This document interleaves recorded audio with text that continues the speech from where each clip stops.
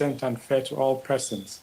As you can imagine, Robert Mugabe attacked him for being too nice and too fair, in his words, to white people, white South Africans. Nelson Mandela, when you visit Robben Island, which I have been to, you will see the level of methodical, state-sponsored malice and wickedness that went after him, that went against him. Yet he's able to come out forgiving, he's able to come out inclusive, he's able to come out focused on a multiracial society. The other meaning of his life, which is important, is the fact that amidst all those, all his power, all his popularity, he refused to stay in office as a president for life.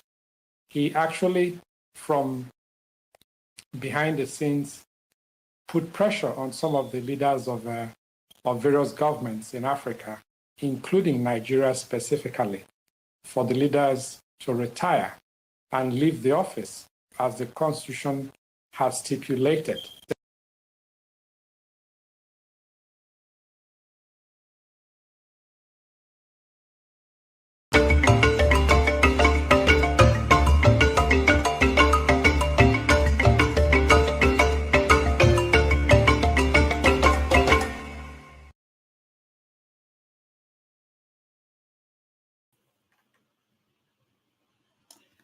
Hello. Rescuers are struggling to get to the high Atlas Mountains southwest of Marrakech in Morocco and find possible survivors trapped under rubble. The high Atlas Mountains is the epicenter of the magnitude 6.8 earthquake that killed over 2,000 people, injured thousands, and leveled entire villages. The Friday night earthquake was Morocco's deadliest since Agadir was devastated by a 6.7 magnitude quake in 1960, which killed more than 12,000 people. Friday's quake was also the most powerful to hit Morocco for over a century. There are fears that historical buildings might collapse in days to come as aftershocks follow.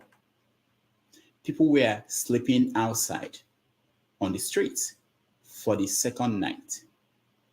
At the G20 summit in India, leaders of the world's largest economies promised to send help to the North African country as it recovers and rebuilds. UNESCO has also pleaded to support the rebuilding efforts, especially around the popular tourist city of Marrakech, a world historical and heritage site. It is 4:30 p.m. in Lagos, Nigeria, 11:30 a.m. in New York City, 6:30 p.m. in Kampala, Uganda, and 7:30 p.m. in Kinshasa, Democratic Republic of Congo. Wherever in the world you are watching us, welcome to another episode of 90 Minutes Africa. My name is Rodolfo Okonkwo. My co-host, Chido Onoma, is on assignment. On our show today is Dr. Chido Nwangwu. Dr. Nwangwu started his professional journalism career at the Nigerian Television Authority, NTA. He later joined the editorial board of the Daily Times of Nigeria. He currently appears as an analyst on CNN, CNN International, Sky News, and many others. His syndicated column appears on ThisDay, SaharaReporters, PM Times, and so many other newspapers. Chido Nwangwu, founder and CEO of USAfrica Multimedia Networks and Public Policy Organization since 1992.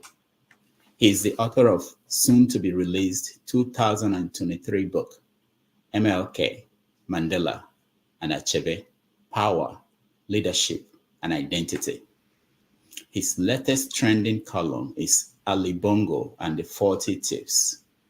Chido, welcome. It's my privilege. Thank you very much. Nice to have you today, and we're very eager to know what you are going to tell us about events across Africa. Welcome. Thank you.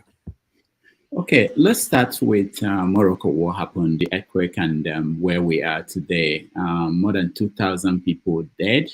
And do you know anything about the history of such events across North Africa, especially? It's very unfortunate, the level of devastation. It's like we kept updating our website every 2 hours. You come the first time, it was 300 persons announced, then 750, 1,200, 2,000. It's almost 2,300, 2,300 persons already dead and several thousands from injuries. It's really unfortunate. And the earthquakes have happened in that part of the country, in that part of Africa, a couple of times. And you recall that Morocco did a beautiful work of representing their country in the World Cup soccer matches just 2 years ago. Mm. And a couple of months ago, they also did very well in the women's competition. So they've been coming from championship glory, acclamation to the pains and difficulty of of the earthquakes. It's very unfortunate. Now, the G20 meeting in India, they reacted. Most of the leaders there, they pleaded to help, including Nigeria's own president, Bola Tinubu. What kind of help can Nigeria give to Morocco? Um, Ordinarily, I'm sure that they can give money. Tinubu believes that money cures all problems and provides all solutions to political and other existential matters. He has a point to an extent, but it's a good move on his part to provide a humanitarian support for those people. Hopefully, he will extend it in an expanded and targeted way to benefit the people in Nigeria who are also suffering all manner of financial earthquake, unemployment earthquake, security earthquake, hostility and ethnocentric bigotry, nepotism earthquakes, in all manner of negative realities. But again, I commend him for reaching out to the people in Morocco. Okay. Let's look at what is happening at GO. I think they've ended now, and he's actually gone. What happened there? He made a case for Nigeria to be a member of the G20, and what the G20 members did was to include Africa as a permanent AU Africa Union, yes. African Union as a permanent member. But Tinubu said that Nigeria should be a member of the G20. What do you think? Nigeria has what it takes to be a member of the G20, but part of my political science studies and training is regarding what is called semiotics. Semiotics are images, symbolisms that are positioned in politics where they have a meaning and value. You either position it yourself or you're positioned in that direction. Unfortunately for Tinubu, I don't know if you saw a picture. You saw the picture where he was kept, or he kept himself outside the main zone of influence, standing alone, isolated, desolate, and looking confused as to what am I doing here? Why am I here? It's it's part of the dynamics of power. You have to know how to engage. You have to be part of the epicenter of influence so that other people will regard you in terms of what happens. There you go. You have the picture. Yeah. What do you think is going on there? Is it that he was just left alone by everybody, or what do you think? He's wondering, why is he here? What is it? What am I here? What am I doing here? It could be It's just for a moment. It could be, it's no? so unusual for the president of Nigeria to be left all to himself in such a public place with all the resources and leverage that Nigeria has in terms of economic, financial, diplomatic, regional. It's more. It's the state of things to come. We saw this picture of Joe Biden with Ngozi Okonjo-Iweala, and there was a place that Joe Biden was taking a selfie with her. And so, is it that we didn't see any picture of Joe Biden with Tinubu? Is it that they didn't meet, or that the media do? First, yeah, is it that they didn't meet, or that the media didn't get a picture of two of them meeting? The thing is that the United States controls realistically who and when at what time their president's picture shows up in a situation like this. And then there were issues of litigation in Nigeria going on around the same time, with the famous presidential election tribunal or court deciding on Tinubu's influence or credibility to remain president of Nigeria. The problem is that even if there were anticipations on the part of so many people that Tinubu could remain president or the issue could flow in another direction, it is equally important that the United States does not have Tinubu as a center of the attendance of such an event, and they control the image and who takes pictures with the president. But interestingly, Tinubu will meet on the sidelines of the United Nations General Assembly with President Biden for a few minutes, long enough minutes for you to finish one plate of pepper soup. It will move that fast, and it will continue with the business of Nigeria. Now, I know that you traveled with Bill Clinton when he went to Africa. Can you tell us behind the scene what we don't normally see when a president travels this way? And maybe you can connect it to Tinubu and how a Nigerian president travels. And why is it that we don't see, or why did we see the picture of him standing alone? And why is it that we don't see a picture of him meeting? Is it that he didn't travel with his own photographer, or that they didn't let his own photographer into the venue? I think it is more the fact that they do not understand semiotics, political symbolisms and images.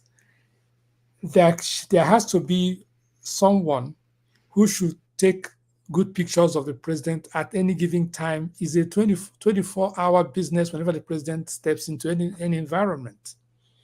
And the incapacities and inadequacy and incompetence of the communication structure of the presidency of Nigeria is nothing personal. It's evident in the fact that the president of Nigeria was set aside like somebody who came on an errand in that space. I don't want to use the term that I would have loved to use descriptively of his presence being so much pushed aside. There are no counter images, no counter narratives, no counter veiling images. Rather, people are busy threatening roadside traders, threatening Okada riders, threatening geo-ethnic nationalities. You have Dokubo, I think that's his name, threatening persons and groups that he cannot contain if it came to what he's threatening. And all these things get in the mix of the message of the president. You have Dr. Attorney Wike, the former governor of Rivers State, preferring the incendiary destruction and threats every hour of the day. The presidency has a message, and the presidency's message did not go out. The message about the president that was being published and broadcast in the world diminished the capacity and credibility and potency of the presidency of Nigeria. There is no coordination. There is no coordination. So let me get back to that question. I want you to describe briefly, when you traveled with Clinton to Africa, how the media team behind that trip, or a typical trip by an American president, and how it's different from a Nigerian president traveling to any other parts of the world. Three major things are immediately evident. One of them during the trip is the capacity to make it possible for persons of geographic interest in Africa to be involved in the movements and interviews and visits of the president with a message that is clear. I'll give you an instance. When we went to Robben Island, I was in Robben Island with Walter Isaacson, who at the time was the editor-in-chief of Time magazine, chairman and CEO later of CNN. He's running a different organization right now. But the beautiful part of that trip was that Clinton positioned himself in a manner that you could see the personal relationships he had with Mandela being shown to the world in a very artful, credible manner.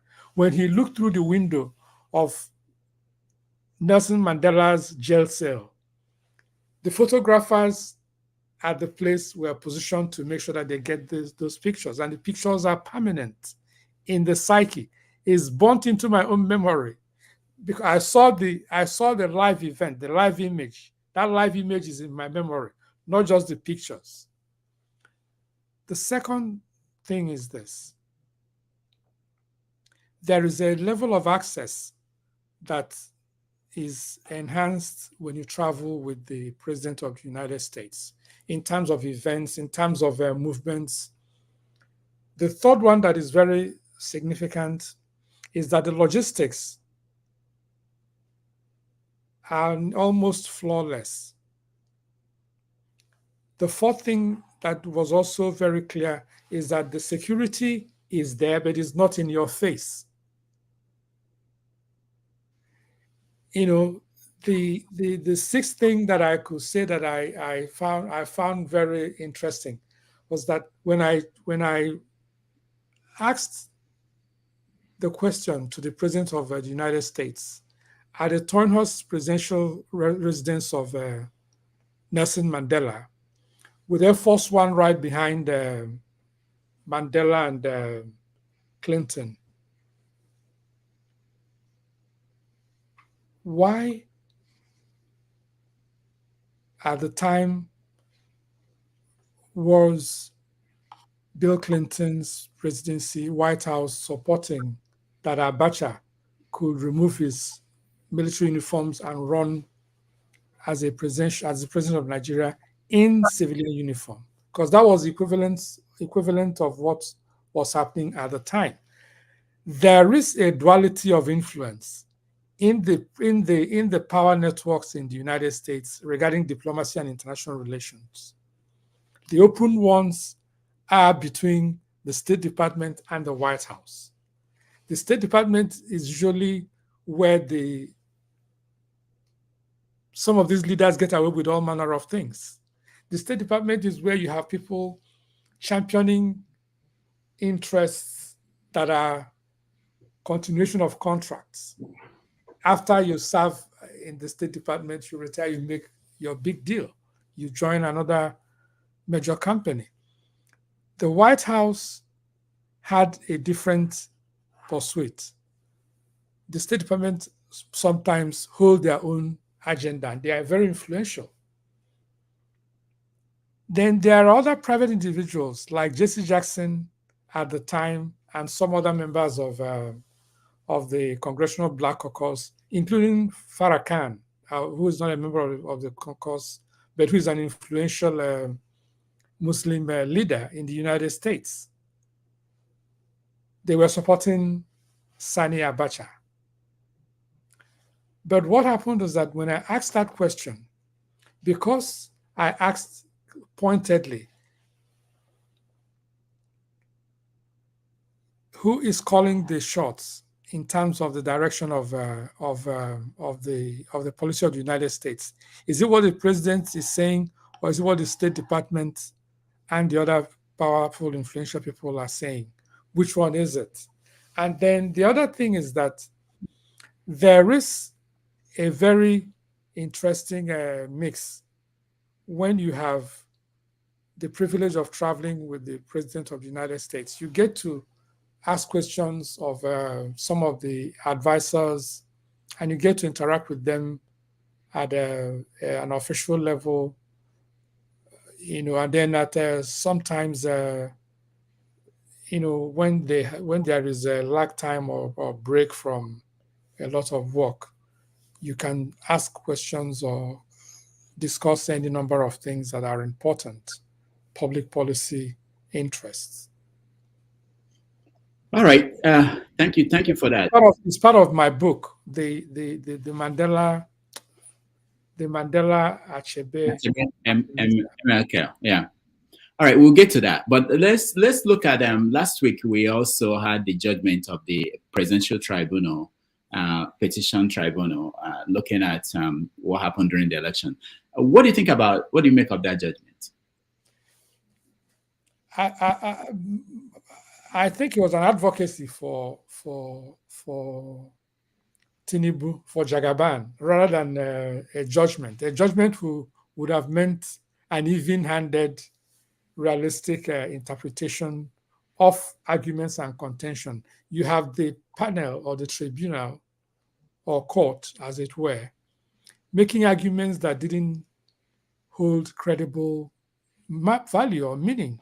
I'll give you an instance. A few miles from where you are, in Chicago, when Tinubu reportedly was involved in being a bagman, meaning collecting funds on behalf of some persons who are alleged to have been doing narcotics. There is no denying the fact that issue exists, but rather what the court, the tribunal, or the panel, as it were, embarrassingly argued was that Tinubu is still traveling to the United States. He comes and goes, so therefore he wouldn't have had, by any stretch of the imagination, of their imagination, any criminal culpability for anything done for what they called private,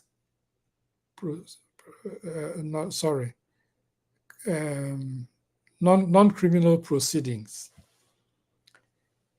I can go to the more ridiculous length of looking at where they were making arguments about BVS, the equipment for the conduct of the elections, while Mr. Okoye, the commissioner, who is also a lawyer, insisted and insists prior to this court project and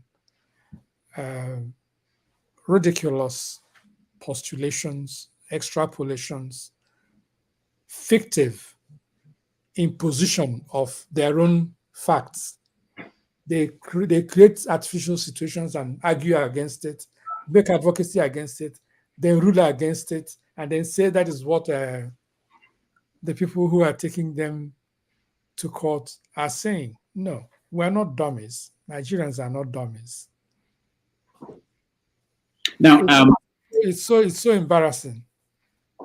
C'est dommage. What do you think will happen at the Supreme Court now that Atiku and Obi, they are going to the Supreme Court? Nothing surprises me in Nigeria. Anything can happen. Anything can happen. The thing is that the thinking of the people who control power, the levers of power in Nigeria, is the assumption of certainty of non-removal through the instruments of courts and all that. There are people who have been removed, but at the level of power at which they operate, Tinubu, one thing I respect about Tinubu is that he is assertive and clear in terms of his motion, of his political motion and movement and goals. He said that it is his turn, that it is him that is going to be the next president of Nigeria. And he moves ahead and does it. At least for a change, there is the impunity of imposition of a partisan objective in a manner that we haven't seen in a long time, especially from his own quarters. He wants to be president and he moves ahead and does it. And he said some people to shut up. They shouldn't talk about the case. I saw some video 2 days ago. This is while they were showing his picture like a visitor in a presidential conference. So the level of predictability that the incredible will happen is the proper way to engage the country. Now, People's Gazette is reporting today that in Chicago, the judge handling the case of Atiku is giving the lawyers to Tuesday to appear in court, that he's going to rule this week whether to demand that Tinubu's documents will be released. What do you think that will do if that should happen? If the documents are released, it will show it will expose the culpability and the connivance, the corruption, the criminality, the artifice and pretenses of the actions of these people to distort what it means to be qualified to run for president of Nigeria. They have taken it to the maximum stretch. They have taken it to a level where the papers of a man who is governing Nigeria have become like growing up in the East. There is this paper that they used to hawk and wrap granite, kekere. You know granite. They have reduced Tinubu's graduation papers to issue to papers like something they're using to wrap granite. But this is one of the side effects of when something serious is turned into a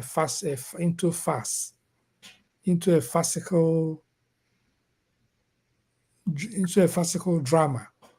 Sometimes I wonder, how do these folks let these things happen? You look at somebody like Buhari, he is the architect of all these problems because he knew that Tinubu has issues with his documentations and some of Tinubu's actions. But he probably said, okay, you people think that Buhari, was not good enough to be your president. Now let me show you Shege. Now you go and see somebody who you'll be debating about his documents, and then half of the time of the presidency would have been over, would have been done. So it's sad. It's sad. Now, what do you make of people like Wike and Omahi? They are basically saying to P2B to to end it here, not to go ahead and go to the Supreme Court? The thing is that Umahi, the pursuit of partisan power, the temperance and glory of political power and privilege, the pomp and circumstance that attends and follows when you're a governor. He is more intoxicated and in a needful embrace of that particular range than the higher purposes of saying, this is important. These are values that we can live up to. These are things that any society should be able to do. If you form another political party tomorrow with a different name, and it has the capacity or potentialities of becoming the rulers of this country, Umahi will join that party and say, forget what we did in PDP. Forget that I'm a founding member that he was a founding member of the PDP. Forget that he joined the APC. Forget that he ran for president. And when he was told, enough, you have to stop here, he did. He came to Port Harcourt when they had a meeting with Tinubu, with Wike, masquerading the kabuki dance that they are running for president as Igbo. But once the candlelight of competition, struggle for power, the needs of what it takes to become the president of Nigeria, they were actually seeking to become vice president. And when that was also denied, they said, oh, hallelujah, the man, whoever you bring out as vice president, is the man who will save Nigeria. I've never seen foolishness, lack of self-respect, self-immolation. Do they look themselves I would have said they look themselves in the mirror, but when they look at their bank accounts and look at the number of dispatch riders that take them 3 miles from the government house to the church in the state capital or in Abuja, as it were, they choose the grubby embrace of the luxury of power. Now, there are people in the Biafran movement who are now looking at people like P2B and people who believe in the Nigerian electoral process, and they are saying, we told you that Nigeria will never work. We told you that Nigeria is irredeemable. What do you think about that? What do you think this election and this says does that basically validate what they are saying, or is there a different message? If you remember, I wrote a very heavily circulated piece called Biafra, Transactionalists and Messiahs. You know, that there are those who seek to negotiate positions with the name Biafra, with instruments of Biafra, and then there are those who are messiahs or messianic, who insist that their vision and whatever needs to be done has to be Biafra or nothing.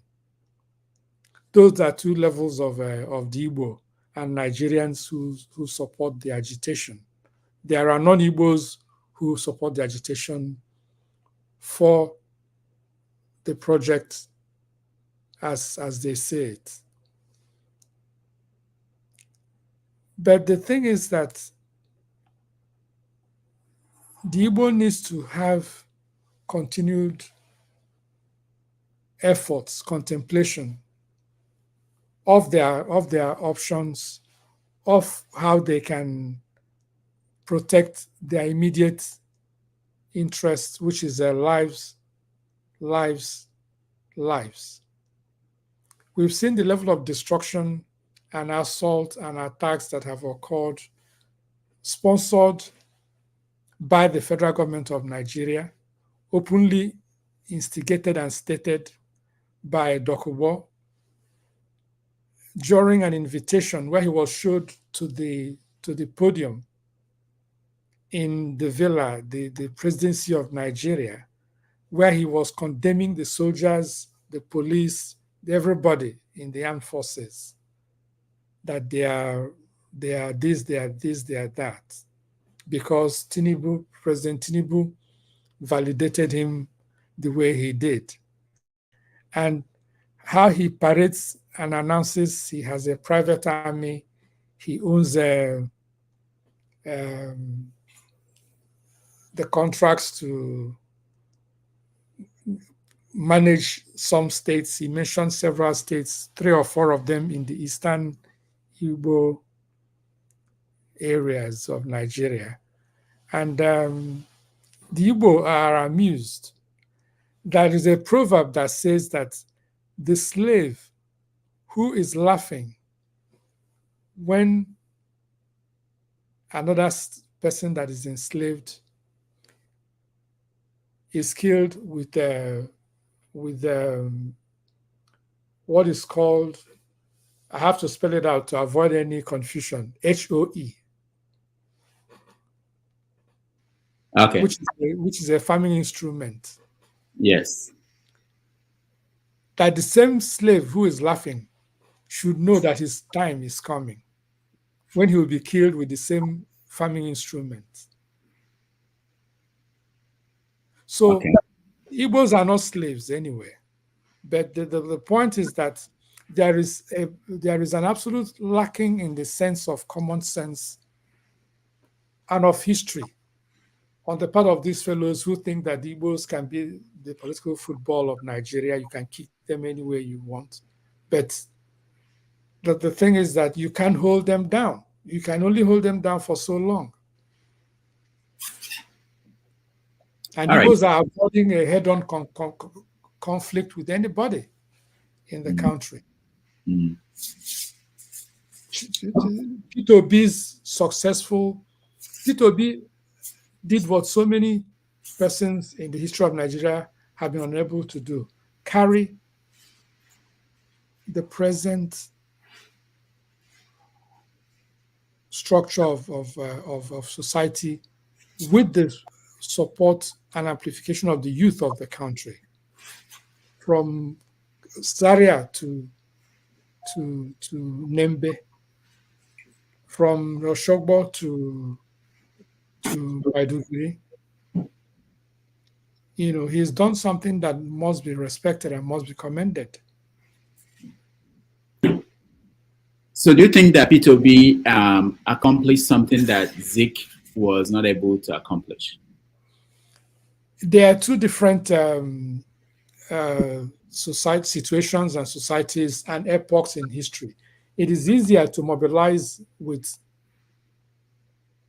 the internet, the social media, and artificial intelligence and other levels of communication. Peter Obi cannot be compared to Zik. The population of the country was also a lot much smaller. Peter Obi has a humility that is disarming. Peter Obi is also realistic in terms of the divisions in the country. But there are times that you wonder if he really understands the full complications that his presidency or quest for presidency holds for Nigeria. But, you know, I'm not I'm a political scientist, a multimedia specialist. I interpret history and the present in a manner that it makes sense or creates even more complications. But I think that Peter Obi has complicated the Nigerian society in a very useful way. That is, if you want to steal a live chicken and put it inside your jacket, your suit jacket, and then run through the stadium, that nobody saw you, nobody will hear you, no. There is only so much you can steal. It's become so embarrassing that the presidential panel, so-called, with judges so constituted, with swearing of oaths to the Constitution of the Federal Republic of Nigeria, saying things that diminishes their credibility. That is part of the revolutionary movement in the psyche, in the mental analysis and appreciation and assessment of many people. The genie has left the bottle. There is an Igbo proverb that says that when oil spills on the ground, you cannot scoop it back. Peter Obi, Tinubu, Atiku, Allied People's Movement, Professor Tommy, both the people who are on one side and who are on the other have moved Nigeria to a point of clarity. Oh, so is this what has been happening? You didn't know? Now more young folks are involved. More young folks witnessed a situation where the so-called panel of judges refused to televise the court processes so that people will know what is happening, but they have the time, the luxury to give us a monotrack, one-line, single-minded kabuki interpretation of what we didn't see, what we didn't hear, but they still had contradictions in their summary. They have gotten to a point whereby some people will tell you that Kaduna is not in the northern part of Nigeria, that is in the southeast. And they say that, yes, because you didn't say that it's not in the southeast, therefore the judges can say it's in the southeast. So we take it that it's the southeast. It is ridiculous. But we are not fooled. All right. I know for the audience, we're going to come to you in a few more minutes, maybe 10. Let me just quickly get to some personal things you do and the work you do. Looking at journalism in Nigeria, I know it's been a while that you left Nigeria and you've been operating out of Houston. What do you think about journalism today as practiced in Nigeria?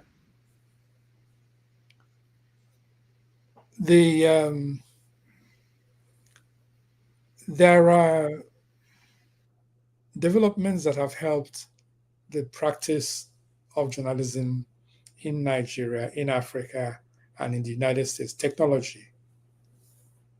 It would have required a trip to New York for us to sit down, or for you to come to Houston, and then we hang out and all that.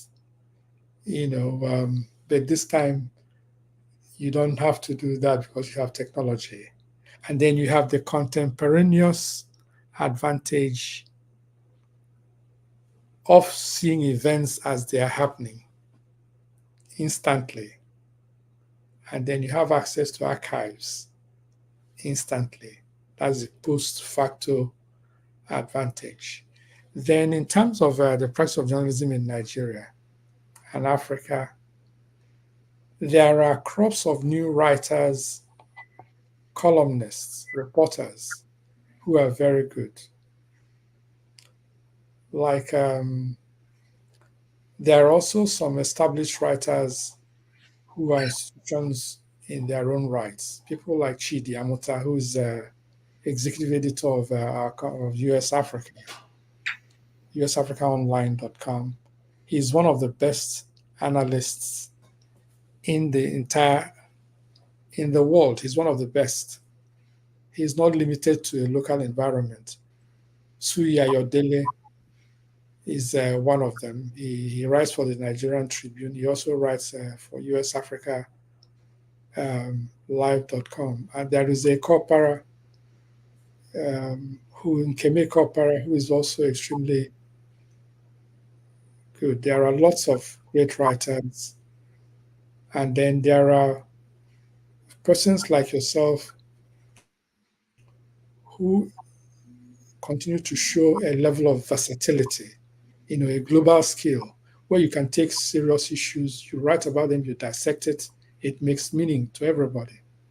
And then there is also the capacity to make comedic sense of what is happening so that every other person can engage and follow with it. I'm looking at, I was reading yesterday your book so that I'll be up to speed. The let's say America Safe, or This American Life, sir. This American Life. Beautiful, well done piece. If you're on Amazon.com, This American Life. Actually, you remember that I wrote that the first This American Life was for your magazine. Yeah, it was for for US Africa. Exactly. I remember that vividly. And then I told you that you could develop it into a longer series. Yes. And I've done It was beautifully done. Thank you. Yeah, I remember it was for you that I wrote that. Yeah. A lot of people are waiting and they want to join this conversation. I know that your book is coming up. It's coming out this year about MLK, that is Martin Luther King Jr., Mandela, and Chido Achebe. What is the connection? How did you bring the three together? Did they meet? It's easily the first time such a mix is being put together. It's power, leadership, identity. There is the centrality of power in their capacities and in their life stories, in the works that they have done in while they lived. Martin Luther King reflected the apex of nonviolent power, but persuasive power, demonstrative power, and morality of power, where you can challenge power with grace, with nobility, and with a higher purpose.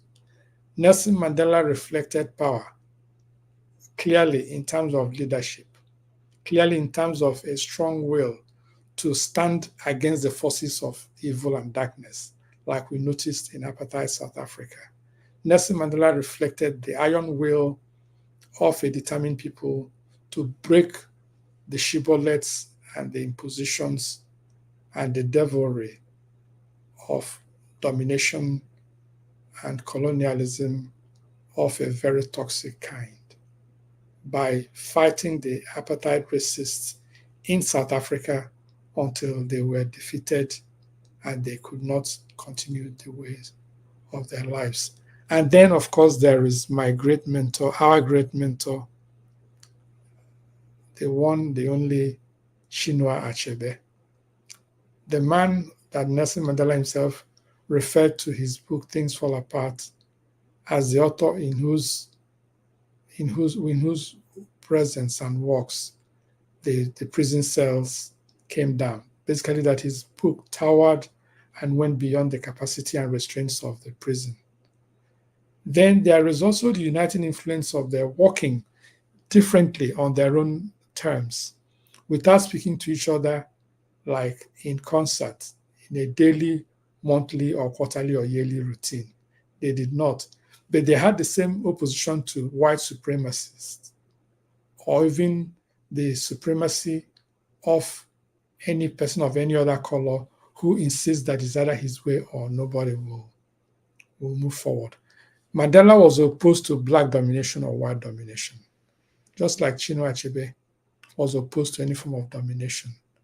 And he showed that the environments of African lives, the environments of African history, the environments and interactions between the colonial powers and the original African societies had consequences and impacts which carry forth to this day, but that we shouldn't let that happen by making sure that we control our own stories. The person who tells the stories, who is more important? Is it the man who fights the war in one war front, or the man who tells a story that captures the totality of the fights? You know,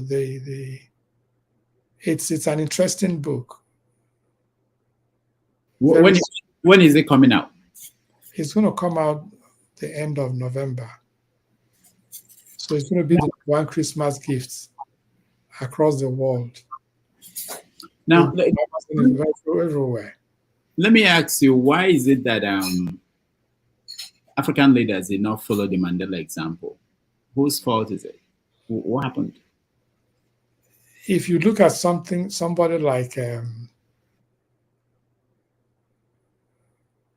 the president of the Cameroons, Paul Biya.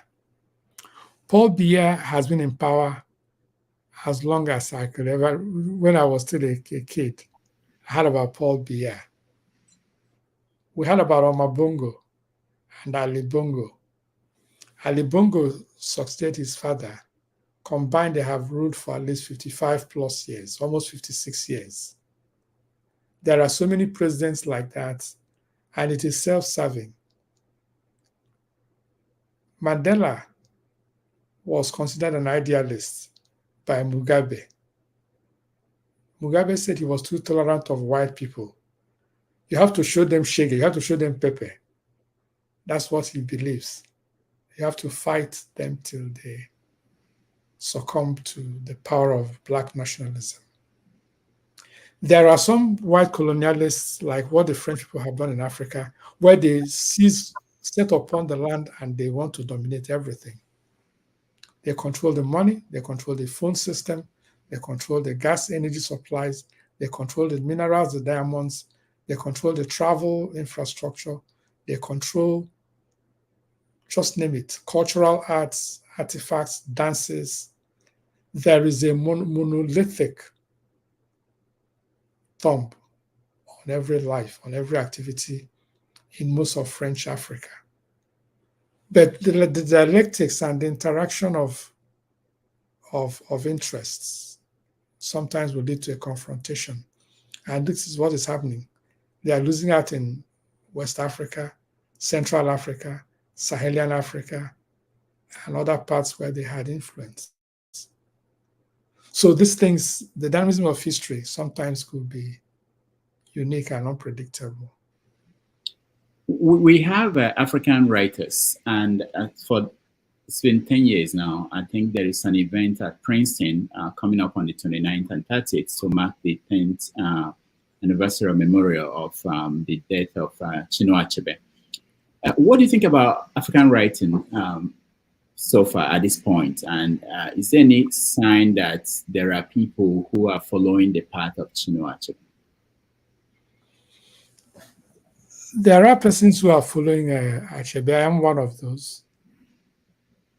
You know, the world will see our hand this November, December, in language that shows authenticity and addresses some of the issues that Achebe, Mandela, Martin Luther, and others have addressed.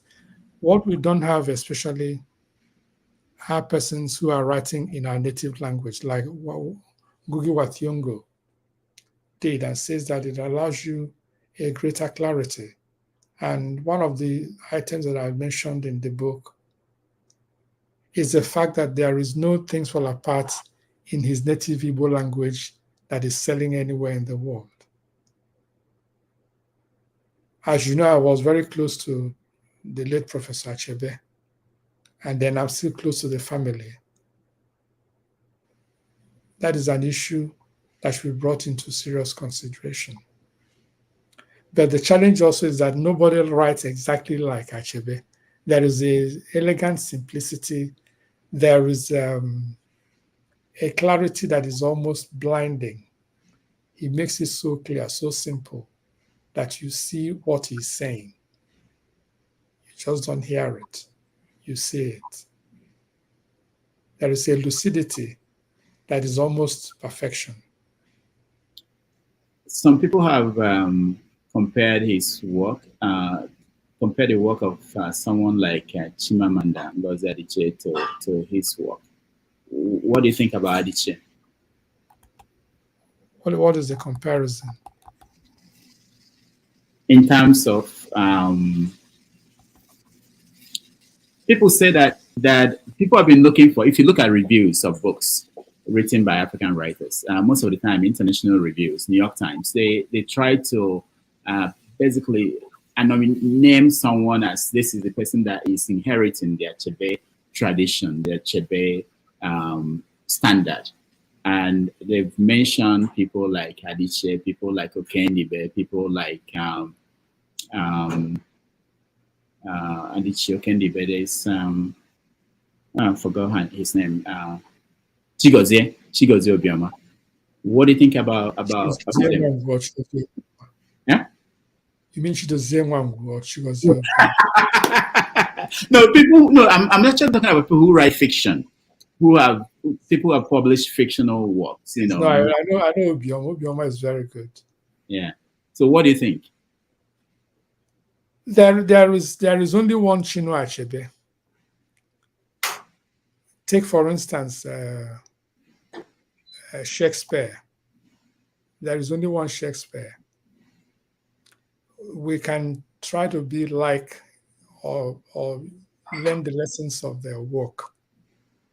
You know, if you try to be Achebe, you will not exactly turn out to be Achebe.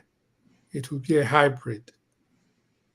But if you try to be yourself, like Professor Ndibe writes very well, he has his unique style. You know, a certain flourish that is outstanding. Chimamanda also has her own flourish, her own style that is largely her own unique creative energy and reflection. Obioma has great promise. He just stepped into the arena. So to be Achebe is more than just being referenced like Achebe. There is nobody like him. I wrote an article with that caption. There is nobody like Achebe. And that is true because I know him. I've read his work many times. I have spoken to him. I spoke to him several times. But once I call him Mazi, he will say Chido, because that's how my Aro heritage, that's how we refer to our elders. And Chidi, by the way, and Ike, and his wife, his widow, the distinguished Professor Christy Achebe, and the daughter, and the other kids are just doing marvelous work. The Achebe clan doing great work. And there's an event is coming up in Princeton, celebrating 40 years of his small book pamphlet, The Trouble with Nigeria. Most of the things he wrote in that small book are still valid to this day. He's a visionary, he's a prophet. Prophecy is a different level of art form and scholarship. When you can bring prophecy to existential matters in a realistic way, and they turn out to be so, then you're like Achebe. If there is anybody that has made prophetic conclusions and writings and projections like him, let the person call me after this show. All right. There are a lot of people who are waiting to talk to you. Let me not take too much of the time now. But along the way, I will ask you questions about Soludo, the governor of Anambra State. I know that you know him. And there's also a question that some people want me to ask you about Simon Ekpa, but that will be down the road. But let's take a break. When we come back, we take questions from the audience and then go on. Let me play your interview of Nelson Mandela that happened in New York here some years ago, 1990. Let's play. We'll be right back. Thanks.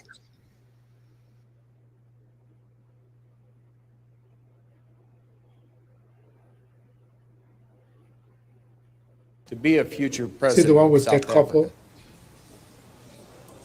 One of the mistakes which some political analysts make is to think that their enemies should be our enemies.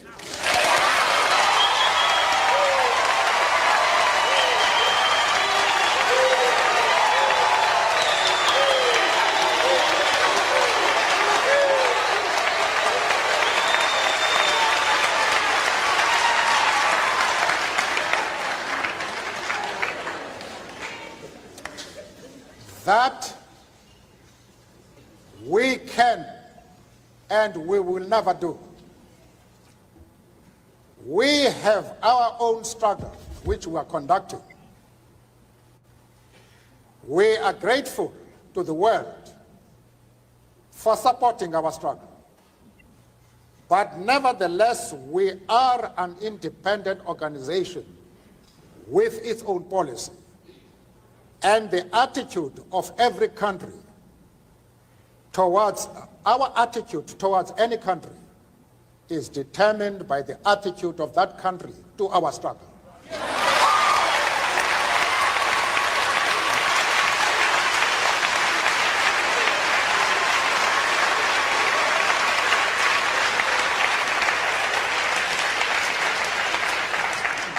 Yasser Arafat,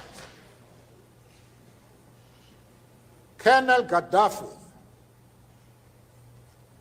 Fidel Castro support our struggle to the hilt.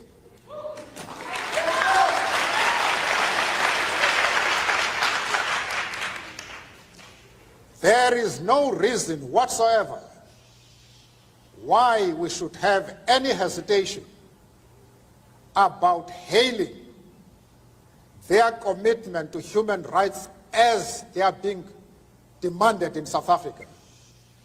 Our attitude is based solely on the fact that they fully support the anti-apartheid struggle. They do not support it only in rhetoric. They are placing resources at our disposal for us to win this struggle.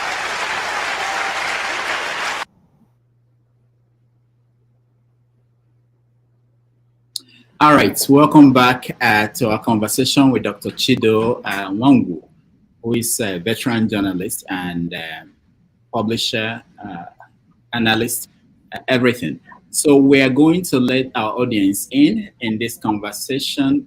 Please, when you come in, just ask a question so that we can get as many people as possible. There are a long list of people who are waiting for an opportunity to ask a question. So just your question, please. I know we like to make long conversations.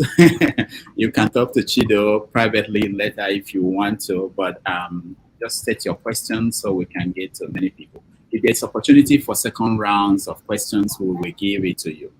All right, let me start with you. Lexi, you're first.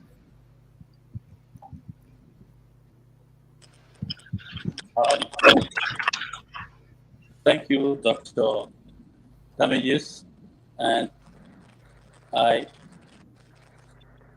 count it an honor to be part of this discussion with this great son of soil coming to be our guest speaker today. You are welcome, Chido. You've done great because some of us have been following your work all along. And until today, that you are here for this kind of discussion.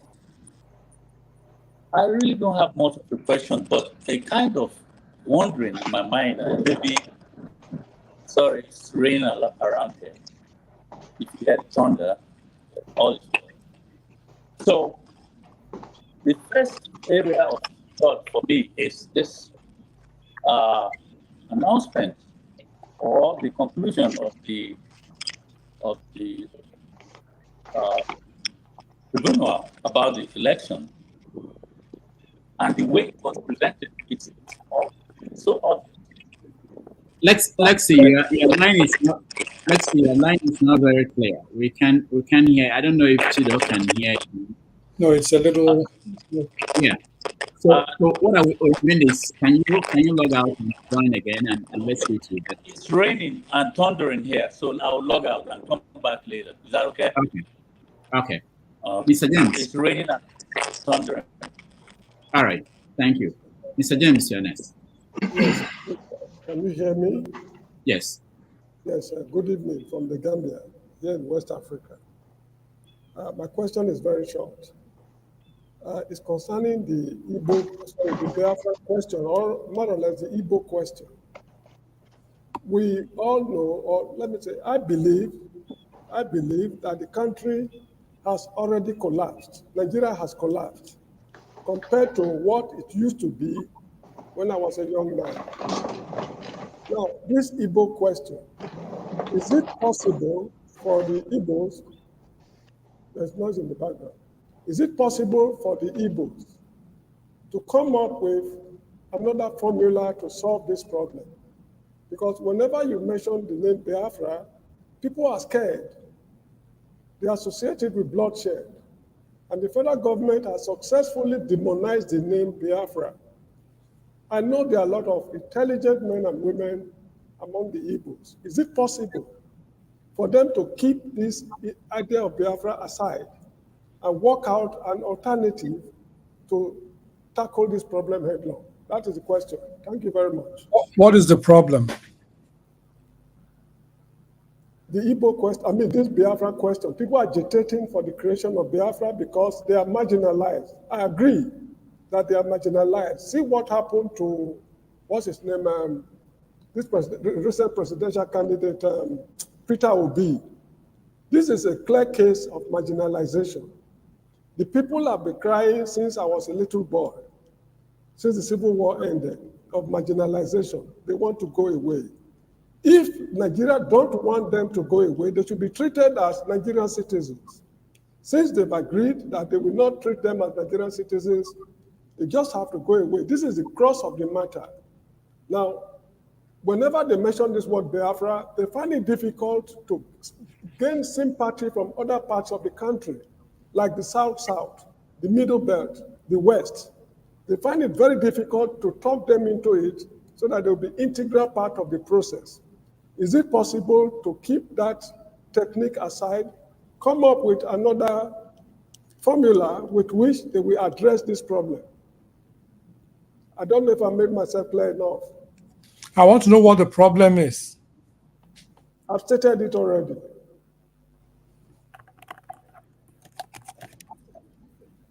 Okay. The problem Chido. is that of or that of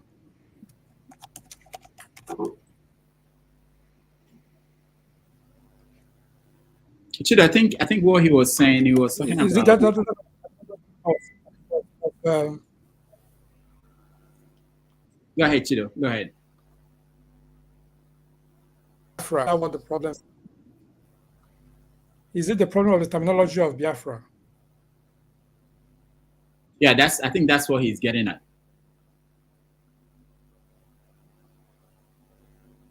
Can you hear us, Chido?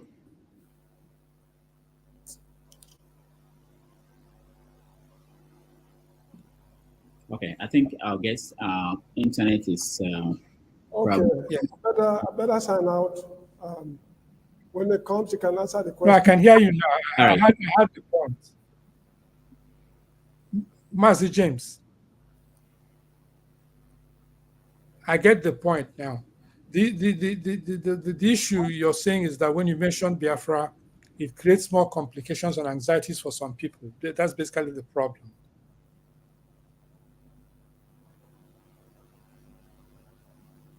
Is that right, sir? James, can you hear him? The line is breaking. It's not very. I said, is the problem in your estimation the position that when you mention Biafra, it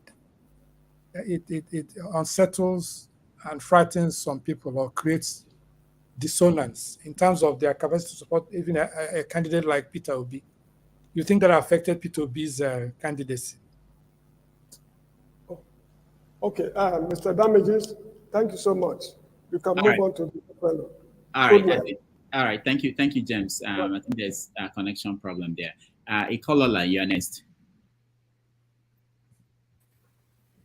Hey, good evening, Dr. Nwangwu. It's evening here in the UK, so might be morning or afternoon to you. Okay. My question is this: I think it's in line with what Mr. James is trying to ask, but you've also highlighted it because Peter Obi's candidacy has opened Nigerians' eyes to many things. Some of us are people, when you talk about Biafra, they will tell you it's a no-go. We should just forget it. It's happened, and we should look for ways to integrate. But it looks like the more we really try, the more we are told that we are not needed. It's very clear now, and it's not even before. It was a systematic thing, but now it's been said to your face. Even people you thought you've known for years now come up to tell you that this you are different, and you should be because you are different doesn't make you an equal. In fact, you should be subjected to some humiliation. Now, my question is this: we have all seen this. How, hypothetically speaking, let's imagine you are for Biafra.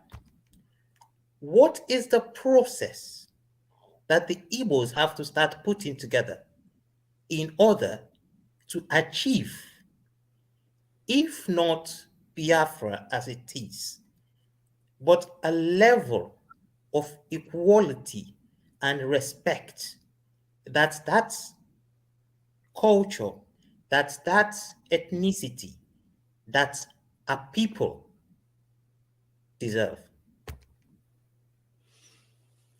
I thank you for your question. I think I had the context. That's what I was asking about. What is the problem? Like you made it very clear. I never ignore any questions. Never, no matter what it is you asked. If I don't have an answer to it, I'll tell you later I don't have an answer. But I never ignore any questions. I agree with you that there are issues that have become extensions of the conflicts of 1967 to 1970, the war. There are also those who perpetually see every name or every effort from the southeastern or eastern part of Nigeria to mean here comes the Biafran people again. The Igbos, such as myself, do not think that everything we sit down and we have a conspiracy meeting for every person to say P2B is a Biafran commander. No. Or that Ojikalo, who has more friends in the northern part of Nigeria, although he has friends in the Igbo part of Nigeria too, but somebody like Omahi, whom we mentioned earlier in the program, somebody like the governor of Imo State, Hope Uzodimma, somebody like Dr. Ozoka, who was made a minister not too long ago, somebody like what's this guy's name in the River State, Wike,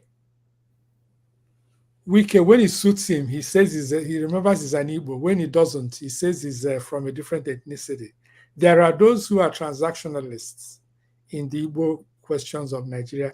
And Igbos are not seeking to be restraining or restrain themselves to a particular cocoon or a particular limited unit of power or influence. They want transnational business. They are more economically driven than in position of geopolitical demand of is either we are limited to one unit area or nothing else will happen. No. The Igbo are not seeking power as an ethnic group. P2B left, which I know very well, left ABGA, which is the party that Odumegwu Ojukwu and Chekwaso Okorie established. These are Igbo people. P2B left that party and moved to what? Quote unquote, the Northern Establishment Party at the time, which was the PDP. And then he left the Northern Establishment Party, PDP, and joined the labor movement, which is largely led and dominated in terms of intellectual power and clarity by persons from the old Bendel states, that is Delta and the Edo states. The governors in the East, if you take somebody like the Abia State governor,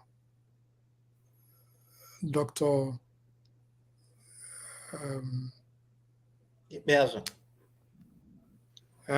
Alex Otti, you mean current governor, Alex Otti? No, before Alex Otti. Oh, okay. He means, yes. The former governor, Ibazu's allegiance was more to the PDP. And then he followed Wike to every party, every meeting, every social gathering that Wike says, let's go. It's a matter of how soon am I going to be there? And then you have intellectuals like Alex Otti and the governor of Anambra State, Professor Charles Soludo, who are driven by their interpretations and projection of how they see best that will fit the Igbo agenda, in the context of today's Nigeria. So we can have a discussion that can last for the next 1 hour, and I will show that Igbos don't sit down and say, we are going to do this today because we don't want to be part of Nigeria. Igbos have tried to embrace Nigeria and continue to embrace Nigeria. Even when P2B reportedly was judged by the panel, the tribunal, not to have won the elections, or that Atiku did not win the elections, the Igbos did not say, hey, let's go and form Biafra. The man went to the Supreme Court.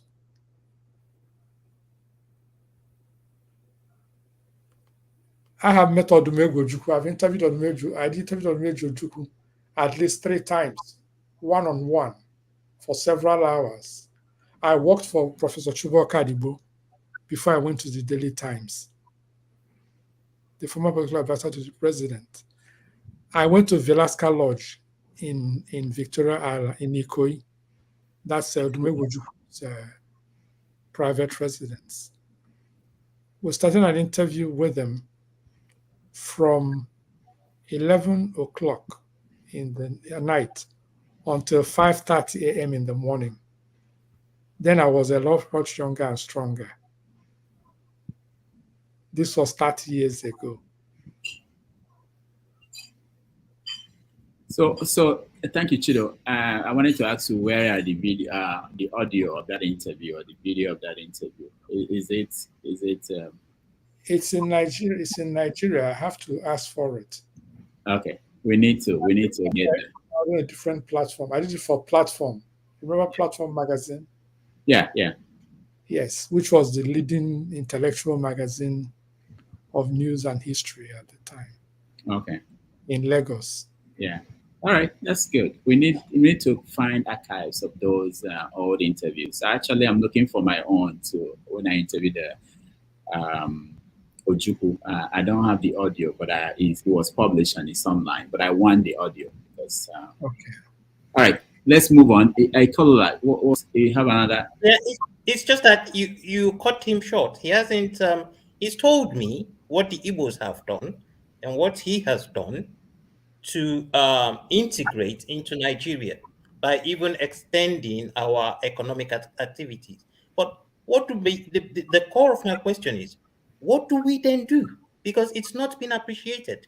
What do we do to gain respect, to gain equality, and to gain acceptance? There is an Igbo proverb. I guess that's the Achebe element in me. I've given 3 or 4 proverbs this morning. This one is a little not very simple one. The Igbo say that the youth, young people,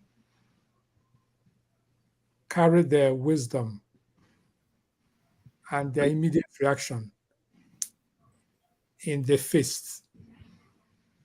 That the aged and wise carry their wisdom behind the place where the sun don't shine. I don't want to call the name on a Sunday morning show. So that before they go back and reach for it, and you check the process of pulling it from there, you will think twice before you take any action. I hope I'm as clear can be. All right, thank you. Let's move on to the next person. Prince Akwachi, you're next. You do me, Ojoro. I know, it wasn't me. Let me say this for those who are watching. If you're off your camera, I take you out. So until you turn on your camera, I bring you back on. But I think I will let you speak. I know you have to speak soon. But Akwachi, Prince Akwachi, you're next. Yes, good morning, Mr. Rudolph, and good morning, Mr. Chido. First, I believe this one is not particularly a question, but I just want to ask: is your books, are they on digital form? Like you could get it on Kindle? It's going to be on digital form. It's going to be available on all the booksellers in the world globally. Okay.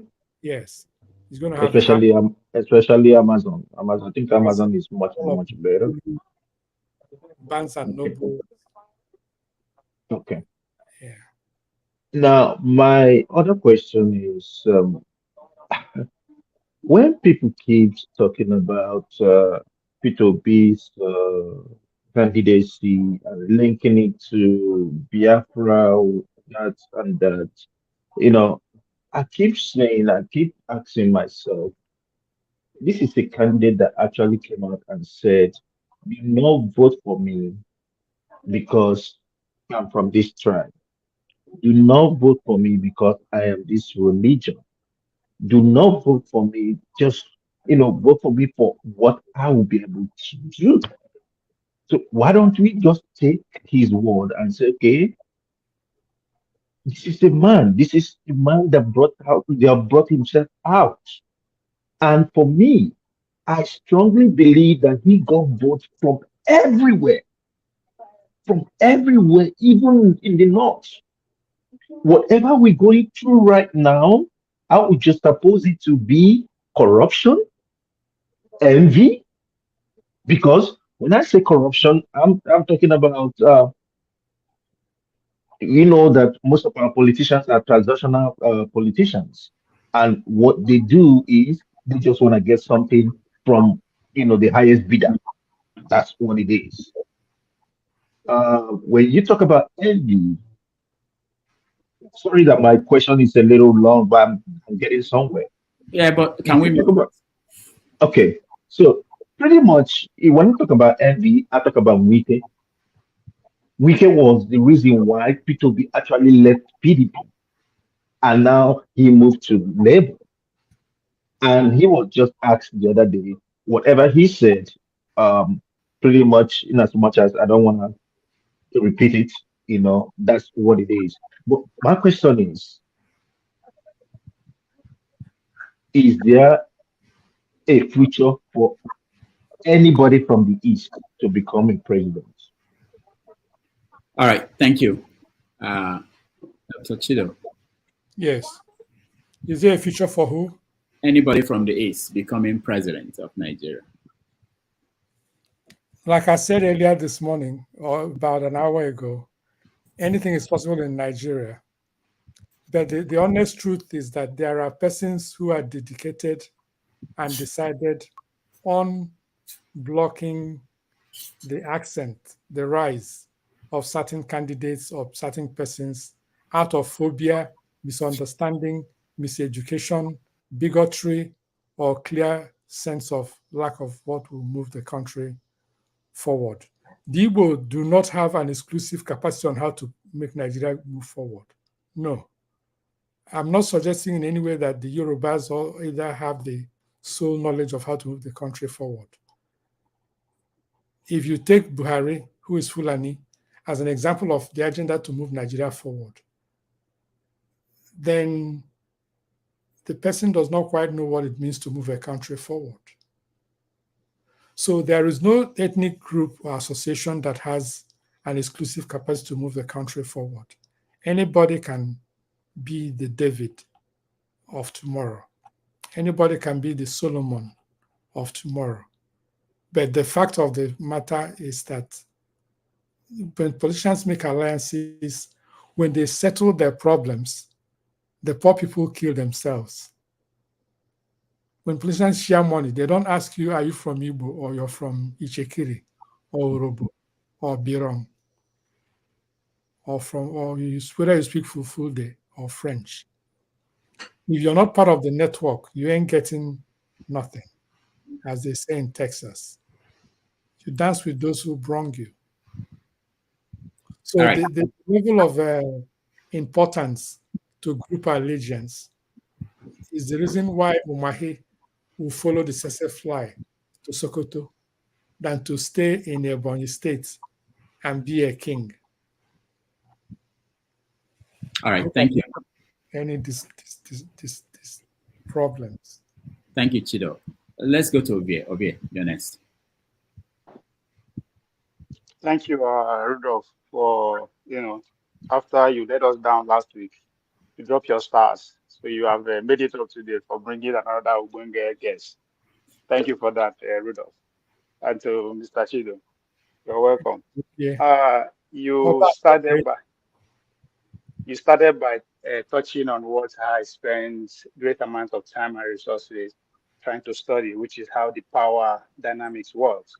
While you are responding to Rudolph on the question regarding your trip with Bill Clinton to Africa, where he was in South Africa with Nelson Mandela, you alluded to the fact that there's a power of the presidency in terms of America. Now, we'll come to Nigeria. There's a power of the presidency and power of the State Department.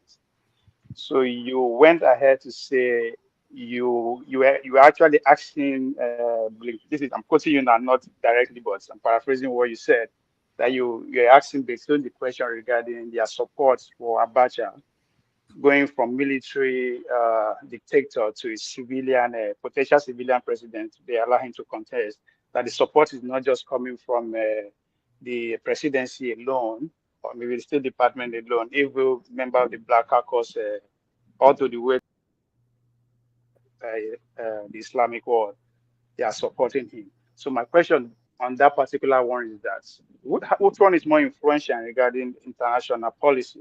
Is it the states, is it the power of the State Department, or that of the presidency? And does that alluded to Nigeria too? Again, you're talking about Tinubu. Where is the support for Tinubu presidency coming from? Is it from the presidency with the White House, or is it from the State Department? And again, you also alluded to the fact that Buhari decided to shake it because we make so much great deal about his own qualification. He said, well, I will show you, but I know you are trying to be witty around them by saying, okay, I will give you Tinubu, whose qualification is also up to par. But you said something that I quite agree with, that this will occupy our discussion pretty much half of his presidency, if not the whole 4 years, which I will simply term as a distraction. Will you agree with me on these three things? I thank you for your very detailed questions. The first one is that power is not fixed. Power is dynamic. There are issues that you can create and make executive decision, but it has to be implemented in the United States through the bureaucracy. And the agency or the organization that follows through till the last minute is the State Department. That's why they are very, very, very, very, very important. The thing is that you have to appreciate the dynamics of power in a society in order to know how to follow and pursue it. While some people were just think about the presidency, the person that signs or releases authority at the level of operating inside states and areas in Nigeria, they work through the embassies. And the embassies are extensions of the State Department. They are part of the delegates of diplomatic power of the United States. That's why their Secretary of States are very important. They have intelligence services. I don't know if this is a discussion that is meant for how far I can go on it here. But the point of fact is that power is dynamic. There are things where the State Department has a lot of leverage. There are things where the media has a lot of leverage. There are things whereby the media are leaking things from those who are either inside the White House or in the State Department, trying to undermine the other power players. So you have to have an eye and understand what is going on, or you can completely misunderstand, misinterpret, and assign blame to somebody for what he does not know, or is not a part of, or is not a part of the high wire of the power play. Like when the former Chief of Staff to Buhari, Abba Kyari, I write a weekly column in ThisDay. That was one of my first commentaries. And it takes somebody, because I've lived in Nigeria, I've operated around persons who understand power and actually implement power, not verbal, theoretical posturing, but people who understand what it takes to move interests from Nembe to Kaura Namoda, or from Sokoto to Oshobo, that are involved in the kinetic process of making power, imposing an agenda, and facilitating the messages that get around that. But in a progressive way, I have to distill what are these people saying, what are they doing, how does it make sense, how come this doesn't work this way? And then there are outliers. Persons like, I won't mention the names, but some people who are not part of the formal structure of government, but they have influence. So that's just a little bit about that, and I thank you very much. All right. Bola Tinubu qualification, is it a distraction at this point, or is it something we're pursuing? I didn't hear the second Bola part. Tinubu's The last one was was what you narrated about how Buhari intended to give us shege by bringing Tinubu. So is qualification, is it a distraction at this point, or is it still worth pursuing? I think that the obligation to show qualification is the responsibility of the government of the day. It is important that the presidency be taken as a credible agency. If you blame Tinubu for what he didn't do, then it's more negative for the country. If Tinubu sorts out whatever issues he has, it's more positive for the country. But you cannot give what you don't have. All right, thank you. Appreciate that. Thank you very much. If Rudolph, who lives in the powerful city of New York, if he has what Tinubu is looking for, or what we're looking for in Tinubu's hands. That's a good one. Good job. That's an assignment. You report to class by next week with the results. All right, thank you very much for your answers. Thank you so much. Let's move to Ikena San Antonio. Mr. James is back on. Can you put him on, please? No. Oh, yeah, we'll get to him. We'll get to him. But let's get to Ikena San Antonio. You're next. Dr. Damages, thank you for this morning. Chido, I think I met you in 2007. I did a project with you in San Antonio a long time ago. I didn't even know that you're still in the industry. But it's really, really nice hearing you talk this morning because you're vast in what you're talking about. But for me, initially I had a specific question, but a lot of people have commented on that question, but I wanted to go more of state. I came from Anambra State, where Professor Charles Soludo, when he came out, I really was enthusiastic. Two people that got me enthusiastic in Nigerian politics. I never, even in American politics, even during the time of Obama, I never got involved. But Professor Saludo and Peter Obi got me enthusiastic about politics, even to the level that I apply in his team as an individual. I think I have something to contribute to the youth of Anambra State. But you made a comment that he's your friend, that you know him. In your opinion, what do you? Who is my friend? You mean no, Professor Charles Soludo, current governor of Anambra State. I know him very well. Yes. So, in your opinion, do you think that he was the right person for Anambra State, and do you think that he's doing the right thing, the right thing by Anambra indigents?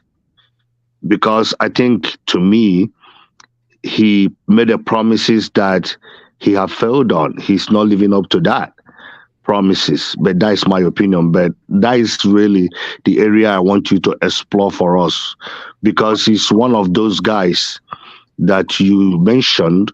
You mentioned the current governor of Abia State and him as the people that are looking for the interests of the Igbos. All right, thank you, Ike. So Chido. In terms of characterization, Ike, I thank you for keeping such great memories since 7 years ago. Actually, it's in 2006 or 2007, around that. Not even 16. Okay, thank you. It's important to note that in terms of basic standards, the Igbo folks, just like most Nigerian communities, the Yoruba especially, respect qualification and capacity in terms of leadership, while some other folks prefer experience and reliability and dedication to the cause of their communities, of their ethnic groups, or their ethnic nations. So in terms of the choices of the Anambra State people, it is their choice to make. They have made the choice that they want to make. Professor Soludo has been there. Just for factual reference, I have not referred to any one of the people I've mentioned today as being my friend or my enemy. I've not called anybody that. So that my focus is to analyze the issues as I understand them and from my experience or interaction with those persons. All right, thank you. Let's go to Igbo Basics. Chido Nwangwu, I would like to welcome you with this urging because you deserve it. I'm a cultural person, that's why on a Sunday morning. So that's what I present to the panel, to Chido and the panel. I just have a couple of questions, make it direct. But I was a little bit thrown off course by the question on by my brother James when he talked about the issue of Biafra in the beginning, which I'm sure that we'll eventually get to having that conversation. Why is it that the mention of the Bight of Benin does not arouse any suspicions or bring about anger, or whatever you may call it? Whereas when you mention the Bight of Biafra, also known as the Bight of Bonny, everybody's eyes would open and go after that. Just that word, Biafra. It seems to be a serious problem for people who may not know. So my preamble before I just ask my simple question here is this.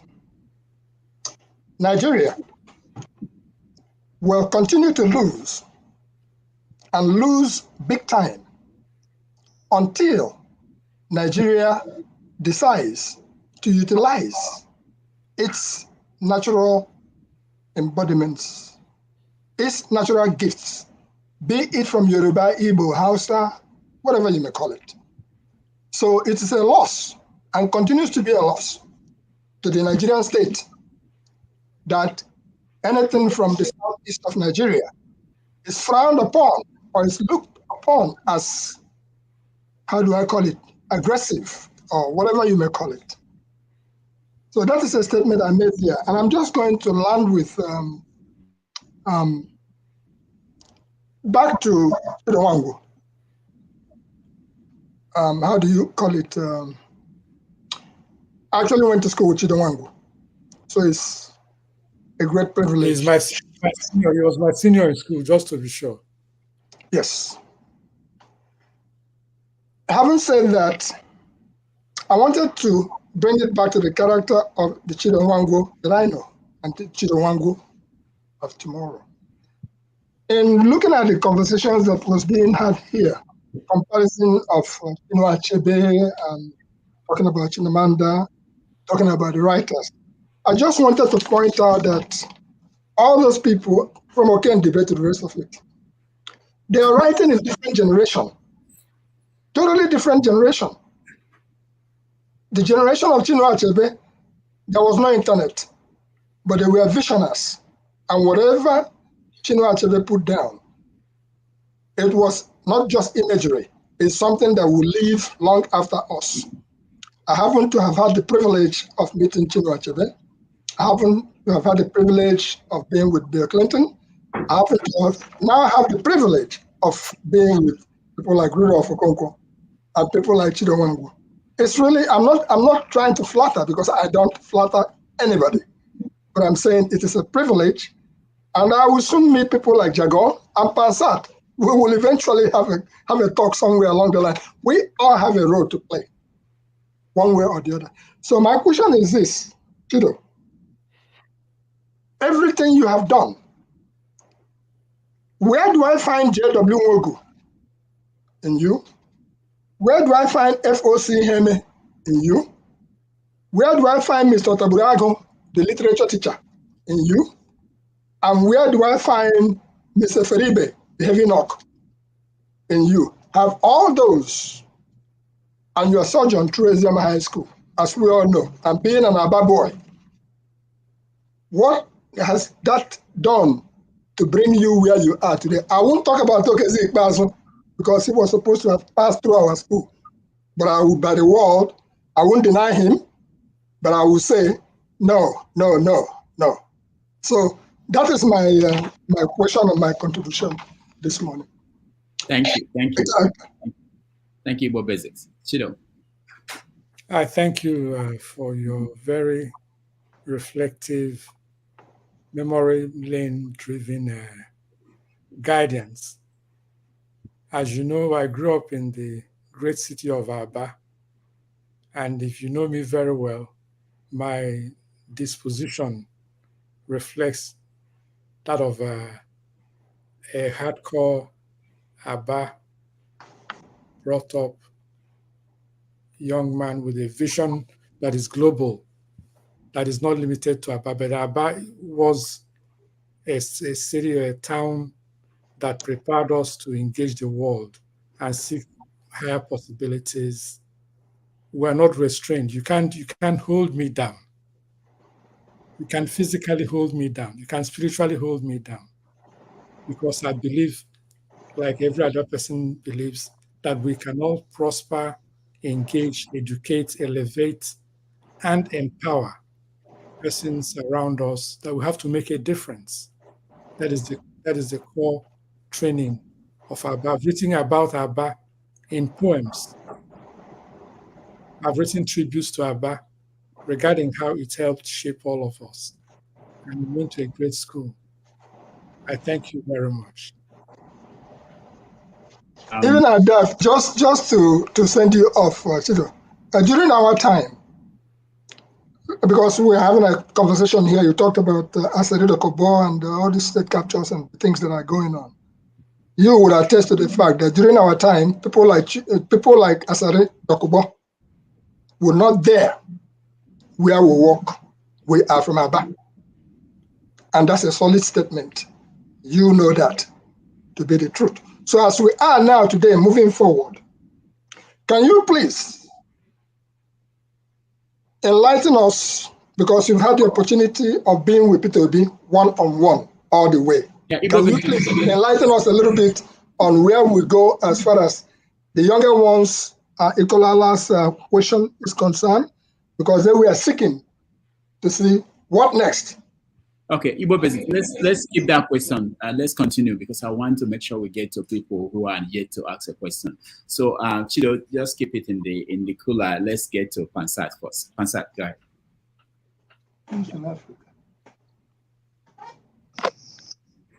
Thank you very much.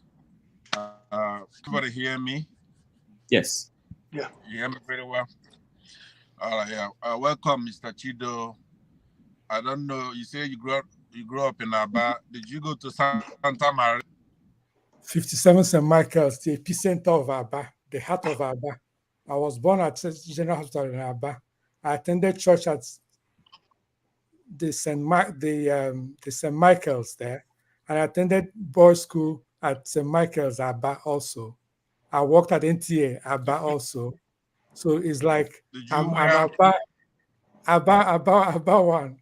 Okay, that's the story for another day. Did you wear red and white? No, that's a junior school. That's a junior school. That's a Sahako. Okay. Anyway, it's a few hours show, so let me just go to the point I want to make. Sure. It's not gonna be particular to you. It's gonna be general. I appreciate what you all your submissions. I really don't have any qualms with any of them. But it's the run-of-the-mill intellectual problem that we have in Nigeria that's got us in the situation we're in right now. So I don't have the privilege of talking to P2B one-on-one, but I want you to relay my message to him, which is to say that in that country, Nigeria, there are many models of what we need to do now to take our country back. There are two traditions at work, and that is the Western tradition that we embrace from the South, we Christians, and then the Islamic tradition. The model that fits Nigeria like a glove is Iraq. In the early 2000s, George Bush emerged as the president of the United States. Coincidentally, Saddam Hussein was in Iraq menacing his people, the population there. The Sunni Muslims in Iraq were a minority, but Saddam Hussein used to get sometimes 100% of the vote when the elections took place. You get like 100%. And he's a Sunni minority with a Shia majority population. And he was so emboldened by people such as John Kerry, who was in the Senate at some point here in the United States, but emerged to become presidential candidate. Americans rejected him. Now, I liked Kerry at the time, but Americans are very savvy. They chose George Bush over him. So eventually he became Secretary of State for Obama, right? So I'm giving you a hodgepodge of what the problem is in Nigeria and how we're going to solve it. It has nothing to do with intellectual talk anymore. We have a problem in the country, and we're going to have to bring peace and we're going to bring justice to Nigeria like the Shias did in their case. They successfully. Now, I want to let you know that Nigeria fits Iraq like a glove. All these people that are tormenting us in Nigeria, we could defeat them, but it's not gonna be done by democracy. They have no respect for technology or democracy. That's the northern Muslims. That's what I'm talking about. This is not gonna be politically correct. That's why I took off my hat, everything, so you could see me and hear me talk. The intellectuals like Rudolph there, you, and virtually every guest that he brings here, you're talking. I hear you use the word kinetic a minute ago. Whether kinetic or potential, we have to have a model. We don't have to reinvent the wheel. We need to do the legwork here in the United States. That's where all our problems emanate from. We need to do what Mr. Shalabi of Iraq once said. It's indelible in my mind. I memorized it because what he said is quite profound. When George Bush emerged and some terrorists, Islamic terrorists, knocked down the buildings in New York, right? So people were saying, oh, it's Osama bin Laden. George Bush didn't have time to figure out Osama bin Laden from Saddam Hussein. He went after Saddam Hussein. That's what we have to do in Nigeria. We have to go after all these people that are setting us back. If you do elections, they're going to get 100% if they want 100%. So trying to catch them doing something, they do it in your face. They stole the election. INEC chairman could announce himself as the winner. What are you going to do about it? Right? So it's not an intellectual exercise. We have to do the legwork here in the United States by tackling John Kerry, who is now a czar in this administration and environment. But he was the Secretary of State under Obama. And that's when they took a military, former dictator, a thug, to overthrow Jonathan, a civilian, a Democrat, albeit naive, a minority, right? Didn't know his ass from his mouth, didn't know where he was, but he was a Democrat. So they orchestrated, and I believe now, Rudolph, just give me one more minute because I'm all over the map on this. But my thing is that we cannot let this stand. I want Peter Obi to hear me very, very well. He's got a mandate. It doesn't belong to him. He's a gentleman, right? But that's not what we need. We have to retrieve that mandate from these guys. So if you go through some articles, pardon? How are you going to do that?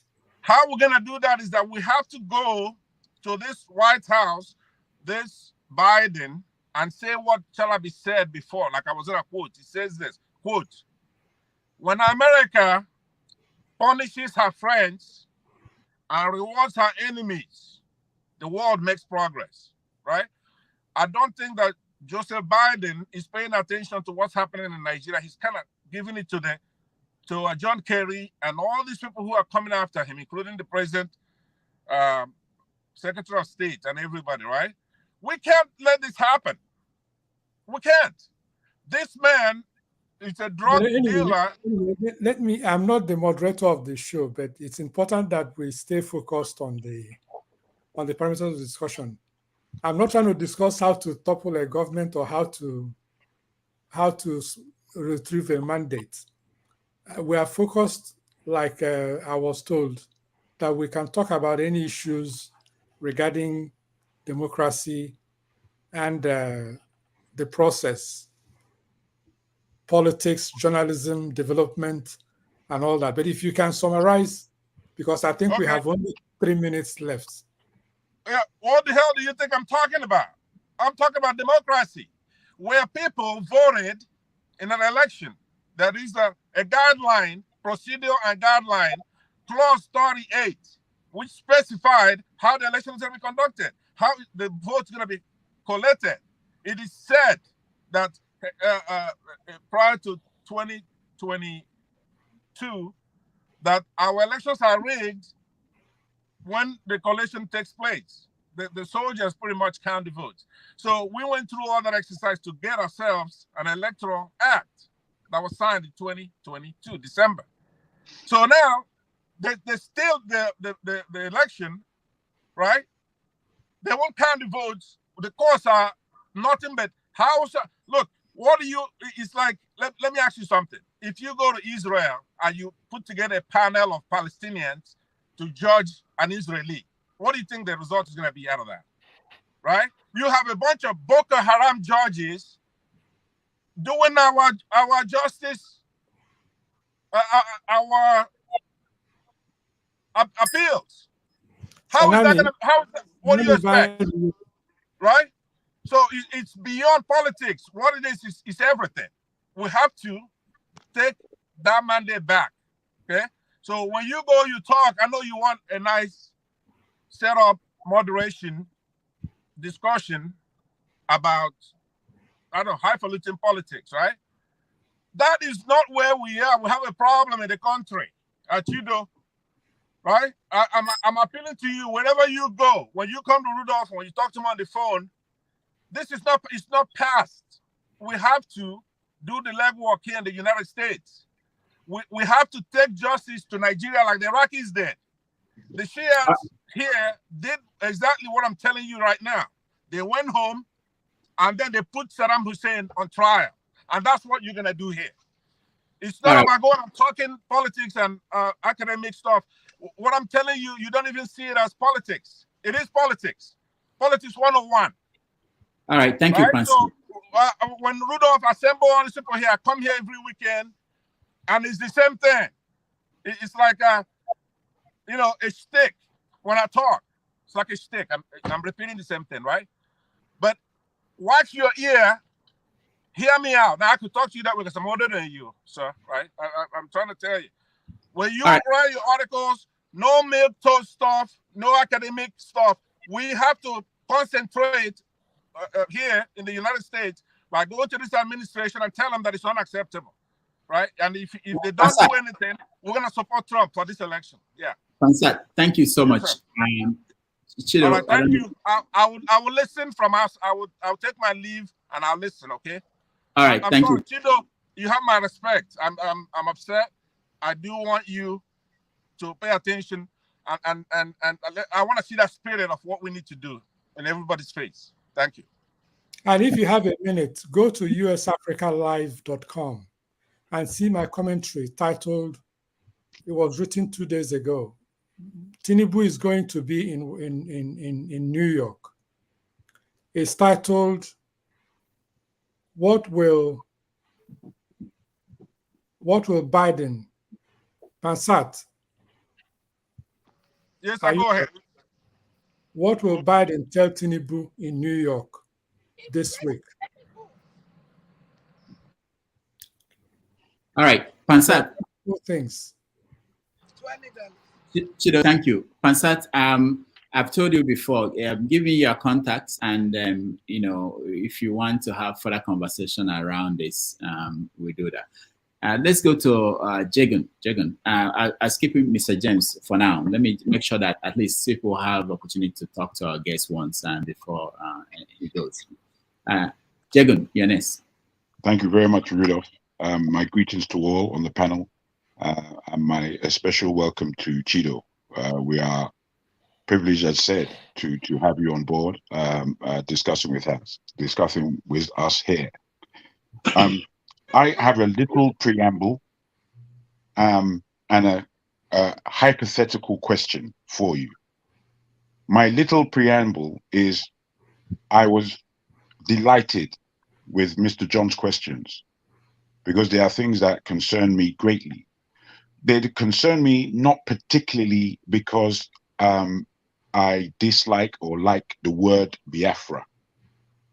The word Biafra is a contention in Nigeria for the minds of the Nigerians. It's a contention because for me, it's not a word that belongs to anything African. For me, and I've done my research. For me, also, it is an inclusive and exclusive, it's an inclusive and exclusive term. And this inclusiveness and exclusiveness does bring contention. For me, during the time of the Biafran War, it was clear in many terms as to the agitation and the following war. So I understand it in those terms. But after the war and the present insurgents of the Biafran name being recalled, it has a completely malicious, I believe, appreciation of the history of what Biafra was and how it's been changed, how it's just become confusing in anybody. All right, we lost him. I'm not sure why, but let's go to CM. CM, you're next. Okay, yeah, thank you. Thank you very much, Rudolph. I hope I'm coming out fine before this thing gets. I hope I'm clear. Am I? Yes, you are. You're very clear. Okay, thank you very much. Yeah. Good evening from the UK, Dr. Chido Nwangwu. I've read quite a lot of your articles on USAfrica, but in the past. Now, two things so that I do not waste people's time. Because of, you said you interviewed Ojukwu and you worked for Kadibu. Bros, can I come back? The idea can of I complete Biafra, my you must question? have discussed it. After him. So does it worry you, Mr. Chido Nwangwu? Does it worry you that up till now, there is no memorial anywhere in Nigeria, Biafra memorial, given the fact that the most defining event in the life of Nigeria as a nation is Nigeria-Biafra war. There is no memorial anywhere to commemorate Nigeria-Biafra war. You live in the US, you know about memorials all over Washington. That's why. Then the second one is this. Do you think it is right, given what Nigeria did to Biafra, not during the war, but from 1970, the 20-pound ex-gracia, they call it, the dehumanizing Biafran humanity by telling us that at the age of 10 or 11, we must score the highest cutoff mark to enter into unity school. If all of us here, 10 of us, should sit for a common entrance exam, Chido, they expect you to score 139, more than any other person in Nigeria because you are from Imo State. Do you think that is not dehumanizing? I do not want to go into details. So why then should people expect Ndi Igbo to ingratiate themselves to be accepted? When Nigeria is pushing us away, is it right for us? Some people are suggesting, what do we do to be accepted? I don't know whether the question makes sense. Thank you, quite clear enough. I don't know. You're very clear. Dr. Damages. You're very clear. Okay, so Chido, your answer, and then we go to Jagun to finish up, and then Sophia. Jagun was narrating, well, they are both correct. There are persons who see the reality of Biafra in a negative way, and there are those who see it as an empowerment position and also see it as a way forward. If you say you don't want these people to be part of what you do or give them fair opportunity, then let them to do what they feel will be in their own interest. That's, I think, the point CM was making. And the second one is that in terms of memorial, there is a memorial in Anambra State. It's not at the level of, like, you go to the Holocaust Museum or in other places. And then the Igbo governors, it is their obligation to move memorials forward. It's not for, would you had Buhari's response. Federal government, would it not be federal government, sir? Would it not be federal government to do it as a mark of reconciliation and as a mark of history? No, I understand. I'm saying it is for the state governments to put forth that expectation or that demand or that position. Just like in Imo State, if you go to the Freedom Square, there are pictures of memorial in honor of M.I. Okpara, in honor of Odumegwu Ojukwu, in honor of several people. The thing is that there are contentions that you can handle in a different way. The fact of the matter is that the chicken or the lamb cannot win a fight that is refereed by lions. There is also a Biafra War Museum in Umuahia. Yes, there is one there. I've been there a few times. Yes, I've been on the underground facility there too. Yeah. But I understand how his concerns go beyond just the symbolism of memorials. You're talking about why do you set positions against a community that diminish their capacity to be fully involved in what is happening in a country that they call their own. If we let Jagun finish his point, I would appreciate it. All right, let's go to Jagun. Jagun, finish up. So unmute yourself. Thank you all very much. My salutations. Forgive me, the leave button was too close to my hand. I began by speaking about the contentions of the word Biafra and how we have to look, because in having many discussions with many people of the East as a whole, when I speak to Calabar people, their view on Biafra is completely different from anybody Igbo. When I speak to the people of Ijaw, the way they see Biafra is completely different from anybody Igbo. The word Biafra does not, therefore, encompass any geographical area, to my understanding and knowledge. So, therefore, why can we not just come out as ourselves? Why can't you just be Igbo? And let's understand that you're Igbo, instead of this strange, archaic term that doesn't sell itself well. Excuse me, it's not my question, it's just my preamble. That does not sell itself well to the polity of the whole of Nigeria and indeed the whole of West Africa. I believe that Biafra had a strong point. I believe it had a very strong vision. However, and unfortunately, it died. The resurrection of it is extremely complicated. That's my preamble. My question is, between Can I speak to your preamble just for 1 minute? Yes, sir. So that we don't forget the major substance of what you're trying to say. Please let me just note that the naming of Biafra is not exclusive to one ethnic group. In fact, the suggestion of the term in terms of being the name for the republic was given by Frank Opigo, O-P-I-G-O, who is a Joe. Yes, sir, I beg you. I know the history. I'm very, very aware of this. Unless you're doing it for the point of everybody else, No, I know. we're having a conversation for everyone. Fair enough. So all right. Go ahead. Go ahead with your question now. Thank you. My question is, and Zeke, and this is possibly before the Biafra terminology was properly coined, between Awolowo and Zeke, hypothetically, them not coming together, which was a missed opportunity. We're not hearing you well, Jagan. We're not. Really? I beg your pardon. I beg your pardon. Is that any better? Okay, yeah. Thank you. Between the greats of Awolowo and Zeke, it was a missed opportunity, in my understanding, for Nigeria, for them not to have come together, no matter their personal issues between each other, and they had them.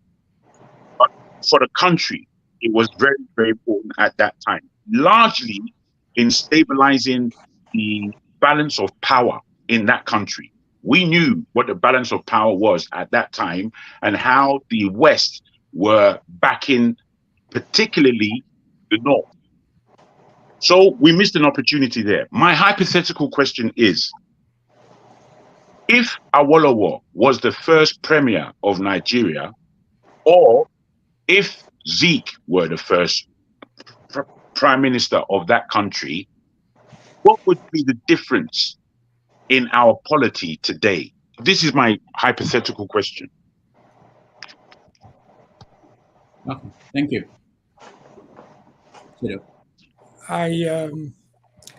There are several things that affect the destiny, for lack of a better word, or the direction of a country. It could be personalities, it could be structures, it could be the economic forces around the time, it could be sociological forces, it could be contentious issues regarding the geopolitics of the same area.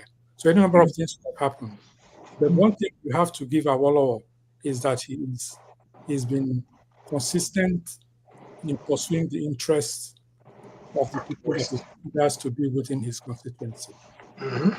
So he could have handled things slightly differently than um, uh, both the Prime Minister of Nigeria and also differently than Azikiwe would have handled things. So, but there are suppositions. The canvas of reality sometimes cancels out the projections outside those realities until we get to the water. We'll see if it works. Olo could come there and say he has a new epiphany, that he wants a stronger union of a federal union that delineates even more than the initial propositions he made. Anything can happen. All right. Thank you, Chido. We have about 10 more minutes. How many? About 20 more minutes, unless he wants to stay longer. So let me go to your social Sue or hair. Go ahead. Thank you so much. Thank you very much, Rudolph, and thank you, Chido. Finally, a brilliant, smart Igbo, I can say Igbo, guest appeared in this show. Unlike all the flips that is filling up this show. So finally, we got the right person on this show. Thank you so much, Shida, for coming on board. I've been reading you since 1997. 1997? Yes, since 1997. He started late. I know, I started late. So I've been that time. Somebody mentioned Nigeria and Biafra and the Igbo people. Nigeria actually left Igbo. It's not the Igbo people living in Nigeria. Nigeria left the Igbo. So it's the Nigerian people that driving Igbo out of Nigeria. So it's Nigeria that left the Igbo, not the Igbo, not the other way around. I also support the guy that was talking about, talking about Biafra all over, Biafra. I support the guy that's saying, why not we carve out the Igbo and make it, talk about Igbo as a nation, like Igbo Republic, bringing all the Igbo and Benue, the ones in the other Igbo, the other states that carved into other states to reduce the population of Igbo. Why not bring them together and make them one country? We will be about 70 million people. So we're able to form a country. So my question, Chido, I know you are busy, is this the struggle, the killings, the raping of women, the destruction of properties going on in the east, in Alaibo, is not actually making it to the world media. So what is responsible for that? And that's one question, please. And my second question is Igbo language. At the beginning, you mentioned about something about Igbo language and why things fall apart wasn't translated into Igbo, and the best book in the world is not even in the writer's own language.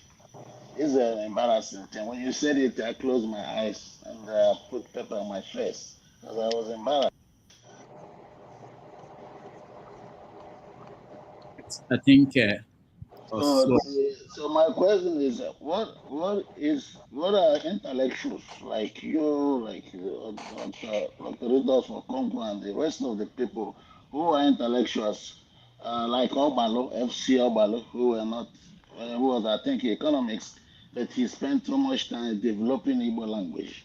So what intellectuals like you and the rest of the team are doing to make sure that Igbo language don't go into extinct, Igbo language is developed. I know that Dr. Ejikeze from Boston and the rest of, and some team in Texas are working on this project. Ejikeze, Dr. I know. Ejikeze, you know him? Okay. Yeah, I know that they're working on the project, getting Igbo language, making it to have keyboards in Igbo language, dictionaries, so many things they're working on in for Igbo language. So what people like you and the rest of the professionals like Okonkwo, Rudolph Ogongo, and Kendi, and the rest of you guys are doing to support this kind of project that Ejikeze and the rest of the team are doing. So these are just my concerns, my questions, please. Thank you, Osoka. Chido. Thank you, Osoka. Thank you, sir. Only about 2-3 weeks ago, my alma mater, University of Nigeria and Nsukka, gave me an honor, a lifetime award for protecting and pushing and advocating the Igbo language as a communication tool globally, because they follow some of the work we've tried to do quietly with different people. And then I'm very close to Professor Achebe and Chidi Achebe, his son, and Ike Achebe, and of course the daughter, who are all focused on expanding the legacy of the man, but also of the language. And like, Mandela said something very important a long time ago, that if you speak to a man in another language, he understands it. If you speak to him in his language, it gets to his heart or her heart. So it's always important to speak to somebody's language.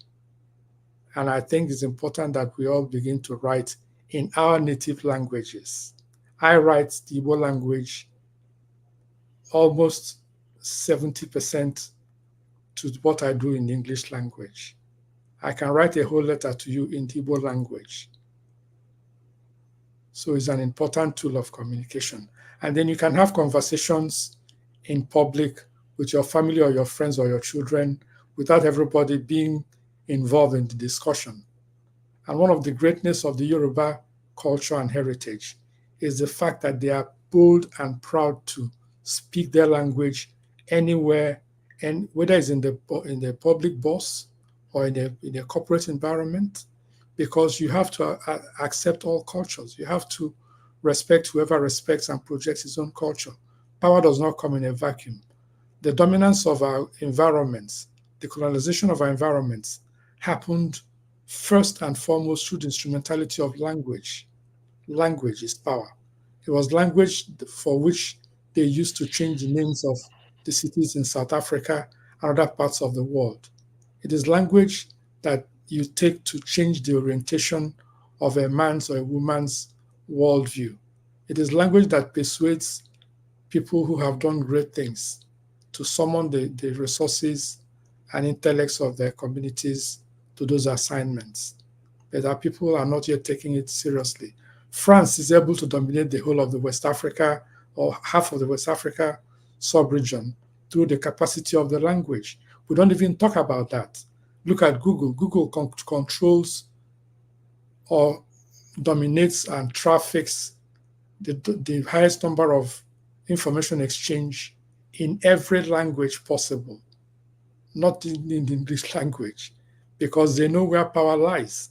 But in our own country, if somebody speaks Yoruba, they say, they are speaking too much Yoruba here. They don't want to speak. They play Yoruba music. They say they are playing too much Yoruba music. When you do your own party, play your own people's music. Nobody's stopping you. So it's another level of power and engagement that people are not talking about. I mentioned semiotics as key to power and influence. Semiotics is the politics of images and symbols and messaging. That is where power emanates. That is where power originates. When God, from everything we read in the Bible, said, "Let there be light," That is language. That is communication. That is power. The potency of power and language and communication. The word.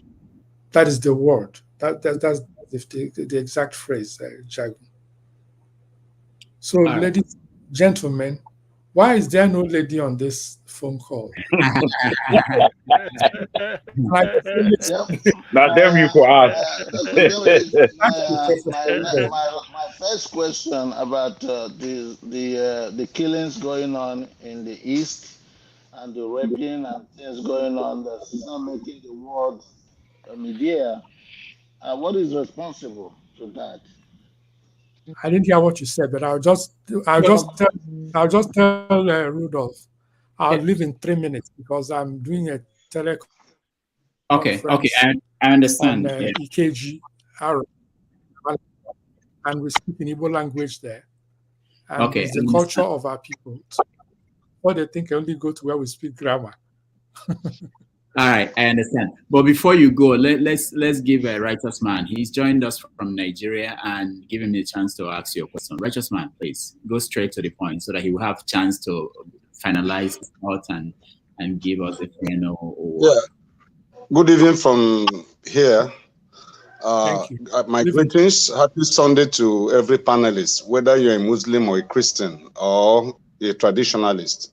The Almighty God bless you. I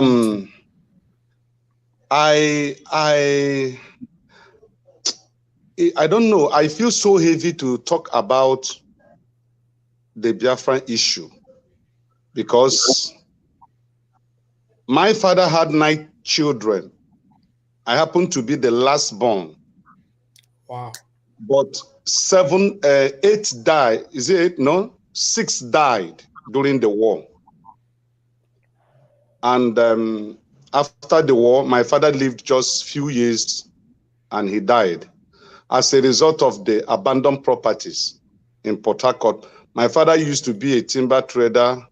He owned houses and so many businesses in Rivers State. So the effect of that war brought about his death at a very early stage. I was a little child. Yeah, right. He has to go in a minute, so please. Yeah, so the question I want to ask, I didn't follow, I just came in.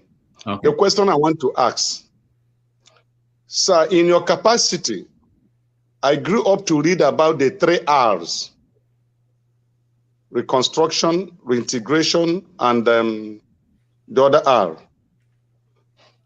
The Igbo intellectuals, how well have you pursued the 3 R's that the federal government after the war established? Right. Because there is no presence of federal government in the Southeast. Thank you, Righteous. We have to go leave it there. Chido, go ahead and conclude. Let me say that I see the point you're making, but the rehabilitation has to, and reconstruction and reintegration has to be championed also from the East. When you have people, gunmen or gunwomen, or whether known or unknown, killing Igbo people for no just cause, you're not reintegrating the people. You're not reconstructing the place. The economies of some parts of the East are collapsing at an exponential speed. That is self-inflicted wound. But I'll give you my contact so we can talk additionally on it. I have enjoyed. Please, the Mazi Mr. J. He came back? Does he have what he wants to say? Mr. James, do you have something? Never mind. You've answered the question directly or indirectly. Because I didn't hear what you asked me the first time, sir. No, never mind. Everything's okay. No, he's good. He's good. Satisfied that I enjoyed the forum myself. All right. Thank you so much. It would be nice to talk to you again. Yeah. We'll bring him back. He will come back. Thank you so much. Can I just greet him before he goes? I'll come with the book. Yeah, he will come with the book. Yeah, exactly. I'm going to buy the book first. Your contact is necessary. Can I just greet him before he goes? Okay, greet him, KJ. Chindo, I want to thank you for all the work you've done. I've been listening from the background. I was in church, but I couldn't get in. I just want to thank you. And I pray that people like you will keep the pressure so that the Southeast will be a better place to live. Unfortunately, I can't ask some of the questions that is burning in my heart, but we'll meet again. God bless you for what you have been doing. I salute you. Yeah, Thank you. Chido, thank you so much for joining us. And we are going to take a break. Who has that London T-shirt? Who is that? The what? The Tony? He just joined us. I was waiting. No, I came before KJ. I was waiting. I didn't want to interject. Oh, Tone, I'm sorry. Okay, go ahead. Tone is fine, here. Tone is one of our regulars. Tone, meet Chido. Okay. Right. Thanks very much, sir. It's been very educative. A lot of things. Things I never knew and all that. Most of the history that I read today is what we've read from my history books. I would have liked to ask you some questions and pick your brain on certain things. But since you have to go, maybe some other time, I'll save my questions. Maybe it'll be modified and it'll make more sense. My direct personal email is Chido247, CHIDO 247, like round the clock. Chido247 at Gmail or iCloud. Okay, Doctor, have you noted that if you can put that on the private chat, that would be very useful. Chido 24/7. One should remember 24/7. Okay. At gmail.com. Or even better, Chido at ChidoNwangwu.com. Okay, that's Chido at ChidoNwangwu.com. Okay. Yes. And I want to thank Rudolph for bringing me on this platform. And to all of you, there is a level of honesty, a moral clarity, a focus on what is important rather than running all over the place and not impacting each other. I really enjoyed this discussion, and much fraternal love to all of you. Thank you. Wonderful. Well said. Thank you. Thanks. All right. So we'll take a break. When we come back, we review what we had and what happened, and then we continue the conversation. Thank you, everybody. Thank you, my brother. Yeah. Thank you very much. Dalosa. Thank you, thank you, thank you, thank you.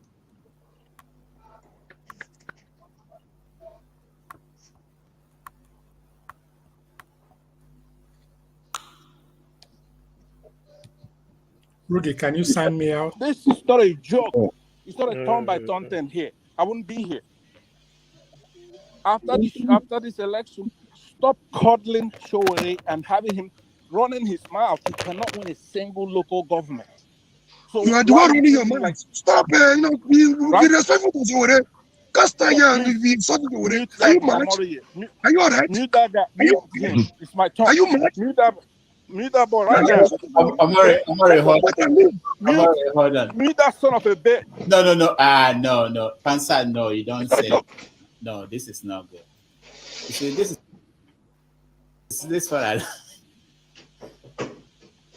I think I've said, why do you people want me to be making commentary, editorial commentary on this? This is your chance to speak, but you guys are making me to make editorial commentary. Why do we think that, hold on, hold on. I'll call you when I'm done. Hold on. Everybody hold on. Why do all of us think that we are that important? Anybody, whoever you are. Why is this? Do you think this election will? I've seen the world. I don't know where you live. I don't know how you study history. I've seen the world. Nothing. This is not the end. This is not the end. We can't allow people to come here and talk this way. It's not good. You can make your point and quietly, and people will get your point. You understand? Nobody. No, not yet. I'm not finished. Maybe I'll start treating this as like a classroom. I teach a class. Nobody can speak like this in my class. It's not possible. But I just know that I want to engage. I want people to have conversation. I want to make it free. I don't want to start putting people, banning people, stopping people from talking. I don't like that. You know.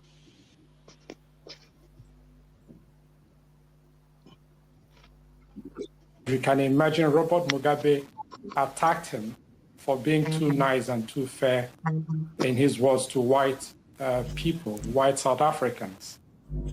Nelson Mandela, when you visit Robben Island, which I have been to, you will see the level of methodical, state-sponsored malice and wickedness that went after him, that went against him. Yet he's able to come out forgiving, he's able to come out inclusive, he's able to come out focused on a multiracial society. The other meaning of his life, which is important, is the fact that amidst all those, all his power, all his popularity, he refused to stay in office as a president for life. He actually, from behind the scenes, put pressure on some of the leaders of various governments in Africa, including Nigeria specifically, for the leaders to retire and leave the office as the Constitution has stipulated.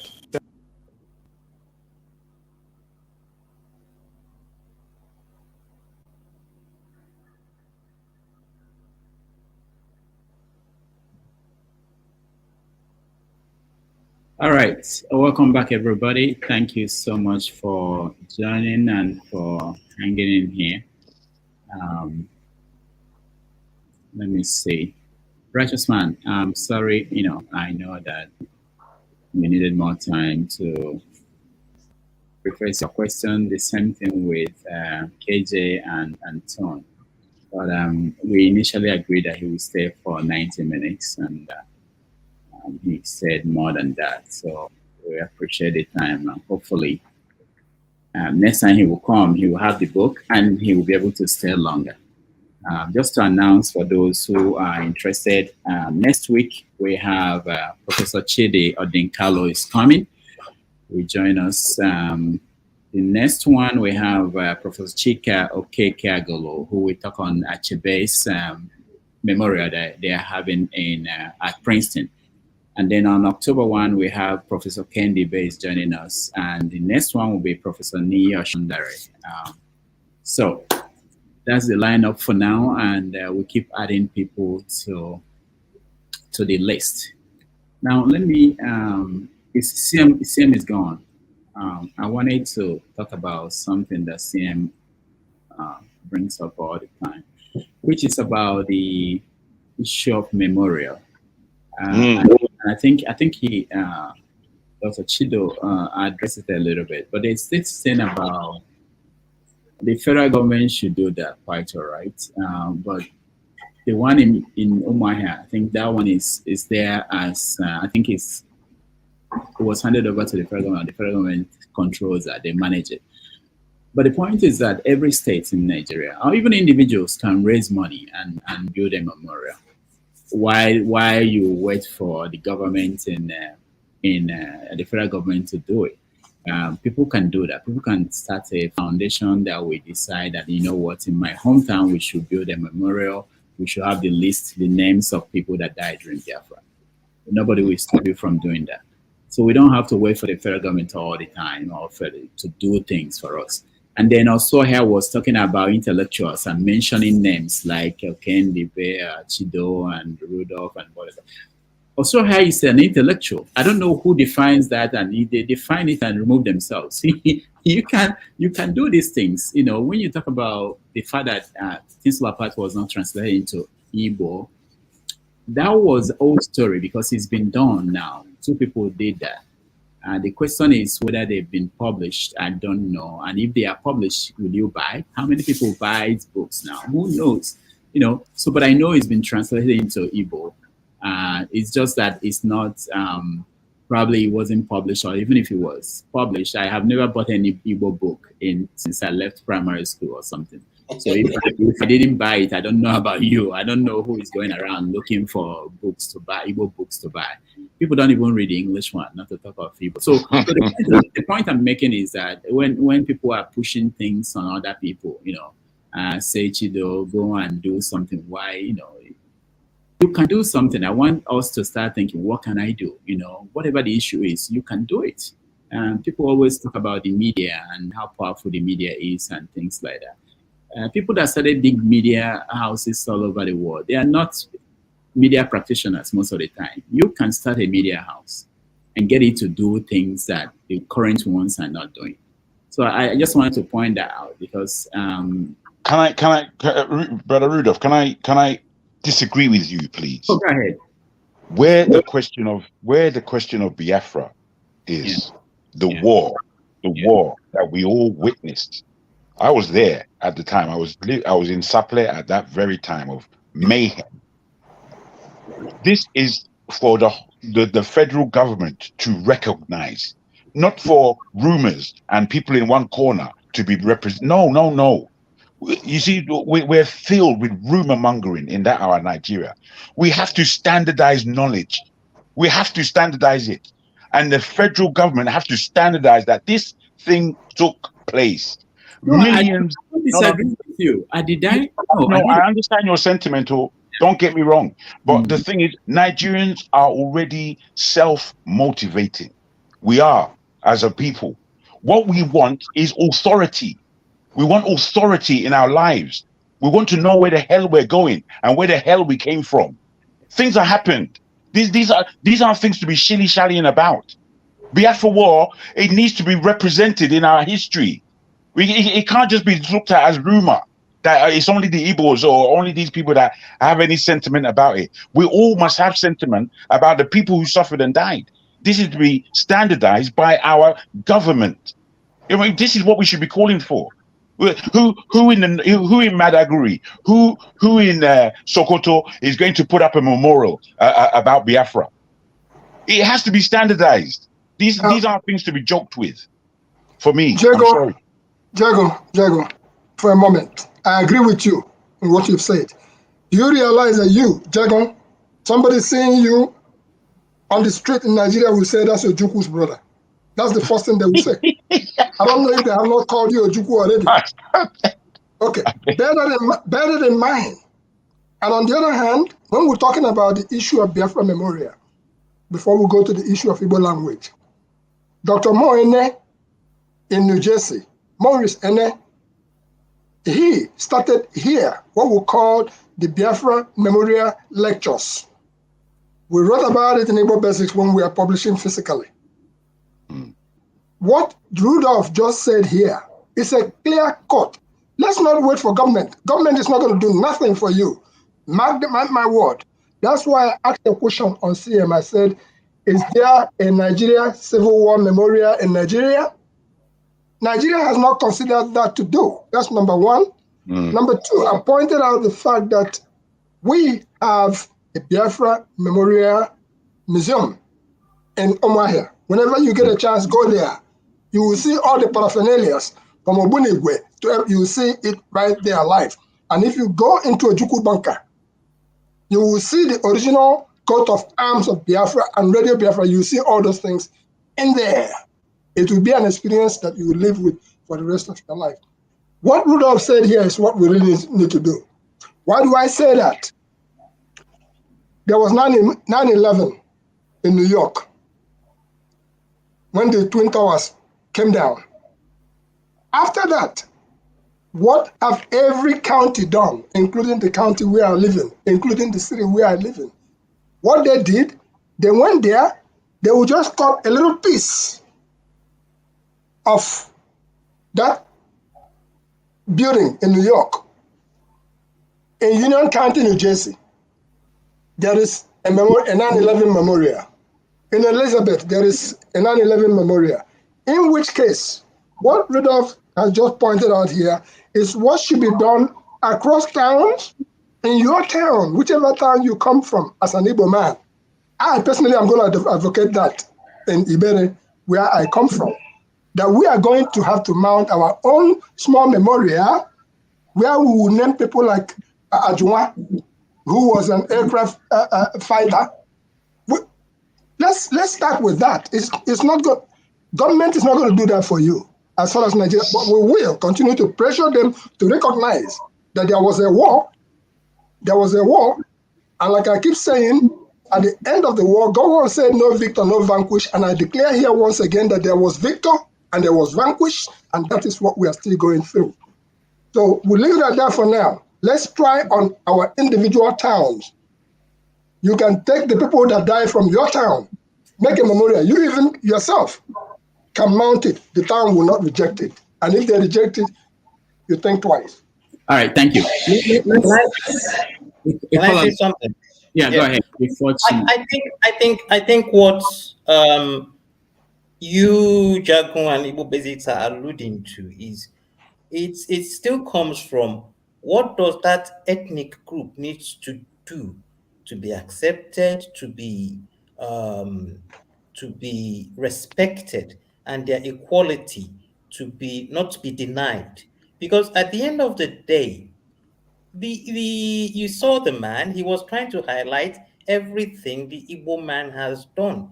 Look, it is analogous to a woman in the house who cleans the house every day, and the husband, who's supposed to be the head of the house, comes and rubbishes it. And so all the children think their mother is useless. It will continue to be like that. It doesn't matter if you build a memorial in every part of Igbo land, you will still be trapped, stepped upon. It has no value until the unity government. Absolutely. This is where Gowon made the whole mistake. Just saying no vanquish, no, it's rubbish.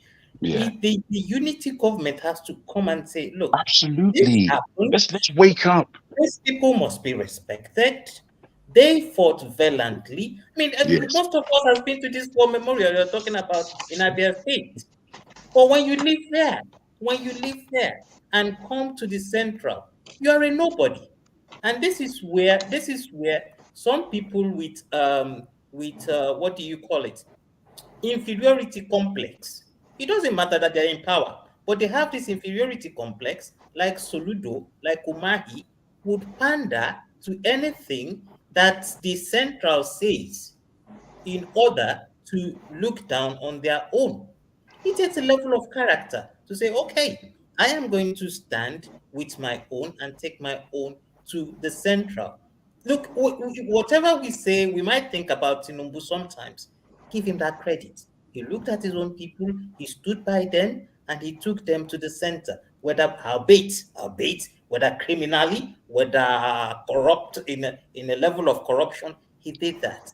This is what the Igbo man has to have behind his the back of his mind. Look, if and it has to get to a point, you can't keep begging someone to accept you.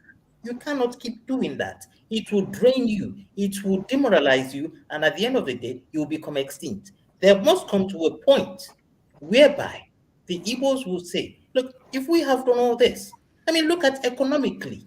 No other tribe tries to venture into the other tribe's village.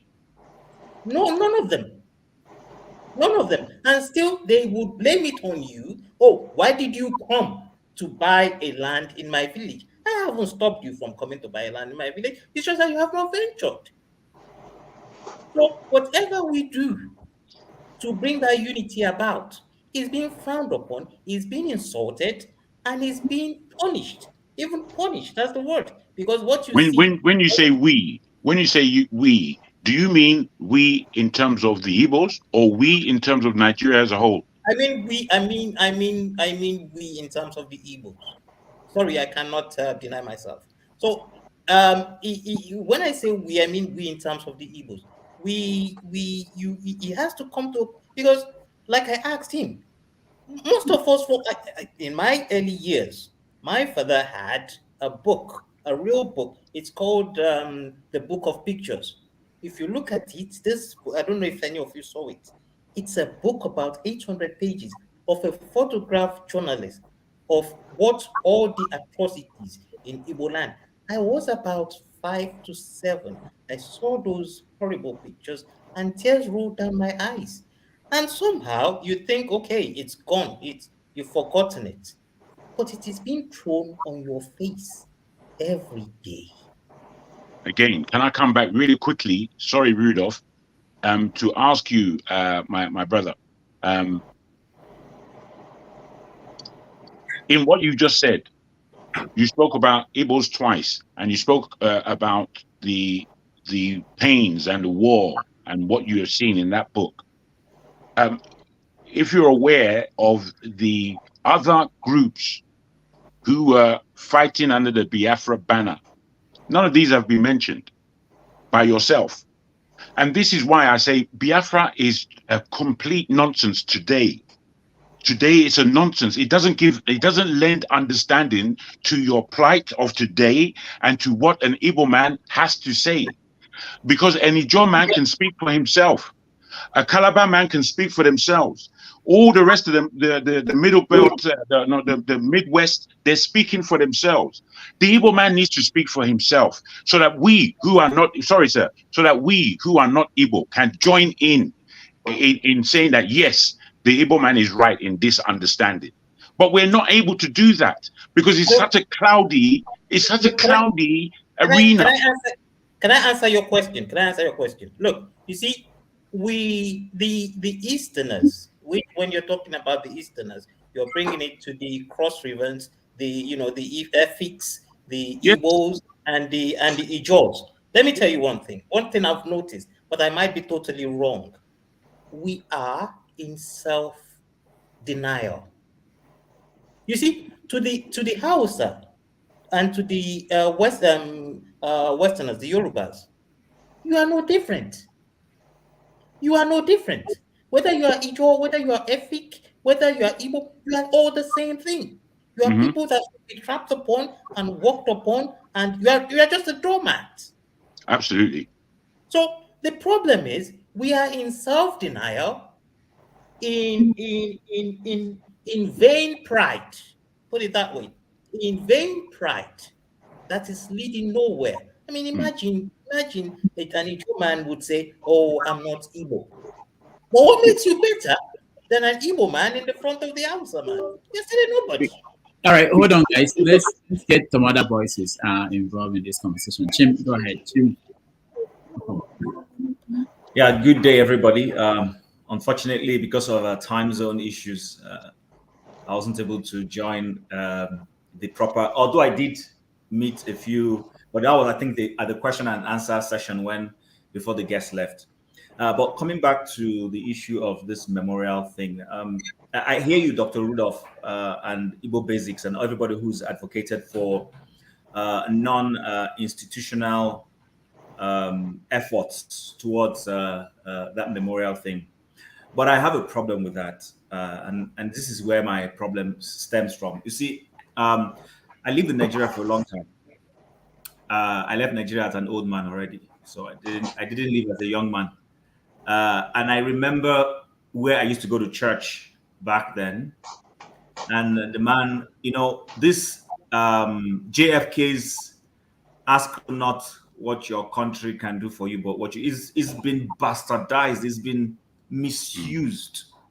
It's been misused, and I think that stems from why Nigerian government doesn't do well, because the responsibilities that should fall into government, individuals now carry on those responsibilities. I even see people saying people should go and tar the roads of their villages, and I ask myself, what's the essence of the tax we pay and all those things? But to stay on the issue of this memorial, you see, the society Nigeria we come from is a society where perpetually is in self-denial. Every society, even when things have gone wrong, people admit this is what happens. There are still Southern Americans who were not born during the American Civil War, but who still feel the South shouldn't have conceded to the larger US and all those slave things. There are still people, they were not born in that era. They don't know anything about it. They didn't experience it, but they've been told this thing. It hasn't stopped the larger America from admitting they fought a bloody civil war, admitting what that civil war means to them, and admitting that they've moved on, and then telling the history accurately the way it should be told, albeit a few changes here and there. Even if you go to India, they will have theirs. If you go to France, they would have theirs. People telling their story, not denying it, and setting up. That's why you see in the US, for instance, you have all those, all those monuments, even monuments on slavery. These things are there. They're not in denial. People are admitting, oh, there was an event called slavery. There was an event called this. But when it comes to Nigeria, we tend to always want to deny it ever happened. Pretending. Exactly. So there's no way any individual is going to, especially right now, go and say you're setting up a memorial for Biafra or for people will, the federal government will be the first to go and pull it down. They will see you as another person trying to start something that they can't handle. All because we don't want to admit it. I've told people there's nothing wrong, and I'm happy for those who have said it here. Whether it was said no victor, no vanquished, or it was said there was victor and there was vanquished. The point is, Nigeria does not admit it fought a war. It does not admit that the war was fought based on some principles. Absolutely. And that whether those principles have been corrected or not, that's where we are as a people. And absolutely. Thank you. Simple things. Ikolala, is that how to pronounce it? There's something you said, and I've always said it before. You see, I'm not an what's it called? I'm not an apostle of Tinubu, but at some point I used to agree with him as a person. I will be honest. I said it here yesterday. I voted AD all through 1999 until the last guy who the last governor who did only one term. I still call them AD. I voted because I felt they had a good policy for the state. But you see, when I left Nigeria, my prism changed. I started looking at things from a different perspective.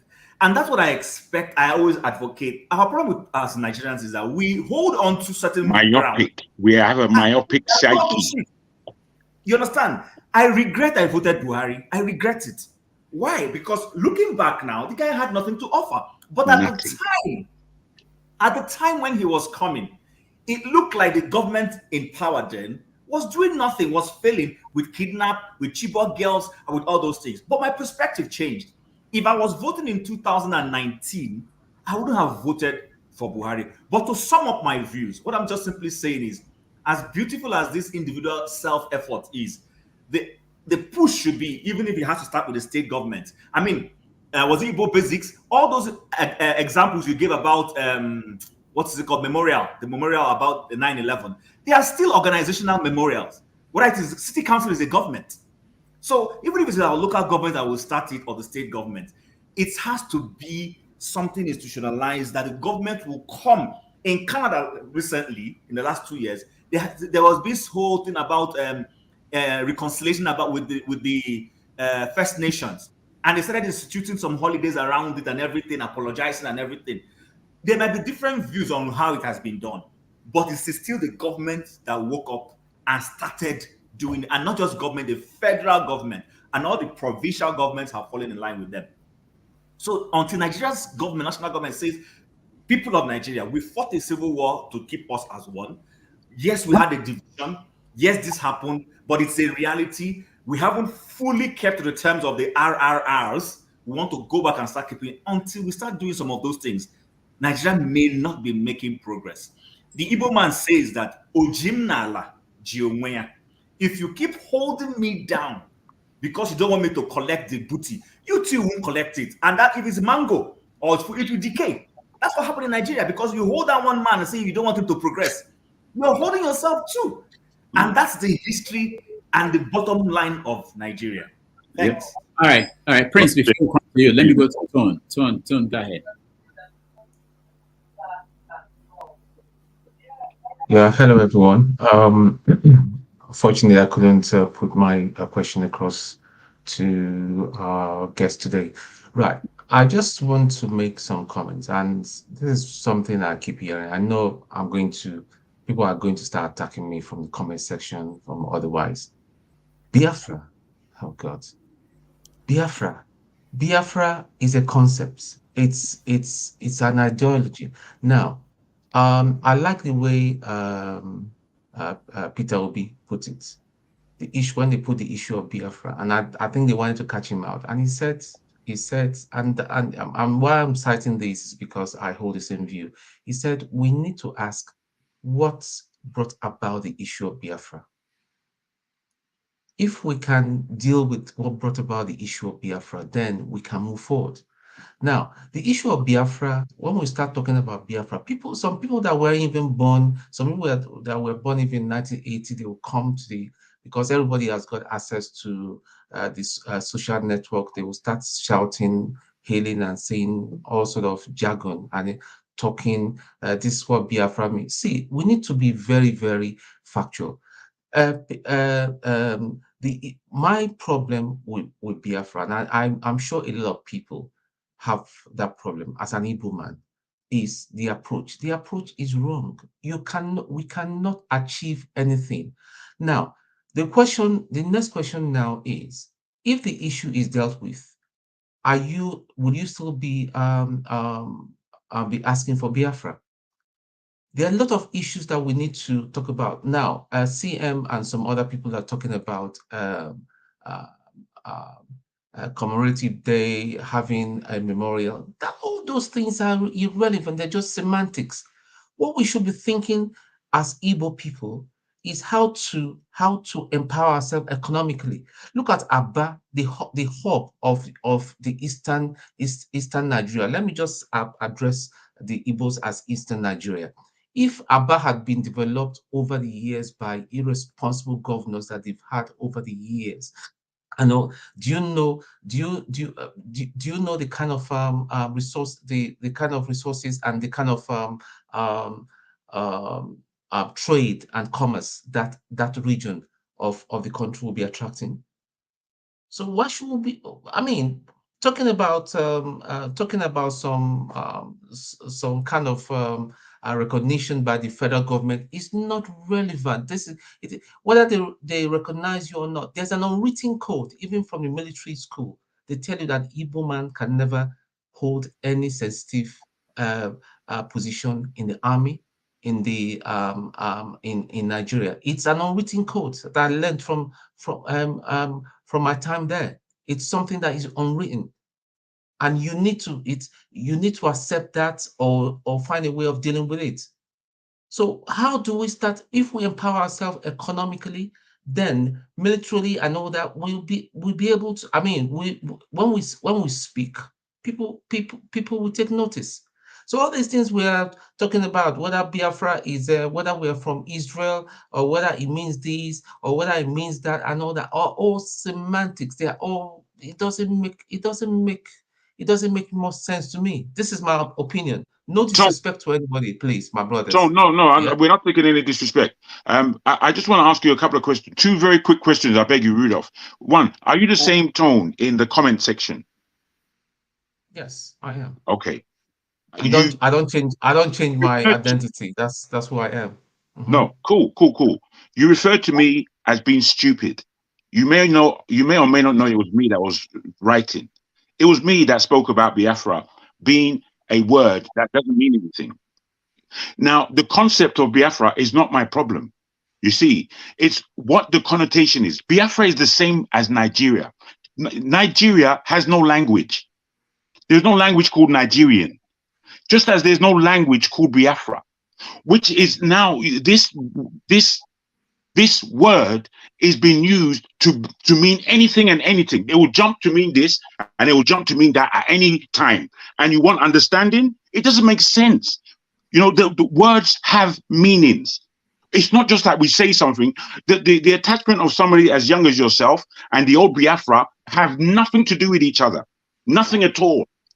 It's just like when they call Afrobeat in today and then Afrobeats of yesterday. The Afrobeats of Fela is not the rubbish that we're hearing in Afrobeat today. They're completely different. So we have to get to grips with the fact that words have meanings and words have power, for God's sake. What's the matter with you? I don't like this kind of jib jab. We have to make sense of what we are saying. When we lend confusion, we receive confusion. Wait, before I lose my I mean, why would you say that I'm stupid because I have a point of view? No. Go on. Those are your words. No. Okay, I do apologize if that has offended you, but that's not what I meant. To call someone stupid is not offensive. What do you mean? Come on, grow up. See, go and read back what you wrote. I know what I wrote. I know exactly what I wrote. As you can see my tone, I know exactly what I wrote because I know why I'm writing these things. I'm not writing them for Now, it to be what we should palatable be concerning to us, what you want to swallow. what we should be concerning ourselves with is value. How do we add value as a Well, we don't people? have value if we are using a word that makes no sense. How is that valuable? Okay, You're guys, just talking. You're just talking. You're not making any sense. Hold on, let me go to Prince Apache. I promised him that he will come on. KJ, I see you after Apache, KJ, and then Kalola. Then go ahead, Prince Apache. Thank you, Mr. Rudolph, and then other panelists. First and foremost, without kind of losing my, my chain of thoughts, Jagun, I don't think there is any country that their name actually mean anything. If you think about it, I've tried Switzerland, United States of America, Britain. Is that a language? It's not a No. language. Well, English, Okay, the country of the most countries in Europe, which when you talk about countries, can I beg you for because you're one going thing? to flim flam. All that's flim flam. What you're going to say is that most countries, I understand your concept, but I'm afraid you're wrong. If you look deep into history, there are first and second countries in terms of that. There are Italy just became a country the other day, and they speak. Italy is not as old as so many people may think, because there was Rome before Italy. Italy, they speak Italian. The French, they speak French. The English speak English. These are the first countries in terms of the discovery of countries and nationhoods. So please don't flim flam. Please don't come here and flim. Jagun, I'm not here. I'm not here to dispute. Jagun, I'm not here to do. I beg your pardon. I'm not here for a back and forth talk. We're all talking. We're all reasoning. That's why we're here. Okay. Now, okay, I take my word. Most countries, their name doesn't have a meaning. It's a connotation of two particular words. Okay, like if you look at my name, if you look at, you will see Prince Akwachi. Akwachi, to you it might sound Igbo, but I am not Igbo. Okay, now I am from Delta State and I am from Asaba.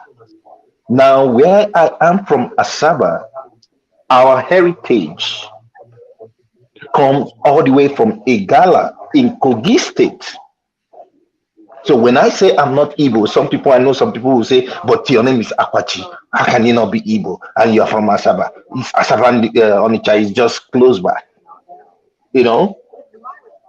I'm just trying to make a sense.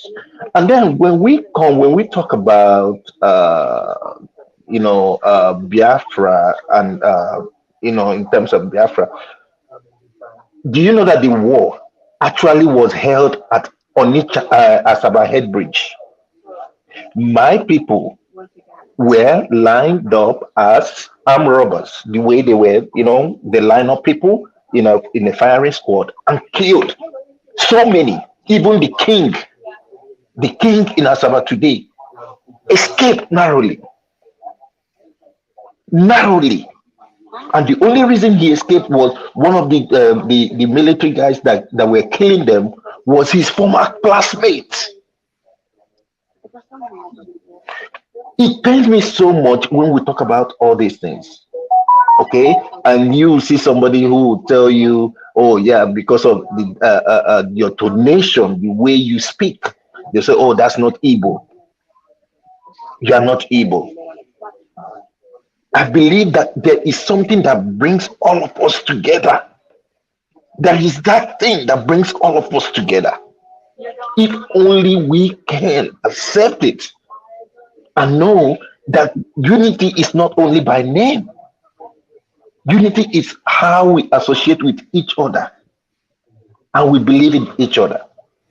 Onitsha, Anambra State is just a few miles away from my main village. And as a matter of fact, most of the yam that they eat at Onitsha is being supplied from the people from my village. From my village. But what are we? Not Igbos. And we get cussed out, we get laughed at, we get bullied. but we've not taken that to to mean anything other than the fact that we still won. Mr. Akwachi, most Onitsha people do not consider themselves as Igbos. I just want to tell you that. And we're related to you. Okay. And we're related to you. Let's go to My Kenya. grandmother is from your place as well. Okay. Prince Akwachi, I want to say that you probably didn't understand or rather I'm not sorry, I'll take that word back. Maybe we have some miscommunication here. On this program, I've said that the people of Olamaboro local government area, which is part of Igala land, are part of the Igbos. They are the Igbos that were divided when the state creation was going on, and they were added to, some of them were added to Benue State, some of them were added to Kogi State. People who are from Asaba, some of them say who speak Igbo say they're not Igbos. Some say they're Igbos. Now, on the issue of identity, because the world have advanced from where we used to know, some people who are men now say they're women. Some say who are women say they're men. So it is no longer. It is very fluid. I'm serious. It's very fluid. So if I get up today, I say I'm looking at my name, looking at myself, Igbo man from Abia State. I say I'm Hausa. Please accept it. That is what I want to be. That's what the world has become. Okay, that's what the world has become. Okay, you may not see that. That's what I've said. I've identified myself as Hausa, and I'll keep being Hausa. I'll keep saying it until maybe everybody agrees, that I'm Hausa. But however, I want to go back, redial to what was being discussed earlier on. The question is, and something I've asked myself many times: what is it to be a Nigerian? What's the Nigerian question? What makes you a Nigerian? Is there an ideology that situates you in that geographical location called Nigeria? What is the pursuit of the government? What is it we are aiming at? When we have children, what are we grooming them towards? What are we grooming them towards? What then do we tell them? Okay, when you have these attributes, it means that you are furthering the national question of being a Nigerian. You see, that has not been identified, and it will not be identified for two major reasons: ethnicity and region. It will not be identified. Two major reasons: ethnicity and region. The first one is region, because you see, there have been a clever divide. The north claims to be bigger than the south. So region is first what is used to attack the national identity. Then the second one, which is mostly applied to the people of the southeast, is the tribe. Once you say you are an Igbo man, even an organization that you formed or you founded, you are being antagonized at a particular level. Once it gets to a particular level of success, you become a threat. And I say, give an example of myself. When I was, back then, I formed a theater company. When the theater company was formed earlier, it was said that you cannot succeed. I mean, no theater succeed in the north. But it became one of the first successful theaters in the north. I don't want to call the name. Okay? And those who eventually did not see me or see the company as being successful now became the ones who are saying, you don't know that it's Igbo. People are allowing the Igbo man to lead you. Okay? So now this is the situation. As long as a family is building in two directions, there can never be an equilibrium. And that is where the whole problem lies in Nigeria. Look at the rubbish that Wike was saying. Those of you who listen to Wike's interview. Okay? The reason why he took the action he took. What was the reason? Because you know that Peter Obi can never win. Okay? And you see, that in question simply means that, by his region, I know that they will never allow him to take place or come to power. So for us as Igbos, one of the things that is so painful, and I want to go back to say that, I feel a bit concerned when you say that, because you know what? Yours beloved sitting here, I lost more than 10 uncles in the war. More than 10. I never saw them, I was told. In fact, the most beautiful of my relatives died in the war because they said she could not stand the weather. Okay? She passed on. All right? So when you say this thing should be jettisoned is of a spirit of a mind, no. They are talking to people who are living, who the history is still with them. It's still with us here. The last of my uncles who fought the Civil War died like 5 years ago. And you see, if he sits down and tells you how people ate lizards, ate frogs, so much like after the war there was no frogs, there was no lizards, there were not even grasshoppers in the East. Listen. You will weep. You will weep. Listen. But once I went to the community, my mother You know showed what me Biafra is? a leaf by the roadside that they used to eat. About They used how to use dare you? to eat. That was how they survived. My mom is still living. And then you want to tell me that it's just a story? No. So what we are saying here is this, and I agree with one of the speakers who said, even if we decide to do these things on our personal level, that's Jagon saying that. If we decide to say, okay, let each community form a monument, it will become a point of a problem with federal government against the East because they don't want to talk about the Civil War. Once you I say said that. then I we said say, it, actually. you are now bringing division. They don't want you to talk about it. And if they find that you have a depth knowledge of what happened in the Civil War, you become somebody in a personal non granta.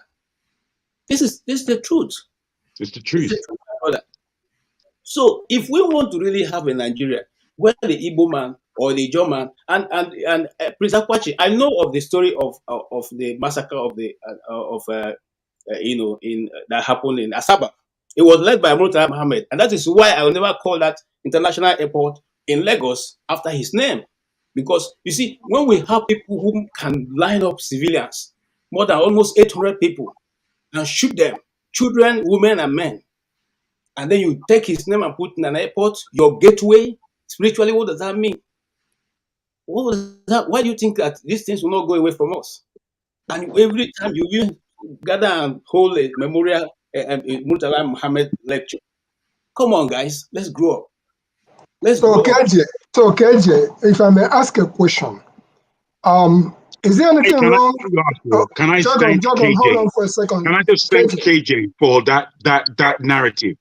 Because this kind of narrative needs to be given, and it needs to be given by people like KJ and indeed yourself, Igbo Basics, who have the history. Because all these young ones, they haven't got a clue what they're doing. They haven't got a clue, and so it needs to be underlined. Please, thank you. I'm now suggesting and now asking KJ, because Rudolph brought this issue up. Is there anything wrong with you? And in fact, I will talk to you, Umere. In fact, that's the way I go about it. In Uzuakole, if they could put up leprosy colony in Uzuakole, big signboard, and it's there. Is there anything wrong with Uzuakole people putting up homestone, whatever you may call it, a memorial for those who died? I'm just talking about Uzuakole people. Yeah, because I'm going to start that in a minute. Igbo basics. Let the government come and pull it down. Okay, so Igbo basics. Is there a problem if Mpa people claim the place, because that place is not Uzuakoli? That's another politics altogether. But I get where you're going. But what I was talking about on the comment section, because I referred to the bite of Benin and bite of Biafra or Bonny, somebody had the guts to say, leave Benin people out of your Biafra. That's ignorance. He doesn't know that's ignorance. And such comments, don't even bother yourself. I mean, blight of Benin has nothing to do with Benin. You know why the Ozuakole people will not put up such? Because you see, it is that same apologist that we have in Igbo leaders and the ones who have few nairas. They want to dance to the tune of the powers that be. They will not want to identify. Look, let me tell you something. My uncle, who is still alive, from maternal side, he said the people that they lost on, you see the railway in Ozuakole, he told us a frightening story. All his battalion except him perished in that place. And so even if he's driving to the village now, each time he gets to that place, he will stop, come down, remove his shoes, and kneel down. And kneel down and pray and cry until his eyes are, swollen. Then he gets back into his car and drive. So this is the kind of memories that we grew up seeing. These are the people we are still living with, we are still eating with. We know them. But you see, he tells you a very frightening story. When he sits with his compatriots and they're talking about these things, they don't want him to talk about it. They tell him, Uche, Ibekwana with your stubbornness. That is self-denial. That is What self-denial. And you that the has to stop. society are giving us. Leave us, oh, leave us. You go with your wahala. No, Rudolph kicked off something here, and we're going to pursue it. I would, if need be, in Ibere, mark my word, let the federal government or let the politician or let the whoever come and say, want to pull it down. You can't deny yourself. You can't run away from your shadow. You talked about lizards and stuff like that. Do you realize that there are so many species of insects, even trees, ukuko? Do you find ukuko tree anywhere around again? Why don't we own up to? Thank you, Rudolph, for what you have started this morning. We will go at it from that angle. And whoever wants to hear, let them hear. And that's about the size of it. Thank you. Yeah, I just want to give my opinion to what Tone said about us growing economically, and so that we can then become who we want to be. You see, Tone, I had that notion before. I thought if we work and if our governors do the right thing, we would be powerful enough to the point that, you see, there's a point you get to, things will be handed to you because you don't really need to fight for it anymore, because the sign, like the guest said, there are signatures, there are signs, there are symbols. It then demonstrates who you are. You don't have to go and prove to someone I'm intelligent, because he can see it in what you do.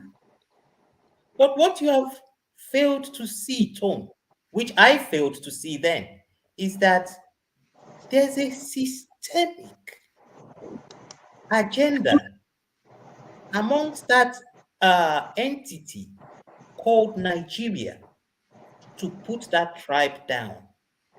Because if you ask yourself, Tom, why is Port Harcourt port not an international port? Why is the Niger River haven't been dredged? And why is the fact that some of the most corrupt governors that you have in Igbo land somehow have a string at the central? When you start answering these questions, you would see that your move to become economically independent would not be allowed. As such as you growing individually in any of the institutions, whether in the military, whether in the corporate world, would also not be allowed. It comes to a point whereby the question needs to be asked, and seriously asked, what next? All right, thank you. I just wanted to point out that we didn't do what we traditionally do, which was after a guest leaves, we talk about what happened. Somehow we moved there tangentially. I don't know how we got to where we are. But I'm not saying it's not important, the conversation we're having. It is, but you know, I follow tradition a lot. All right, so maybe let me say, I want to take my leave, everyone. Sorry for cutting you short, Dr. Rudolph. I just want to say thank you to everyone, and it's been a wonderful conversation, and I hope to see you all next week. Thank you all. All right, thank you, my friend. Sure, Ikolala. Dr. Rudolph, I just wanted to, it's a suggestion, okay? I don't know if the House buys it. Is there a possibility that probably, you know, towards the end of every day's topic or, you know, whatever it is, that we have a kind of step down thing, you know, to cool off everybody, because it seems that sometimes some people live with annoyance and all that kind of a thing. You know, just a story. It could be a story from nowhere. Like I have a story of which an 85-year-old man killed a wife because she refused to give him pekus and all that kind of a thing. You know, those are things that we can use to balance the day, to balance it up. I'm just suggesting. I don't know how every other person feel about it. Thank you so much. The question is, when do we end? We're going back to tradition, Rudolph. You have to know. You have to have a concept of when we're ending before you can. Anyway, I thought you were going back to tradition. No, I am, but you just said something that made me push us further away. All right, so let's go back to. I want to hear, for instance, the question that Tone wanted to ask him if he had the chance. And this is also important because sometimes our guests will come back to watch and hear what we had to say when they were not there. Because sometimes some people actually say the truth when the guest is no longer there. They come back they want to hear the review of how they did. So I think that. Do you want me to? Yeah, do you want me to say it? Yeah, you can. Okay. I was to ask him what he felt about Biafra, the Biafra movement. Is the Biafra movement going on the right path, or does it think that they need to navigate, they need to follow a slightly different, refined path and approach in achieving that struggle? Okay. That was the question I wanted to ask him, and based on how he answers, a B question was going to follow. Oh. All right, KJ. It doesn't have to be a question you wanted to ask. It could be your impression of things he said. And one of the reasons I brought him was he traveled with Clinton to Africa when Clinton was president, and I wanted to shed light into the difference in how, by him telling us how the experience was for him, and how our own presidents, when they travel, knowing that Tinubu was in India and that he's coming here to New York, and by images that we were seeing out of India, it makes you wonder. How did they prepare? What is, they have to let us into all these things sometimes. And why is it different from how the American president travels? So that's one reason why I brought him. And I wanted to make sure that it's possible for him to share that experience, and maybe we can learn from him. AJ. Yeah, what I would have loved to ask him, I would have been taking him away from what you are planning to ask him. Because, there's always this saying that people who are, the eggheads in the East are not taking part in the discussion of the Igbo question. Why is it that there's not enough mobilization? There's something that Tone said earlier on, which I've heard a lot of people say. Those of us who follow Nnamdi Kanu and listen to a lot of his broadcasts, there's always that thing they say that he doesn't, the way he's doing it, he's not doing it properly. He's too this, he's too that. But for 2.5 years now or more, or rather almost getting 2.5 years now, he has been in incarceration. I have not seen anybody who has put up or who have brought forward a better style to do what he's been doing. So my question would have been to him is, why is that they are leaving this? Is it that there's no merit in what Nnamdi Kanu is asking for, or are they satisfied with the development in the southeast? And then, not necessarily, like I said, all my question would have been about the southeast. And then, is it not possible for the southeasterners to come together and develop a modern city that will have pulling resources from all the 5 eastern states into a location that will have been donated by all the 5 eastern states, like a central place, like creating a new, business hub where everybody can fly in. It's a no man's land. It's a free market zone, a free, destination for business, where you can fly in, do your business, and you don't even need to live in Nigeria. Live in a hotel, do your business, and go back. Is it possible for the southern easterners, those of them who are in the megaphone positions, be able to make this possible? That's what I wanted to ask him. All right, thank you. I've followed his writing for a while, even though when he came with, was it the first visit to Nigeria he came with Clinton? Because at that time we were still in the university, we were still a small boy that time. I think, yeah, it was. I think I don't know. I mean, I don't know. I think it was one of his visits when he went to South Africa. Yeah, I will have asked that because that at that meeting we were drafted to go and listen to the speech, and Clinton said something that have never left my heart, and I've said it here many times. He said to the Nigerian leaders, "We expect Nigeria." I can still quote almost verbatim, to be the leader of the next millennium. So, whatever you're going to do right now. But the world expects Nigeria to lead. This is what Clinton said. The next millennium. And you can see how many years it is. We are still here thinking of how to adjust election results. And all that. So it's I would want to find out if it was in that meeting. Right. All right. Anybody else? Chim.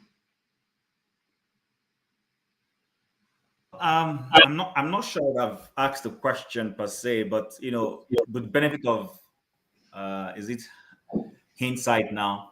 What I would have wanted to know is his views on the election. What's his perspective? Does he believe it was a free and fair election? If yes, why? If no, what are the roles people like him? I don't want to overburden him, but there are people. My view has always been that some of us Nigerians, and this has nothing to do with Igbo Nigerians who don't agree with the last election, who may have a bit of influence into foreign policy, could have easily gotten countries like the United States of America to put some form of subtle pressure to things being done right. But we've lost that opportunity because it looks like the guys in office seem to have penetrated the American government faster to gain recognition. And as a result, the American government is literally going along with them and is not in support of any other thing that happens. So I wouldn't have necessarily asked the question, but given what we have said, I would have wanted to know his take on the last election and how things can progress. Yeah. Okay. Thank you. He actually answered that.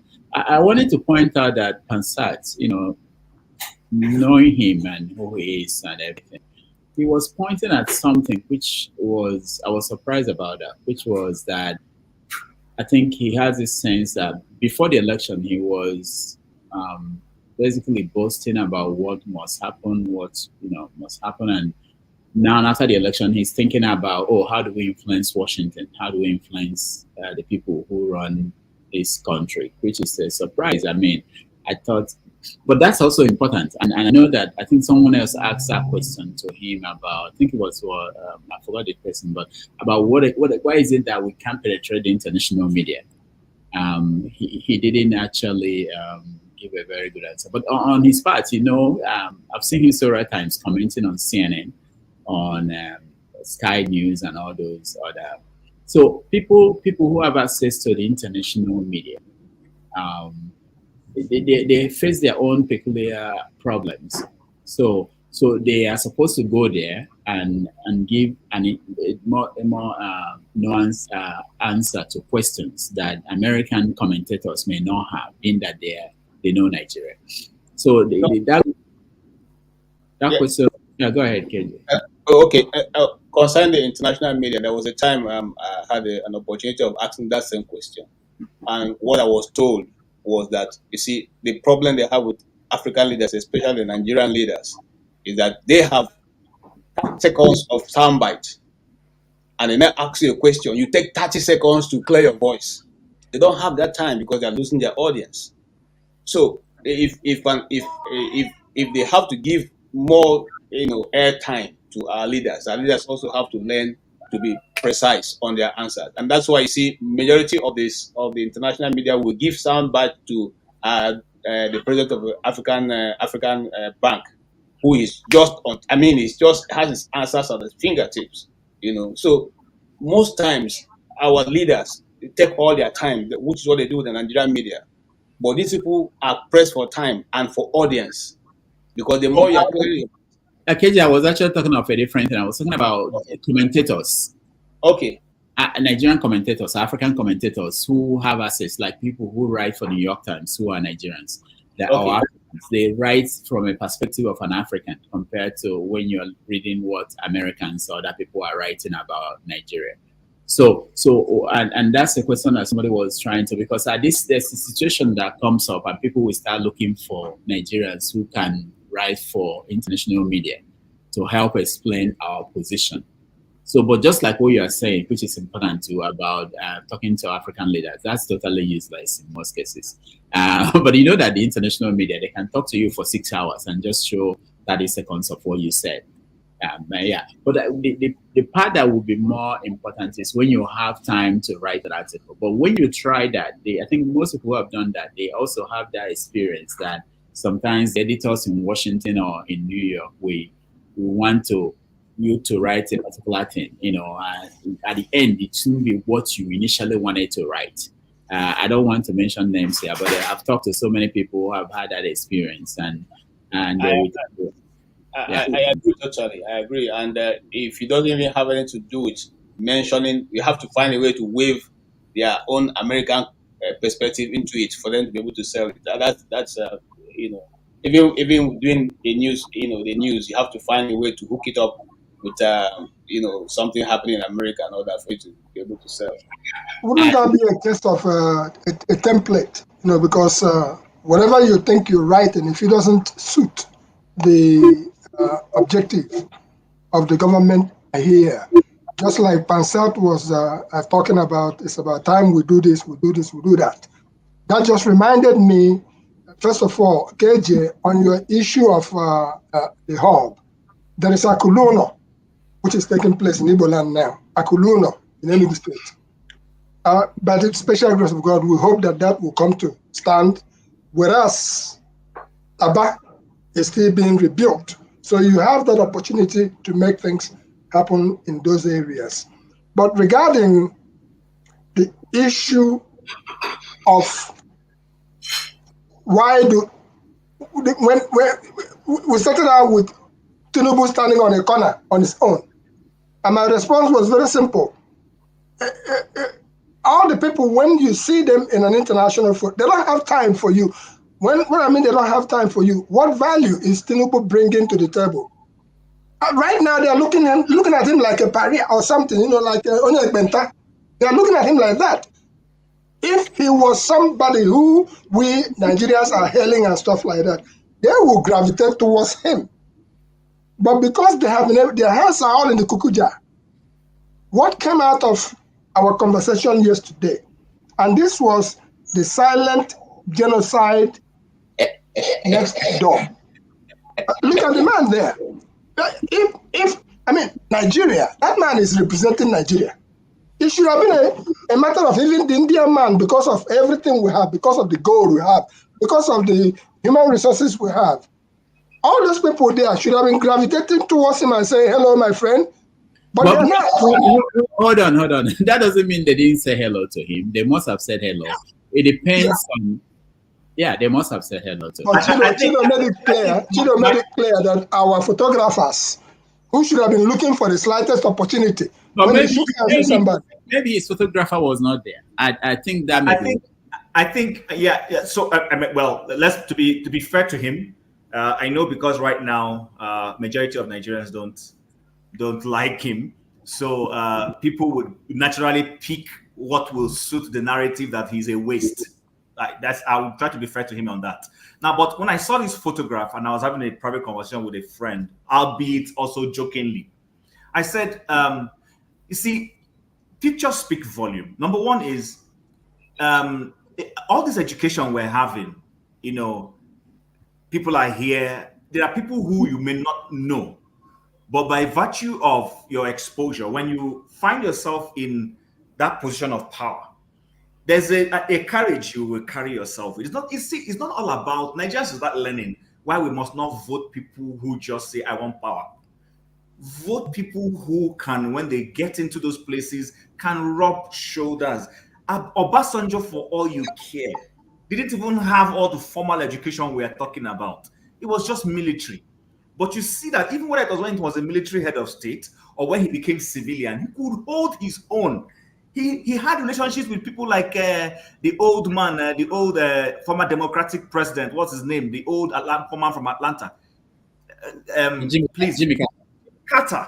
And he built relationships with other people. So my point is this: I think Tinubu, is starting to find out that it's not just about the Miloko. I will expect him to walk in. I will expect a P2OB or even a Malam Nasser El Rufai will not go there and be timid. You will go in there and reach out to people, start having a conversation. You break into, hold on, KJ, hold on. You break it. Even here where I am, coming to the Western world, I know when I go into company sessions, I try to reach out to people, stand somewhere, say hello, and then gradually they start, oh, who are you? And you start telling them, before you know it, conversation starts and all that. The man is struggling. It shows that it's one thing to be the landlord of Bodilon, be a dictator and say, hey, come here, go and do this for me. Versus you've gone into a place where these are supposed to be your peers, political peers, and you start having a conversation and start talking about, look, hey, we would like you to come to Nigeria. This is the opportunity. We know we have a new government. We want to do this. And then people start saying, okay, you know what? Let's set up a meeting with our foreign ministry and all that. The man simply didn't even have it. But like I said, I want to give him the benefit of doubt that it's just those of us who want to caricature him that are putting up those photos. Perhaps there's some serious business. I have seen his minister of technology, the young boy. I saw what he was doing. The guy was reaching out to other people, talking at his own level. So I don't know, but it should be a lesson to us as a people that it is not about just gaining power. What are you gaining it to use it for? That photograph speaks volumes. You could have like Biden here. He could have been the photographer, volunteer to be the photographer, and let the exactly. Thank you. That's what I'm saying. Line up and he'll be taking the pictures. No, but entry behaviors. You enter people. What I wanted to say, Jim, is that these things are taught. You see, there's the protocol department is supposed to package you both how to respond when you're in such a meeting. You are supposed to be. You see, you don't wake up and it just comes on you. No, you have to package the person and say, at this point, this is what you're supposed to do, at this point, this is what. If you go back to this conference, you find out that the Indian man had to pull him. The Indian prime minister had to pull him, okay, to come closer because it was like he was far away, stretching his hand to shake him. So the man I saw it. You see, it's something he would have been taught by his protocol if they choose the right people. Not just going to take anybody and put in your team and say, Miloko. You are supposed to be told how to respond to these things. How come that everybody, presidents and all that are sucking up to Ngozi Okonjo-Iweala? How come they are sucking up to Dr. Adesina, the one of the APP? How come they are even the one pursuing him to have a discussion with him? It's because of the way. Have you spoken to that guy before? I told him that whenever I want to run for presidency, I will campaign for him free of charge. He is so cerebral that you will be wondering, this. But you know who his communication man is. Yes, his communication man was my former boss. Okay, so you can't be surprised about what he's doing. So I work with that guy for almost. I won't say it here now. What I'm simply saying is this: these things are taught. Okay, like that guy who's his communication guy, he could have been able to get that guy to brush him up. Okay, when you are coming to the US, it is not the same thing as America. When you are coming to Europe and all that, this is how to comport yourself. This is how to go about. You be the one to reach out. Okay, be the one to reach out. Hello, my name is Bola Tinubu. I represent Nigeria here. Oh, you are the new guy. Congratulations. That's how this things are sparked up. You don't go stand by yourself and be looking at as if you are, one of those people who have come to. And then you see, I want to say something again. You said something about photography. Look, every photographer that is there or a video man that is there has a high security clearance. So they couldn't have entered there it must be his own person that comes from Nigerian listing, not other people. Are you sure it is not somebody from the Indian? No. You can't get in there. It may be somebody sympathetic to obedience that is busy for the no. Now I'm just kidding. KJ and Chim, did you notice that he's actually leaning on that table? He couldn't even stand erect. Yes, he's leaning there because he doesn't have the honey. No, and if he had the honey, all the bees would have been coming to him. I'm one of his biggest critics. I won't even read meaning into his leaning. I'll be honest with you. If it's me, I could also have leaned. I don't want to go into all that. But the point I'm saying now, which KJ has pulled out, is you see there is a complex issue there. Look, his Agbado people can spin it the way they like. There was a clear, complex matter. He couldn't mingle. Yeah. He couldn't mingle. And That's what I'm saying. This is the city boy. This is the city boy. The guy that says, I am the city boy. That is the whole point I wanted to make, that leaning alone, that posture, his body language speaks of inferiority complex. Yeah. You know? Yeah, you see, let me say something again. What most of what Jamo, can you hear me? Yeah, we can hear I hope you. you're not vexing for me still. No. One of the things that African look, if I was an African leader and I have all of you here, when I reach London, I go call, hey guys, I want all the Nigerian eggheads here. I want to see them. Okay, exactly. you deal with economics here. Yeah, you deal with this. Yes, okay. You give me brief. That is how countries work. They use their. It doesn't. I don't have to be your party. Right? I don't even have to support you. We're talking about Nigeria. Okay, you get to London, you find the sharpest brains there, and you interact with them. They brief you up. KJ, Tafawa Balewa was just a teacher. But I have seen Tafawa Balewa's outings when he was. I'm telling you, I'm so proud of the way he carries himself. The way he carried himself, I was proud of him. I'm saying this for people who think it's all about, I'm not an obedient. Yeah, so I'm not here to talk about tribal. He spoke very well. You could tell that you need to see Tafawa Balewa's courage, how he carried himself. You'll be proud. You'll say, wow, and this is supposedly the man from the north that we think, not very powerful. You know. I'm disappointed when I saw Tinubu, and I'm like, this is the city boy they are selling to us. I am a city boy. So this is what city boy looks like. Oh man, this is crazy. For I'm not one of those who's Obasanjo lover. I'm not a Obasanjo lover, but Obasanjo bulldoze his way into the international community. Of course. You like it, you don't like it. You cannot deal with Africa except you talk to him. You have to talk to Obasanjo. Yeah, this is what's going on. It became the norm that Obasanjo was synonymous with Africa. Yes. So look, let me tell you guys. When you see me getting emotional, not because it's not happening in Igbo land, but even these little opportunities we have to be able to make a nation, we don't use it. What are you? Look.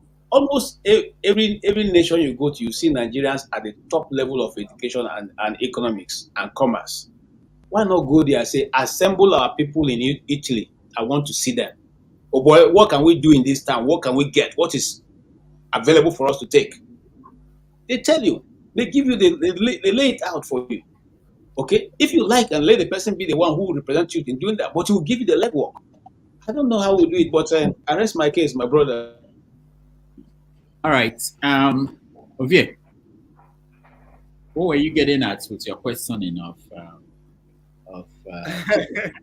No, I think if there's anything I take away from him, two things, him and what we are discussing about Tinubu's in India, but him first. I think if there's anything so far among all the people you've been bringing up, in general, I think he understands how the system work, maybe because of virtue of his profession and how far he has gone. Because when he was narrating his experience in South Africa with Bill Clinton, you asked me a question, and when he was answering that question, he said something that he asked directly. He asked Clinton directly the question why he was supporting Abacha, but he refused to continue to say this is the response of Bill Clinton, but he decided to divide to say, it's like somebody actually interject or tell the president how to respond. That's where that idea of the State Department and the presidency comes to play. So, and from that moment, I know, say, okay, this man actually know how this man communicate, even though he wants to, whatever side is leaning, but even though he didn't show it there. So I respect his insight, his professionalism, and how far he actually has gone, and what he's actually doing. And most of his response to almost all the question, even the controversial ones, he was very, he approached them in a way that You can't either say, this is who he is or this is where he's headed with his submission. So I like that. Then is a brief lecture on how important how a president should be projected to the rest of the world in terms of pictures, videos, which comes out and which doesn't come out. He said that the Americans media crew around the president are very, very tight. They actually dictate which pictures surface for us to see or not to see. But again, one thing we need to I want us to understand about this Tinubu body posture, the pictures that are coming out. So, I mean, these are propaganda, right? Depends on where it's coming from. Even if it's coming from Tinubu's camp, they'll project a different image and all that. But what I want to understand, I think at this point, 2023, we are about valuing our importance in the Committee of Nations, talking about Nigeria.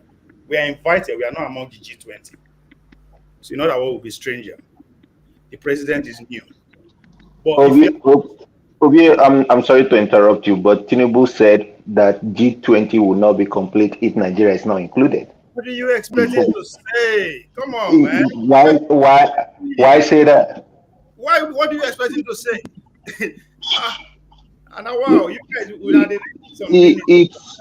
okay, it's not reading meaning. Okay, you have African Union as a bloc that have a representative, and what is in Nigeria that it's not complete? What is in Nigeria? It's an insult in the first place. That's an insult. So yes, that's an insult. If you understand what G20 is, the whole president as a bloc, that's an insult. But that's the convention for another day. Anyway, let me continue on what I was trying to say about it. With the opportunity to actually go with a contingent or represent Nigeria among other committee of nations, you understand that it's not about your excellence, your oratory, what you know, and all that. It's about what you bring to the table. What is Nigeria giving to the world today as we speak that the world cannot afford to do without even a minute? What do we have that other countries, 1, 2, 3 other countries don't have more than us? We talk about how educated we are in the world and all that. There are about 4 million Indians in America. I don't care how many doctors you produce, you are still below them. Just because they point at some things, Nigerians are the most educated immigrants in America. All those are boo-boo. Those are political statements to keep you where you are, and that's where we are today. We don't have anything to offer the world. Let's face it. Obi, hold on. Are you saying that it was treated according to what he's bringing to the table? Obi, hold on. Can you hear me? Yes. So if just imagine that was William Ruto that went there. Yes. Do you think it would be a different experience for William Ruto? The country is not. Yes, it would be a different because it's Kenya, right? See, Rudolph, if I meet you for international engagement, I'll talk to you based on what I'm going to get from you. This is a power network game. What is Nigeria? Forget about Tinubu as a president. Let's say any other president that represents Nigeria. What are we taking there? What do you think we are bargaining power? Can I chip in? Can I chip in there? 2023 today, what do we have? Yes, go ahead. Sorry, Chair. Okay, so Ovie, I disagree with you from a wide perspective.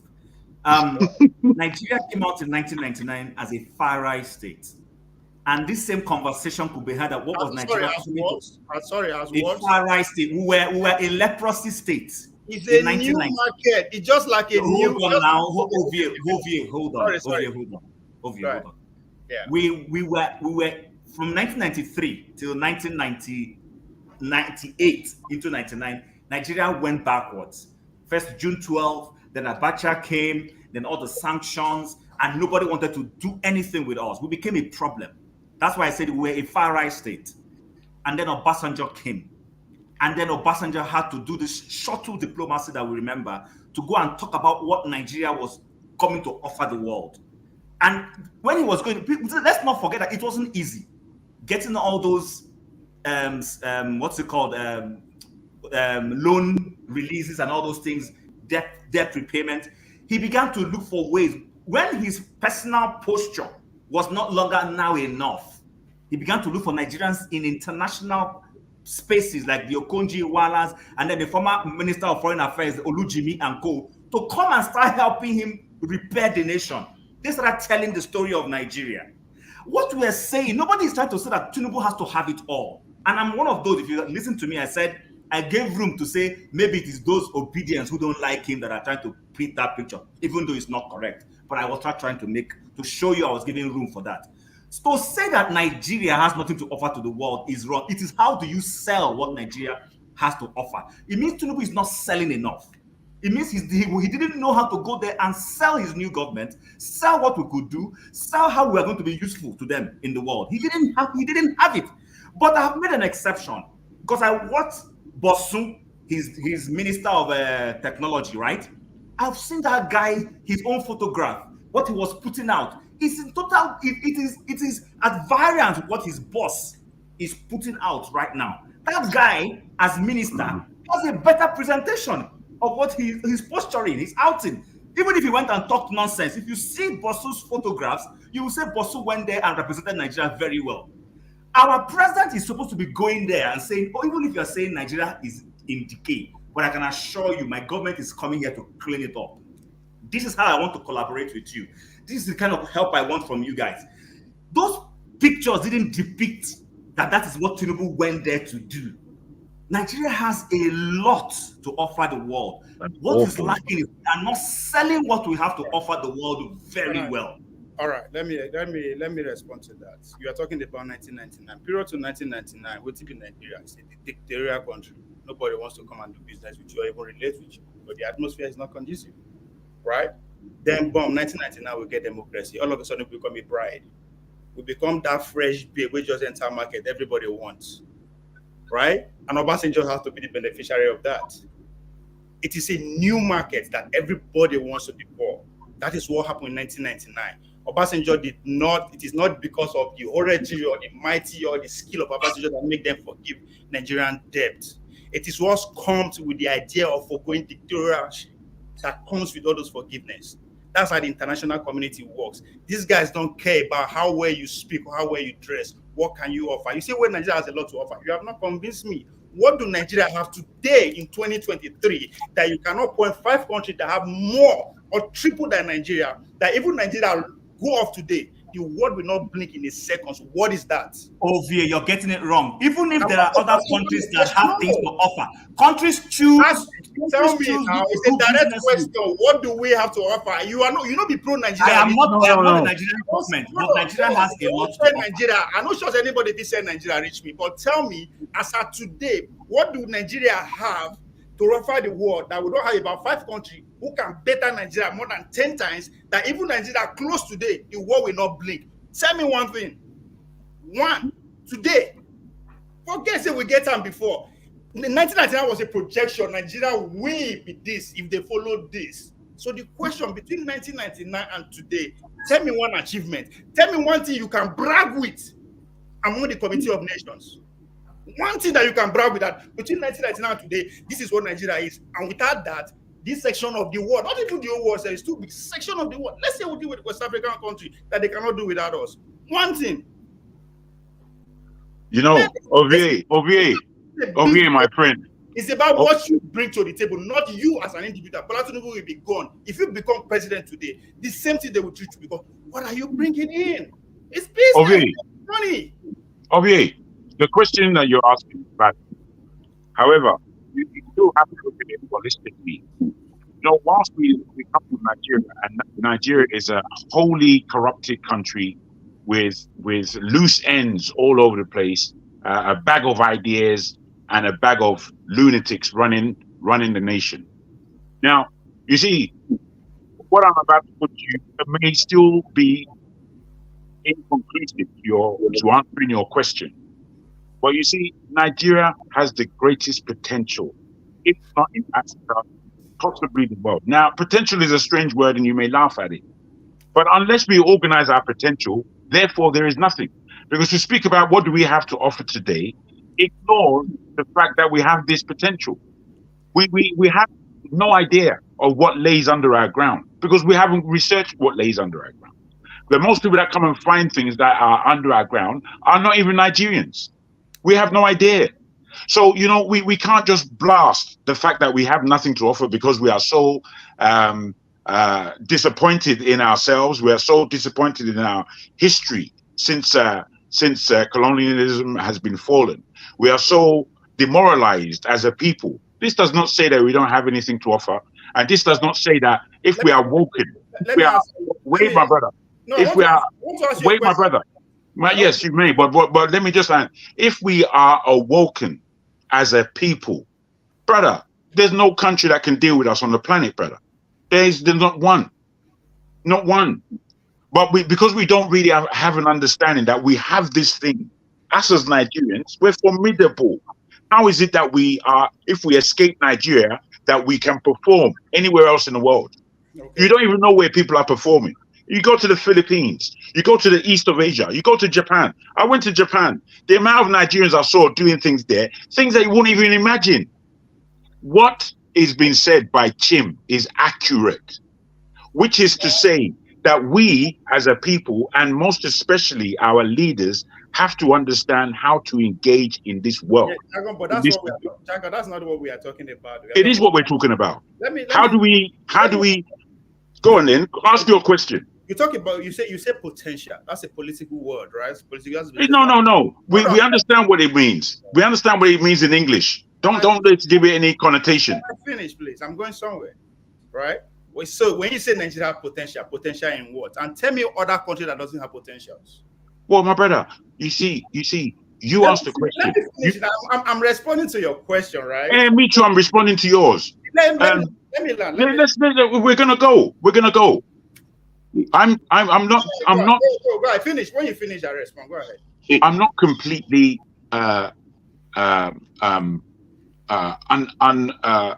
in touch with your point of view. I'm in touch with your point of view.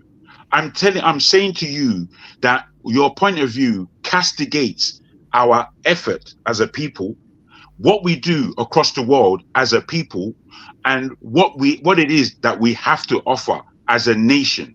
Now, as a nation, to say that our people, you're almost saying our people are useless. You're almost saying that we as a people have nothing to offer the planet. That's what I'm saying. You are reducing the conversation to.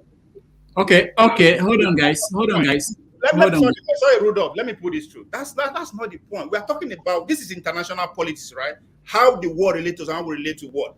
It has to do with what you are talking about potential. Potential in what? And show me one country that doesn't have potential. I just give you an example.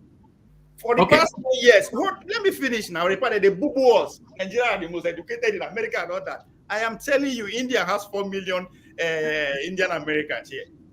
Relative to their population. Relative to their population. Can you just? That's what I'm saying. We are talking.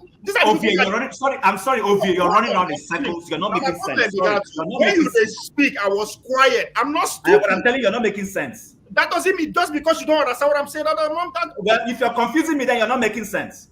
You allow me to my points. Okay. Not an intelligent conversation when you're intelligent. I kept quiet when you are making your point, right? Okay, Ovie, 1 minute. 1 minute. We have to go to other people. No, but they were in touch. See, when are they talk? Everybody see that. Now my problem with that, right? I go just put one word. Everybody go attack. Allow me make my point. You have your time to say, okay, you can't have my point. But you interjected. You also interjected when I was talking. I kept quiet. You interjected. That's not correct. You interjected. I had to stand my ground. You interjected. My words they trigger you says a lot. Nothing they trigger. Not. You're not making sense. I'm being honest. I had to say that. So we have to stop Ovie and Chim. Righteous man is in Nigeria. Another thing that my Bojagon say that we need to come to reality is that if Nigerians go anywhere they defeat him. Of course, what did they train us for? Are we not here speaking English? Are we not supposed to? We are being bred to fit into the outside world, not within. That's why we are having the problem. That's why I question you. What do we have to? What do we have to offer? We cannot produce anything that is indigenous to us. That is a problem. So what are we bragging about? India send their homemade nuclear power plant.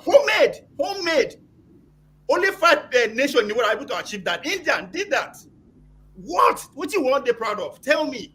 Okay, Ovie, that's okay. Okay, let me say this. Because I have to leave. But let me say this. This is my experience, and I hope it means something to someone. I read about the G20 meeting. I don't know, most of you can read it in other places. I read about it before the presidents got there. So what was going on? They were negotiating. Different countries were negotiating. Their ministers and other people negotiating on the language of the statement they are going to issue. Okay, this is days before the real people got there, and they disagreed on things. Even Russia that Putin was not coming. Their ministers were there making sure that the language is what they wanted. And he told me something. These people, they don't just go to a meeting. They just don't enter the plane and go anywhere. So someone like Tinubu and or Nigerian leaders, if they had advanced team and planned these things, they would have made plans. I'm going to talk to this person on this and make an arrangement that for 5 minutes or 10 minutes, I'm going to talk to this person. But I can tell you that most of these things don't happen with Nigeria. The same way we do anyhow about anything. We don't do anything. We don't care. We think by getting there. And the other point I want to make is that, when we say that all these people we debate should debate, all our politicians who are running, they think they are doing us a favor. We are saying that you should prepare yourself so that when you go outside, you'll be able to operate. But they think it's for us. They are doing me. No, it's not me. When you don't prepare yourself, when you are not capable of having conversations, have you met all these people? Have you met some of these people? When you meet them in private. Bruno, I might give one short example because you talk now. It might be when I did school, we have international week where we do so. Every country will come and produce what's presented, right? I look around, I play into our culture, right? Yoruba culture and all that. When the South Koreans start, they begin tell us how they start Samsung and what that has achieved. But I come out for the place. Nobody know when I come out. I was ashamed because me they project yesterday glory. This is 2023. What moves the world is what matters. What do we have that move the world? What did Tinubu want to go discuss with other people about our oil? What is oil? That other people that they every street now in America. What is? What do you want to discuss? Okay. Rudolph. Dr. Rudolph. Yeah, righteous man. Before you leave, I want to say one more story before I leave. I want to say something to you before you leave. Okay, go ahead. You see, your platform is one of the most celebrated platforms in Nigeria. You may not know that. I've said it to you. Thank you. But you see, I want you to see how you can turn this platform as a result-oriented platform that will project solutions to Nigerian problems. If you do it, I am telling you, something will turn around Nigeria overnight, because over 3 years I've been listening to you. And my fear is this, that the best brains in this country are outside Nigeria now. You know, the group of people that speaks here, they are class of their own standard, I am telling you. And it's affecting us back home here. It's affecting us, the best of Nigerian brains outside. Because when you sit down here and listen to the class of Nigerians that speak from diaspora, you will know that we're in a serious mess here because the best brains are outside. So if you can channel this platform to be a result-oriented platform that can provide solution to Nigeria problem, I think we're going to achieve a lot. That's just what I want to note before you leave. All right, thank you. Wonderful. But do you have an observation or solution or suggestion on what we can do to achieve? No, he's just made his suggestion. Don't complicate it. He's made his suggestion and it's valid. Wait, please. Because Ovie, bruv. He's made a clear suggestion. He's inside Nigeria. He's telling us that the way we speak on this platform is energizing him and the people back home. Okay. operate a result-driven platform that propagates solutions. What do you need to question him for about again? Don't confuse things. What did I say? What did I say? You see, you don't even know what I said. I said what you said, bro. You were going to lead him down one. Your problem, yeah. You said to argue. Stop arguing. I asked him, no, this, what is his spec? He give us one suggestion. I'm asking, he can say, oh, I don't get. You just jump in. I am not saying he's lying. I'm saying, no. How do we go about it? Dr. Rudolph, before you leave, can I say something? I'm not saying anything contrary to what he said. I just said, okay, that's a good suggestion, but do you have any idea how we can move towards that? That's not what you said. That's not what you said. What did I say then? We don't need to argue, as you said. It's not an argument. Not be every time we're supposed to listen to argue. That's why we are getting the result. At times, me, I've withdrawn. I've done withdrawn. At times, I don't have to agree with your submission, but I'll let you. Oh my God! You guys are taking my time now. Hello. This is not about us on the screen. There are millions of people out there who are watching. There is a need. Hello. There is a need. Bro, you're very complicated.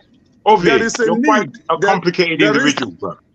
There is a need for us to argue, but the result of that argument should project solution. Absolutely. Towards solving the Nigerian problem.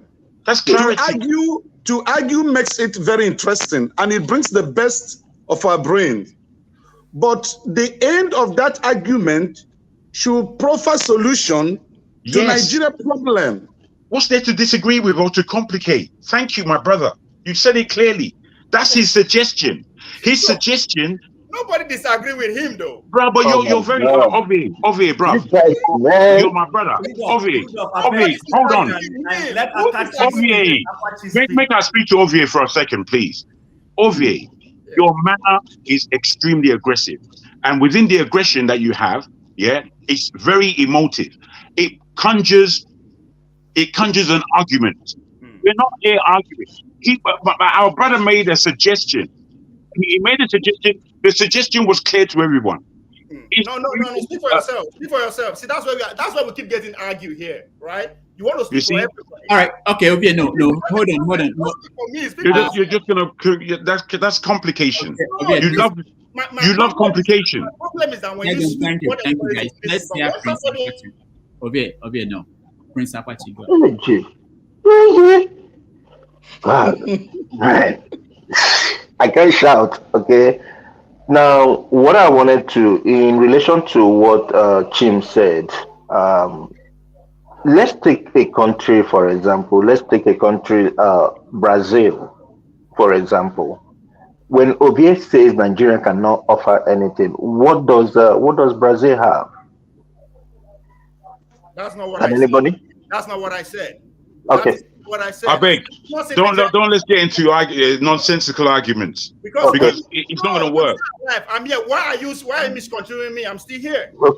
Okay, Ovie. What I'm saying, I'm not. What are you going to say on my behalf? Okay, Ovie, I'm not. Ovie. That's not what I said. Sometimes may they calm down, no, may they calm down, may they enter house more. Prince, I blame you. I gave you the chance to speak, and you called on him. So what? I know, but he can't. I can't shout over him. That's just the okay. So the whole thing is okay. The whole thing is okay. What I'm saying is, I'm giving Brazil as an example, right? Brazil. What happened yesterday in G20?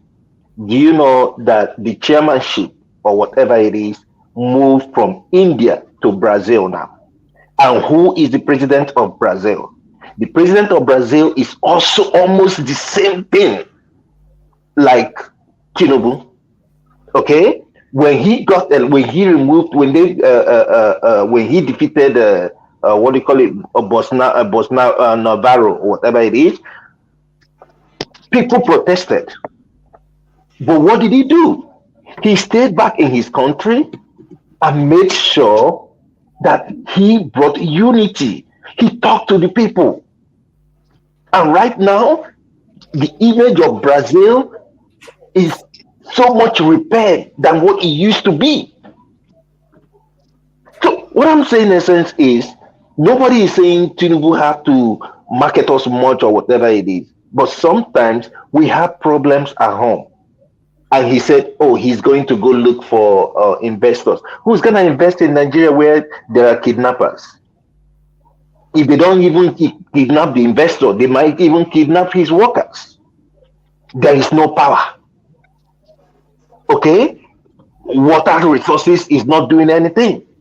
Who's going to invest there? If I were him, I would sit back and make sure, if possible, I'll send my vice to represent me in most of these places, and I'll sit and make sure with the ministers that we do things. He should stop looking for illegitimacy or whatever it is. That's all I can say for now. Thank you. All right. So can I just say one thing? Hold on, guys. Let's. I've not spoken. No, I've not spoken. Who is saying he has not spoken? Who? Say your name. Me, the righteous man. I've not spoken. All right. So, Mr. James, you are next, please. Forget about righteous man. I'm sure you can hear me. I'm sure Go you ahead. can hear me. Yeah, we can hear you, James. Good. What righteous man said is very appropriate. It is very easy to criticize, but to profess solutions is extremely difficult. During the electioneering campaign of my witness, I said there was no need for the election. The country should be well organized. Now, as will be rightly pointed out, we are not known for anything. And the gentleman, Prince Aziz Akwachi, asked a question. What is Brazil known for? Brazil is known for aerospace. They produce fighter planes, not passenger planes. They produce warships in Brazil and ballistic missiles. Now, industrialized countries, when they do business with each other, they make more money than when they do business with developing countries. If I were to be the Nigerian president, what I will do, I will use the Awolowo style. I will identify particular areas. I will not ignore the others, but I will concentrate more on particular areas. And one good area is engineering. It's the engineers that are moving the world today, this world we live in today. If you want to go to space, the scientists and the engineers, they must collaborate. If you want to produce ballistic missiles, they must collaborate. Now, West Africa, where I live here, they look up to Nigeria for certain basic things like ceiling fan, refrigerators, motorcycles, and all these basic things like furniture and whatever it is. Whatever we produce in Nigeria, there is ready market in the whole of West Africa to consume everything. So they don't have to go to Japan, China, and what have you, or Bosnia and Herzegovina to get what they want. Tinubu and his team, they should concentrate almost 60–70% of their effort on engineering. In about 5–10 years from now, you start seeing the effects. And to do that, they must fix electricity. Then the judges must be called to perfect order. The judges should be seen to be disciplined whenever they are misbehaving. So this is the little I've got to say. Mr. Righteous man, thank you very much for raising that. Yes. Dr. Rudolph have not been fair to me, and let me just protest. I only made an observation, but I've never made any contribution towards the topic on ground. Yeah, you see, if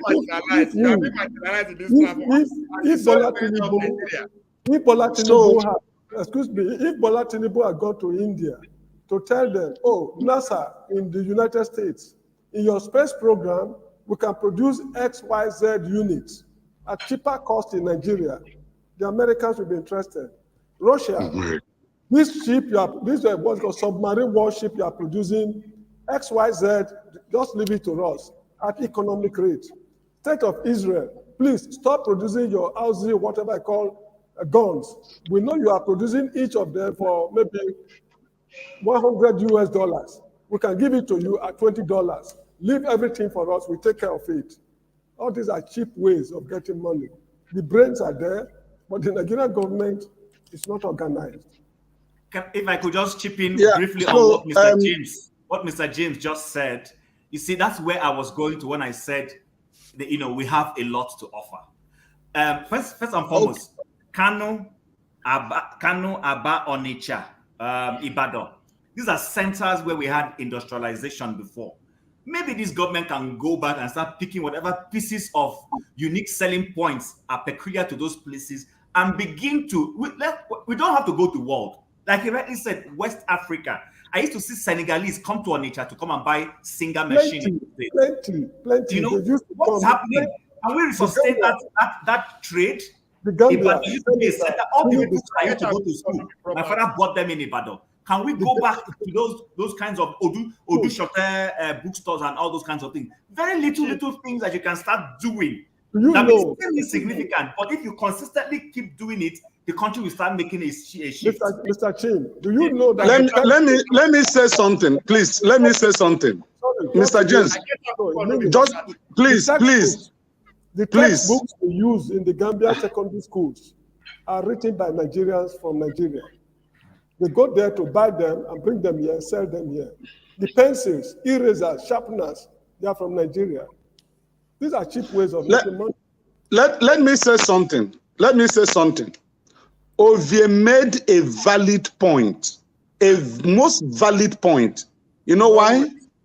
Not as always. Ovie made a valid point. You know why? Nigeria have nothing to leverage on.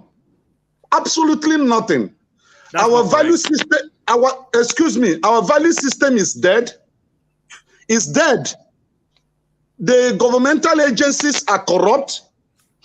Nigerian individuals are projected to be fraudulent people. Righteous man. Solution. No, let him speak. No, don't argue with him. Let him speak, please. People want to hear. See, the topic is that the man that went there on behalf of Nigeria is not presenting Nigerians well, and is not projecting the nation as equal competitors in the global community. That's what we're discussing. And Ovie said that he is doing it because he has nothing to leverage on, which I said is true. Because the world is a global village now. There is nothing that happens in Nigeria that the rest of the world are not aware of. So what is Tinubu going to present to them? Is it about the judgment that was written with the letter-headed paper of Tinubu Tribune legal team? Is that what he's going to present? That is what is flying in Nigeria today. I'm shocked that Rudolph is not discussing it. Is he presenting about the burning of the seminary school in Kaduna on Saturday, and the seminarian was burnt? Is he presenting about the massacre that is going on in Plateau State and in Kaduna State? Is he presenting about, what are you talking about? Look at Naira today. It's 1,000 Naira per dollar. So what is he leveraging on? Absolutely, Ovie was correct. We have nothing. We have to go back. Now, this is the solution. Are you serious about the dollar? Are you really serious about it? Yeah. Wow. Yeah. Okay, this is the solution. My profile solution is this. We have to go back to the very beginning. Just like my brother said, the Brazilian man had a problem, an internal problem. He settled it first before he began to showcase Brazil to the world. You can't have a divided home, a divided house, a divided community. And then what are you projecting to the world? Nothing, absolutely nothing. It's not as if we don't have what it takes to be a great nation. We have it. But for now, those things are hidden, and we cannot sell them out because we do not have a settled country. Okay, so right. I don't agree, Mr. Tim, before you go, I just want to say thank you to everybody who joined us, joined me, and I will hand it over to our forefathers. Forefathers, thank you so much for being here, and I'll see you guys. Take care, my brother. Thank you. Before we carry on, people, let's go and sign on to Iroko Post TV. And no more conversations. We talked about how we are supposed to actually get what they call it. What did the righteous man say? Result oriented. This is result oriented action. Now we want to take. We have 255 people watching. Can we go to this channel and subscribe to the channel so that Rudolph has a backup channel? In case, sometimes people are cursing and all the rest of it. VA, by the time he finish using all his vocabulary, they might ban us on this channel. So you have a backup channel. So people, please go and subscribe. If you get up to this thing, it's now 218. I'm not asking for a lot. Out of 255, if we just get an extra 7, it's going to be 225. So just 7 people, they will carry on with the conversation. It's not a lot.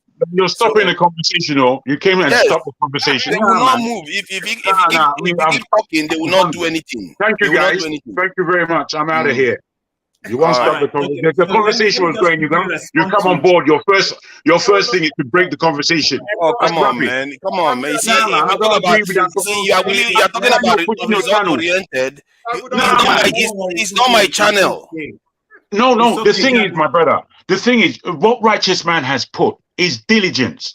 This what you're putting is not diligence. It's selling. You're selling the channel. We understand it, but it's not diligence. Do you see the logo here on the top of the screen? I see it clearly. That is the channel I'm selling, and it belongs to Dr. Damages. Yeah, so this needs to happen because he wants to start transitioning people over to that channel too. Which I appreciate. I appreciate that. But so why stop the panel from discussing? What you should do because people need to go and subscribe there. That's why. Yeah, but what you're doing, you're doing a bacha. You're doing a bacha tactics in order to push us.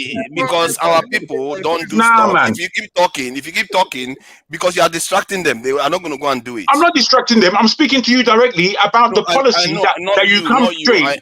Not you. I meant if you are talking, if you're having conversations, they will be listening to the people that are talking, so they will not go and subscribe. That is why. But if you stop, then you are giving them a break to actually go and do it. And right now, they are doing it. My big brother, I don't want to run. All right. And so, forefather, please, for someone like me, put every day I come here, I like the channel before I even come in. And then I want to be sure that I'm doing the right one. So if you can post it on our private chat, let's have the link. I can go after what I say. I appreciate that. That's good. Beautiful. So that I don't forget my thoughts with respect. For me, I usually come through that channel every day. That's the channel. Even if you watch it, that's where I am right now. Oh, that's nice. That's really good. Brother Prince, make you send me that Adidas. So I want that same Adidas, my friend. No problem. No problem. Okay, brother. Okay, so can I go on forefathers? Only 2 people remaining. It's 2:23 now. People, please go now. You see how Jagun is losing it now because I said that people have to be result oriented. We have to be result oriented now. This is how this has to be. If you keep distracting people, they're not going to go and do it. Losing it. It's just looking for excuse to leave. Do you know how many times I posted this link?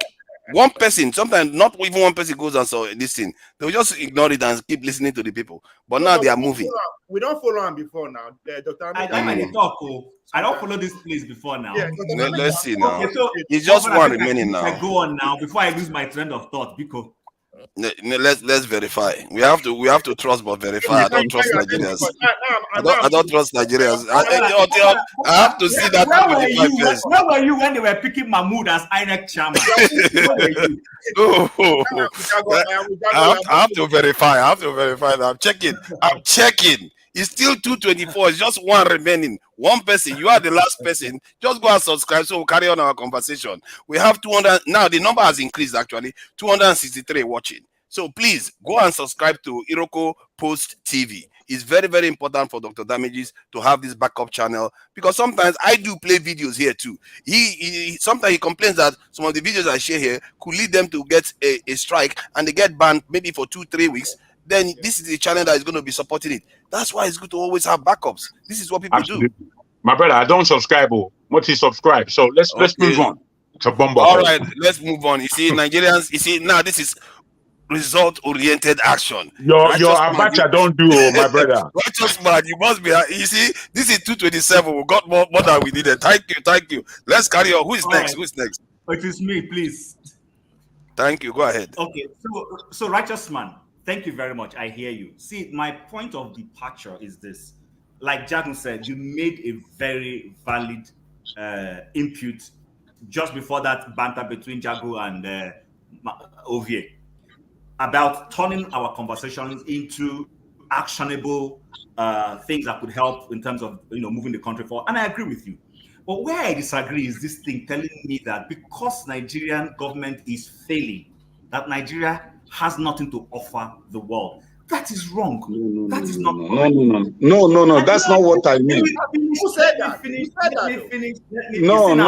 If they don't come now, if they don't come now, when I say over the interject, over the say I know they accuse them wrongly. No, that's not what I meant. That's not what I meant. No. Hold on. Sorry, you can interject later on and correct me if I'm wrong. But what I'm understanding from this, you've already said our conversations and arguments, that's nice, but how do we turn it into something? And that was the suggestion to Dr. Rudolph, that will become actionable. And I agree with you. But there's a conversation that is saying that Nigeria has nothing to offer the world. Whether it is Nigeria has nothing to offer the world because of the problems we're going through now, or latently that generally Nigeria has nothing to offer the world, whichever the instance, I'm saying I don't agree. What is failing in our system is that, for instance, this meeting we are knocking Tinubu for, what stops him? I am not saying he probably didn't do it. Maybe he did. I don't know. From saying, okay, Madam Iwala, or even Akinwumi Adesina, you have been in the international space for quite a while. I'm coming in now as president. I need your help.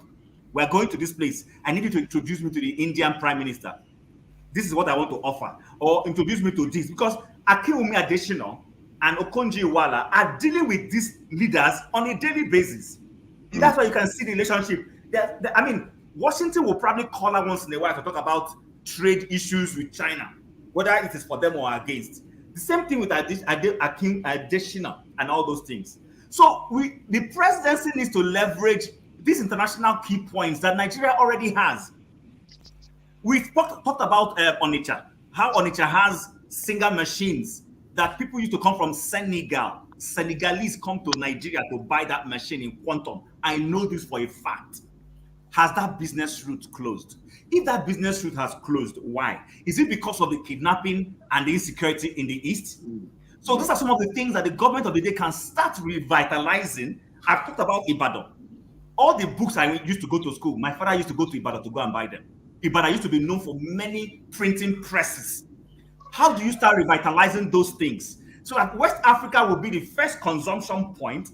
And as those businesses begin to have markets to sell, the ingenuity to do the kind of aerospace thing we are wanting to see Nigeria do will begin to come.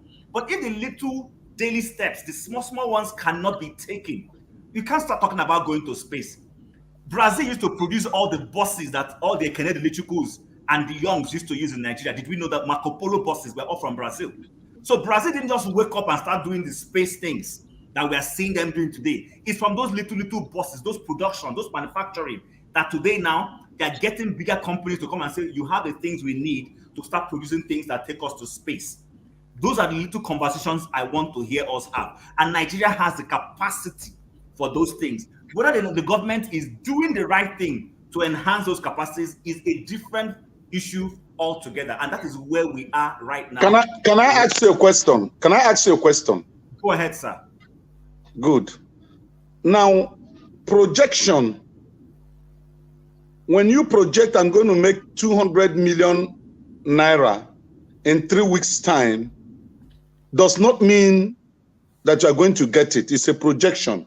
You may end up not getting even half of it. OVA is making a fundamental truth. OVA is saying, OVA did not say that Nigeria does not have the capacity. But as of today, we need to put our house in order because there is nothing. Nigerian government. Can I interrupt you? Righteous man. No. Wait, let me finish. Real quickly, my brother. Real quick. I do apologize. You see, there is nothing necessarily wrong with what OVA said. It's the way he said it and the connotation it actually suggested to us all. When you now organized what OVA said. OVA had no axe to grind, and the rest of the panel also had no axe to grind because you put it in succinct terms that we can all appreciate. Then, so that we move our conversation on and we don't stay stuck. Then Chim now put it in even more beautiful language for us to appreciate that, look, where we are now is where we are now. In order to have some semblance of organization, we know that we have to operate within before we project outside.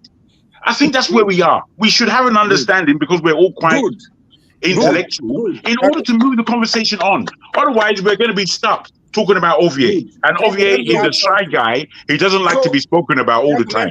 So it was, agree with me that it was a mistake for Tinubu to be in India. He would have sent his vice or somebody else to represent him while he settled the home. The homeland is boiling. It's not altogether a mistake. It's not altogether a mistake. I'll tell you why it's a mistake. I'll tell you why it's a mistake. It's a mistake because he didn't go and meet his counterpart. He went to meet a rogue. Oh, how can a statesman go and meet a rogue? That's rubbish. It's rubbish. All that kind of movement is what we call bombastic. When a man is telling you, because I'm president, I can do what I want. Whilst I'm in court, I'm going to F off out of town and go and meet some rogues in India. That's rubbish. Jago, how can you clap that? There's nothing to clap. Jago, let me say something. All what Chim just said, that is the way to go. Chim said very fantastic stuff right now. I agree with him 100%. Yesterday, I was listening to this program. KJ also said similar thing. You see, before we will start producing rockets, missile, whatever we want to produce, we need to start and look at each state, each local government. Trust me, the way Nigeria is set up, every state, they have something to produce. Just like as he was saying, like in Ibadan, they used to have press, pretty press. In Anambra, they have something. In Imo, in Edo, in Delta. Concentrate on this stuff. Apart from we having the bigger stuff like refinery, making sure our refineries are working, that will solve a lot of problems. Focusing on electricity. There are little, if you move around Nigeria, if you know Nigeria very well, you will know that in majority of the local government, they have things to produce. It's just the government to support and focus on this stuff and let the country grow eternally. Let's develop the country. And if it's in the north, agriculture, give them the full support. Look for what each state. That is one thing Peter Obi was talking about. I really admire. He was looking at the production, not going to Abuja every month to share money. The other thing is, I don't think it's wrong for the president to be in India. The president is new, mind you. The president talking to people is different from sending somebody to talk to people. Rudolph says. Can I just ask you, AY, my brother? Sorry, my brother. I just want to put to you that is it conducive for a president of any country for his first outing out of the country to not go and meet his counterpart? That is what I wanted to comment on. Rudolph said something just now. The problem with our government is lack of planning. Rudolph says something. The president is going to India. He's supposed to have a very strong plan. What do you want to achieve? What are you going there to do? Who are you meeting? Do you want to talk to? The president of America is going to be there. Talk to them. Members from Russia are going to be there. Talk to them. Who do you want to talk to? What do you want to achieve? Get there. Follow your plan, not just going there to do photo and come back to Nigeria. So I understand the hunger. UN is a big event. It's not something you will just tell you one of your ministers go and represent Nigeria. It's not sufficient. America president is there. The only thing is they need to have a strong plan know what you want to achieve. It's just this. My only fear is the way they treating Nigeria. That is the way they will go there and just snap pictures with all the head of government and come back home without achieving nothing. But you have to be intentional about what you want to do. You want to talk to the president of India. You're looking for investor. All fine, but make sure you have a plan. You know your target. You know what you are looking at. That's the way I see it. Yeah. Thank you, AY.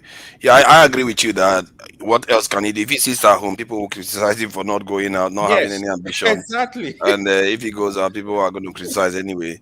So as much as I don't, I'm not his supporter, but as a country, you want your leader to be doing the geopolitical stuff. You're being fair-minded. You're being fair-minded. And for me, they don't even do enough geopolitics.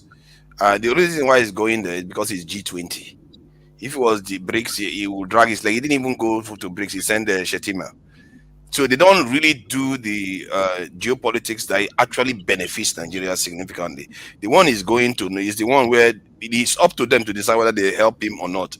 And the reason why they are inviting us now, just how many weeks ago, the BRICS expanded. Suddenly, they are now happy for Africa to come and join the African Union to come and join the G20. Yeah. Suddenly, they are not happy for all that to happen.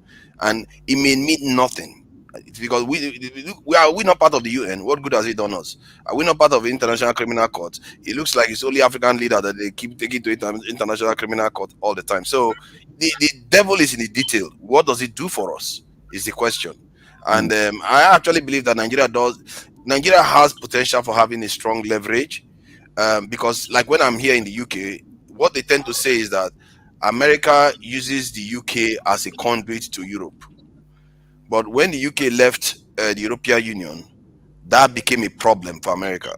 So the same case can be said for Nigeria. Nigeria could be the conduit. Anybody that wants access to Nigeria, they have Africa will have to come through Nigeria. As you see, but Nigeria has to be a strong nation to do that. You have to control your environment to be able to do that. So, but these are our leaders. They are not so keen on. This is why I would want to ask you, forefather, Nigeria joining BRICS and being accepted into BRICS, or Nigeria having West Africa in their hands. Which would you prefer first? Which would be your preference? West Africa in their hands. Straight. So this is where we're supposed to be really going. We're not ready for BRICS. Just as Ovie is saying, what do we have to offer? We're not ready for BRICS. We're not ready for any of these things. Why are we not ready? I tell you why we're not ready. Forefather, can I ask you a question? Okay, go ahead. Yeah, what is the difference between the G7 and G20? The G7 tends to be tightly linked to nations that have, especially in NATO, almost all of them are in NATO. I think apart from just in Japan, if I'm not mistaken. And they tend to be the most industrialized nations. Yes. Yeah. Good. The G20 is the developing nations. Yeah.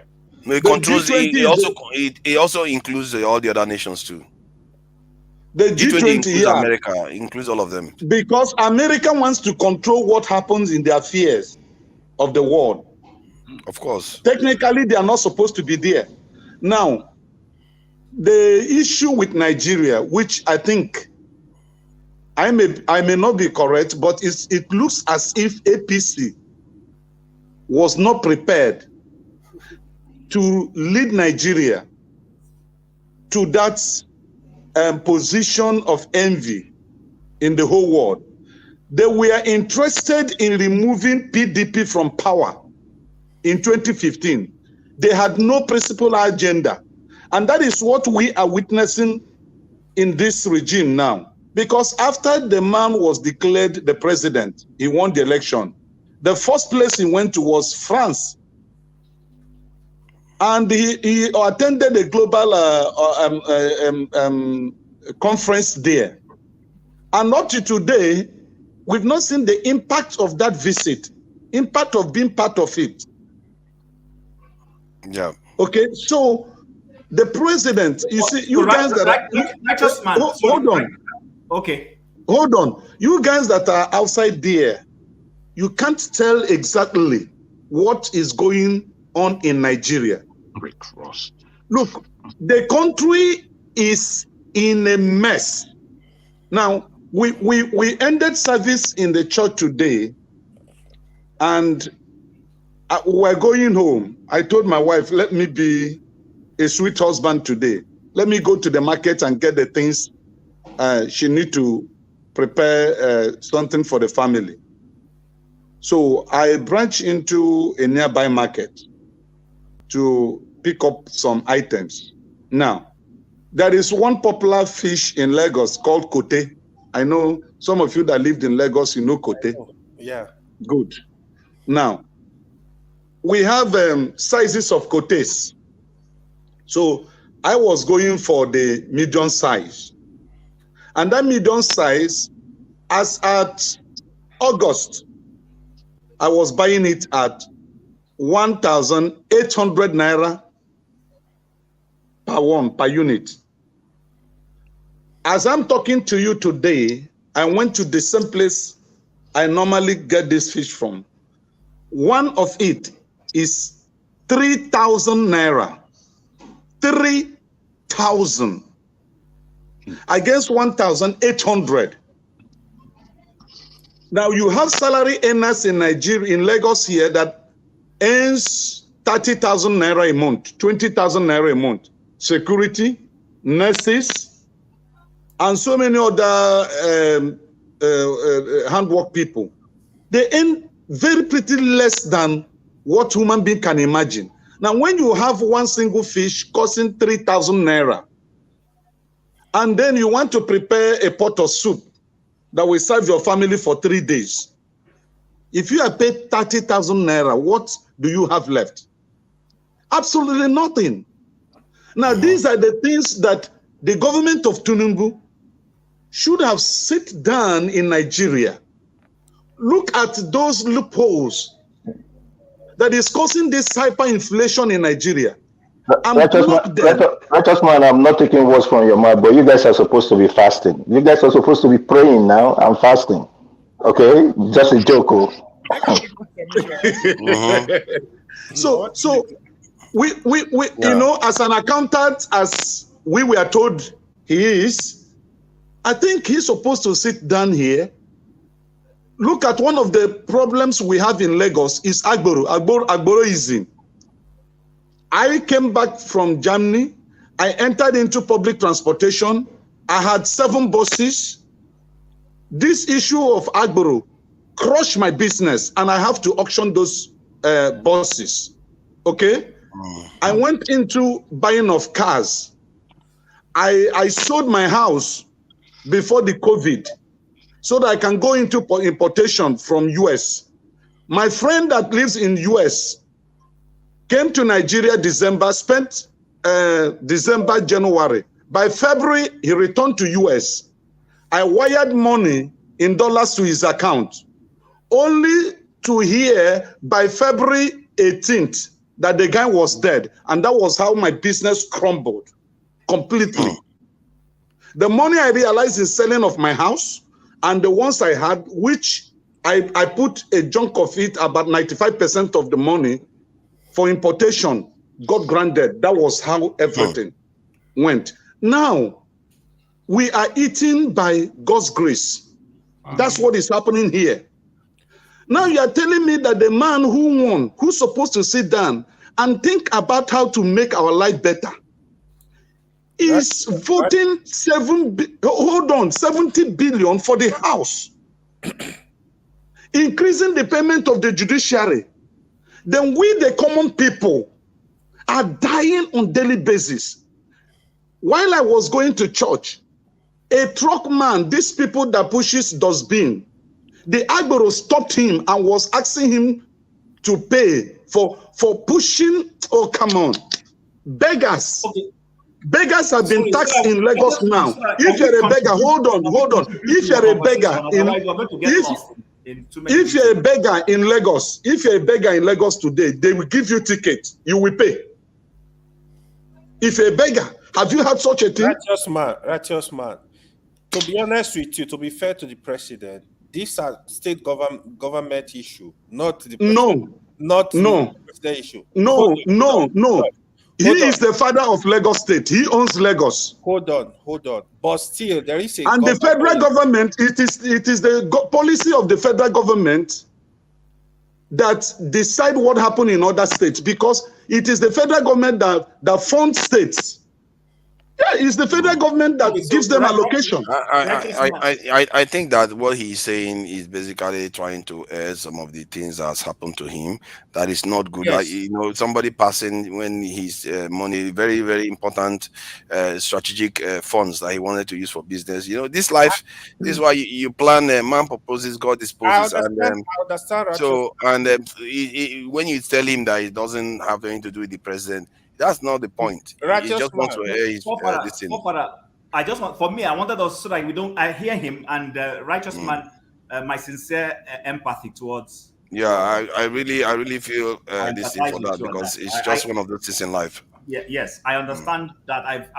I cannot. Their story is a common story of most Nigerians who invest, and due to economic situation, the businesses go south, and that's the end of it. Unfortunately, we don't have a responsive society where the government comes to your aid. I empathize with you. But that being said, our original conversation was whether Tinubu going to G20 right now would have made any sense. Now, I'm a critic of that government. I'm a critic of the man. I'm not a supporter of him. I would have loved him not to be there. But the reality on ground is that he is there right now. Now, we can only begin to analyze his activities and profile our solutions. Hopefully, somehow, some of these things we say here will get to the right places and they can relook it. Tinubu going to G20 does not have it. It doesn't stop Nigeria from trying to change things, rejig things. His VP could have as well sat down. They're a team. He said, Mr. Man, I'm going for G20. You guys, please, while I'm away, can you be talking about this or whatever? However government runs, I don't know. Going to G20 was to go and look for opportunities for Nigeria. That is what it is. He is new. That is one of his first. In fact, France was not his first outing, to be honest with you, because that one was photo ops. I mean, he just got sworn in, and then the next day he's going to France. There was really nothing he was going to offer or say. They were older African heads of state who, in terms of time spent, had more international clout than him at that point. So that's okay. But this G20 was where he was supposed to go and announce himself. Yes. Meet new people. Talk to, and remember that other one was just France inviting a select number of countries. G20 is, if not the whole world, let's put it that way. It's almost a mini. What are the economic policies of this government? What are the economic policies of this government? I'm coming. I agree with you. But what I'm saying is, in a normal situation, if he did have an economic plan, he would have had a goal to say, okay, this G20 should be a place for me to go and leverage, whether it is attract investments or tell people of what we are doing, what my government's plan is. We are just starting. We are 1 month old. These are the kind of things we want to do. And those things we want to do, we find China, we find India, we find whoever it is to be a possible partner in those things. And we show them a roadmap. People are going to be working on the roadmap of this is what we want to do. And they say, okay, you know what? Let's take this conversation forward. Now, remember where we started. His photograph standing aloof. Maybe that's what has generated all these things. People are saying that posturing does not help Nigeria. And I agree with it. But I will exonerate him from saying, to say that he shouldn't go to G20. No, I don't agree with that. The point is, we know that he's going to G20. He didn't do well. G20 would have been a place for him to go and start beginning to attract people. Have some conversation that when the people he has those conversations will leave there, they'll go back thinking and say, I had a conversation with this new Nigerian president. Doesn't seem like a bad guy, actually. See what he told me. Minister of Foreign Affairs, Minister of Industry, can you set up a meeting with your counterpart? Let's see how we can further these conversations. Maybe he did that. The only person that seemed to had a successful outing based on photo ops was Bosun, the guy who runs communication. I mean, I saw his meetings with his counterparts, and I read a few of the other things, and it seemed that the guy seemed to know where he's going. But I am Communications. What is he supposed to be? digital, sorry, is it digital communication? Technology. Sorry, it's technology. The guy that's going to go into IT. Also, is very good. It's a very So of course. I gather that he is very good, but what is this in outcomes we are looking at, and what kind of conversation is he having? What is he trying to bring into the country? I think I haven't read all those things very well, but I'll take my time. Don't know yet. And read. I know the president was really looking for investors, but what I'm saying is, based on what I saw, the guy seemed to be having a good outing. I saw it. He was having meetings with key people in my problem with Nigeria is that I think, and even some of us we are saying, some of us are even saying he shouldn't even be going there. We are not doing. Who shouldn't go there? No, that some people were saying that maybe Tinubu shouldn't have gone. That he should be focusing on Nigeria. So, what my concern is that we are not doing the serious things yet. We keep going on all these petty meetings. I'll come and build a bank here, do this one here. It's not going to get us anywhere. We've been doing this for how many decades? The thing that they need to fix in our country to make our country strong, so we control this in West Africa, maybe even other central part of this Africa, because if Nigeria is very strong, we can control all these countries. Then when you go to them, whatever you ask for, they will give you. Because they know you control 400 to 600 million size market. That's what they are going to know. And they will come to you. For me, the biggest economic investment Tinubu can make is in our security and stabilizing our country. You can't have IDP camps and you are going to tell people to come and do business in your country. What kind of country is that? They would be like, the country is at war. Why should I come and invest in your country? Tomorrow, what if the people that created the IDP camp overrun your city? The city I put my investment, then all the investment goes to dust. So you have to make your environment stable, stabilize your neighborhood too. Yep. Make sure no trouble is going on around there. Then watch investment start pouring in. Absolutely. Because the market is big. It's a simple businesses logic. Want to make money. Simple logic. Absolutely, forefather. But I agree with you. I agree with you. Security. Forefathers. Hold on. Forefathers. I with all due respect, you keep banging on this security issue. Okay. In fact, a cousin of mine, she watches this program. She was bashing me the way I went about it with you and all that. But how do you think we can achieve this security stability? It's very simple. Sorry. Let me understand your question. No. Wait. Let me understand. Sorry, guys. Tone. Let me, if I may, understand your question further, because it seems like you. Can you expand? I was saying that the security issue that forefathers keep banging on, because I've been thinking about it some few days, and I think I'm having a change of mind, maybe leaning towards him. How do you think we can actually achieve this security? Okay, it's the simplest thing, because we have the people already. Recruit people into the security institutions. And do you know Tinubu actually said that to come into office? Now he came into office, he's not talking about it again.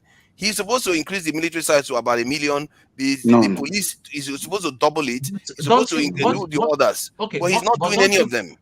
Okay, but don't you think that the corrupt ones... Papa, so that you'll be feeding them Agbado, right? So you defend Agbado. The corrupt ones within the security infrastructure, don't you think they will infect the new intakes? No, they won't. You see, the larger you tend to your security apparatus is, the more functional they become actually, and it will stabilize the country. Nigeria's GDP right now is being depressed by more than 10%. That is more than $50 billion of this in economic activity Nigeria is losing. Tell me what other investment you can make in Nigeria that is that efficient in terms of providing outcomes. Remember, when you recruit those 2 million people, they need a uniform, they need houses, they need everything. It's going to spill into all the economy. It's going to stimulate growth. And not to mention the fact that the military, they can build. They are civil engineers. They can create, they can dredge. They can build bridges. All those things, you can use them to reconstruct the country. That's the kind of stuff other nations do. But I don't understand it. It's the most efficient way to spend money. I'm just trying to pick up your brain on that so that we'll constructively, we're not here to argue. If, for instance, I hold a psychology degree right now, I say, okay, I'm deciding to go back to Nigeria to join the police, for instance, and they get to know that this guy, they'll say, go sit down. This boy will just come from London. What do you know? Is the problem the mindset of the people that are already there? You see a DPO that's been there for about 35 years or a SAJ that's been there for 40 years and all that. Those people will frustrate you because you're coming from the diaspora.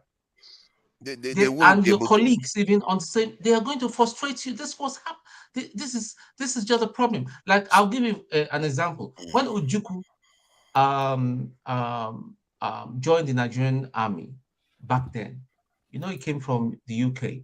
That was where all the little while, although history will not write it, there was some sort of jealousy amongst the rank and file because he was quite educated. His dad was a millionaire. So I personally, or if you ask me, I personally think that re-education of the ones there now then will be easing, then recruitment will start and all that. But re-education, I will not support us, you know, or the government rather, firing them. They need to reorient the way they think. I want to agree with Tone. Tone just made a valid point. See, so security is okay, yes. Maybe focus on security, but not security in terms of recruitment, but security in terms of reorientation, security in terms of trying to refashion the military, the police, to be able to be more effective and efficient in its job. This kind of talk. See, do you understand that we never had enough? What is the point of reorienting when you don't even have enough? Have you ever tried to reorient yourself when you are in a hurricane? No, Father, I'm leaning towards you, though. I'm leaning towards you. Those who are already there. See, we don't have enough as we speak, so there's no point reorienting you. Both. Exactly, you can do both. But what he's saying is that we have to do that first. We have the human resources. They are looking for jobs. There are people that don't have jobs in Nigeria. They have to bribe to join the military, to join the police. Why do people have to do that when they can offer real good benefit to the economy? But Papa, there's a problem in that. The problem in that is that when you are recruiting based off the fact that people have no jobs, you tend to get the wrong people. People tend to go into an institution they have no passion for. But when you reorientate an institution, you make it attractive for new people who want to go in there. They begin to see, okay, you know what? I want to be in the army. It becomes an interest. Don't recruit because, see, this recruiting because there is unemployment is what has led the Nigerian police to be. Because of desperation. That's not what we say. Desperation, exactly. It's like you disagree with the idea, so you use every other thing to say it's because of poverty. No. People will join people, even the ones in the military right now, they join it for various reasons. No matter what you do, they are going to join it for various. Even in America, I agree. But you reduce the Forefather, you will ask the question, what is the cause of insecurity in Nigeria? Oh my God! I just read it now. Sorry, it's over $50 billion. That's the actual cost to the GDP. It's over $50 billion every year. Cost of insecurity. That is what I'm saying. That's why I just told you. That's why I just answered $50 billion at least not each cost, year. Not cost. Cost. Okay, the cost. Cause. The cost. Okay, the cost of insecurity. Okay, let me let me answer that one. If it's the cause of insecurity you're asking, that one too is also easy because you don't have security. That's what it's causing insecurity. Hold on. Father, I don't know how many years you've spent in the UK. How long have you been in the UK? I've been in the UK for a while. Let's put it that way. Okay, for a while. For quite a while, yeah. Okay, for quite a while. Okay. Okay, now listen. I spent 40 years in Lagos. And I can count back the years of Jakonde, where you can walk in the streets of Lagos, 1 a.m., nobody harasses you. Where the Jakonde housing estates were not occupied by human beings, by rodents. There's so many people who owns Jakonde housing estate units today did not buy it because it was empty. People just move in there and start living there. Before you know it, they started doing the papers and it becomes their own. Now, what brought about insecurity in Nigeria is the government policies. Policies of economic marginalization. Policies that made every Nigerian to think that you can't survive unless you come to Lagos. Yeah. Now, in 1982-83, I was learning trade at Idumota. Righteous man, you know you've told us a lot of your stories. Hold on. Let me tell you the policies. Hold on. Give us one chapter every session. See, you have to give us your whole life story in one section. Hold on. I'm driving towards somewhere. Now, when I was learning the trade of selling butter, we were going to listen. I want to know your history. Listen, we were going to Anambra State. We were going to Onitsha to buy our shoes that we sell at Idumota. There's a kind of vehicle that time they call Awarawa.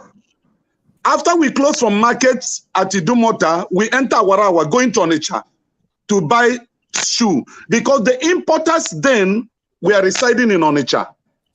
When the economic policies of the federal government changed, those importers that were residing in Onitsha, building the economy of Anambra State, relocated to Lagos State. How? If you are traveling out of Nigeria and you are from the east, you have to come to Lagos to board international flight. Now, when you calculate what it costs you to board from east to Lagos and from Lagos to Europe or to America to Asia, you now discover that you are making more profit if you relocate down to Lagos here instead of being in Onitsha. You see, so that policy killed the Igbos from being at home and industrialize the southeast. They have to move where the cost of expenses is cheaper.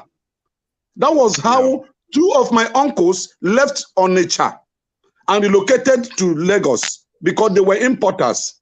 And then instead of us traveling to Onitsha to buy their goods, we now wait for them when they import and bring to Lagos. We now buy from them and sell.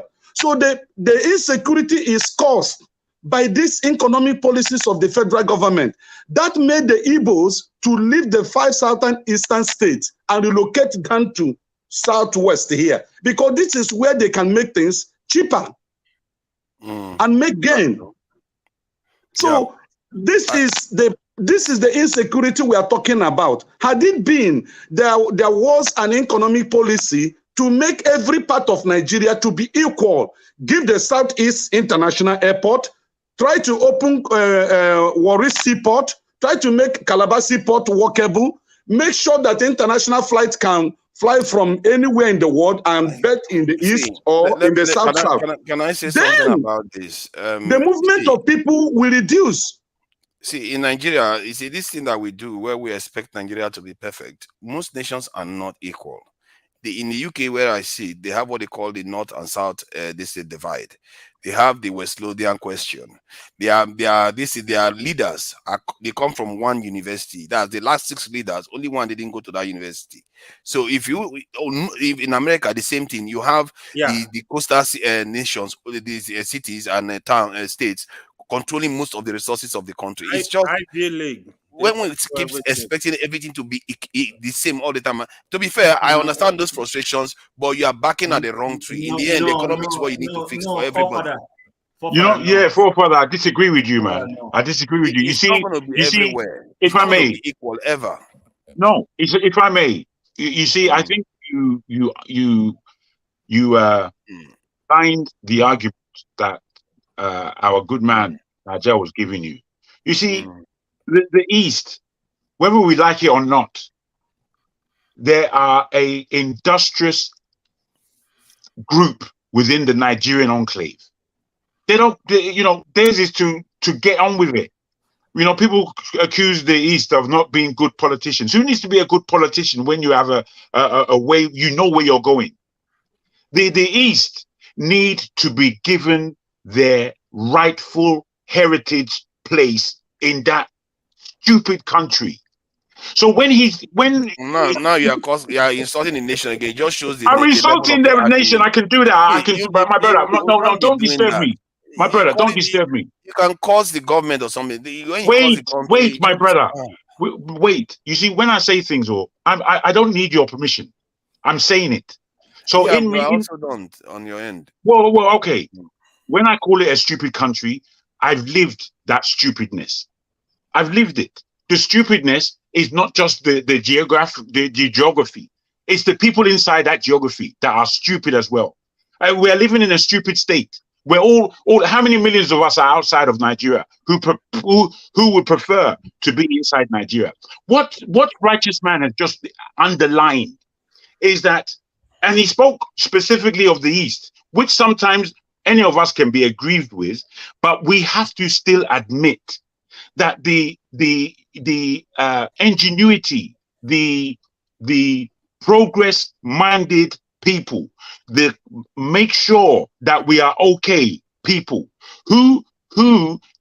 what if the East were given what they needed, the whole of Nigeria would benefit from it. How is it that we can take this away and then start speaking about northwest divide in the UK? Now, once I understand what you're saying, the whole world is not fair. But why would Nigeria cut his nose to spite his face? This is where we are. Let's stop mucking about, singing with language. If we are fixing the country, from there, please. If I may take off from there. So, forefathers, I agree with you. The world is not a fair place.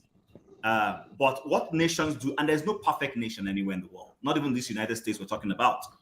But let me speak from other places that I know. There are places where there are almost similar kind of agitations going on in Nigeria. For instance, in Canada, you have the people from Quebec that were agitating to leave the country. But what has been done to keep them together? Now, in Canada, you'll find out that the federal government of Canada, most of their establishments are not all in Ottawa, the capital. For instance, if you're doing anything that has to do with tax in Canada, you'll be going to Manitoba. That is where the CRA's head office literally is. That is where you will send your filing documents to. If you're doing anything shipping, you go to Nova Scotia. They spread all those things across the country to make sure that the federal government touches, as in there are specific things that are federal government, but it's in a particular region only. It's not only just that their head office in in Ottawa. The problem with Nigeria is this, I've said it. You see, I see people even on our comment section making these comments. People say, oh, Southeast, don't blame anybody. Listen, the problem with Nigeria is government policy. Yes. Government policy. That is it. Simple. Is deciding. They're getting it all wrong. And how can we defend them? So they're getting it wrong. How can you say you know that a large chunk of your industrialists and people who are into commerce are from a particular section? Yes. And they have a closer seaport to them, but you want everybody to go to Lagos. I mean, look. Just look at what.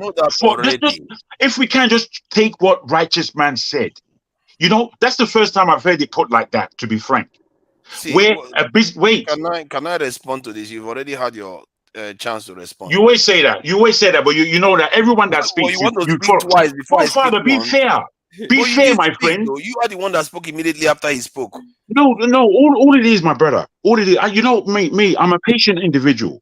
But you see, you are patient. Not everything that you have to answer because you're a forefather. You understand? Take a back seat sometimes as somebody who is take the back seat as somebody who is moderating the discussion. No, so you let the discussion flow. You let the discussion flow, my friend.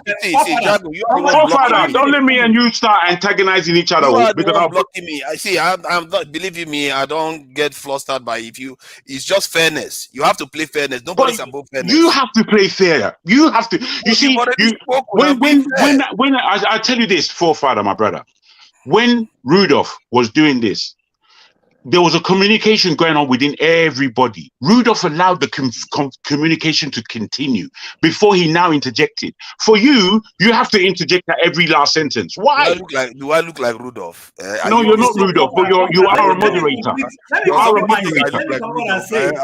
You see, you're playing. You're playing. That's playtime. I'm not Rudolph. No, but you're the moderator.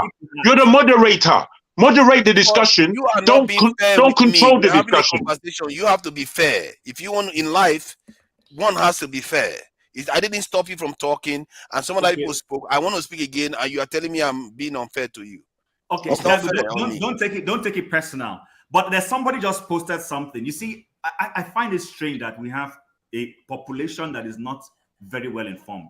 Somebody said that I call importation of bend down. Let me just read it out, and I want to address it quickly. Don't listen to this. No, hold on. Hey, wait, hold on. These people. Hey, no. So you call importation of bend down. Hey, why you're part of that too? Can you hold on? You hold on. You're dragging the issue. I know they usually piss you off a lot. No. Sometimes when AY, we are trying to educate people. Don't do this, please. Okay, go ahead. Sorry. Someone said importation. He's reducing. People are importing bigger things. And he's saying that, do I call importation of bend down, select, and fake phones commerce? This is an uneducated person. We're talking about Nigeria. And this person lives in Nigeria or wherever he is. No, come on, guys. No, I'm not angry. I'm flustered. You know, Jim, if you are going to read the comment section, sometimes are you kidding me? I'm laughing at what I'm reading from the comment section. You are crazy, man. Some people in the comment section. I'm not angry. I'm surprised. Beats your imagination. Some people in the comment section, I believe they live in a mental home. Honestly, they are crazy, man. But that's comment section. They can maybe we should go and negotiate for better select. It's ridiculous. See, the point about so see, there's unfairness in the South too. You know, the South with all the resources that comes out of there. They barely have anything to show for it. If you go to Bayelsa, they have only one flyover. This is still in Nigeria we are talking about. Unfairness is everywhere. I agree with you. Correct it generally. But we change direction because we are actually talking about how we are going to create a stable nation without IDP camps. Farmers can go to their farm without being worried that they're going to get kidnapped. Businesses can open longer. You remember, if you have a safe environment, businesses can work for 24 hours. They don't care. They will just stay open. So economic activity will even pick up beyond what we even expected this year right now. We'll be heading to $1 trillion economy instead of half a $1 trillion this in economy. So this is why this is the most efficient investment any nation can put in. But somehow our leaders are refusing to do that. I need to address a point somebody raised in the chat. He said something about HKG. I'm going to come to you. He said Nigeria is recruiting 80,000. I don't know where he got that information. Jajon. Yeah, he's the one that said it. Please, if you have any evidence for that, please let me know, because I've been searching. I don't have any evidence for Nigeria trying to recruit 80,000. I tell you, Jim, now they're asking you questions. Jajon. He got serious issues. That Jajon guy. Yesterday, I invited Jajon to come on. He's got serious and issues.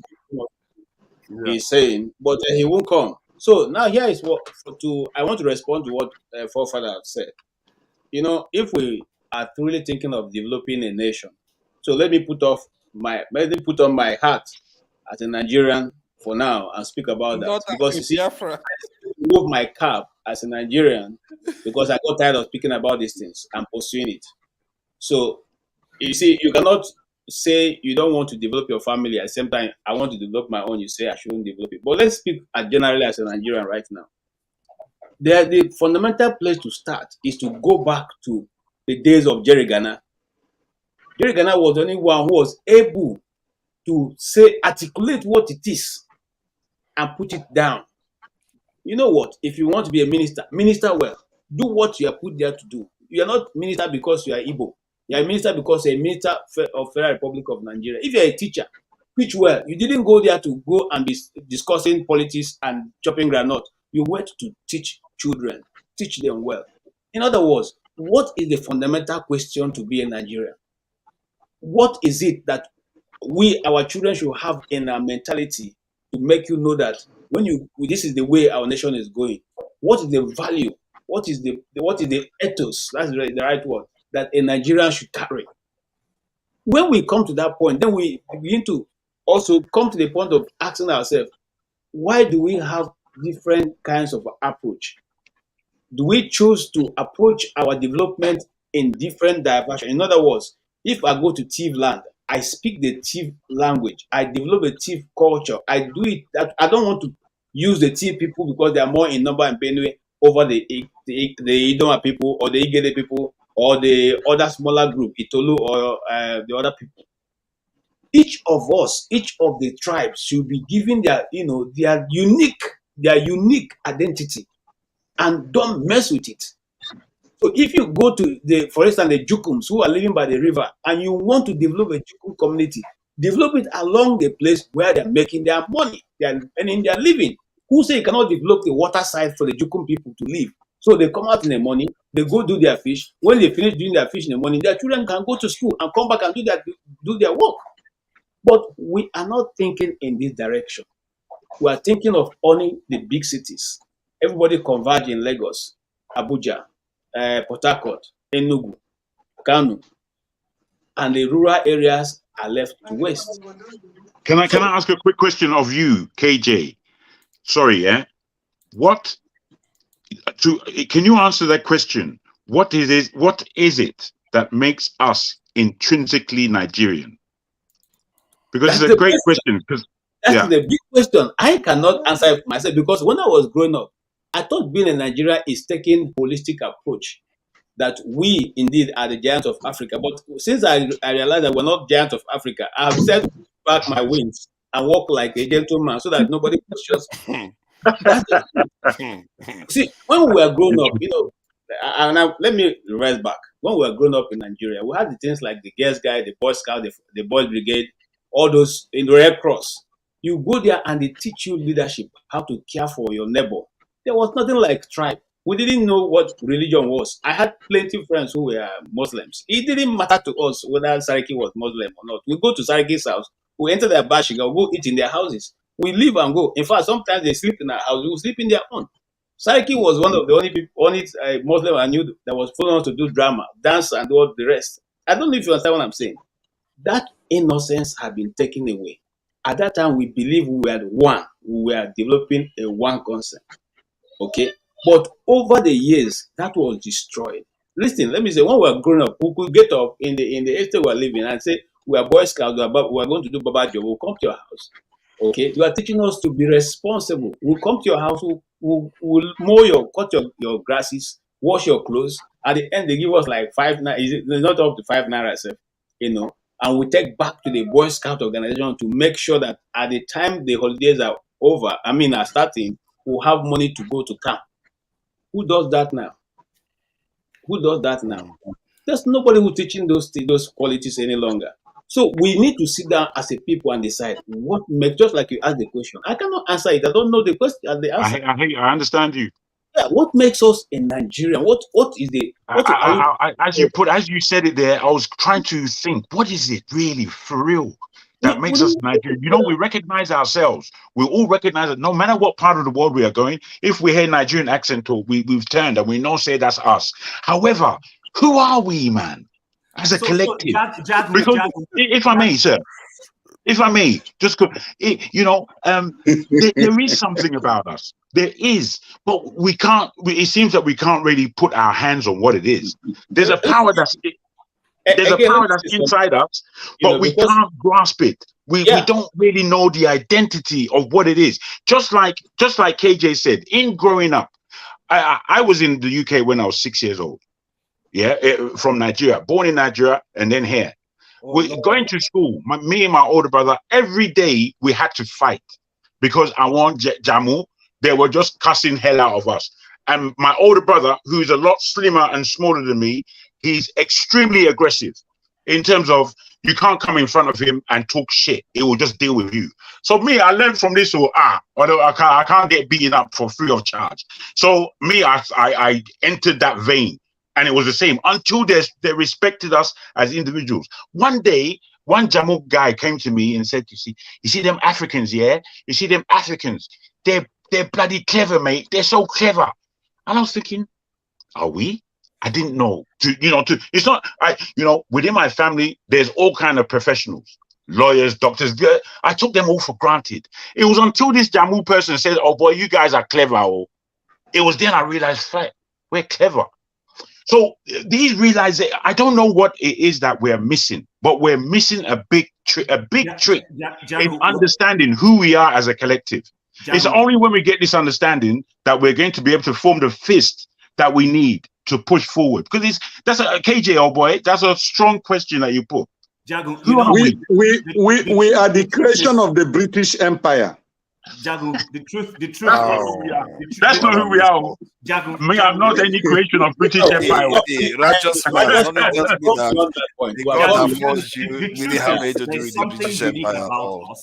But you see, as we struggle to be able to define us, other people are very able to define us for us.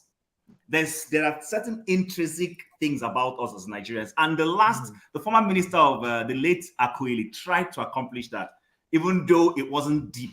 Yes, she was coming out with that thing, great people, blah, blah, blah. Yes. But see, that's what our leadership needs to start sitting down to crystallize who is a Nigerian. One common thing I could say is that we're very dogged people. Yeah. We're very dogged. I mean, in Nigeria will get into a place and say, if you see this place, I will conquer here. He will go to the lowest. This has nothing to do with any ethnic group. We will go and eventually we come back up. Yeah. We were just discussing this yesterday of a lawyer who has been sworn into the Queen's Council as a judge here in Alberta, where I live. They said this guy was coming to Calgary as a visiting professor. And then all of a sudden, he decided to settle in Canada. But unfortunately, his status haven't changed now. They still won't accept him. He was good enough to be a visiting professor, but he wasn't good enough to become a full professor and lecturer. He accepted. He began to do menial jobs and then went back to school, wrote their law bar, and climbed back up. And today he's a judge. That's the story of a Nigerian. Most other Africans don't do this. There are even other ethnicities who are not even Africans who will give up. And I'm not saying there aren't Nigerians who give up, but if you take the statistics, that's who we are. Unfortunately, because we do not have the leadership to harness these intrinsic qualities, that's why our homeland is the way it is. In our homelands, rather than having somebody who will say, you know what, I'm Yoruba, I'm the president, but I can see that these guys in Ijo are very good with this. Let us begin to build and put infrastructure that will help them pull and become notable for that. I can see these guys in the East. They are very good with creativity.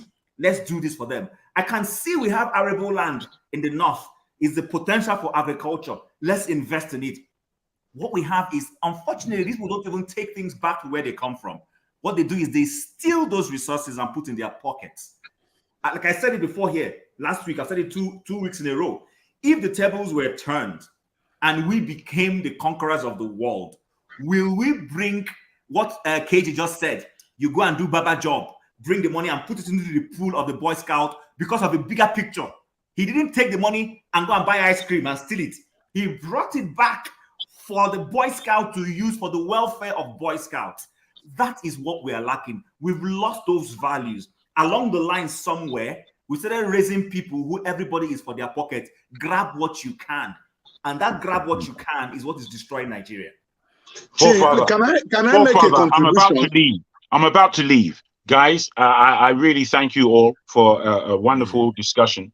If I've been overly aggressive for those in the comment section, please try and forgive. I would like to salute the fashion of the prince who wore Adidas, and forefather.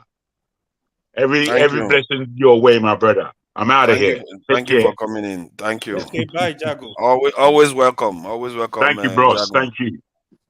Thank So you. the last speaker said something, and my memory just cast by. Do you remember that when a seed is sown, it takes time for that seed to germinate? And when it germinates and you do not give it direction, it will grow wild. Is it not a shameful thing? Because sometimes when I sit to count back, I say, but Nigeria is not the only country that have fought a civil war. Why is our own becoming as if it's something that have never happened to humanity before? The Americans we know today that most of you are living and celebrating, they fought a civil war. There was a French Revolution. And most recently, the Rwandans fought a civil war.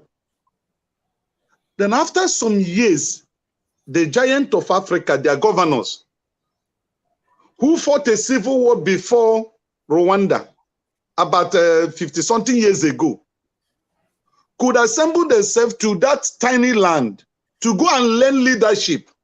Don't you think there is something fundamentally wrong with us? Our leaders. There's nothing wrong with us. I think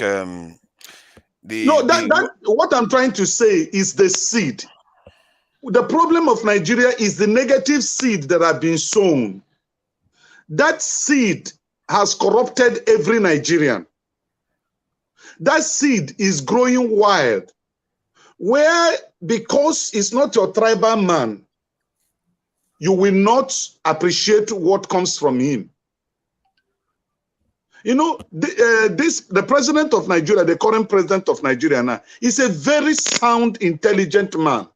We will not take it away from him. But he did that time at his prime age. Right now, that level of intelligence has depreciated. And that's why you see what is happening now whenever he travels abroad, whenever he's making a speech, you can't actually build on the statements he presents. They are not cohesive just because there is a depreciation. And if it is in a good understanding country, he wouldn't have run, not because he's not academically qualified, but because of his age. So that seed of corruption, it must be us. It must be us. It's my own. It's my turn. No, Igbos are not good in leadership. These people are the best. That is the problem of Nigeria. And that is why we're not making progress. I think, I guess there's this thing. I think Nigeria has an issue with, I don't know how to describe it, a level of vanity, very, very serious one. And I'm not even sure it's only Nigeria because Mansa Musa demonstrated the same level of vanity.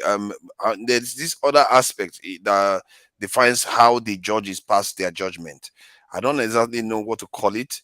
When we want to kick somebody in Nigeria, we're like, yeah, you are down. Are you down? Nah. Look at me, I'm doing better than you. We like to mock each other when the other side is competition. Down. We don't. Yes, this aggressive competition that we have against each other. Unnecessarily.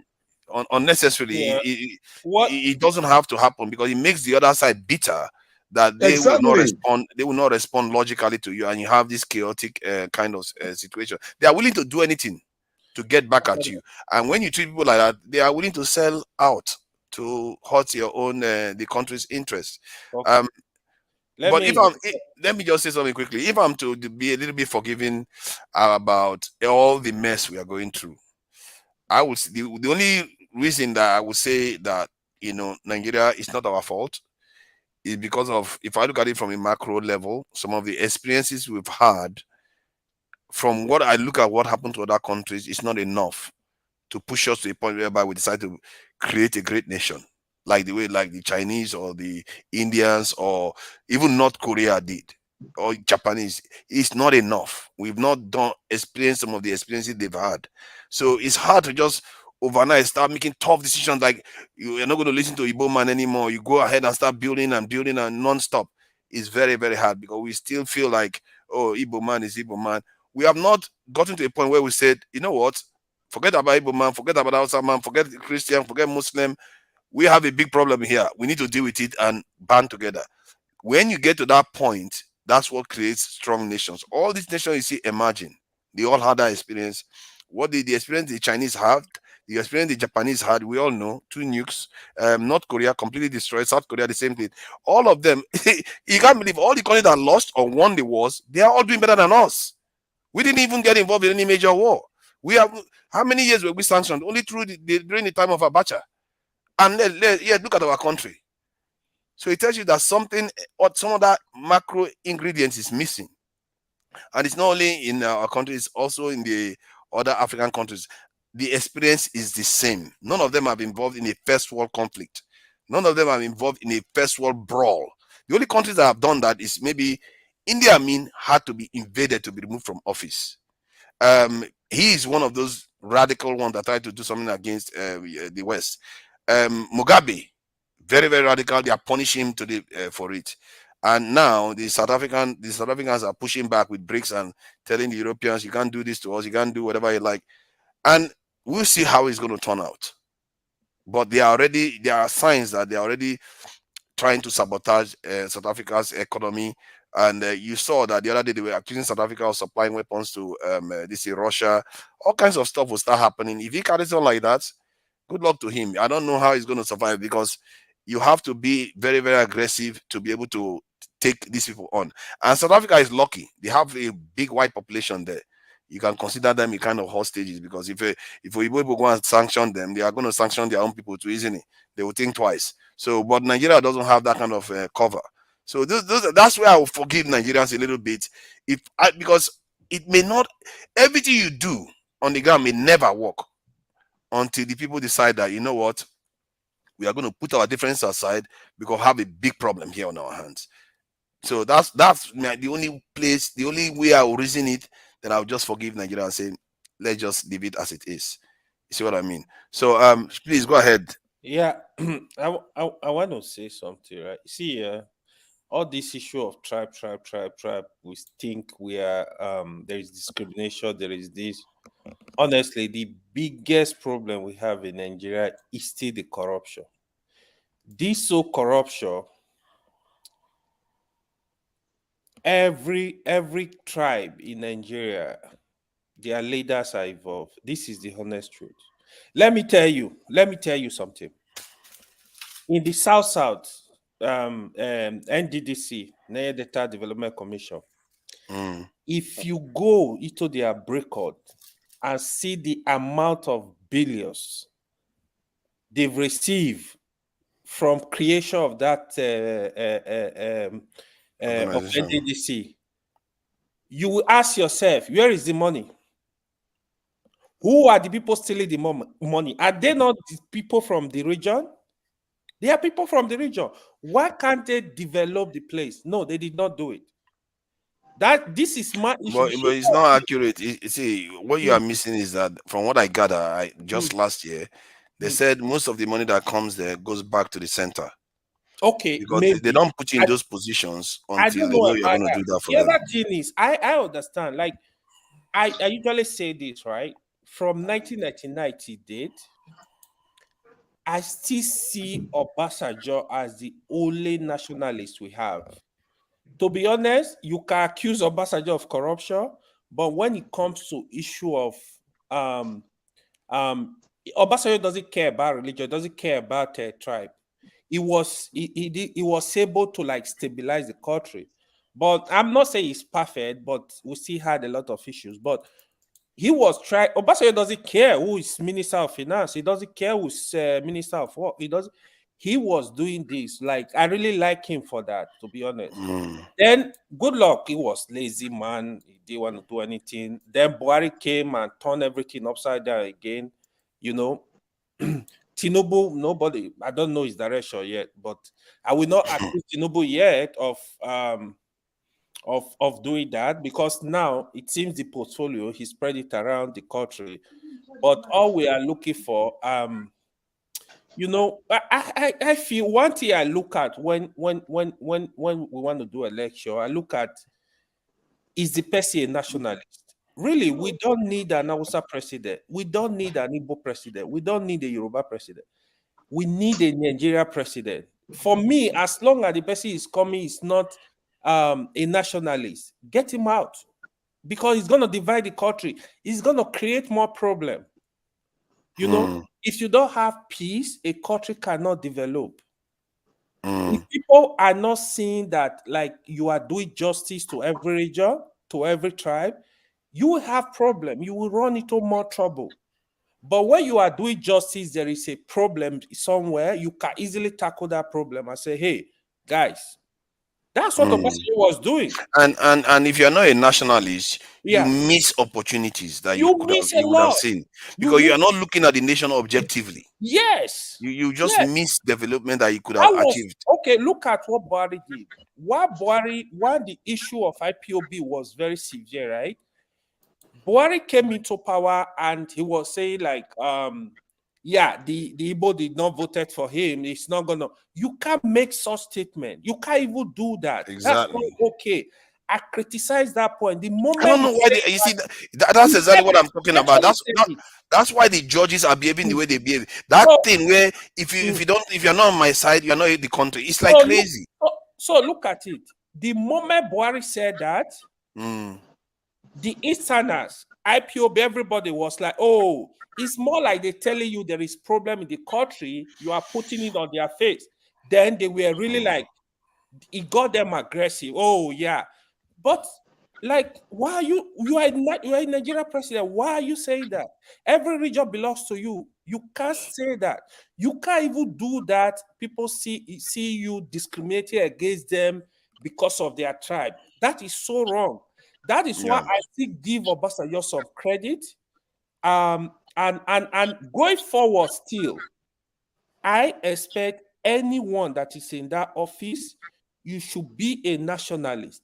Nigeria is too big for one person to come and say, oh, I'm from the north, I will only face the north, or I'm from the southeast, I will only face the south. No, we need to work together. Like, just like what KJ said, right? Look at every region, look at every corner of Nigeria. What can they produce? What are they good at? Pool resources, develop that stuff. You know, develop it. Work with everybody, work with the governor, work with the leader, work with everybody across the country. That is the only way Nigeria can move forward. If you want to discriminate against anybody, I'm not in support of that. That is so wrong. Nigeria, you will have more trouble. You will have more trouble. You can't kill the whole tribe. You're not gonna kill everybody. They're gonna like stand and say, "Oh yeah, if I know you are fighting me, why should I be scared of you?" You know. And one thing I noticed with our politicians now, if they sense that the whole country is against something, if they sense the build-up that the entire country is against something, they back off. It doesn't take very long for them, and people keep missing it every time that happens. Like with this palliatives they were talking about. The moment they said that everybody was against it, they pull it back. If the people behave like that in terms of power supply, if the people behave like that in terms of security, you'll be surprised how quickly they move. It's just that we don't talk to each other. And some people are so angry in some region that they don't want to countenance interacting with other people at all.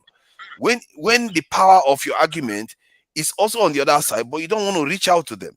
If everybody reach out to each other, you'll be surprised how quickly the leaders move. Because they are scared of Nigerians. They are scared of Nigeria. That is why the politicians, they love that division.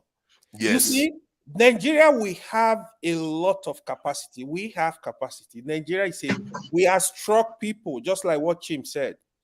I can tell you this. We are strong people. Individually, Nigeria as a country, we do it very well. The problem of Nigeria, that is why they try to always divide us. Election is coming, they will tell you, oh, you are Igbo, oh, you are Yoruba, you are Hausa, you are from here. And then they use money too on top of it. Yeah, that's the game they play. It is a game. They tell you, oh, you are a Muslim, you are a Christian, you are this. You know, when you look at it now, many African countries are very weak. The people can make them do whatever they want, basically. But the people don't realize their power.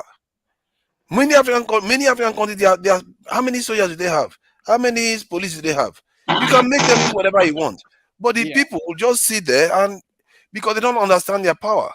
And often No, they are divided amongst themselves. Father, let me interject. It's not as if Nigerians do not understand the power they have. It's not. If you can remember what happened during the NSAS protests, Yeah. the Nigerian youth came out in their thousands, hundreds of thousands, and they wanted a change. And it was happening only in the south.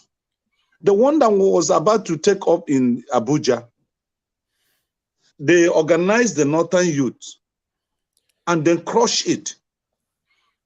And then what was happening? Sorry, Yeah. I need to come in there. You said the right thing, right? Because the president was from the north. This is exactly what I was telling Tone. We were discussing the other day. That's the problem. Now, I can tell you for sure, if there is a protest today, it will not happen in Lagos, because now you have a president from Yoruba. This is how Nigeria are divided. Even the labor now, the labor group, they wanted to go to strike the other day. They were divided. Some states said, no, we are not going.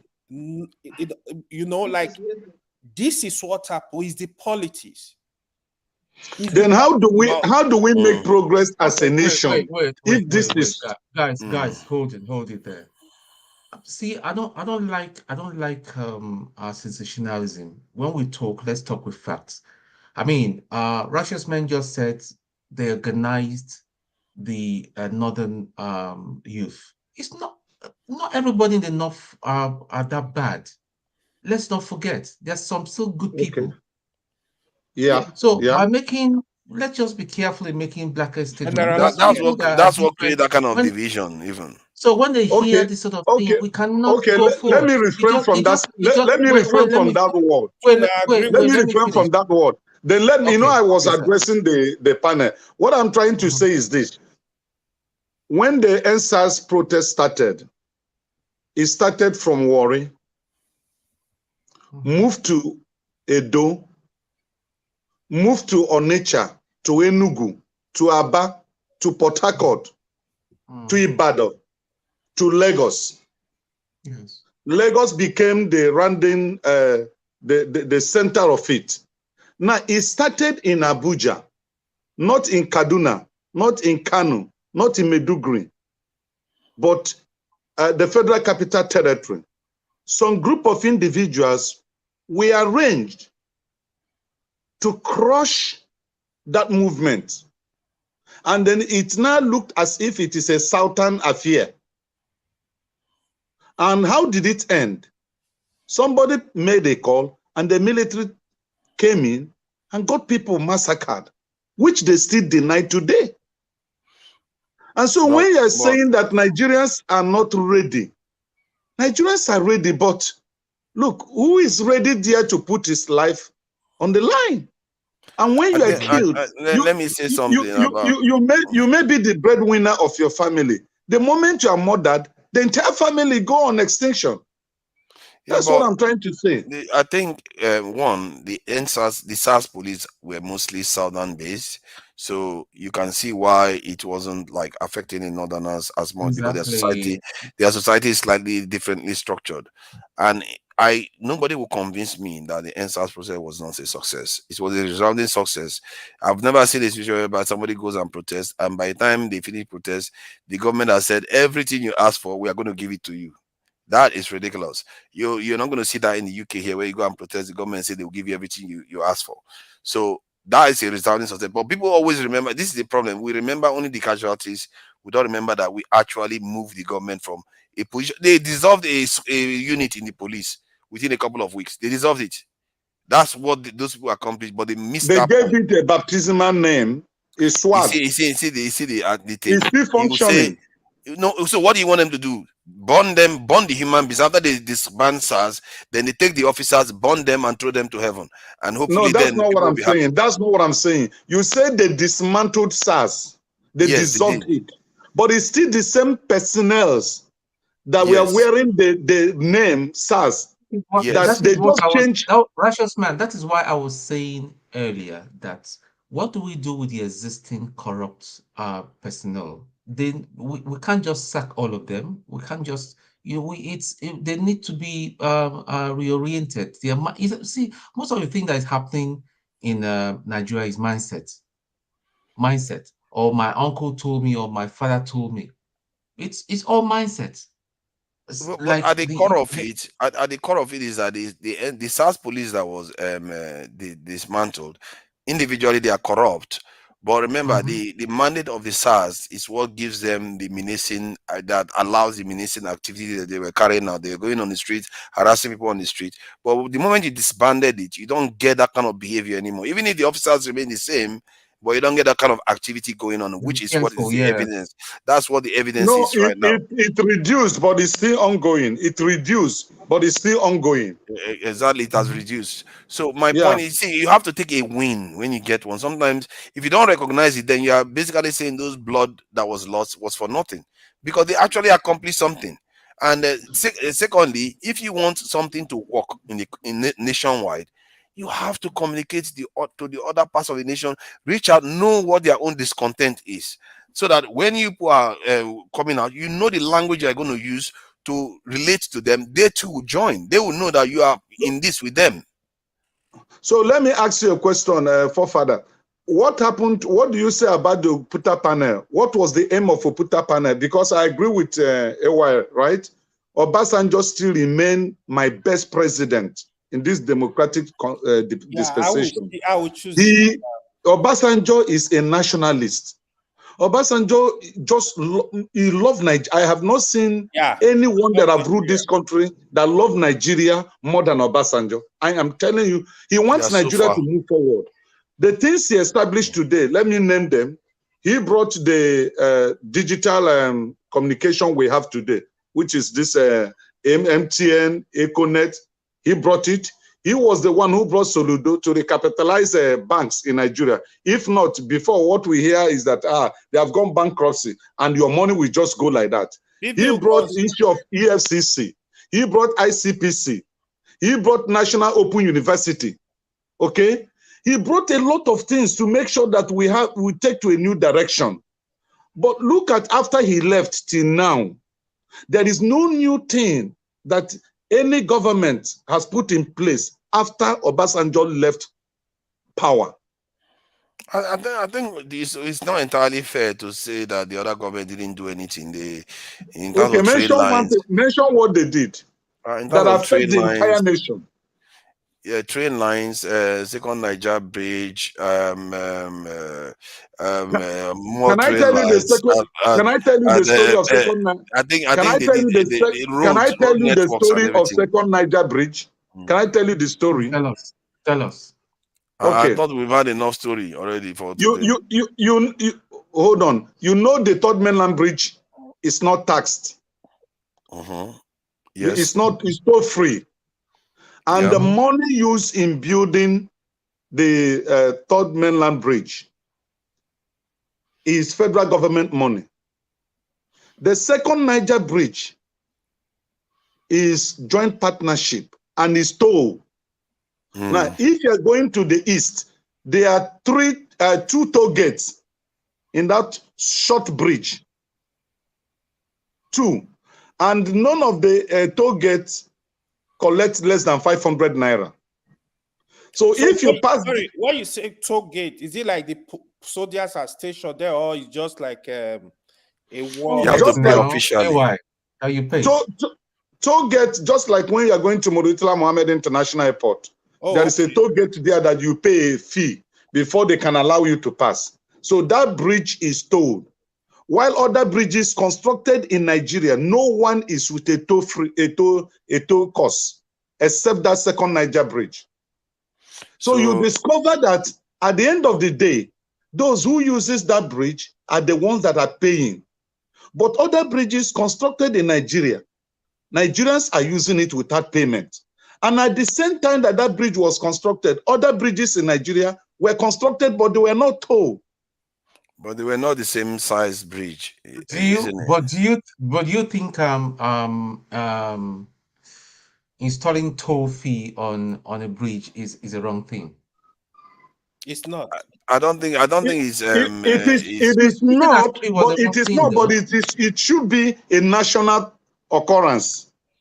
I'm not against the personally, toll I don't subscribe to that because I it makes think transportation so. inefficient. I don't really think so. But because you are stopping people every time they have to pay for toll, I don't think it's efficient. But if the people are the ones funding it, because people have to fund these bridges to be built, private sector, and if they want their money back, fair enough.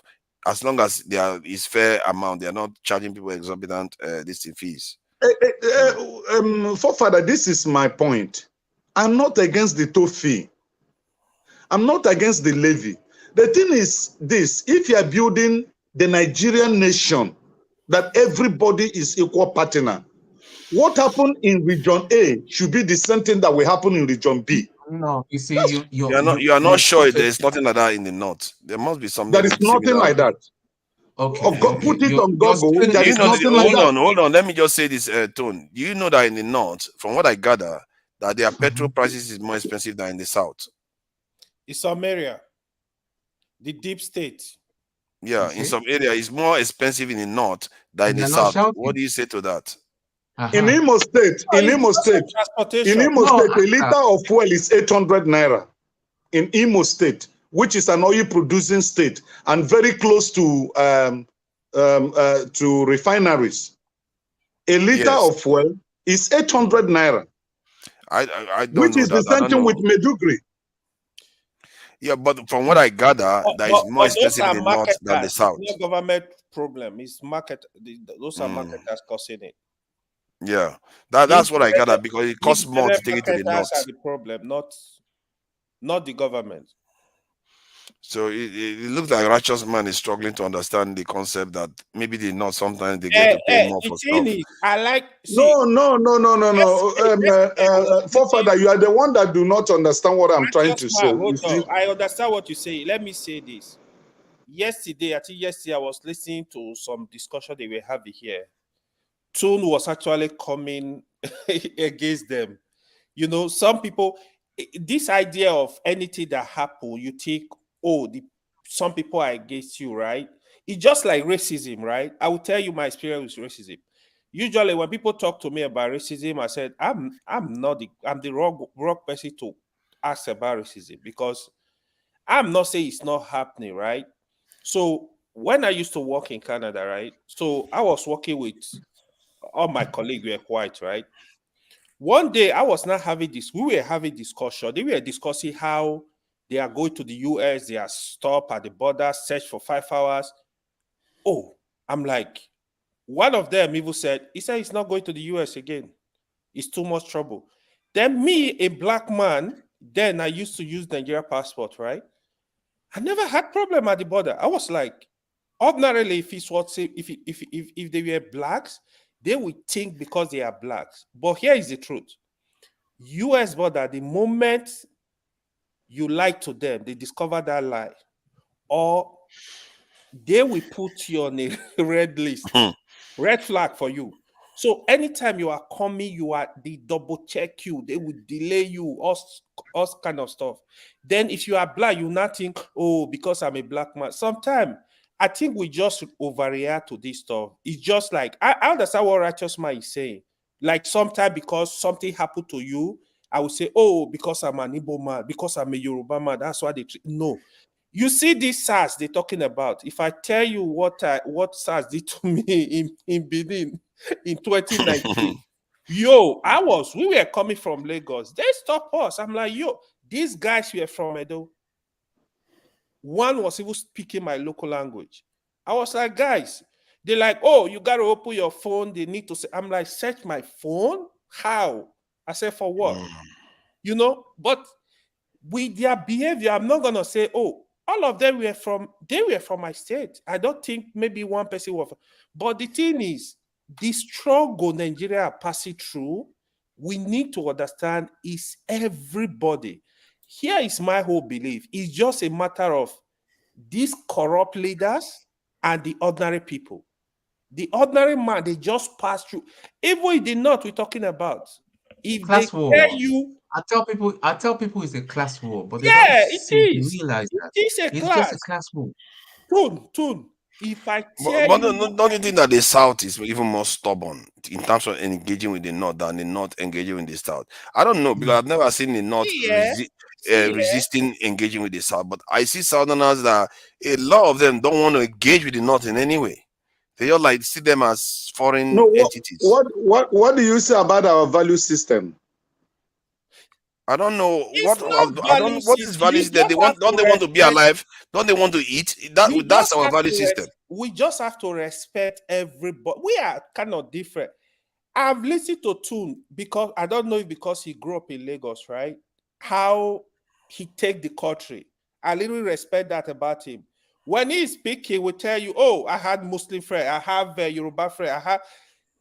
Who? You need to look at it as who a human being. I don't like. For me, I don't look at where you come from. I don't care. I look at you, Percy. Yeah.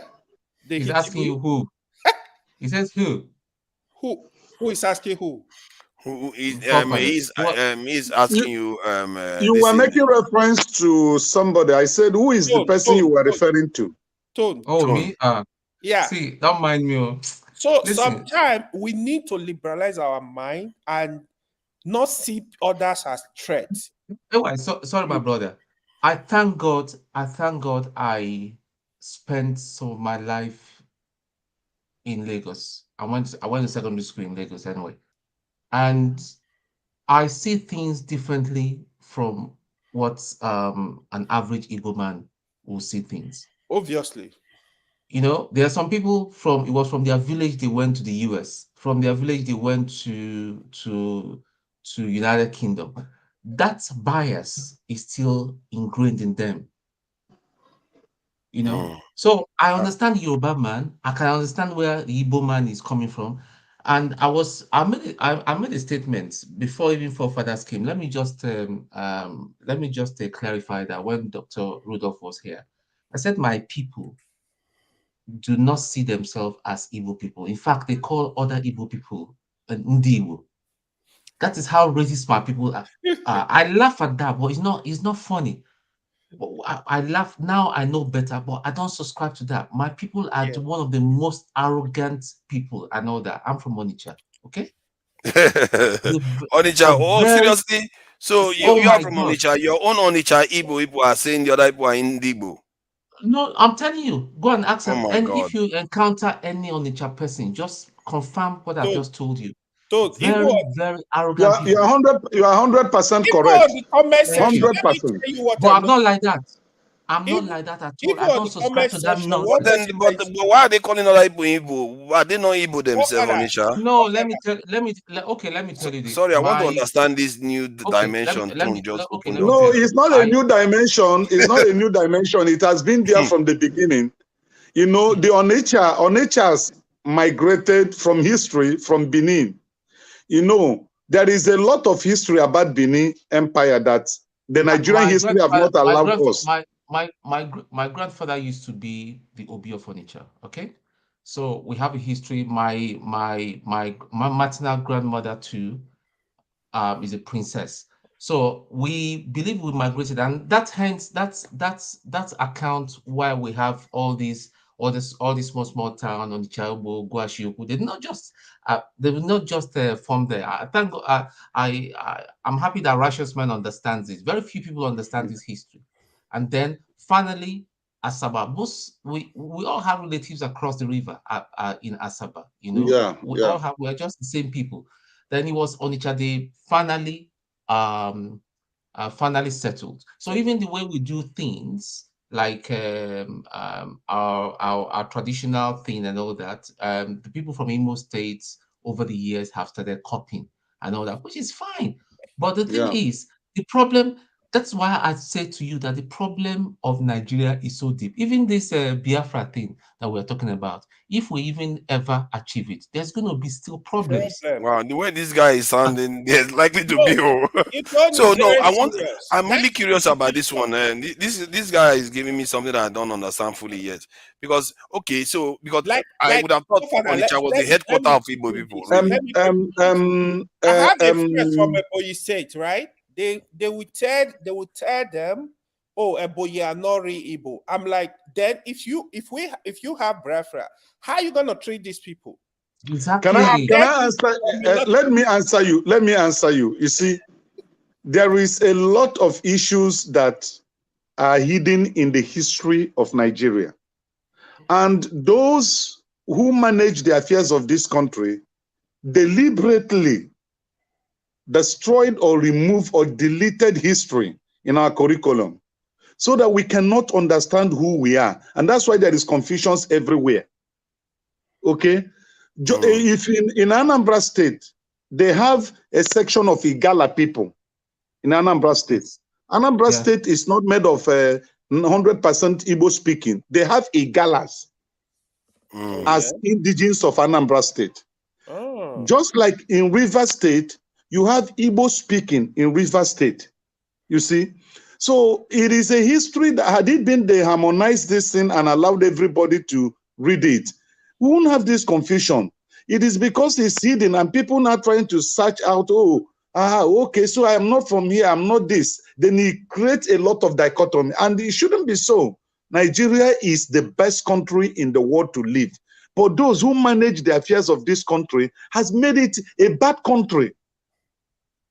And that's I think always that's what I always say people should focus on, because to me the problem is simple. If you have a problem, focus on that problem. Personally, what I've found is that Nigeria is bleeding. We are losing a lot of our resources, and we are not generating anything. So we have to plug the hole. How do you plug the hole? How do you stop money going overseas? You have to stop your leaders from keep trying to take all your resources overseas and giving foreign, these informal colonizers the better deal to come and take our crude oil, refine it and sell it back to us. All those things, you just have to close those gaps. And if you find that they are refusing because they see you as a weak country, you fix your security to make sure that doesn't happen. For me, it's very, see, if you want to fix this country, 3-6 months, you can see the country completely transform. It's not That is when there is a good political leadership installed. I was telling somebody sometimes ago, I said the only solution to Nigerian problem is political revolution. You know, they are refusing to do it because some of these useless people are they are too used to Western ways. They are too used to traveling overseas. When people tell them that we are going to give you visa ban, oh my God, their whole world is about to end. It's like they are cutting them off from heaven because they've left their own country to look like hell. So if you remove those type of mindset, if it doesn't change, then they have to be removed from the political class. Father, let me ask you a question. Can you come back to Nigeria to lead a political revolution? If I'm in Nigeria, I will. If I'm, no, I don't know what I will you are lead in it. Nigeria. No. Not if you are in Nigeria. Can you come back? I intend to come back to Nigeria. I'm not going. Not you intend. We need somebody. You know, Maigu General. He came back and when he saw the fire, the baptism of fire, Nigerian this thing, Maigu went back. Yeah, because he wasn't ready now. He wasn't ready. See, for me, it's very simple. I'm going to pass anyway. So what is the point of hearing it? Once I take care of my affairs here, there's no reason why I'm not going to be in Nigeria. I'm not there to just go and start chopping people's heads off. I'm going to be contributing as much as I am right now. I would even rather remain under in the background, because if people forget that I remain in the background. Thank God you are in England. When John Fashion returned back to Nigeria in order to give a facelift to Nigerian football, how did it end? John Fashion, what happened? Yes, he came back to Nigeria. He wanted to make a contribution to change our football based on his experiences in England. He played football. He lived there. He has westernized his thinking. Precious man, aside even from John Fashion, that's about 15, 20 years now. Even the ones that have played in England and are retired now in the last 10 years can contribute. But they will never ever give them the opportunity. Because that's what I'm saying. Because when you're coming from over there, they see you even as an enemy, you know, as a threat. As a threat. You know, when my dad said that during his own time, they studied here, and when you finish the day you finish writing your exam, maximum you'll be here will be about a month. They all gotten jobs and all that. They went back. My dad didn't bother to be, although I was born here and all that. We went back. And that was when people were proud to be Nigerians, you know. So Nigeria is not for, if you come with a different idea and all that, they feel threatened and they will fight everything. During the Civil War, my dad was locked up by Gowon. He's lucky he wasn't killed because they saw him as he was accused because he's an engineer. They accused him that he was working for Juku and all that kind of thing. But he was in house arrest throughout that period.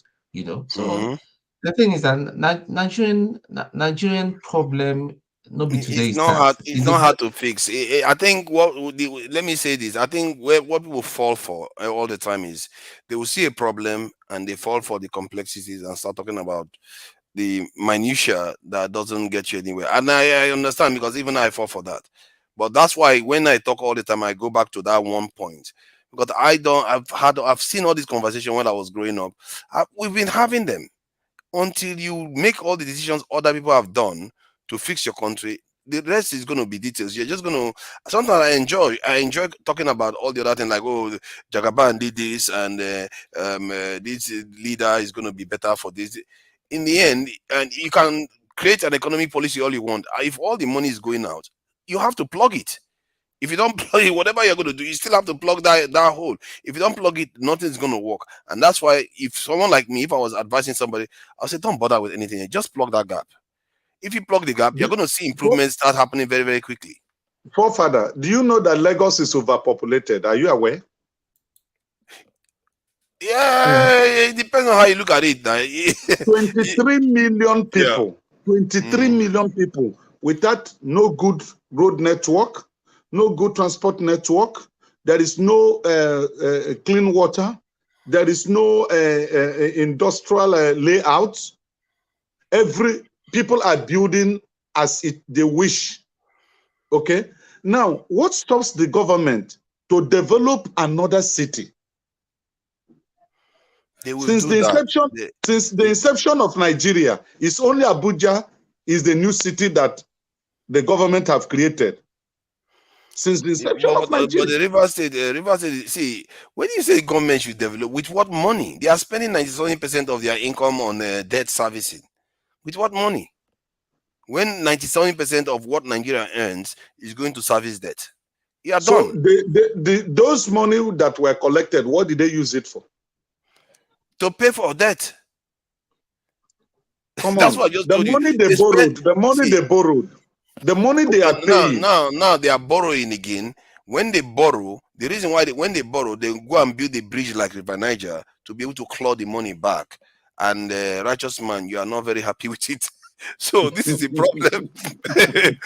you're not very happy with it. So by the time they start saying train station, everything you want to drink water, you have to pay for everything. You are not going to be very happy with it. And this is why things are slow. We can get more money. The problem is that they are not doing all the things that are going to give us more money. That is the problem.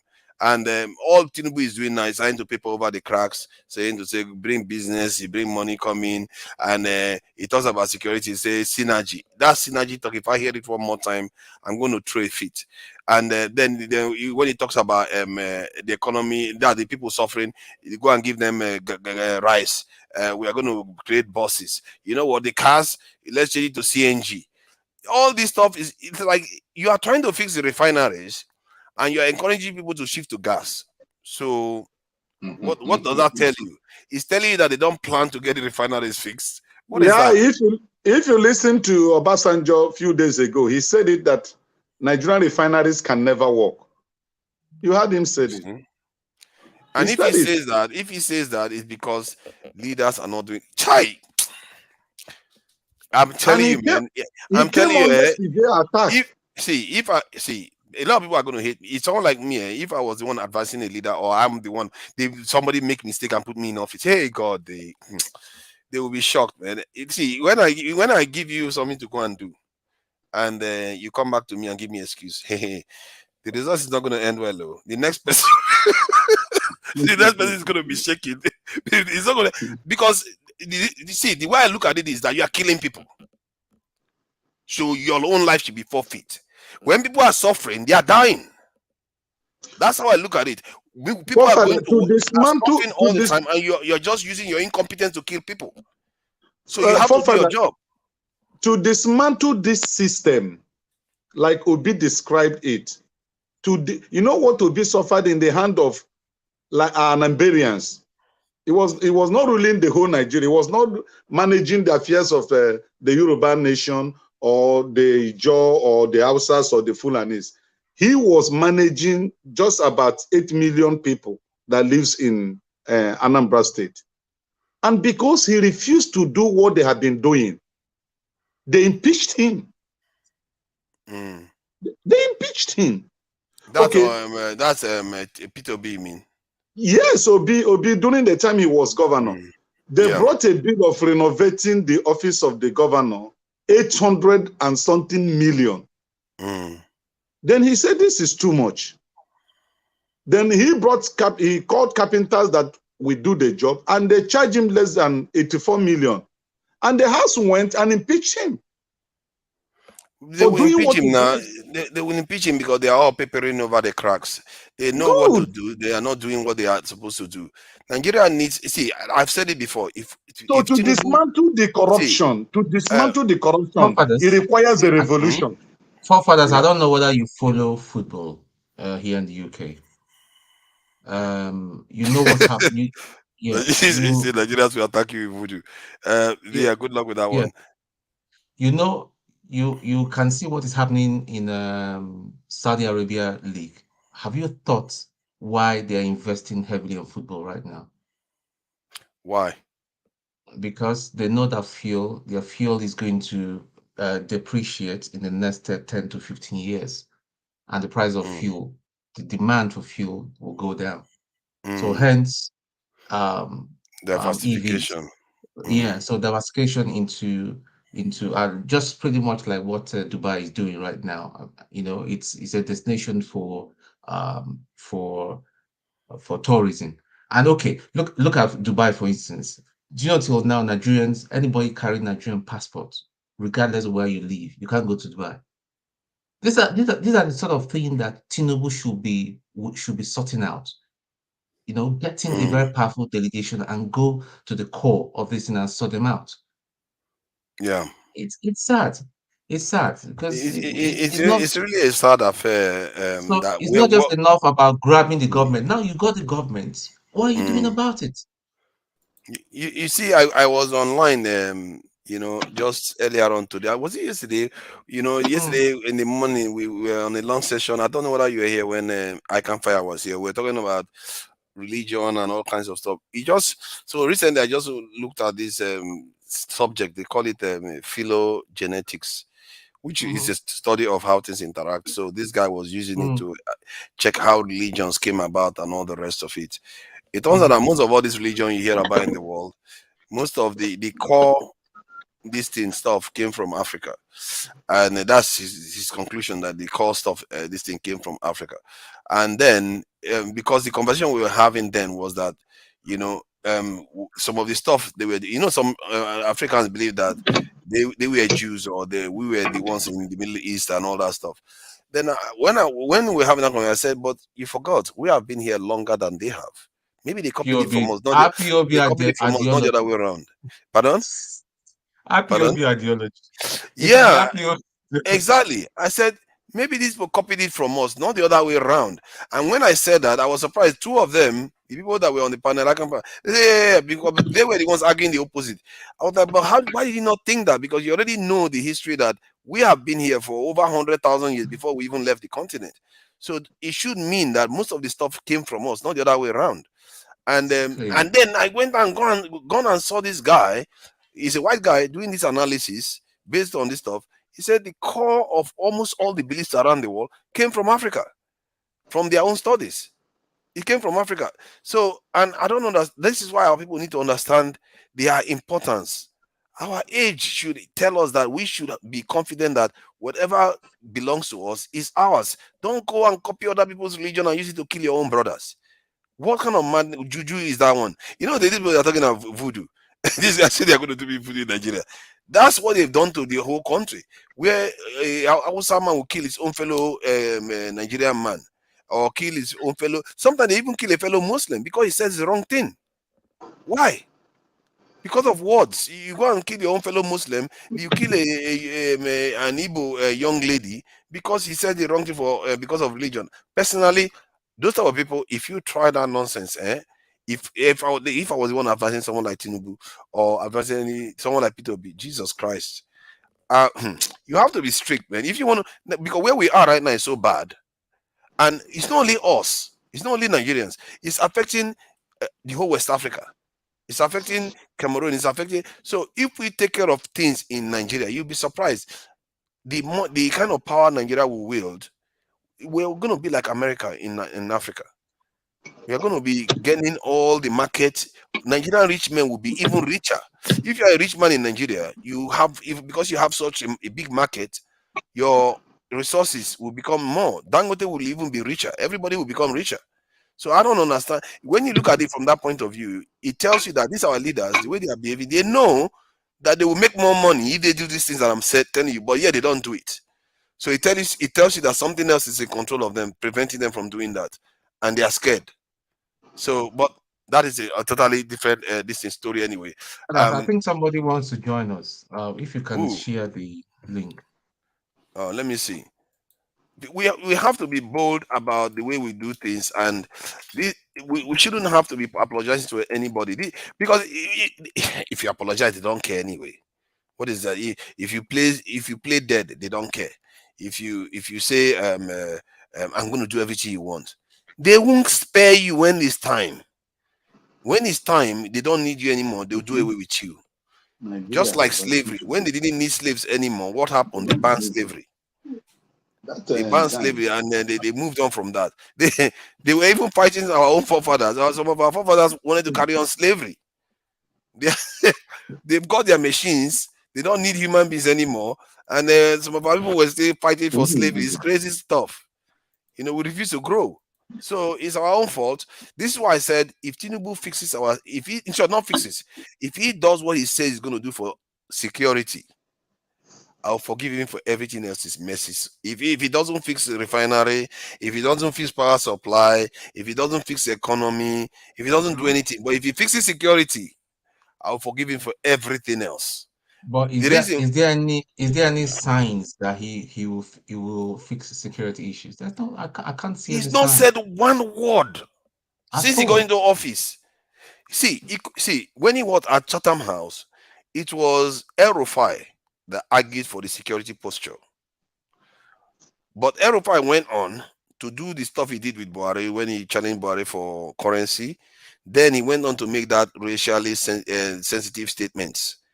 So I don't know whether because of those things he said is why he's not in office right now, or it's because of his security posture. That some people said, you know what, don't bring that guy in, because if you try that nonsense with that security posture, it's not going to favor us. So make sure that guy doesn't make it into office. Maybe that's why El-Rufai is not there. There's a chance that could be the single reason why it's not there, because there are some crazy leaders we have in Nigeria that are also very divisive.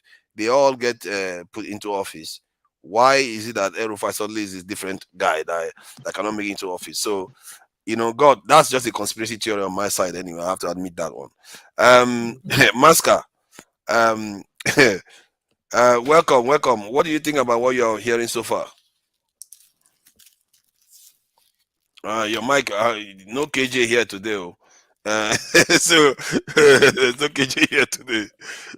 Something else is off then. Yeah, they're telling you welcome. We can't hear you, Maska. It's not coming on at all. Let's see. Your connection seems solid. I think it's his device. His microphone is playing up sometimes. So, Maska, get this thing right so that we can be hearing from you. Your voice is very, very important. You are one of the few northerners that come in here to talk, and you have to represent. It's very try to get your mic sorted out. I think it's the device, because it can't be the internet. The internet looks fine to me. Is it connecting from Nigeria? Yeah, it's connected from Nigeria. The internet looks solid. It's just his hand device. So yeah, I find that very interesting when I saw the video today about the guy going through all the religions, and before he even said it, I knew it. I knew where he was going to end up. That is always going to be Africa. Well, what do you expect when Africans have been here for almost 100,000 years? What do you think they are doing? Just running around chasing the monkeys everywhere. They are there evolving and building stuff. Then when they build enough, they decided to venture out of Africa and start even conquering the whole world. So in the end, it still ended up in Africa. See, the world has tried their best to say most of things didn't start in Africa, but they can't find anywhere else. It's always been here. And how did we become so lost that we don't even know that? Most of our people just think they think everything comes from the outside. Most of the stuff they know, they copied it from us. Then they start selling it back to us. Like they sell our, oh, I see now. That's why they sell petrol back to us. We give them crude oil. They sell our own petrol back to us. That's basically what is happening. So yeah, that's just that anyway. Let me see the main bits of this topic. I think the guest that came, he was talking. What did he say about Mandela that was quite this thing? Mandela, I don't know. The only thing I like about Mandela is that he did maintain a little bit of distance from the West. He's not like Nigerian leaders; they're just like hook, line, and sinker. Follow the West. Hey, welcome. Hello. Man, your name, I don't know whether I can pronounce it at all. Tim. I will top at Tim. I can't venture beyond Tim. Where are you calling from, Tim? I'm calling from Nigeria. Nigeria. What Delta state? State. Delta State. Oh, Delta nice one, State. nice I'm one. calling from Yeah, what do you think about what have you got to say?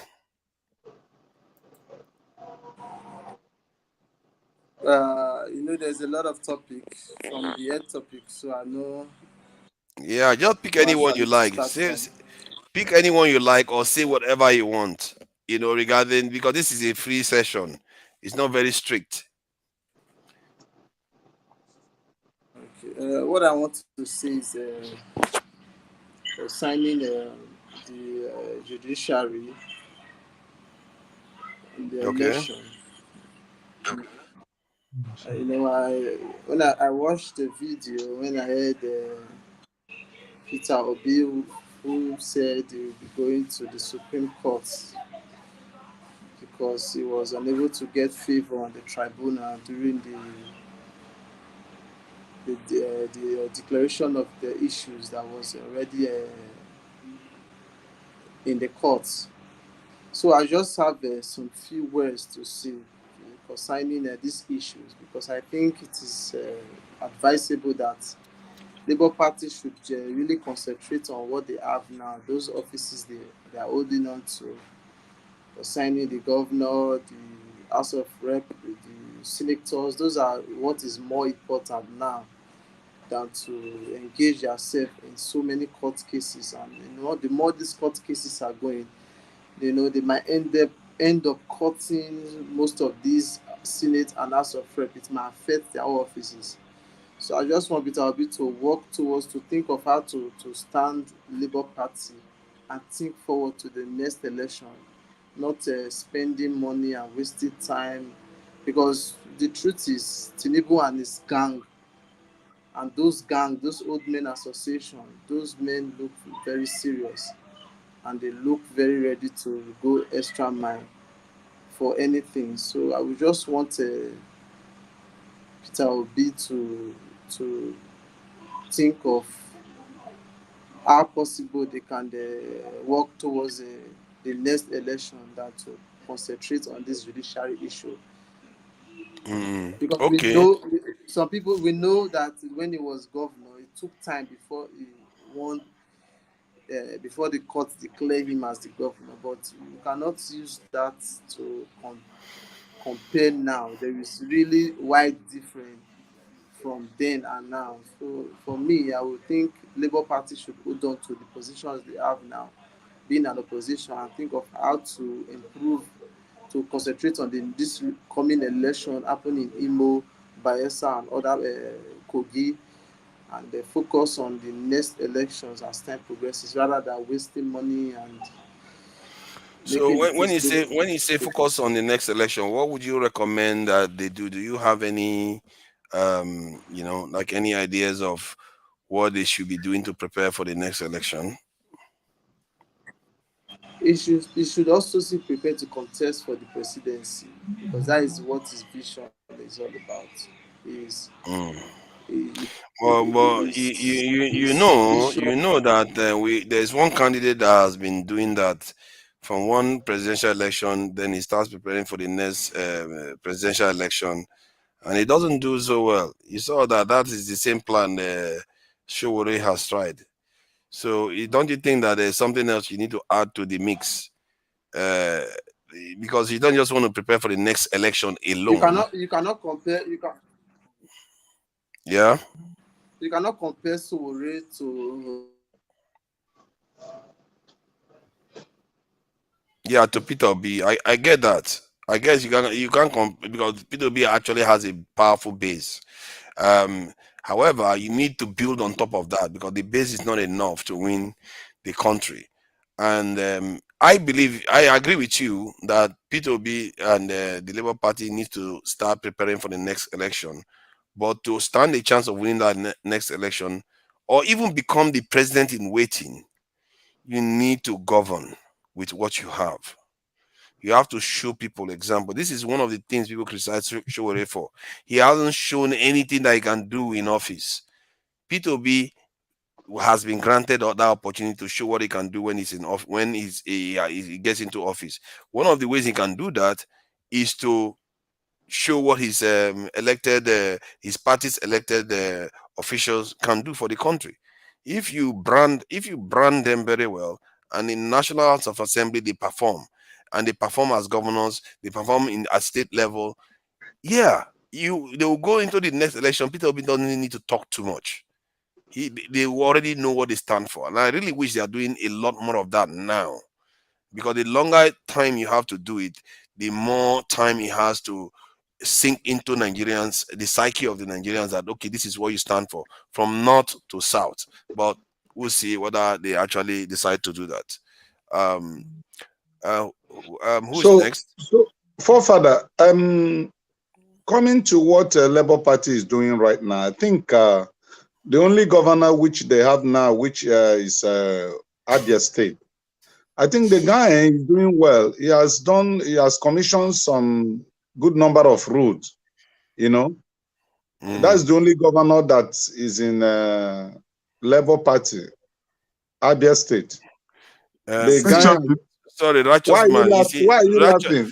Righteous man, you just hear what they said now. What did I say now? I'm a double agent already.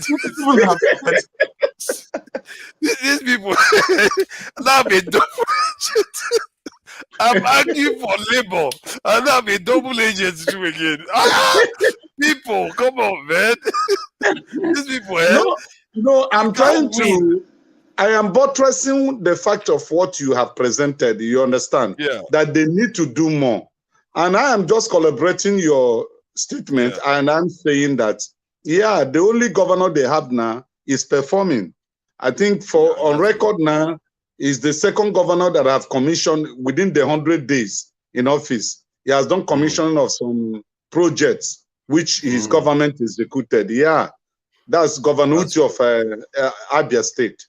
That's good. And Peter Obi said something. He said, "You won't know a man until he's in charge of money."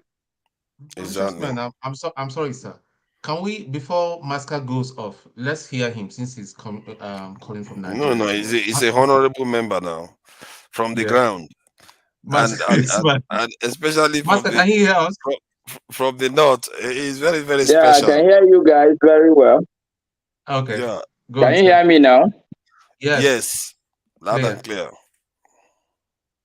Okay. I would say good evening, all. Evening. I'd been listening a while back, but I had to leave where I was. So the current conversations, I don't have a hang of it, but I was there when Forefather became the moderator. I was there when Jagun was trying to drag with him and all the issues. You know, my position is a bit constant. I always try to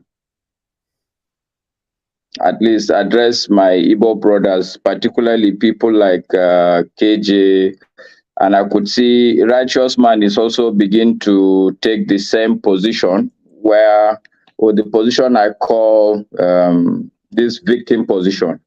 The Igbo brothers, they keep talking about being, they keep taking a victim position, like it's only Igbo people that are suffering in Nigeria. I think that is part of the problem we have as a country. Because when you only isolate yourself and start talking about your own problem, then inadvertently, it's almost telling every other person that, look, you care only about yourself. They should go and worry about their own problems. And the fundamental idea of a country is the fact that we as human beings, we are social animals. No man can really survive on his own. Yeah, you can survive, but really, it's not how God configured us to live. So we need one another. Technically speaking, if you are three, you are better off. And as a country, I think that is the starting point for us to begin to talk less about us as either tribes or as individuals, but rather as a collective. So that's one. And I like the fact that Righteous Man also spoke about the fact that the platform needs to be a bit more solution oriented. So I'm saying that one of the solutions to the issues of Nigeria is that little bit of shift in our perspectives. It's true that the Igbo people are marginalized. I mean, you can't argue about that. These are people that the whole country fought to a standstill. So there's no saying that, oh, look, this is a particular tribe that was, we fought the Igbo people. I mean, Nigeria fought the Igbo people. So that's fact, that's history. Nothing can change that. That's reality. Not the Igbo people, the Biafrans. It was Biafrans, not the Igbo people. Okay, all right. So it's neither here nor there if you ask me, because I don't know the exact difference between Biafra and Igbo people. Maybe you can educate me. I like being educated, and that's why I like forefathers session more than the normal initial session, because there tend to be emphasis on pushback, on evidence, on knowledge. Like, oh, you're saying something, somebody can pull you back and say, no, this is what is there. And most times forefathers would quickly check and see whether what you're saying is correct. So educate me, what's the difference between Igbo and Biafra? Okay, my brother. Sanunkade, I understand that you are from the north. But that doesn't mean that I'm Hausa. That's another problem we have in the country. It's not everybody in the north that is Hausa. So don't speak Hausa to me. No. I want to greet you in the language that I understand. I learned in the north when I was in the military. Sanunkade. Dalu.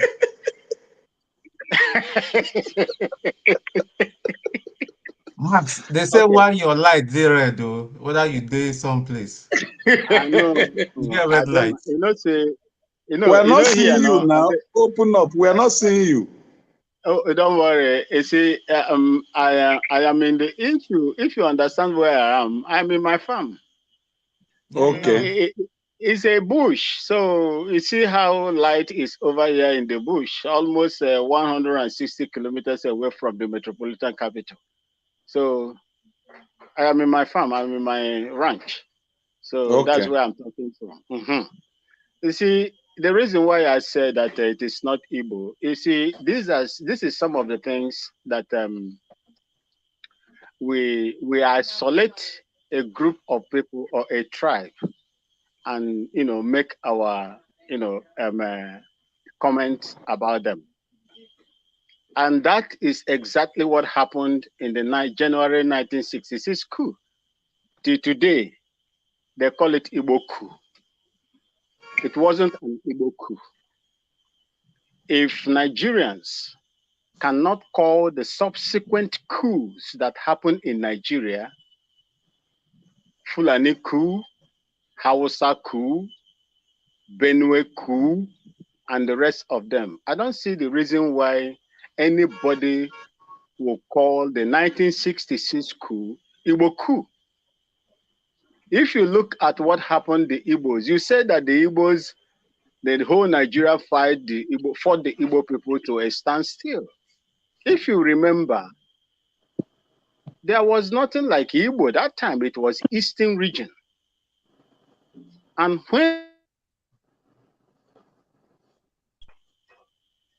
when an agreement was reached, can you hear me? But you're breaking. I don't know if it's only me that is getting the break in your transmission.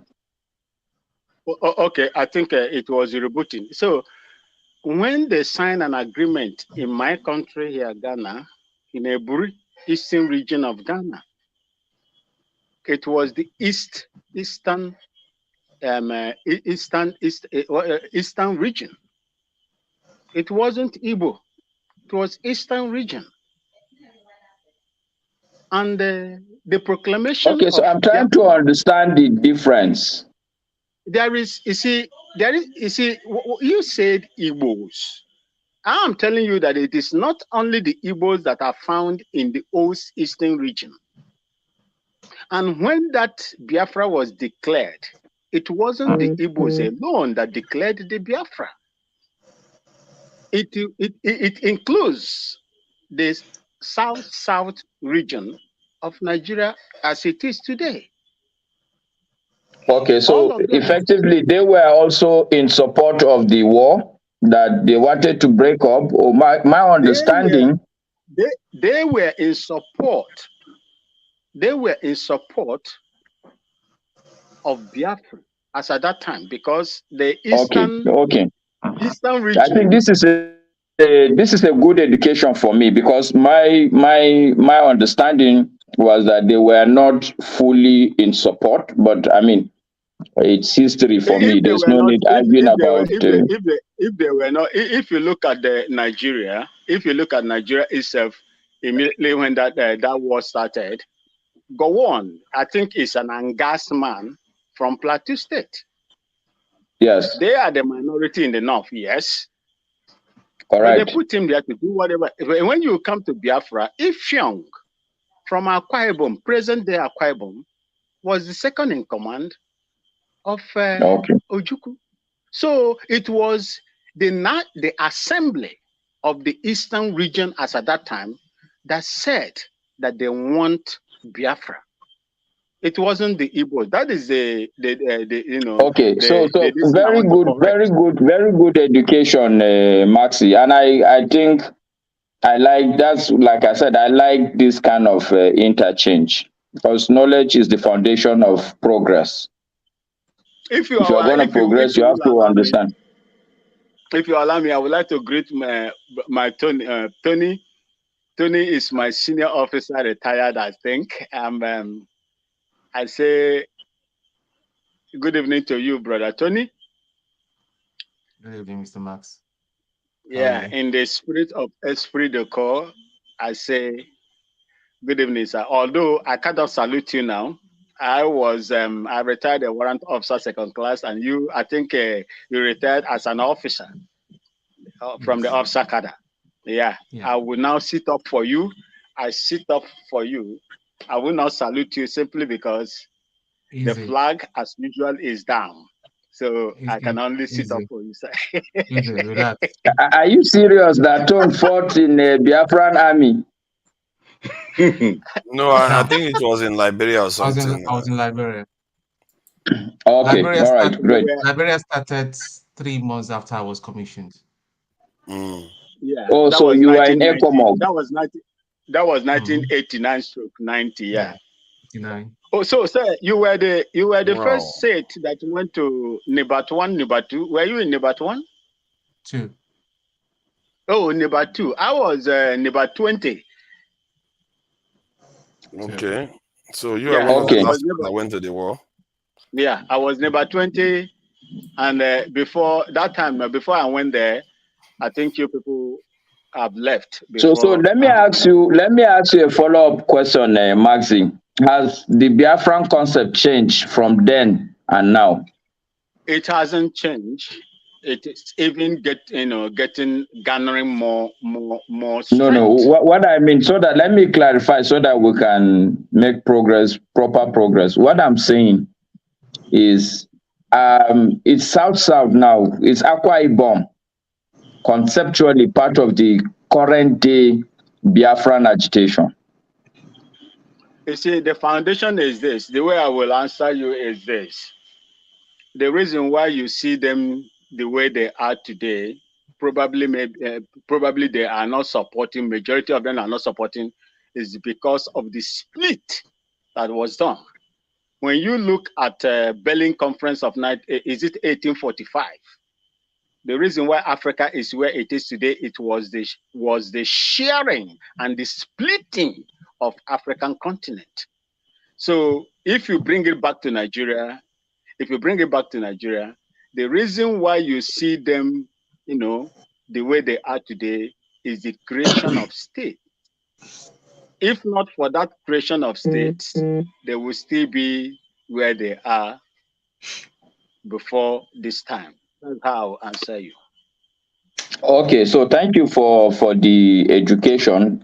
So I can go back and then make my point. In actual fact, the issue of fighting either Igbo people or Biafra was just a by the way. For me, the point is that, yes, if Igbo people or Southeasterners say that, look, the country, they have an issue with Nigeria, or they are not being treated fairly, I will understand, and I would think, I truly believe it's justified.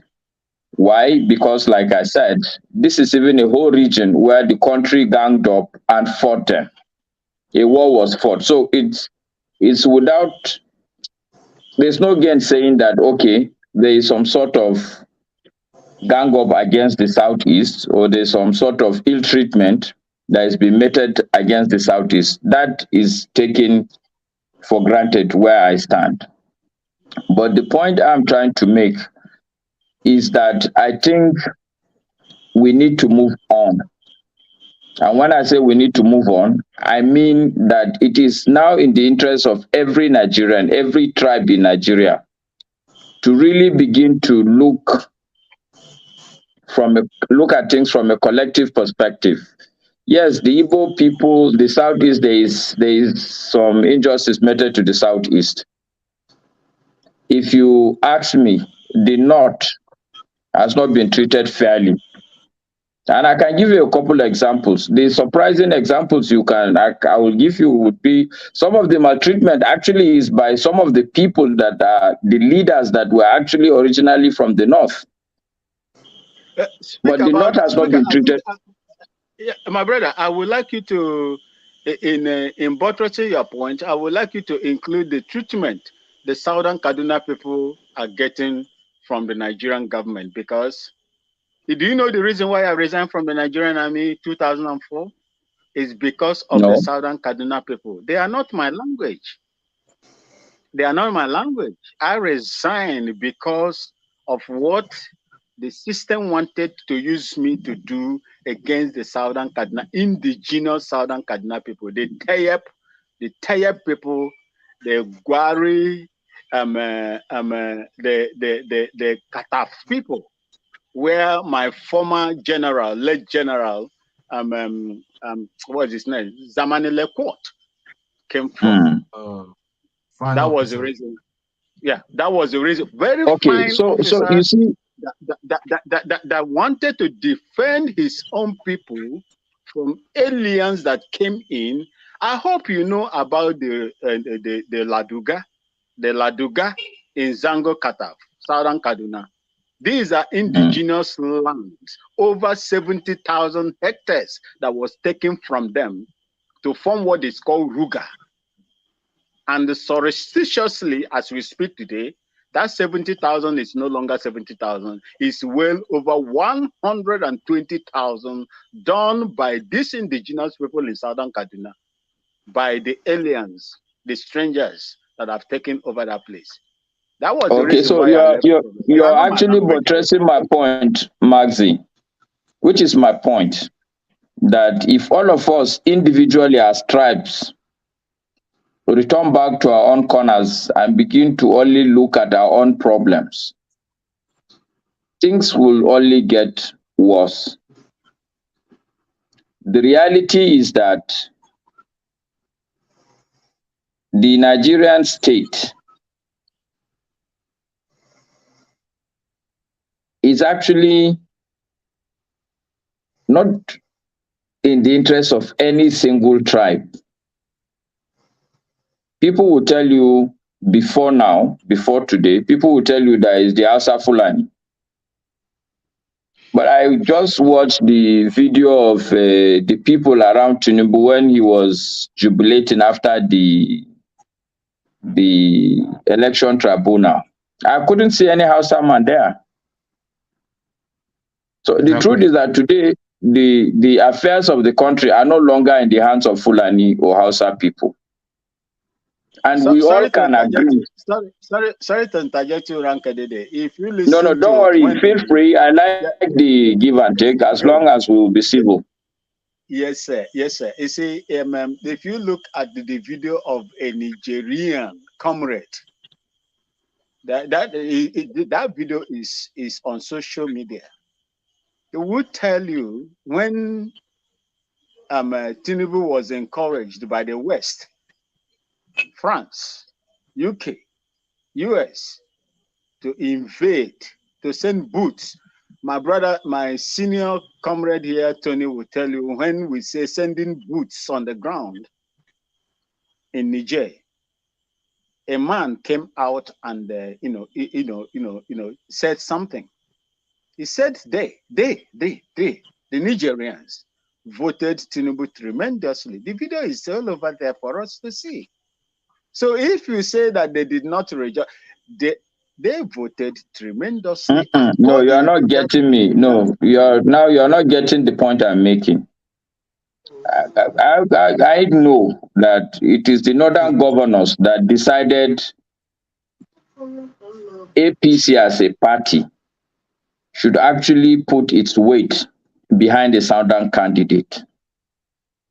So it's true, the North supported Tinubu to be in power, clearly. But I am saying that when people that surround the president are celebrating, and you look around these people, you can't find the house. I'm saying that that's the actual corridor of power today in the country. I could not locate a single house. You are very correct. Very, very correct. You're 100% correct. So I'm saying that if we all keep talking about tribes, before you say that, okay, it is Hausa Fulani. Today, it is not certainly Hausa Fulani that are ruling the country. But we can all see that the state's trajectory is still the same. Hausa Fulani, they are no longer the people in power. The problem in Zangon Kataf is there. The problem in Plateau State is still there, isn't it? Let us not forget about the Shiites, the way they've been treated. Exactly. So, and people don't seem to understand that during Buhari's regime, if there's any region that really has suffered, particularly from insecurity, is the North. I'm from Kano. I live in Abuja. During Jonathan Goodluck's time, I drive from Abuja to Kano to see my mom very regularly. The only complaint we have is that there were many checkpoints. So a drive of 5 hours will take you 8 hours. For the last 4 years, I can't even contemplate driving by road because of bandits. People kidnap you and you stay in the bush for 6 months. As we speak, there's so much kidnapping still going on, so much banditry still going in the north. So it's not only the southeast that has problem, even the north has problem. So my point, to summarize, is that each and every tribe in Nigeria has received an unfair treatment by the state. Now, the solution is for us to realize individually as tribes or as regions or as small groups, we are receiving the same unfair treatment. And the idea is not for me to say, okay, because I'm an Igbo man, I'll speak only about Igbo problems. Or because I'm Zangon Kataf person, I will speak and rise up only about Kataf problems. Or because I'm a Hausa person, I will rise and speak only about Hausa-related problems. This is not going to take the Nigerian masses anywhere. Not only the masses, even the intellectuals that think that they are better off. We are not. I mean, the bulk of the people that keep talking on this platform, they're all outside the country. I've lived outside the country, and I can tell you for free that it's not the best. If your country is fine, half of the people that are talking on this panel will be back here in Nigeria happily. So even the elites, we are getting an unfair treatment by the state. So it's important that all of us realize that it's not about our tribes. It's not about individual problems. We need to collectively realize that the state as is configured is not in the interest of any of these tribes. Okay, can I ask a question? Go ahead, Righteous Man. Yeah, thank you. Just seeing you for the first time, maybe occasion permits that to happen. You know, it's not as if my suggestions have been basically on Igbo sentiment. No. I'm trying to do a comparison of what is visibly seen in our nation. If you ask me, I would want to be a Nigerian rather than a Biafran. If what makes me a Nigerian, the rights of being a Nigerian, is accorded to me at any given time, irrespective of any state or any location where I find myself. But if that right is denied from me because I am from a certain place, then I have a question to ask. Why? Okay. If we are treated as equal partners in the affairs of our nation, then I will have that sense of belonging. Let me give you an instance. I've lived in the Southwest here for 40 years. All my life I've been here, apart from the one I spent a little in abroad. Now, I'm more like a Lagosian. I'm more like a Yoruba person because I spent almost 70% of my life or 80% of it here. Now, if I want to rent a house, for example, and the owner is an indigenous Yoruba person, and he say, Omo Igbo, because you're Igbo, not that I'm a criminal, not that I do not have the money to pay, not that I insulted or assaulted him, but just because I am Igbo, I will not give you that house. And then you want to seek for justice. Maybe you go to report Mr. Righteous, Mr. Righteous, Righteous man. Let me finish. Okay. All right. Let me just finish. I agree with you. I agree with you that the problem is a holistic problem. It's not a tribal problem. I agree with you. But why it looks as if Igbos are the one pushing out this thing is that when we go out to seek for justice for maltreatment, we don't get justice. That is just it. It's not as if I prefer being Igbo to being a Nigerian. No, that's not what I'm saying. I'm saying why I'm a Nigerian. Don't treat me as an Igbo man. Treat me as a Nigerian. Just as other people are treated as Nigerians. That's just my case. Okay, are you've landed? Yeah. Okay, why I wanted to interject is because there are two issues that I wanted to clarify to you. The first one is, yes, you're right. It will look as if you are treated or you are maltreated because of where you come from. It may look like that, but I can tell you, I have lived in Lagos also for a substantial part of my life. So I understand the dynamics. And I'll be very blunt with you. The reality is that in Nigeria, all tribes in Nigeria have their peculiarities. I can tell you for free that people believe that the Yoruba people are dirty. So somebody may not give a Yoruba man a house because he doesn't want the house to be dirty. It has nothing to do with the Yoruba people. Wait, don't shake your head. Let's have an open mind. Because if you're already shaking your head, that means you're not agreeing already. So then I can stop. No, continue. Fine. Now, the Igbo people in Lagos, if somebody says he's not going to give his house to an Igbo man, I will be blunt with you. There are two reasons why a person will not give his house to an Igbo man. The first reason, and it's an open secret, unless we want to deceive ourselves. The first reason is that chances are that people will think, okay, the Igbo man, you have issues with him paying you rent. So the point I'm trying to drive at is that as a people, as Nigerians, we need to also acknowledge that we are a different set of people. And it's not far-fetched why we are different. I have people who are Yoruba people that were born and bred in Kano among us. You will never know that they are Yoruba people until somebody tell you. Their mannerisms, their attitude is a Hausa man's attitude. Because we as human beings also, we tend to copy the people around you. If today I'm speaking with a Hausa accent, it's simply because I grew up within Hausa people. If I grew up in the South, there are Hausa people who, when they speak Hausa or they speak English, their accent is a Southern Nigeria accent. So I'm saying that I'm not putting down any tribe, or I'm not saying that there's a problem with any tribe, but I'm saying that as a group of people, we have characteristics that are different.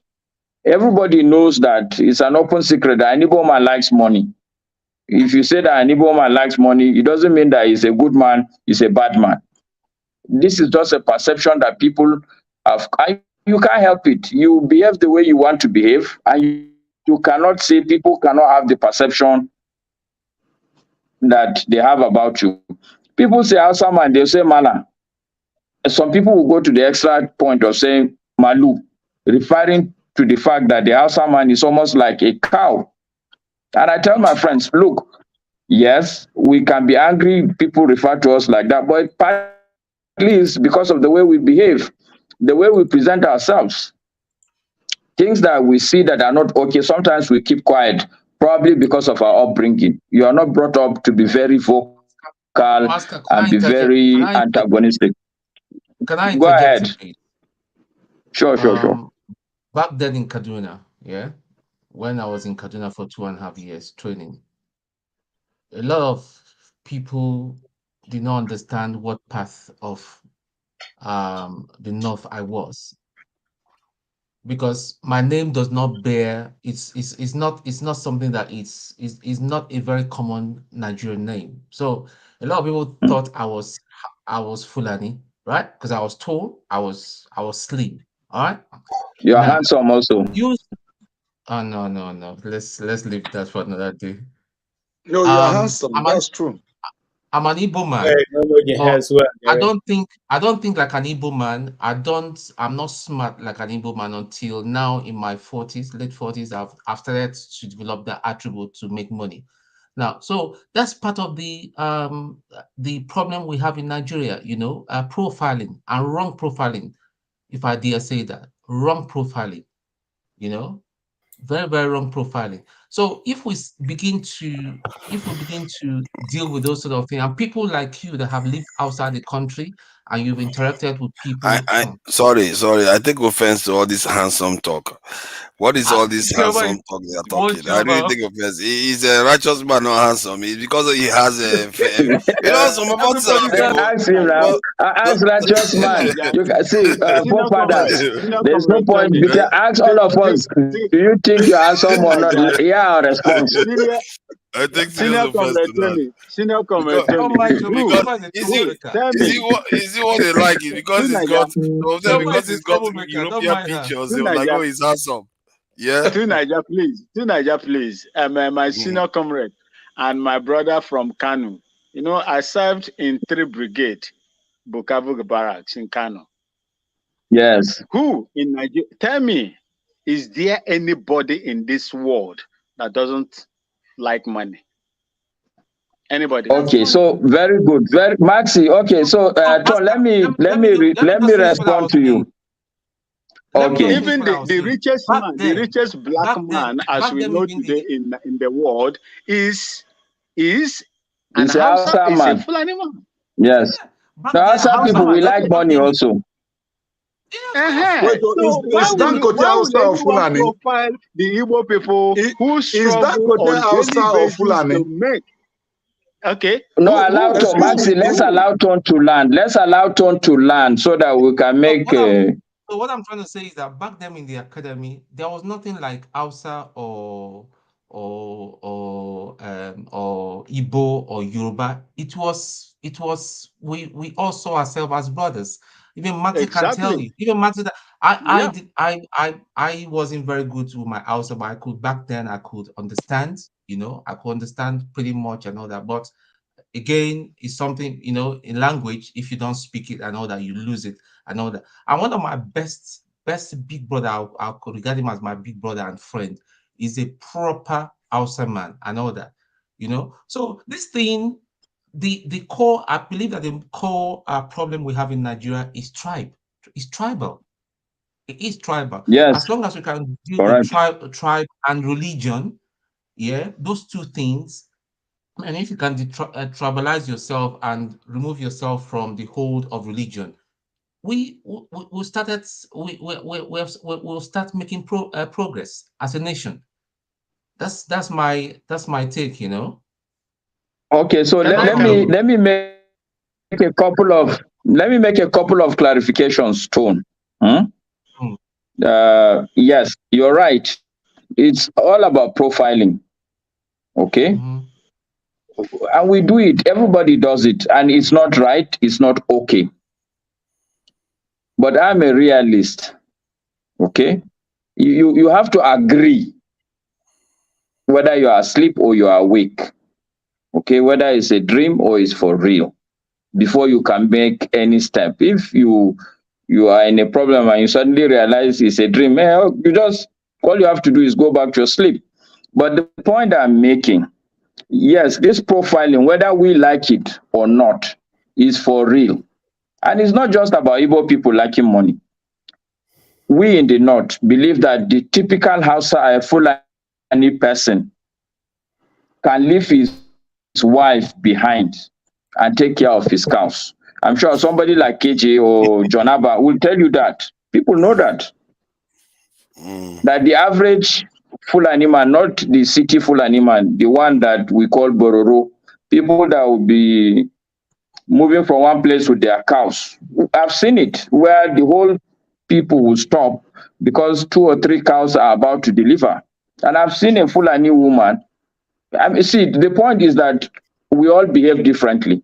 What I would want Nigerians, me, I'm proud to be a Hausa man. I like our culture. I would want us all to be very cultural, to be proud of our culture, to own who we are, and understand that we are different from each other. But the thing is that when there is a collective problem, we should agree that this is a problem that cuts across. That the Igbo people today are having issues does not mean that the Hausa man is not having an issue. Does not mean that, for instance, I give you a typical example now. People in Benue State, for instance, they are having issues, security issues. Is it not the same security issues we find in Borno State, for instance?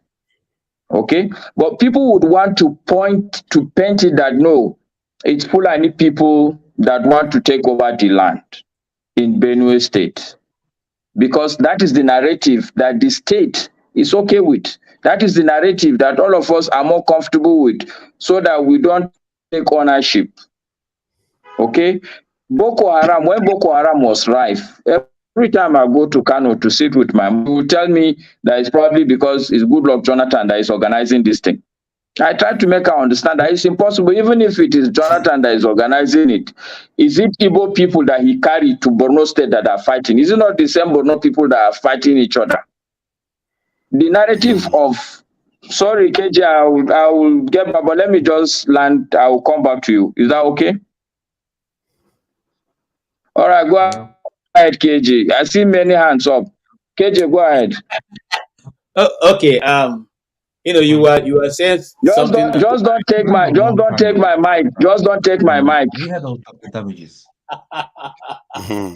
You were saying something. You have been here. You've been talking. That one. You've been talking for so long. You mentioned that last He's a PhD holder. He lives in Maxi Kulunkuna Magana. Okay, now here's what I'm saying. You were saying all the right things until you mentioned the last part. The last part is that the narrative that Benue people will like to give. No, totally, I don't agree with that. The people killing people in Benue or people doing the destruction there are Fulani herdsmen. If you want me, you can give me your email. They are criminals. They are not Fulani herdsmen. Excuse me. If you can give your private email address, I will send you documentaries shot on it. So yeah, I'm not here to try to to maybe persuade you or something. That is already made up. We know that some of those places have been renamed to have Fulani names right now. So let's not go there. Because when you said that you actually abuse KJ, I see. Okay, you've made your point. Can I do a rebuttal on that point? Go ahead, and I'm here. Please go ahead. Because, like I said, if you want now, have you ever been to lately? Have you been to Zamfara State lately? Listen. When you said that, listen. The people of Benue, I'm talking right now for, are not saying that people who are causing problem there are not other people. We are talking about the one happening in a locality where we know Nguma local government, in Konshisha local government, in Igumale, after Otupo. Those ones we are talking about the one happening in Guma. We are talking about the one happening in Konshisha, in what is Guna's village name now? Okay, they were talking about those ones. We know them. We see them. The people see them. So when the people come out of so let me ask you a question, KJ. What in your interpretation, what do you see happen? What do you see happening there? I'm very conversant with Benue State also. I lived substantial part of my life in Otupo. We still have a house in Otupo. So I know the area from Aledi, Taraku, Otupo, everywhere I know it also. So let's talk about it. What do you see happening? You see, this, what we're even talking about is, I don't know what you want me to tell you. There are eyewitnesses. No, I mean, let's have a conversation. There are eyewitnesses I know who see these things, who know these things. I'm not sorry to interject. This is personal to me as a Benue guy.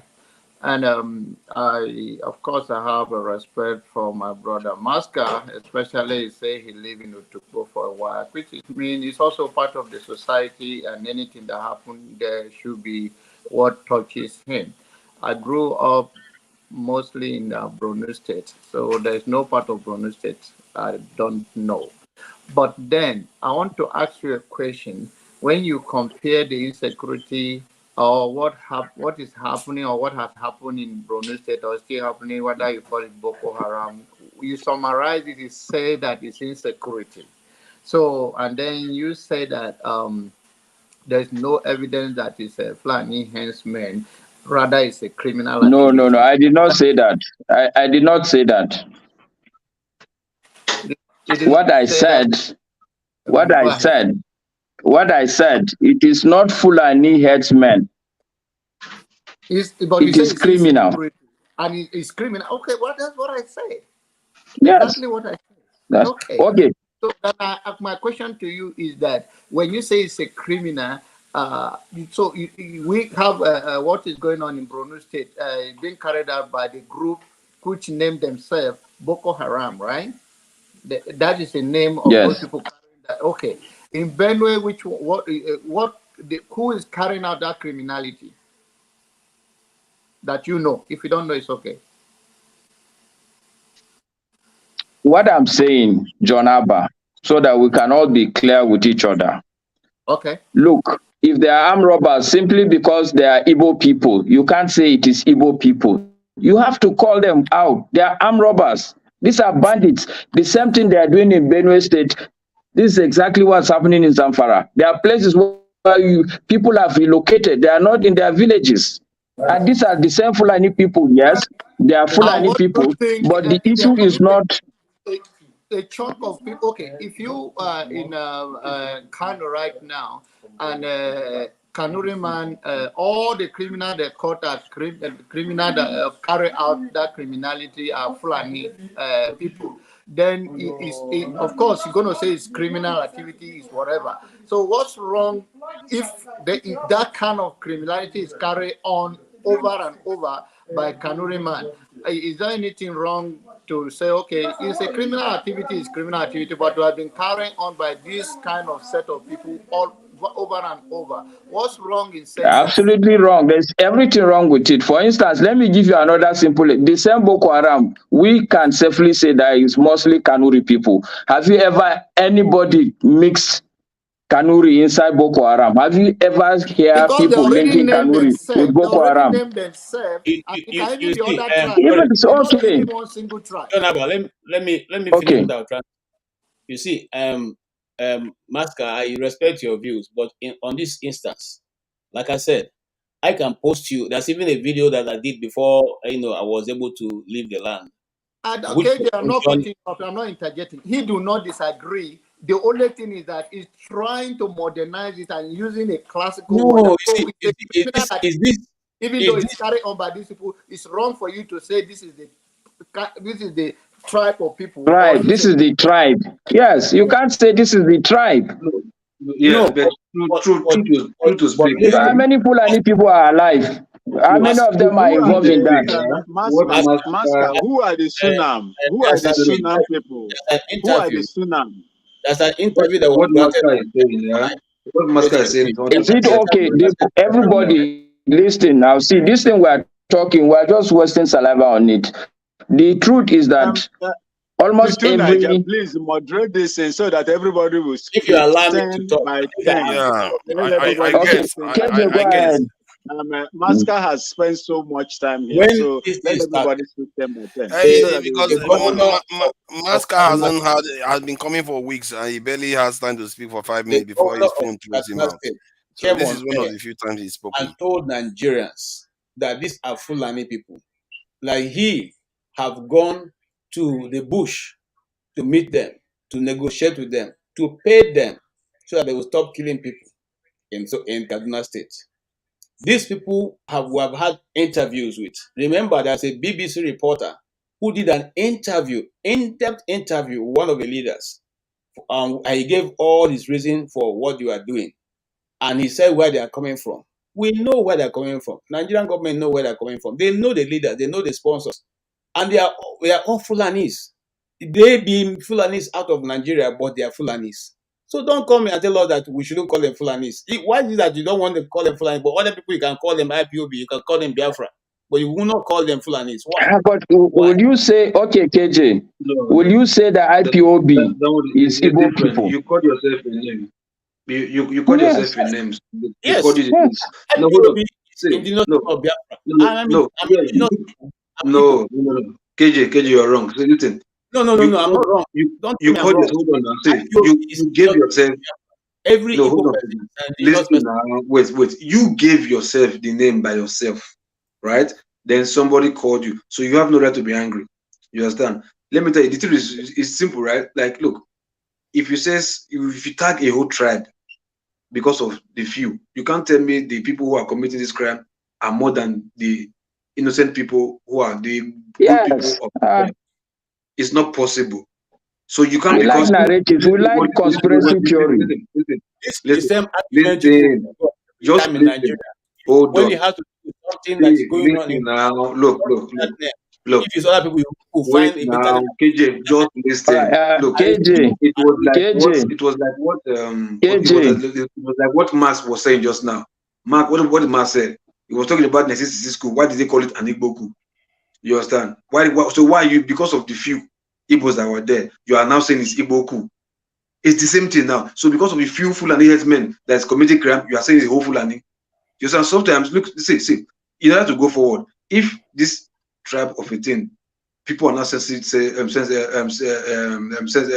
high sensibility about it. Look, you better stop it if it's causing issue. I just give an instance. The word hold on, let me finish now. We all understand how to frame those things. Loco, this is personal people. No, listen. I will teach you. Yes. Even if it's personal to you, doesn't mean you approach it the wrong way. He can tell you everything about Benue. John Abba is a Benue man. He can tell you anything about it. You're not getting the point. Viewers are not going to hear what you are saying one at a time. Local, you can say whether it's right or wrong when is a Fulani man carry atrocity. No. See, get the argument. See, hold on, listen. Can I land? Let me get. Let me give you the argument, so you can continue to give you the argument. No. You are saying that the setting. I've heard you. Let me give you the argument first, so that you can continue. No. You say okay. If you can't give me the argument, then whatever you're talking doesn't make sense. What are you talking about? Loco, you just wake up? This is personal to me. Don't tell me when people come out and have agenda and they have the agenda map out and they are taking cities and they are relocating themselves. Are you going to come here and tell me that it should not be saying Afghani? If Igbo people go to Onusha or it just happened in Lagos right now, right? When there was a comment that Lagos does not belong to anybody, that it's a no man's land, whether it's on political ground or not. What happened in Lagos? So what don't say when people come out in the what was wrong? Then correct. Say the truth out. Correct the narrative. Exactly. Correct the narrative. Don't say sorry, Loco. Okay. So we have run three sides. Sorry, John Abba.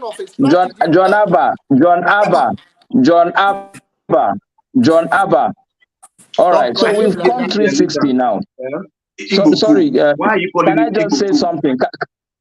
Loco, can I say something now? We've run 360 because this has brought us back to the same issue that the panel keep talking about, that it was wrong for Lagos people to say that Igbo people are taking over Lagos. Isn't it? Have we not been arguing about it? That's what people have been saying. It's absolutely wrong for a Lagos man to say Igbo people are coming to take over Lagos. It's exactly the same thing. If they are criminals, it's not exactly the same. It is not exactly the same because there is no.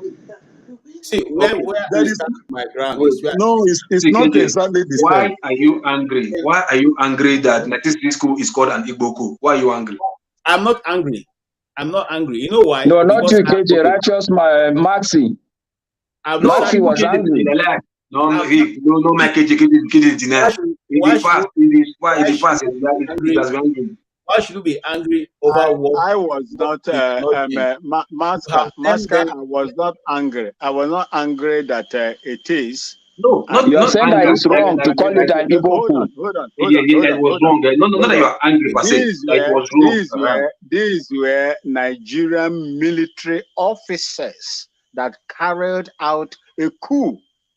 These were Nigerian military officers that carried out a coup. And I'm saying these are Nigerian criminals that are doing atrocities. Christian and Igbo coup. If you Christian that January 1966 Igbo coup, why can't you Christian Babangida's coup the same?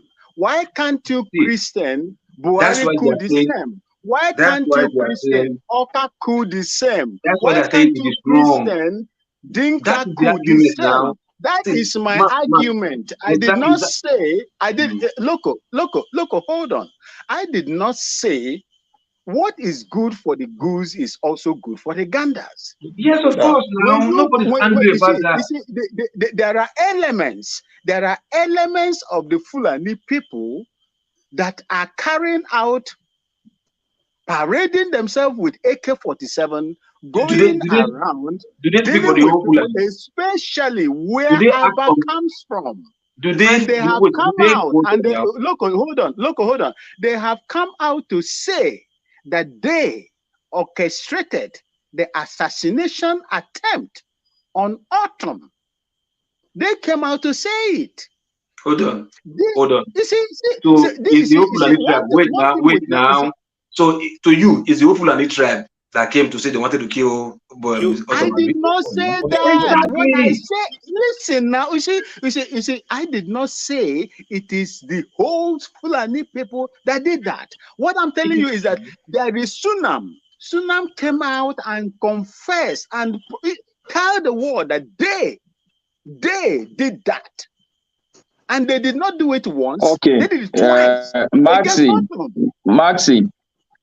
Maxi, let me my submission, and I think it's okay that we don't agree. We can't agree on everything, which is okay. I can live with that. But the point I'm trying to make is that the same Fulani people that are killing people in Benue State are the same Fulani people that are killing people in Zamfara State. Okay? My point is that, okay, KJ, I don't want us to go back and forth. I'm okay if you think that it's okay for you to say that it's a Fulani thing.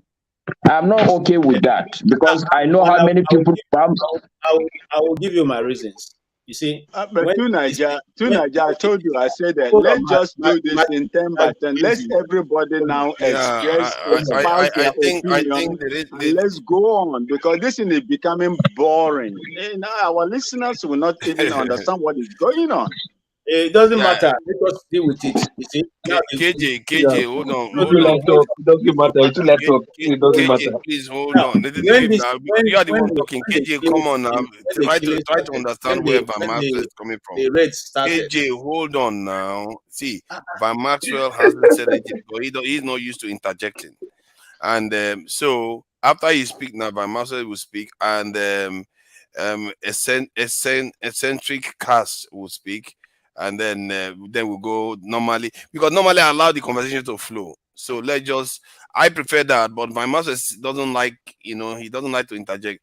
Please, my master, feel free to interject when you want to interject, because sometimes, when they are talking about a point, because when they are talking about a point, it's important that they get to the bottom of that point, and it's beneficial for the viewers too. That's why I allow it to flow. You see what I mean? So, go ahead by Maxwell, so that then the conversation can start flowing towards eccentric cars. Going ahead now. Which one now, bro? He's got cows there with him. He has to be able to talk so that he can return to work. KJ, what I will do, do you have a pen there? KJ, do you have a pen? You can take my number so that we can take it offline and discuss. Yeah, plus 234. Hold on. Put it in the backstage, please. Your privacy now. Put it on the chat. Put it on the listen. I would like to have a conversation. I would like to have a conversation with my brother Maska from Kano State, because I stayed in Kano State very well for almost 5 years. You see, now is interjecting of forefathers. This is interjection, classic interjection. Yeah. No, he gave me the right to speak. That is why I'm speaking now, brother Maska. Can you take the number plus 234? Hey, don't do that. Put it in private don't do chat. It here. Put it on the your chat. Privacy, you have to put it in privacy. In your private chat, please. Private chat. If you will see a private chat, this symbol there where you are interacting. Okay, KJ, send me your number if you know how to do it, or you can send to forefathers. If you have forefathers, you have KJ's number. Yeah, Okay, yeah. fine. Send it. Okay. Send it to the private chat and Okay. yeah. Okay. Can I go on? Can I go on now? Yes, please go ahead. Thank you, to Niger. You see, Coups. I personally, I like my senior comrade there, Comrade Tony. I will prefer a coup all around Africa that is going to manifest the dignity of the people of Africa, just like the Singaporean military officer did when he took over Singapore. That is what I want to see. Because if you look at these civilian presidents, I call them civilian dictators, right across Africa, they have destroyed Africa democratically than the military. I understand. Yes, we in the military, when we stage a coup and take over, a government, we operate with dictatorship. I'm hearing myself. We take over and we rule with decree, and that is not democratic. But that man in Singapore is a living experience, let me just say, evidence of what the military would do if actually they want to free their people. Singapore, today as we speak, is a member of the G20 or G7 or something like that. Singapore is now, Singapore today is not assigned to a customer. Please check the number and dial again. Is an industrial nation. Singapore today is an industrial nation. That is what I want to see in the whole of the African continent. Okay, so when you talk of for people that want to change Nigeria, my brother, my senior comrade Tony will tell you, he's aware of what I'm going to tell you today. The Constitution, I always say here, there is no time I come into this platform that I will not speak about the Constitution of Nigeria. The Constitution of Nigeria is the foundation of the country. 1999, when Obasanjo was pulled out of prison in Kotangora prison to be the president of Nigeria, election was conducted and he became the president of Nigeria. He refused. I was in Aso Rock at that time as a member of Strike Force. He refused to work with the 1999 Constitution. But Abu Salami said, go ahead. We don't have time to waste. The world is against us. Everybody is against us. Go ahead. When you get in there, you can now, tinker with the 1999 Constitution. The people will now, the House of Representatives, the National Assembly will now decide on what to do. But that was bad. That 1999 Constitution is a military decree form constitution that has made Nigeria what it is today.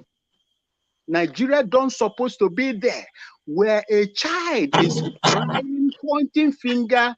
The mother, if the mother is not there, the father is there. The reason why your vote cannot count today is because of the enormous power the president willed when voted as a president. He appoints the judiciary, the judges, name them. He appoints the police chiefs, name them. He appoints virtually everything that has to do with those functions that controls the democracy. He has the power of hire and fire. You cannot make progress in such a system. That is my own issue. I was among of the people that brought the mayhem Nigerians are going through today as a member of the Nigerian army. As at that time, I am involved. Although I didn't have the power to make changes or contribute unless the senior officers, I cannot even speak when, as another rank, when my senior comrade, Tony, is speaking, because they give the commands and the other rank carries the orders. So we could not do anything.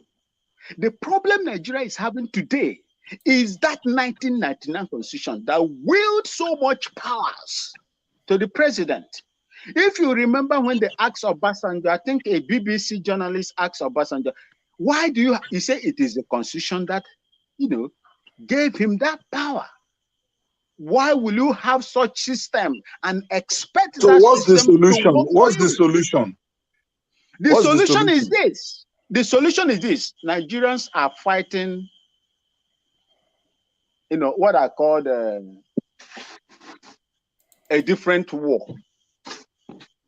Instead of Nigerians to fight or go and get your PVC, knowing fully well that your votes don't count. Tell me a time in Nigeria that your votes counted, even at this particular one that happens today. What I would like you to do is this: campaign on the abolition of that 1999 constitution. Let the people come, North and the South, come together and now deliberate, decide on the way forward and the system of democracy that is going to suit you. If the people are not called upon and someone imposes a rule that disenfranchise most of you, just like the election that just passed, you will not get it right. People with money will buy it. It is evidently proven today that the man with the biggest pocket will buy everything when it comes to election in Nigeria.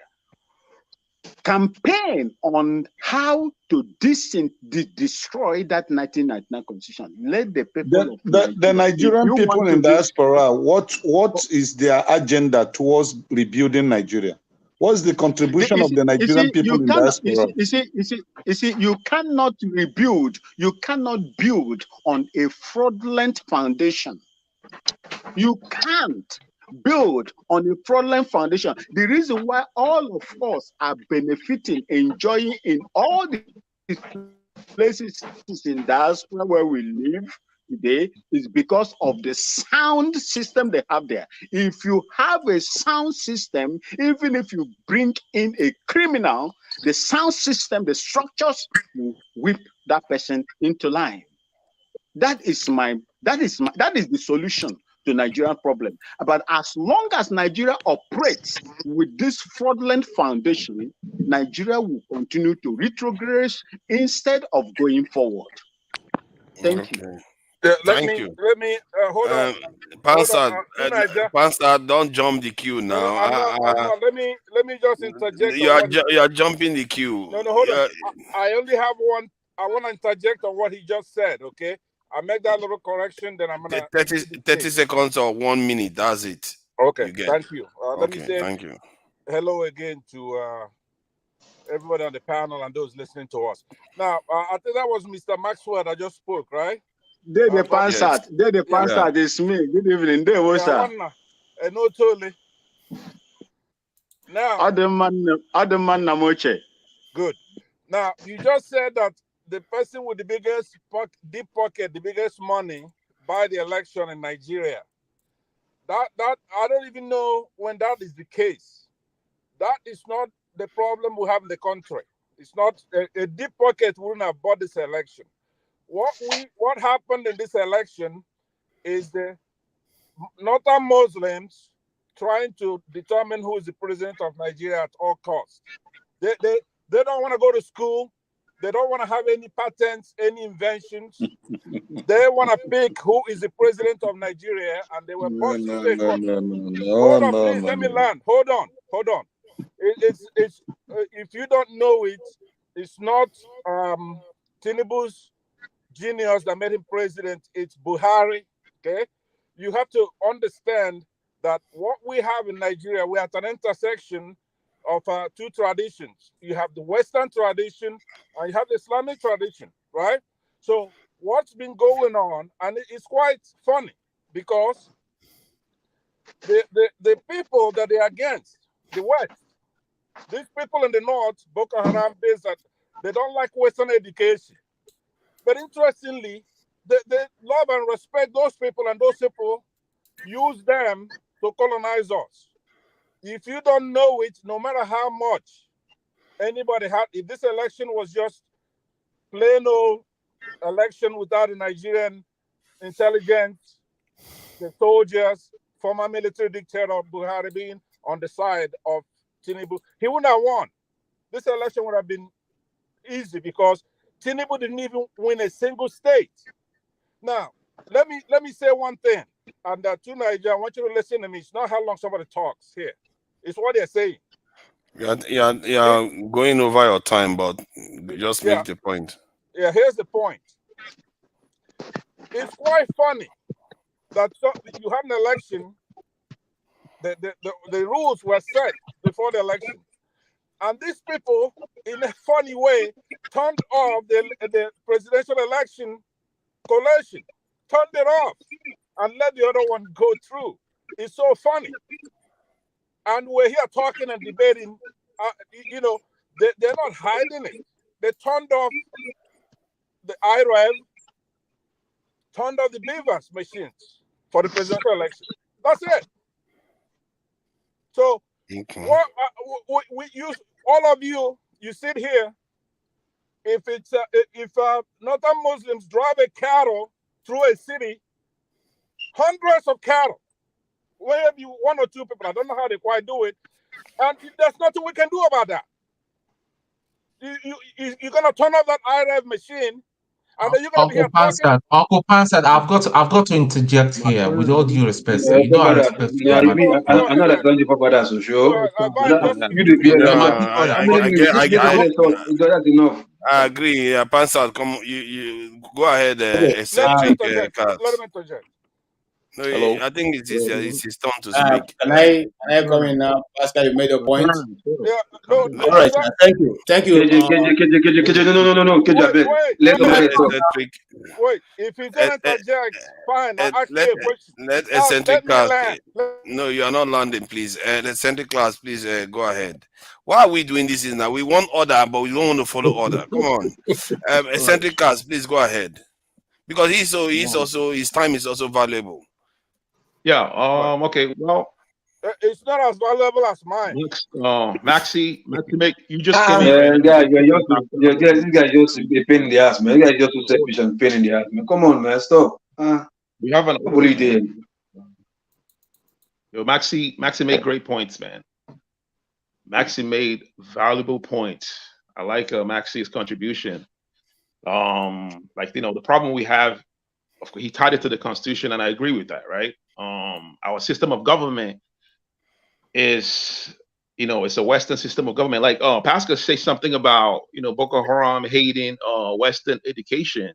I agree with that, right? But if you do the history, it was when Libya was toppled by NATO. That was when the arms went to Boko Haram, all these groups like the Tuaregs that are, fighting in Mali. All the arms that came to these groups came from when Libya was toppled. When Gaddafi was toppled, that's when all the arms went to these guys, these Iskrans, causing problem in the West, in our continent, right? The Western world benefits from this problem because if there's a problem, if there's a problem in Africa, in Western Africa, where there are all the resources, they will send their military. They will send you, right? If I sell caskets, right? The only way I can sell casket is if there's a problem in the community. You know what I'm saying? I would like it when people die, because I'll sell my casket. So the West, they want to build their military bases, but we know that they are they're taking all the resources, from Niger. France is getting kicked out. The reason why we have problem we have in West Africa is because of NATO. The problem they created in Libya. Go read about that. Read on that. Hold on, please, because that is the work has been done on that. I can understand that Boko Haram, they hate Western education. That's a roots. Those things are roots. The whole thing is about Western hegemony bringing their military. Finish now. The queue now. I'm tired. Well, I see that guy there. Anyway, so that's my my correction. I'll see you later. Bye bye. Pascal, who's next? I think you your blessing person addressing you the fear. Answer me stop. Come on. I'm just have you had your say? Me too, I can just exit. I haven't. Come, KJ, listen. Come, KJ, let me tell you guys something, right? Everybody they craze for head. Everybody can internet anybody. You get my point? Don't be used to you people just as if most of us don't have work. We just come here and want to talk and just want to exercise our mouth. What will it kill you just to shut up for 5 minutes and let somebody else talk? Will it kill you? If at all you want to judge, but if at all you see that the place is becoming rowdy, sometimes why not just Loco, in fairness, KJ is one of the people that is always patient on this platform. So please, let's be fair to him so that we can encourage people like him that are obedient and quiet. I'm not taking a shot at anybody. KJ does not interject. KJ does not interject. Yes. Oh, fuck, man. Listen, guys, listen. I'm not taking a shot at anybody. I don't know why you're calling KJ's name. I'm not taking a shot at anybody. I'm just asking somebody. I'm just talking to everybody here. You understand? Sometimes we might want to be rowdy here. Sometimes, but if you see that the place is chaotic, just try and be the bigger boy and just take a chill pill. Sometimes you mustn't just make your point like you say now. Only your points you want to make. Everybody want to make points sometimes now. Thank you. Listen. So who is next? AY hasn't said anything. To Niger, you are behaving like the tribunal. You are behaving like the tribunal. You are not. Stop people. How can you compare me to the tribunal? I've never started calling people ridiculous, misadventure. Your statement is a misadventure, mister. How dare you? How dare you? Mute people. If they are not talking, mute them. When they open their mic, mute them. Let the person that is talking talk, and this thing will be orderly. This rowdy session here with people with high education and so on doesn't make it. People that are listening to us around the world will look at us as people that are just it is infantile. Thank you. Thank you. AY, please go ahead. I think Loco, if you want to say something, Loco, you can say, but I think you just said something. I said let's essentially finish. I thought you had finished. I thought he said he was finished. Okay, go ahead then. Yeah, like I said, I agree with Maxi, right? Our system of government, the presidential system, is very expensive and it's expensive system, right? And it's a system that's that's easy to be manipulated by anyone with money. Anyone with money can buy, the politicians. And if you look at the government, the people that's running the show are the elites of every region. It doesn't matter if they're Yoruba, Hausa, Igbo. These guys are all working together, right? If you look at Tinubu's cabinet, it's filled with all the elites in the Yoruba land and the north and east, wherever they come from. You know what I'm saying? So we need to change the system. Like he said, we need to change the constitution. We need a constitution where everybody will come together. Like you can't run a country when there is no consensual agreement on how to run the country. And there should be a unifying history for all the parties in Nigeria. There has to be a unifying history, like in United States of America, right? It's not a homogenous society, but there's a unifying history. The history that unifies America is that they kicked out the British, all the allied companies, all the regions like the French that control the Virginia and all that, they got unified and they wrote a constitution, and we need to do that. We need to rewrite a constitution and have like concrete laws, concrete rules, like the freedom of speech, that can be impeded by the government. And also, we need to separate, have like a separation of power where there's no reason why a single person would. I've got a question for you, sir. Go on. Are you Nigerian? I'm not. Look at my. Okay, cool. So, how long have you lived in Nigeria? How long? Mm-hmm. In the 80s and the 90s. Altogether, how many years have you lived in Nigeria? From birth. I don't know where you were born. I'm not interested. Yeah. How long? 5 years? 10? 10? 20? 10? 10. Okay, that's cool. Yeah, go on. Yeah, I lived in a military regime, right? The military regime. Yeah, that's fine. That's cool. Go on. Sorry. And also, by the way, I know a lot about Igbo culture. If you want to talk about that, we can talk about that. A lot of people don't know about a lot of things that I know about Igbo culture. For instance, people that practice, Christian religion, Christianity is not our tradition. And also, let me say, Father, what are you Igbo? Are you Igbo? Let me say, Christianity, are you Igbo? These are soft power. It's all Trojan horse stuff from the West. It's all soft power stuff, right? We need to bring back our own tradition. Is there any time? Is there any time? No, it's not any time. I think we probably need to be putting time. See, like people so that it goes around like before. Okay, but let's. I think it's almost done. I think once he speaks now, I think everybody has spoken. Then the conversation can just flow. Look at P. Yeah, your turn. You can go on. Keep going. It's fine. Okay. Yeah. See, look, bro. Listen. What I wanted to say is this, right? The issue of blaming a tribe. What I was trying to make what's the guy understand? Jonaba. If a people they are not coming out now to say they are offended why you are using this word against them, I think it's just for peace to reign, or for peace to reign. It's like, yeah, okay, we don't want that. Even for the Igbos, like I was saying something like, many people are angry or saying it's wrong, which is almost the same thing. Why you are tagging Nes's coup to be Igbo coup? You understand? As if there are no other tribe there. Because even if majority of the people who did that coup are Igbos, doesn't mean the whole 100% of them are Igbos. And you can't tag because of 15 of them, maybe maximum more than half of 15 of them are Igbos. You can't tag 7 of them or 8 of them, to say the entirety, the millions or billions of Igbos around the world, that those few persons represent them, and you call of them there. So if it is wrong, you understand? And if somebody is saying yes, yeah, Fulani has me, yeah, the name look, very sweet in the mouth, very comfortable, very, easy to condemn. You understand? But that does not mean. What about that one Fulani who's just a righteous person, who is a saint? Don't you think you're offending that single righteous one Fulani person? Don't you think righteous man? You're tagging him, putting a robe on him that it doesn't fit him.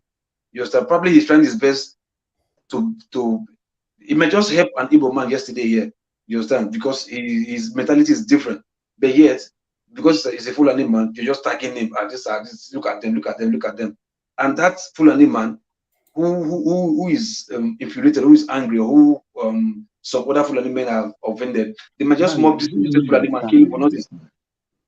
Yes, they might just mob and kill him for nothing, which is wrong. So we should be careful the way we say things, because we feel comfortable saying it. You understand? Just the way, like what's it called? Righteous man said the right time, that this thing, Yoruba man landlord don't want to rent house to Igbo man. I think that narration is also wrong. You understand? Because you can't tell me for a fact that you know that all 100% of Yoruba landlord has never rented or is not renting their house to a Yoruba person. You can't. You don't have that fact to even say it, because that Yoruba landlord elsewhere, who is not, who doesn't go with this way, who has a set on top of his shoulders, who thinks very well, that rents his house to a Yoruba person, it's like you are still taking a swipe at him for even doing the right thing. But because he's a Yoruba man and you say all Yoruba landlords are not giving house to Igbo people, he feels offended too. So we should be careful about this, general stigmatization. Just put the stigma on the people. Yeah. You get it, but look, if it's causing insecurity, if it's dangerous, don't tread on it anymore. Don't continue because you feel it's comfortable for you, because you are offended. What about if you are the receiving end? What about if you are your other side? Put yourself in that shoe. Will you be happy? So at least we should be careful sometimes, because you feel comfortable about saying it. It's sweet for your mouth. It's the raving thing. Other people are even happy with it or saying the same thing. Then you feel it's good. You understand? Sometimes we should stop reporting only negative news. If we see that Yoruban landlord that also gives his house to an Igbo man, spread this too, so that people will know that, oh, it's not only this negative side that's happening, oh, this positive side is also still trending, so that people will balance. Because the more you are putting it on one side, people shape their mind with what they see and what they hear. You get my point? So by the time you say it all the time, you send people joining you for just nonsense, foolishly joining you, supporting you for what they don't even know, because they hear people say it over and over and over and over again. Then so that they believe it's the truth, not knowing that there are other people out there who are just doing opposite of what these so-called people are doing, but nobody's telling that story. You know, just like you say, Nigerians are criminals. Yeah, we are criminals. We're 419. Everybody are 419 for Nigeria. If somebody's even angry that Nigerian passports, if you take the passports to embassy, they wouldn't treat them because as if they're criminals. Yeah. They were other criminals. Sorry, local. You see my face now. See, there are other criminals that are that airport. I think his time is up. Yeah, please. Okay, let me round up with this, right? There are other people, Nigerian criminals, who have used their passports to pass that embassy, maybe like Indonesia or Malaysia or whatever. You understand? Who they've caught, they're like criminals. But if I go there tomorrow and I pass and they treat me there, I will feel offended. You understand? Why do I feel offended? Because of you are stigmatizing me for the sins of other people that they did. None of us will be happy. So calling people generally, just put a name on them because they know it's not for me. It's a no for me, right? That's just what I want to say. Okay, please let me respond to.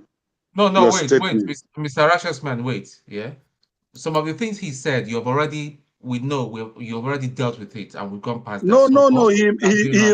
He made a reference of my statement. Yeah, we've already dealt with it earlier.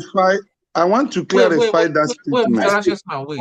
It's going to cause confusion now. Let Maska speak, please. Yeah, Maska, please. No, but it's not supposed to be you, Tone. You're not supposed to be the next person to speak. It's not your turn. No, Maska. I said Maska. Hey, well, it's not even Maska's turn, man. Why you guys throwing me up and down? Eh? Okay. KJ, let KJ go, because to be fair, KJ was about to say something more than truth. And Righteous Man has been quiet for quite a while too. And I just wanted you to start this thing. Since you all prefer turn by turn, we'll go turn by turn. All I'm trying to say is that I will not go back to that Fulani story, because I don't think we're getting anywhere with it. If you're saying that those guys should not be called Fulani herdsmen now, and for more than 60 years now, for more than 50 years, they've referred to us as Biafrans and people who killed, Igbos who killed, and now you don't want Fulani herdsmen to be referred to as Fulani herdsmen, but yet you have used that term for the past 50 years to address Igbos, even when you know that the actual person who killed the Sardana of Sokoto, if you refer to it in that order, as you have divided Nigeria and are not even in Igbo land, and may probably say he's not an Igbo man. So let me leave that aside. I don't want to go there because we're not going to exhaust it today. What I want to raise to our attention is, I don't know if any other person have read the story, but it's on SaharaReporters, that the CTC, the certified true copies of the judgment, came on the letterheading of Tinubu's legal team. And the question we are asking is, how come the certified true copies are coming on the legal team of Tinubu? Does it truly mean that, as they have always alleged, that those guys were I believe it's a rumor. It's not a rumor. It's here online. Which one you believe is? No, hold on. You know I'm saying so, because you have a link for it. Exactly. You see, labor lawyers are not daft. Labor lawyers are not daft not to see that thing and keep quiet, not to say this about it. It's not labor lawyers that are talking about it. It is Achiku's lawyers that are asking the question now to clarify. Okay, like I said, all the legal people, let's leave the all the people engaged in Tinubu, whether it's I think there are 3 parties. Yeah, I think Labour, PDP, and one other party. The 3 of them lawyers must have come out by now and be holding press conference concerning that thing. That's why I said I believe Please, it's check for SaharaReporters and check if there's any press release on that. Because exactly. yeah, you should check. So when you want to say those things that you are believing, it's better you just run a quick background check to be sure that. I saw it. I saw it today. I saw it. I saw the same thing. I saw it. Not what you is saying I'm talking about, not the report of SaharaReporters. Like if what SaharaReporters is reporting, if it's true, that's what I'm saying. Not I don't mean KJ is lying. KJ might see it there now. You understand? It's normal. Everybody can see it there. But what if what SaharaReporter is saying, if it's true? I'm just thinking out loud because for me, if I'm a lawyer, if I see that, I mean, I'll shout now. I'll cry out now. You understand? So that's what I'm saying. If the lawyers of Tinubu, Atiku, Obi and the other party, if they give them the copy, I think yesterday somebody said yesterday, I think it was this Stone say yesterday, by now the copy was they've handed over the copy to them, whatever. So if that is being stated there, I think by now, before SaharaReporters is shouting, all the lawyers, the party lawyers must have been holding press conference here and there, TV interviews and all that stuff. They would have even by themselves even published it, not even SaharaReporters. That's what I'm saying. I'm just thinking that again may not totally be correct, because if I was a legal team in the legal team of Atiku, I will not bring my files to the. You see, the press and all that cannot give me judgment. Where judgment comes is from the law court. So I will not bring the facts that I've discovered that is going to help me win my case to come and talk to you in the press. I will not do that, okay? Because those give your opponent ammunitions to use to fight you. Why would you want to do that? Nobody's going to award you the whatever you're looking for from the press. So the information is out now. But now the information is out now. Yeah, so the information came out because those who have a certified true copy are saying that, look, this is what we discovered. It wasn't because it came out, it just came out that way. It must have been a slip somewhere and it came out. Time will tell anyway. Time will tell. Okay. So yeah, who is next? I think Masca. Please go I've ahead. been raising my hand now. Yeah, please go ahead. Sorry about that. It took Okay. a while. I raised my hand because Loco took us to a point where I felt it's a good point for me to continue my trend of points. I started by saying that I liked what Righteous Man said, that most of the discussions should be tailored towards solutions. My training has been that for you to talk about solution, you need to understand the problem first.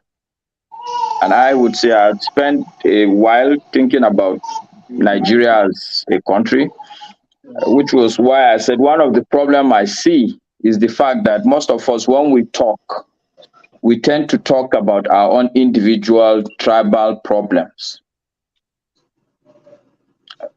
So Loco P was saying that it's not okay for people to say Fulani. My point really is not even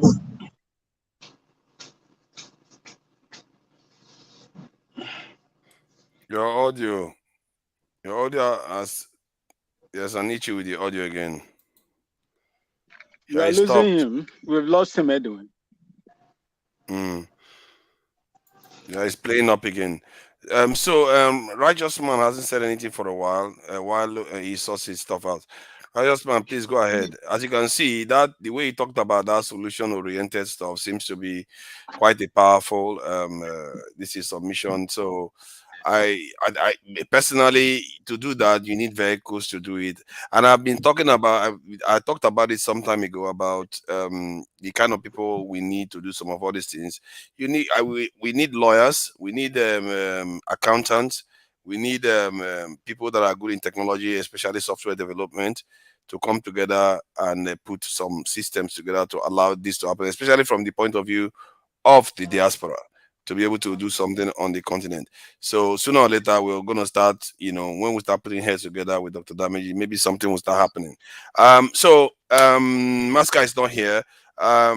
Righteous Man, please go ahead. Yeah, going forward, we want a better nation. And like I have always been saying in this panel, I wish that Nigerians in diaspora should come together, because you guys are the bedrock. You guys. Hello? Yeah, we can hear you. We can hear We you. can hear you, sir. I say you guys, and somebody was re-echoing it. Okay, you men, since there is no woman there.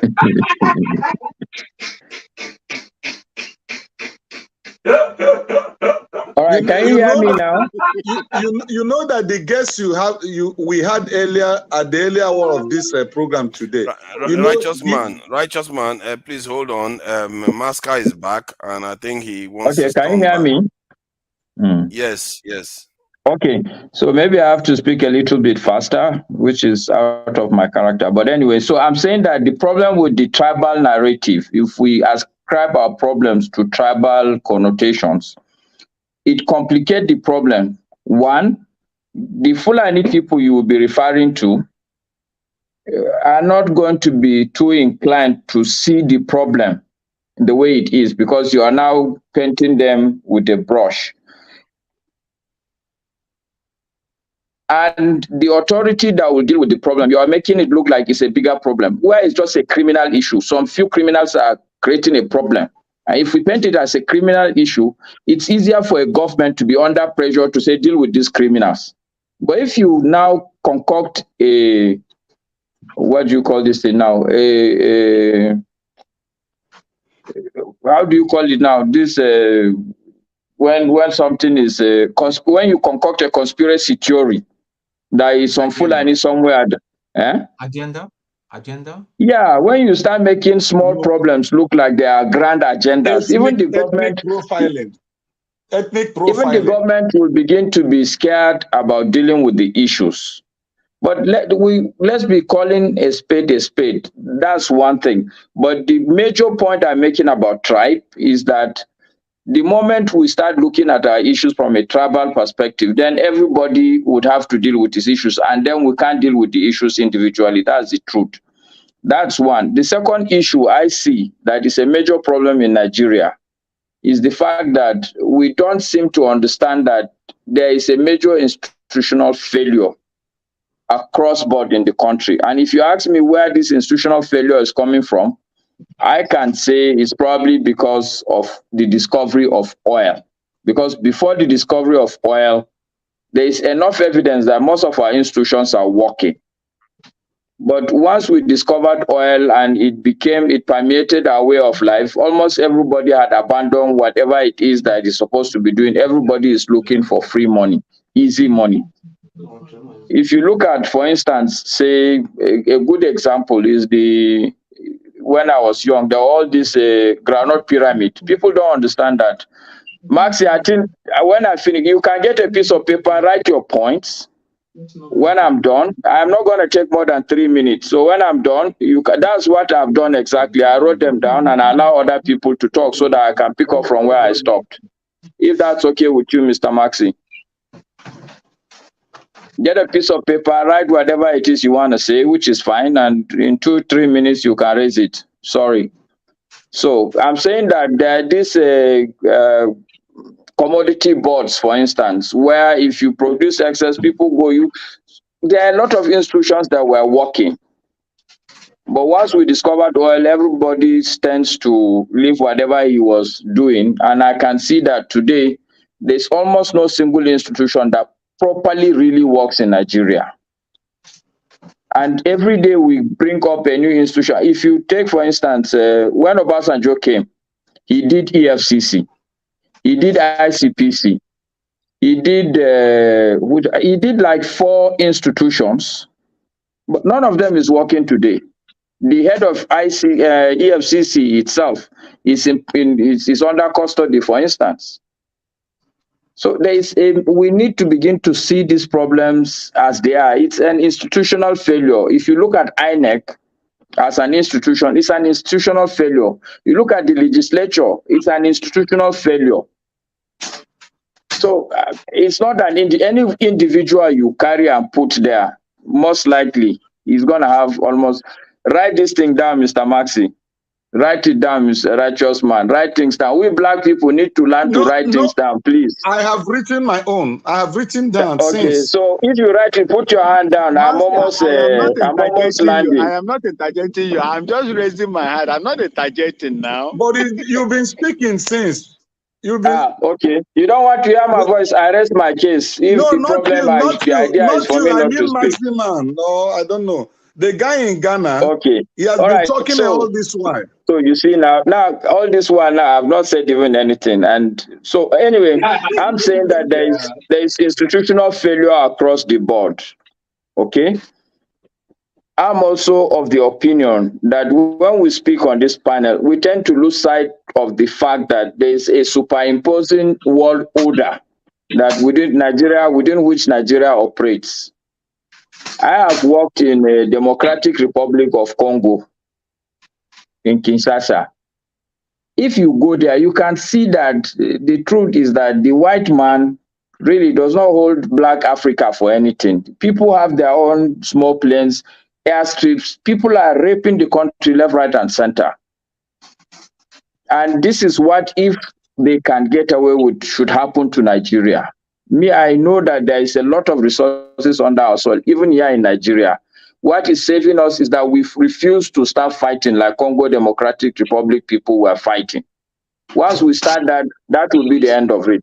So I'm saying that when we talk, let's also understand that within the World Economic Order, the world is not going to want to see us progress. So the responsibility should be on us, whether we like ourselves or not, to sit down with each other and decide how we can solve some of these problems, which will take me to the fundamental issue of election. Because no matter what you do today, unless if you are going to start fighting each other with guns, which the white people would like, the only way we can solve the problem is to have a credible election. And I will go back to what forefather had said once on this platform. Credible election is not feasible. It's not feasible to have credible election. It's not feasible to have a credible election. It's possible, very possible. It's very, very possible. Very possible. Well, it's a matter of opinion. It's not a scientific fact. It's not a mathematical theorem that you can prove. We have evidence. Or I can prove. All we are left with is our perspective. We have case studies already. We have plenty of them.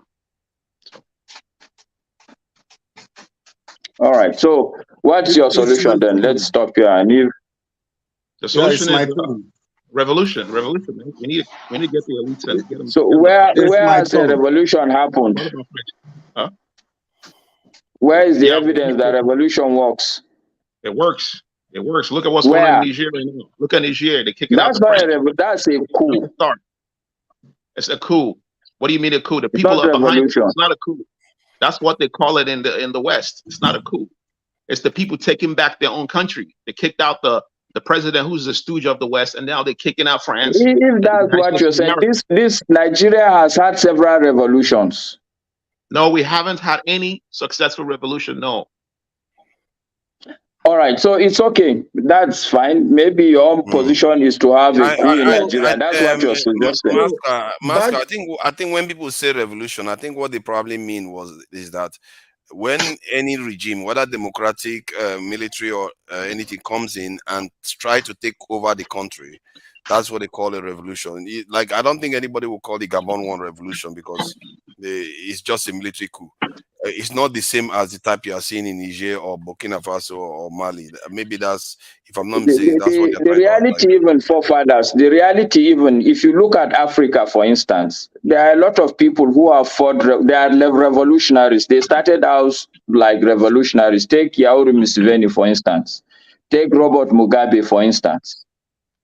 Yeah. Most of these people, they started off as revolutionaries, but we've seen how they have ended. So my position is that election today is the only option that we have that is a low-hanging fruit. And you have said it, if all of us on election day as civilians, we can take responsibility, I think it is not a fact that things will be different, but I have seen it. And I've gave example on this platform. People forget that Buhari contested almost 4 or 5 times. On every occasion, he lost. The only two things that he did differently, Go ahead. Go ahead. Too many people are raising their hand. Maybe they should talk. And yeah, they all want to. I think. Hey, how am I supposed to choose that? Righteous man is. Maxi wants to go and go and rest. He's from Ghana. You both are Yeah, Righteous man is Ghana in and Nigeria. Nigeria is the same. Ghana and Nigeria is the same. Yeah. Just 45 minutes. Yeah, but travel. okay, Maxi, try to keep it brief so that Righteous man can say something. He hasn't had a chance. To Nigeria, I will. You see, I want to respond to my rank Kadede and my. No, don't do that. Don't do that, please. You've been speaking since, please. Oh, uncle, please. Uncle, please. Yeah, he gave me the right. Not uncle, not uncle. No, you've been talking. You've been talking. Righteous man. Righteous man. It is good for us to be listening to each other. Let's develop the passion to listen to each other. Okay, let him hold on. Let me. You see, I wouldn't have spoke. I wouldn't have spoke if To Niger didn't ask me to speak because my system is running down. I send it on the private chat, and that is why he asked me to speak, sir. Okay, good. Thank you. God bless you, sir. You see, Maska, Danwana, there is no way. You don't have a government that will fight insecurity in that country. You don't have. Tell me, why didn't the Boko Haram, ISWAP, come up when Babangida was there? When I was enlisted in the Nigerian army, why didn't they come up? Why didn't these same people this group come up when Abacha was there? Why didn't they come up when Abu Salam was there? Why didn't they come out when Obasanjo was there? These that you don't have. From Muhammadu Buhari, Nigeria failed to tackle insecurity. Let me give you one instance here in Ghana. The same thing they are doing in Nigeria, I don't want to mention names. The same thing they did in Nigeria, they continuously do in Nigeria, is what they wanted to do in Ghana here, in Ashanti region, a place they call Agogo.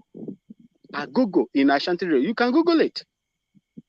They came here, they wanted to replicate what they were doing in Nigeria.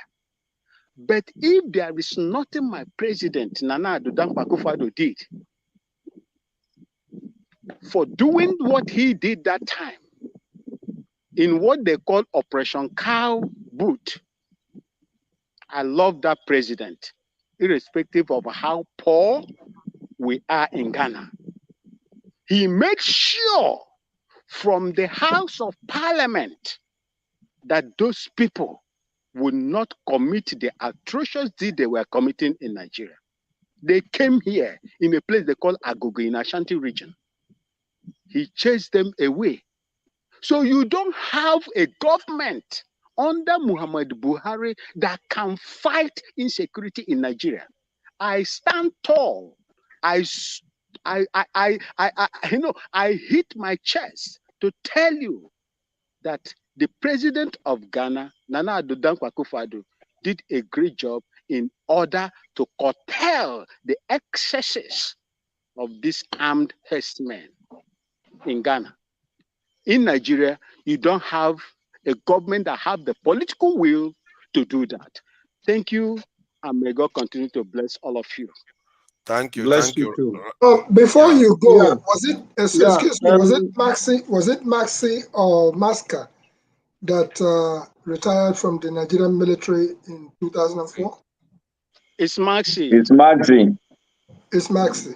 Okay, Maxi, why I was asking that is that you were speaking earlier on and you said the reason why you got out was the Southern Kaduna situation, correct? All right. Because of that, I'm not sure if any of us was aware.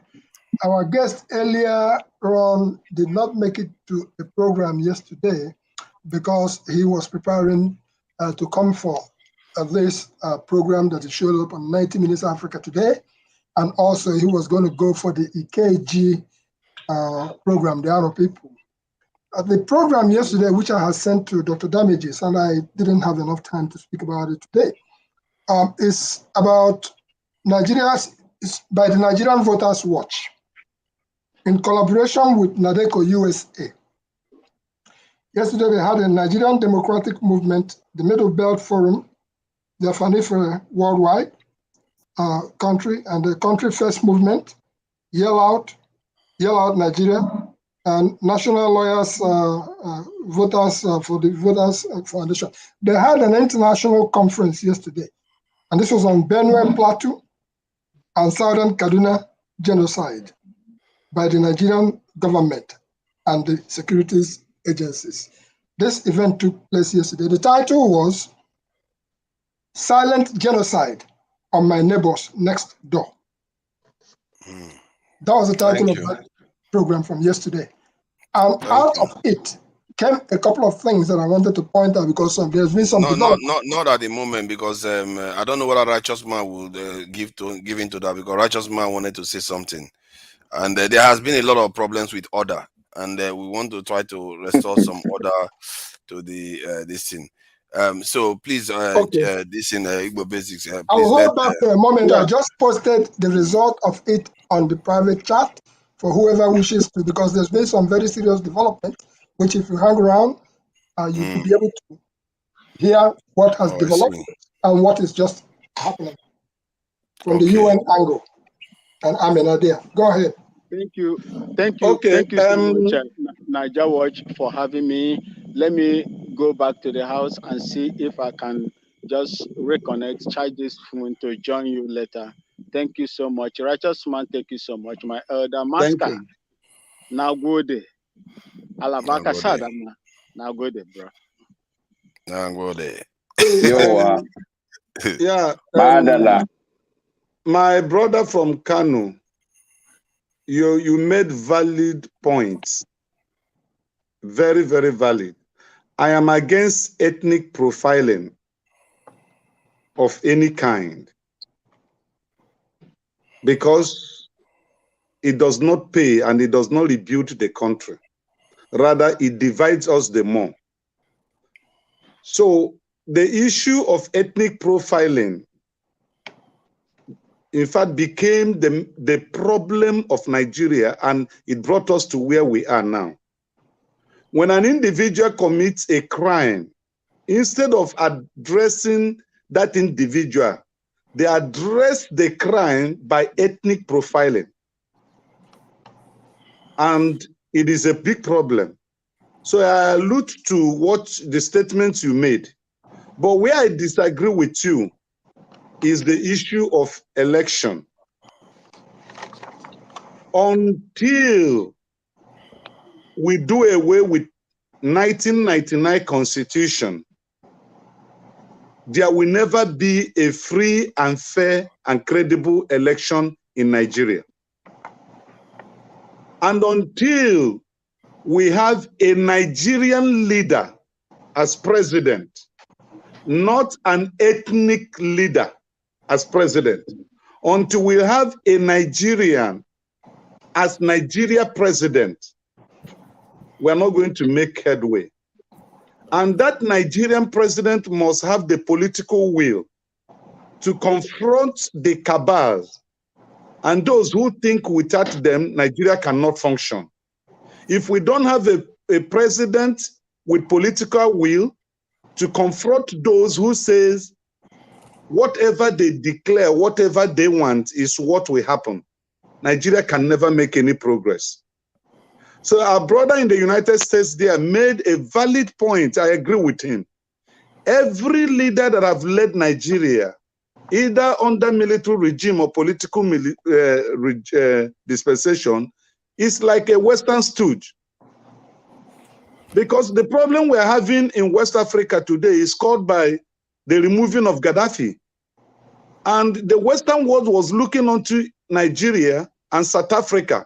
The moment Nigeria and South Africa yielded to the pressure of the Western world, then the NATO struck Libya, and there was armed proliferation that have destabilized the entire West Africa and going beyond.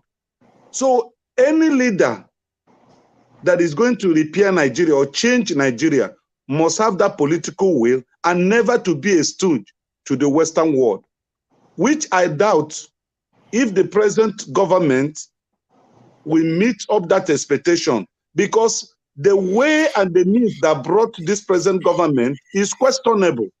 And he needs the backing of the Western countries in order to function. Had it been that the majority of the Nigerian people stood by him and voted for him, then you can say he's the Nigerian president because he has the massive support of Nigerians. He just won an election with 8 million. A country of 230 million people, you could only score 8 million to become president. And your two opposition parties scored almost above 16 million. And you look at it, that means the majority of Nigerian people never wanted him. So the political will is lacking. That is why I believe, and I said, that saying that we can change this nation through democratic means, or I mean through our election, is not possible until we go back to the Nigerian Constitution of 1999 and do away with it, have the people's constitution that will be subjected to a referendum. Then the people will vote and say, this is what we want. This is how Nigeria should be governed. I raise my case. Exactly. Thank you.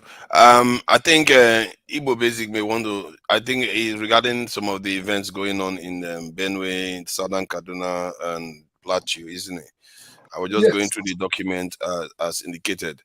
I think maybe the way the analysis that was done was that it had something to do with the pressures due to climate change and the friction between them. I'm not sure why people think that there is no truth to it, because Fulanis have been coming through Nigeria for decades now, and it didn't lead to fights, but somehow now it's leading to fights. I've seen it before. I've said we're having these conversations similar yesterday to where somebody was saying that we are part of the Israelites or all kinds of stuff. Like, what, you are not looking at what is going on the ground. That people are from the desert area, because of desertification, they are moving further and further south. This is an event that started more than 5,000 years ago. It's not something that is new. And the pressures that are happening now is just that our leaders are not handling well. I don't even understand in a country where people are going to be killing each other and leaders are not handling these things properly. I can't. These are our leaders. I don't understand them at all. It's just awful stuff to be happening, and you just leave it to be festering on. And I understand the anger of both sides. It's just leadership that is failing the people, because if any responsible leadership was, even local ones,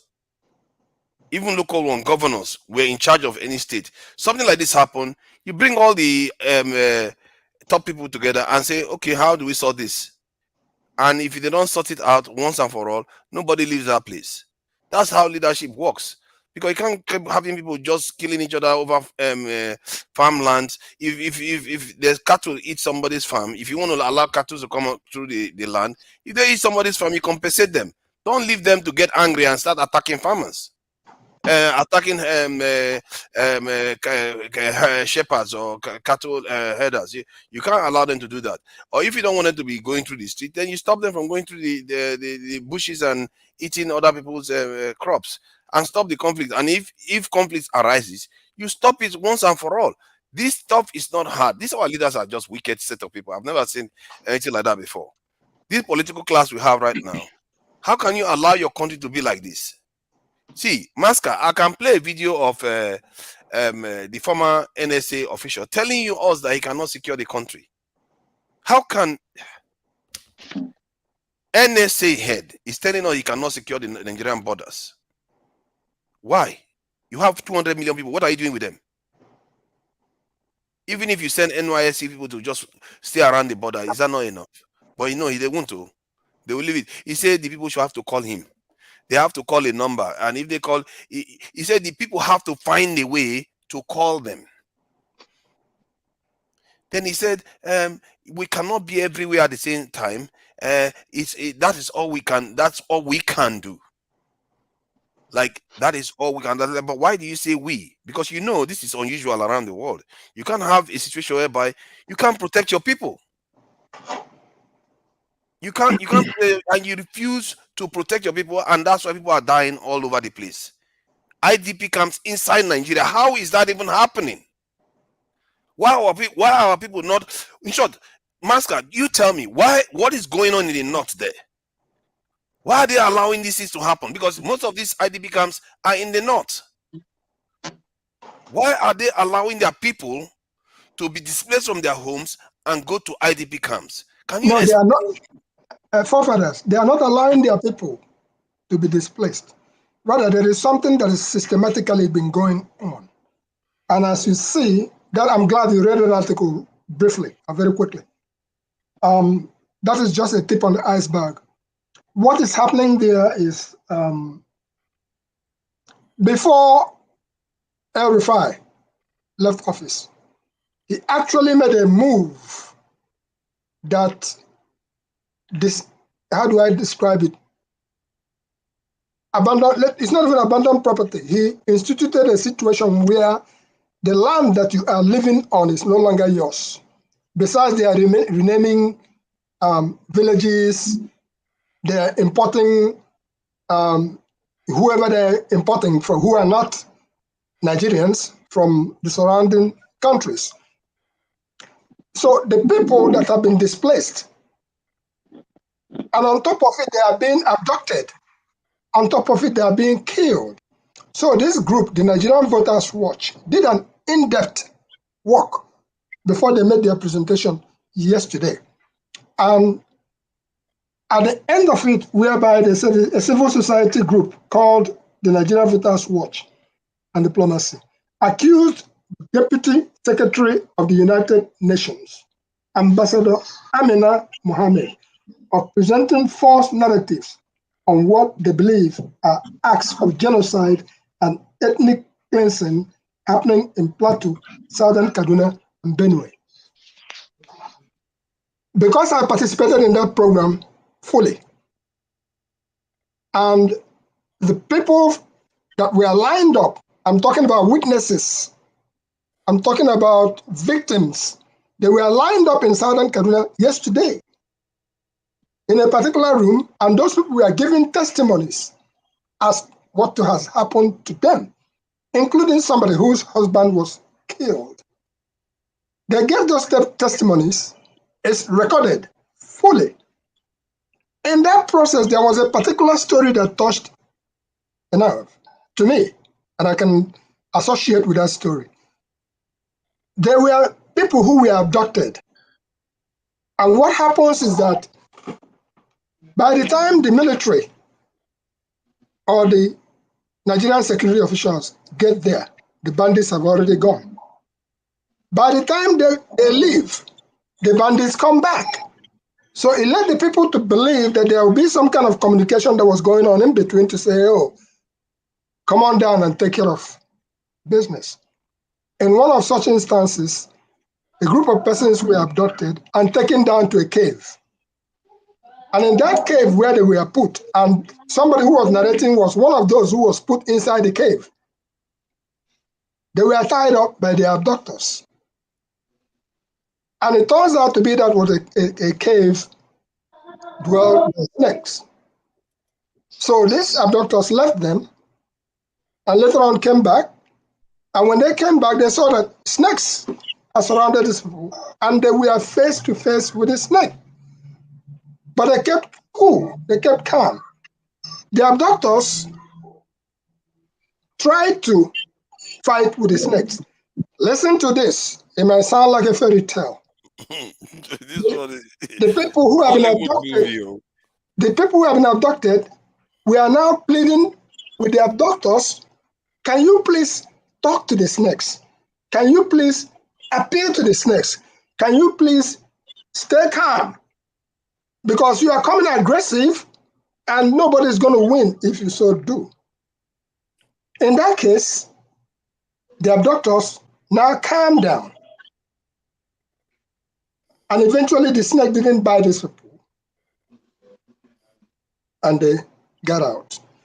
Why did I say I can associate with that? And I came back to say that yesterday, it's on video. I came back to say, yes, I can associate with that because in my Biafran experience in Afia attack, as I wrote, that first, it was 1969, 1970, as the war just ended. And I was being chased by the Nigerian soldiers, the same Nigerian soldiers. I ran into an anthill. And inside that anthill was a cobra, snake. I didn't have a choice, but I come in peace. I was looking at the snake and the snake was looking at me. And the snake, after some time, determined that I am not an enemy, I have not come to kill him or anything like that, he actually left that anthill. My mind beating hard. The Nigerian soldiers could not find me. I'm not telling you I was told. I'm saying what I went through as the war just ended. I stayed there as if it was eternity. And I saw them through the peephole of the anthill. I don't know if you've ever seen an anthill. As they walked by, nyamre kom, nyamre kom, nyamre kom. What made me to avert the situation was that it was an area that I knew very well. We used to go hunting rabbit in those places. So I knew what was there. And there was a log of wood that fell across the street. When I got there with my cigarettes and salt, which was what we were trading on, I threw the cigarette above, pushed the salt underneath, and went under and diverted into the bush. Immediately I got into the bush because I know the anthill was there. I hid in the anthill. And then they walked by. Nyamle kom, nyamle kom, nyamle. They didn't see me. I stayed there for maybe 30 minutes or more than almost an hour before I could gather myself after the snake left. Instead of continuing the journey, I crossed the track road and went back to Item. The war had just ended, and that was when they came and burnt down the Item. AJ will know where Item is. They came, they started at Alai, and the war had ended, and they burnt these villages, and the people were shouting, "Oh, come here, Gun Nigeria." They were being forced to shout one Nigeria.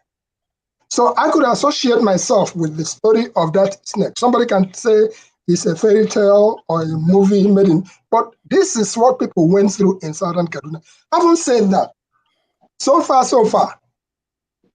they've been trying to suppress this story, but the story is already out. And one thing that came out of the conference yesterday was the Dr. Okwa, the Nadeko guy from here. He said that there are two dances going on. The drum is being beat in Washington. You can associate with this. The dancers are in Nigeria because we are trying to prefer solutions. He's telling you that whatever is being decided in Washington, that's the play that they are acting out in Nigeria. All these things was happening yesterday. And other people gave testimonies and made different kind of speeches. That is yet to show up. And that article that you saw, that you just read briefly, more of it is coming out. In other words, when a group had made their solid investigation, I'm talking about with journalists who are on the ground, who were not only witnesses. One of them said in his own village, 40 people were killed, and he was reporting about that. And somebody was doubting what he was saying. So in essence, we are at a crossroads. It comes back again. All we want is a better Nigeria. But with what is happening, where you come into a village where the villagers are defending themselves with their local guns, maybe with their hunting rifles, whatever they use in hunting, and you come in and you disarm them instead of going after the bandits and getting at them. Now you leave the villagers vulnerable. So this is happening in Benue. This is happening you just know about the priest that was killed. Now, Okay, can I just say something? I noticed that they isolate specific states where they have Christians there, or people that you consider non-Fulani or Hausa. And I find that a little bit concerning because I just checked just now. There are also IDP camps in Zamfara state. And exactly. when we make this thing, and this poison that we always inject into our national discourse is killing us. The problem is everywhere. And I was asking Masker, what is going on in the north that the leaders cannot shut these things down? Why are people living in IDP camps? See, where I will start, forefathers. Masker, you have an idea of the story that I've just painted, right? Can you hear me? Yes, we can hear you. Yeah, we can hear you.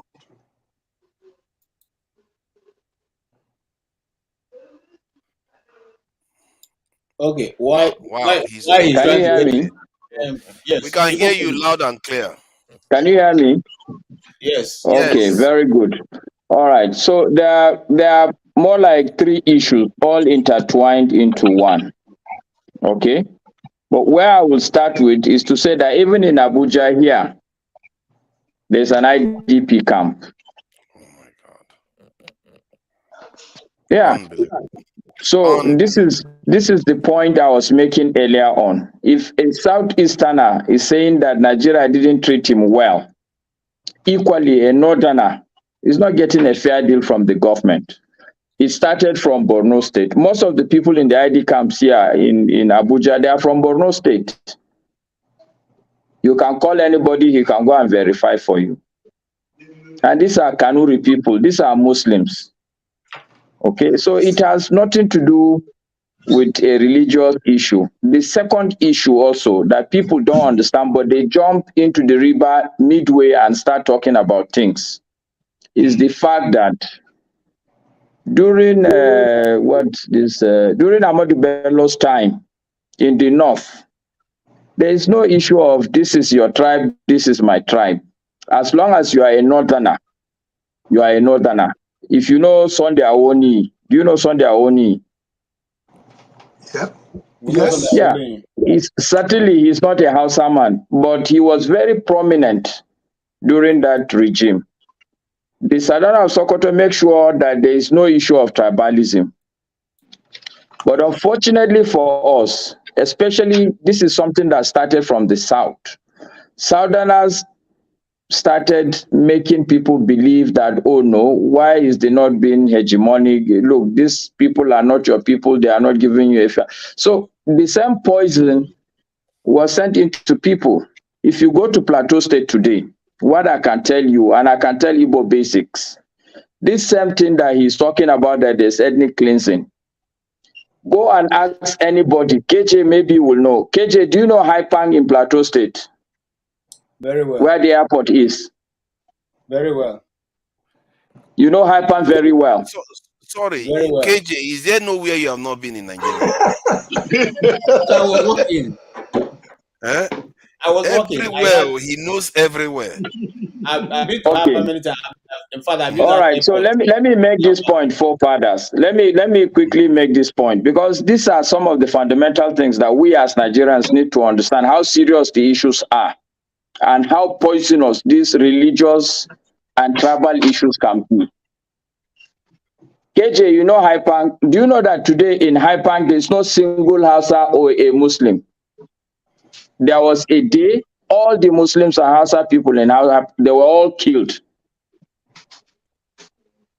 Yes. Which year? Why? Which year? Because, hello? Which year? This should be, when was this now? Yeah, because I want to call my friend in Haipang to find out. Yeah, please call. There's no single Hausa man in Haipang today. This should be. Which year? I'm trying to recollect. I'm trying to recollect because it's quite some time now. Let me see. Where was I? Before the Civil War, after the Civil War. No. This is even within the political. It was during after pre-1999. It's after 1999. Okay. It's after 1999. During democracy. It's during democracy. It was during democracy. After Haipang, there is a place where you call Kuru. Maybe KJ will know Kuru also. You know Kuru. If you go to Kuru, There's no single Hausa man or a Muslim in Kuru today. If you start going back, you go to Kasa. There's no single Hausa man. All of them were. These are towns that were initially created by Hausa people in Plateau State. So this is a fundamental, long-standing issue. Now, where it became complicated is because people don't understand that there's a fundamental difference between a Hausa man and a Fulani man. For an average person, the Hausa and the Fulani, they are one and the same. Yeah. But the thing is that the attitude of a Hausa man is different from the attitude of a Fulani man. There's a joke. We among ourselves, Hausa people and some what we call Kwasi Fulani, we joke that we say that the Fulani person is such venomous that he saw his father falling into a well. He didn't say that. If he didn't tell the father, he's just shouting that something is about to happen, something is about to happen. Until when the father fell into the well, they say, it don't happen. It's a joke, but what I'm saying is that the Fulani man is a warrior. You cannot go, sincerely speaking, and begin to fiddle. If you go to all these places, the truth that we don't tell ourselves, even in Zamfara, I will send you forefathers the video of the Fulani man, the bandit, who was saying that, look, they are bandits, they are killing people, but they are killing people because their people have been killed and the government did not do anything. So this is why I said this is simply a case of criminality that we've colored into religious issues, tribal issues. And then it's just like the case of between Israelis and Palestine.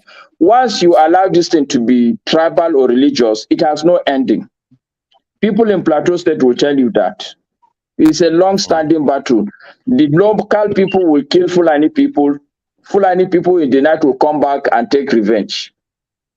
Fulani but the people will wipe out problem the whole is village. that why are the leaders not taking charge and stopping this once and for all? Because in the southern region, So let me give you. Let me tell you. So let me answer that question. You take the Plateau State Plateau case for instance. Okay. Clearly, the governor then, I think his name was Darie. Now I can remember. If you can check when Darie was the governor, this was when it really started getting into a head. Because most of these political people, they don't have value. It's not like on themselves. They are quality people that can present. The only basis they will use is tribalism. Even the man looking for a local government chairman will tell you that you should vote him because he's the indigene. Okay, so this is part of the problem. So as far as they are concerned, people in Plateau State can kill Hausa people. That is okay, because you can't say no, don't kill these people. Stay with them. We are together. We've been together for a long while. You lose your votes. The one person that has done something different is Kwankwaso in Kano. And any Igbo man in Kano will tell you that during Kwankwaso's time, he was very clear. You touch any Igbo man under my regime, you will pay for it dearly. So the answer to your question is because our political leaders really do not have any other interest but to just maintain power. So even if they are, for instance, people talk about El-Rufai and all that, what do you expect? People are only looking for votes, sincerely speaking. So, why are the northern Talakawas and the people that are feeling some of all this? Why are they not questioning their leaders and said, "What is this? We have the whole place is full of IDP camps. Why are they not questioning their leaders about these things?" No, this thing you're saying that the whole place is filled with IDP camps is not true. It's not that every village you go there. If it's in Abuja, it's in Plateau, it's in even one is a lot, but it's in so many different states. All right. So, what I will tell you, forefathers, what you may not understand also is that, sincerely speaking, the life between the person in the IDP camp and an average northerner is not different. There's so much poverty in the north. I had to set up a foundation 2010 because why? When I was working outside the country, I came back home to see my mom. 3 people were waiting for me since like 4 a.m. because they heard I was around. And when I came out to do my early morning prayer, how much were they asking for? 200 naira, 300 naira. I was so moved that I had to set up a foundation as far back as 2010. Today, things are worse. Almost the level of poverty, people don't understand. But that's why I keep... But that's my point. Because when you say just now... Thank you very much. Thank you for echoing it. Righteous because man, when I say it, they say I'm presenting my problem. Let me just say something here, because what you said just now about the life in IDP camps, yes, it may be qualitatively similar to what every other poor person is going through in the north. However, they've been displaced from their homes. That shouldn't be happening to Nigerians at a time of peace. We are not under any sanction. What? How did we get to this point? And how is it that they are allowing these people to get it? Because when you are displaced from your home, you are leaving your ancestors that you buried. You are being displaced completely and going to somewhere else. This is not right. And people are not questioning leaders that are allowing this nonsense to happen within the country. Okay. And I feel like somewhere in the I north... think, you are missing the point, forefathers. Sorry, eccentric, just a minute. Let me respond to forefathers so that I can clarify this issue. I have a question. You said something about a foundation. No, don't worry. See, let me answer forefathers first so that we should be a bit organized. I beg, please. Okay. See, forefathers, the fundamental issue really, so that you can really understand what is happening, it is cut across the whole of Nigeria. The government has failed. Nigeria, technically speaking, is a failed state. I tell people, a failed state is like a tree. A tree will die, it will still be standing. It will stand there. Don't expect that because the tree is there, it will fall down on the ground. It will stand there. It will be standing with all its branches. But you see that it's dry. I live in my own house here in Abuja. One has to provide water for his house. I had to spend so much money to put solar because the electricity is epileptic. My question is that why are the people not reacting? They are not reacting. I've never seen them protest and say, enough, we are not going to have this. I've never seen it in the north. Why? Even in the south, people protested on what? People protested on, what do you call it, the police? Yeah, the south is not different from the north. And it did work. They got something done. It did work. No, I agree with you. But see what I'm saying. My point is that yes, the Nigerian populace, they are docile. In as much as you're perplexed, not right from the time I was in the university, I was an activist. It's not just that the Nigerian people are docile, but I think it's a function of education. And what I mean by education, I don't mean just the Western education. Is the fact that as a people, we lack an encoded code of either morality, ethics, or expectations or standards. Nigeria, yes. When someone that's in an area where there's poverty, right? Morality and all the things that you mentioned doesn't really matter. So I want to make a point. So in the United States, right, when there was poverty in the United States, there were, a lot of racial problems, right? There was a lot of, racial riots because of the poverty. If you go back in the, I think in the 60s and the 40s, there were a lot of racial riots between the whites and the black people. Those things happen mostly when there are poverty in the land, right? So there's a connection between poverty and what's going on in the north. If the only way the government can address that is to address the issue of poverty. Okay, it's like a class problem. If they address the class issue, this will solve the problem. Right, you guys keep talking, but there's no government. Sincerely, there's no government. Okay. Then so to say why leaders... My concern is that even if there are no government, the people are not complaining that we don't have government. You don't see them really coming out and say enough of this. This stuff ahead is too much. We need this to stop. So it's almost as if they are quietly accepting it for some reason. This thing you're saying, forefather, it requires organization. And what I can tell you, the challenge the northern person has had, and a lot of southerners don't understand, don't appreciate the hopelessness that today an average northerner is going through.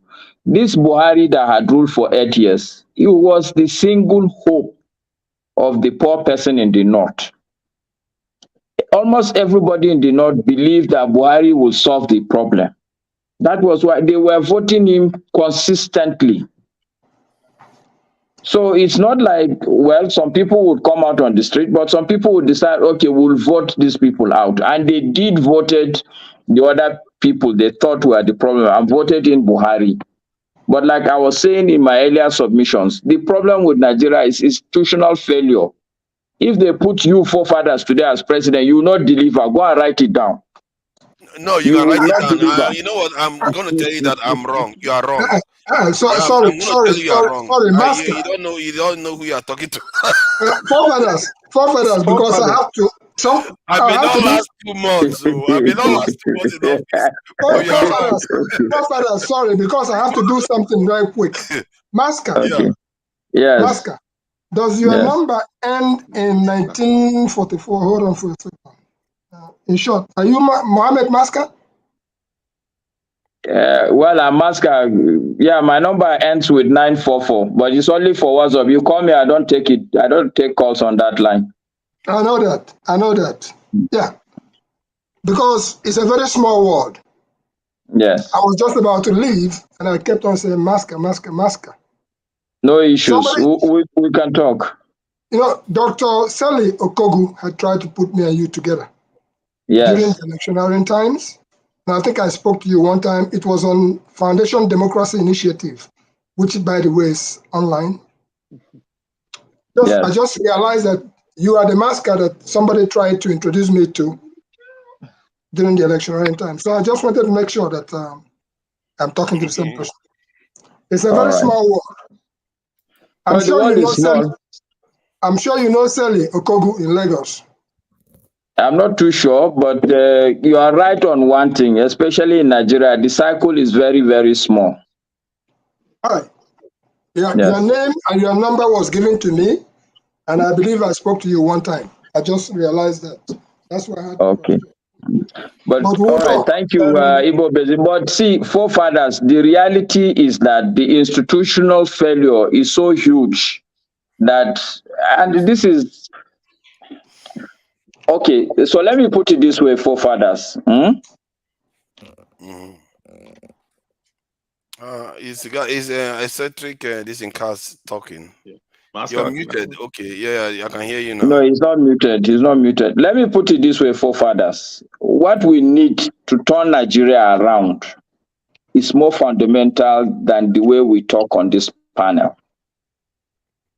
There are a couple of good governors here and there, but if you take most of the governors, all the 36 governors, how many of them can you get 10 good governors? And that is where really things start from.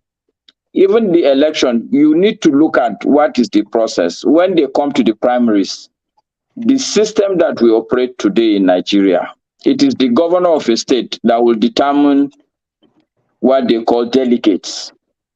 And it is this governor that will tell these delegates to go to Abuja and determine who will be the presidential candidate of a party. So it's a fundamental problem. It's not at the level. You are looking at things from a peripheral level. Why government can't do this? Why government can't do that? But the reality is that government operates on levers. If you are today the president, all you can do is tell the chief of army staff, go to so place. When the army have not, okay, let's leave even the army. I don't know much about the army, but let's take police. I'm very conversant with the realities of Nigerian police. If the police are the people who have to buy their uniform, buy their boots, and they are gone, there's no bullet inside. I mean, when you tell them to go and quell some issues, well, what do you expect them to go and do? Yeah, they will take your instructions, but they are not going to, is it not, you don't know that in Nigeria before, when armed robbers are shooting, police will come, but at least like 5-10 minutes after they have confirmed that the armed robbers have left. You don't know about that?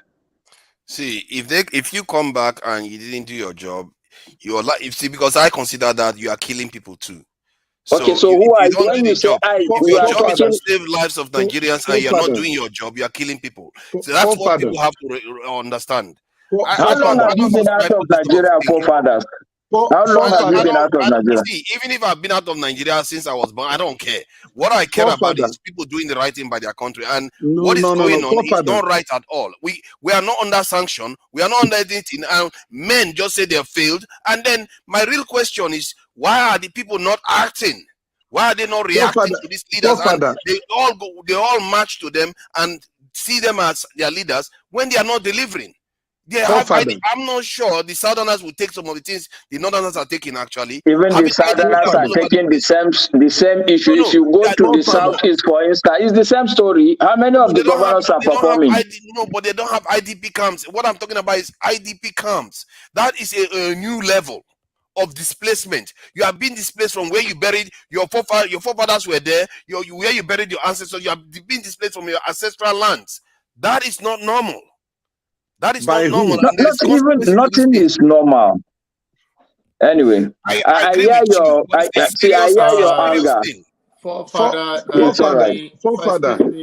I'm sorry. I came back because of I have a guest, but not that alone.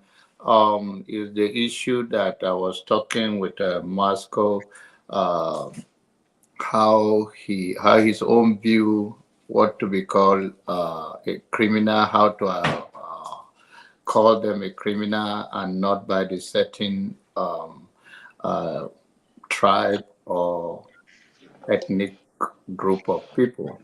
On this platform, I've tried to work on the fine line. If you have watched this Dr. Damage's show for over the years, that I do not go that route of using the word, whether it's Fulani, henchman, or is Igbo, or is Hausa. Because when certain group of people committed a crime over and over with agenda, it's difficult not to mention that set of people, in as much as we believe that it's not all of them. There's adage that says that one of your finger touch oil, the rest will not deny it.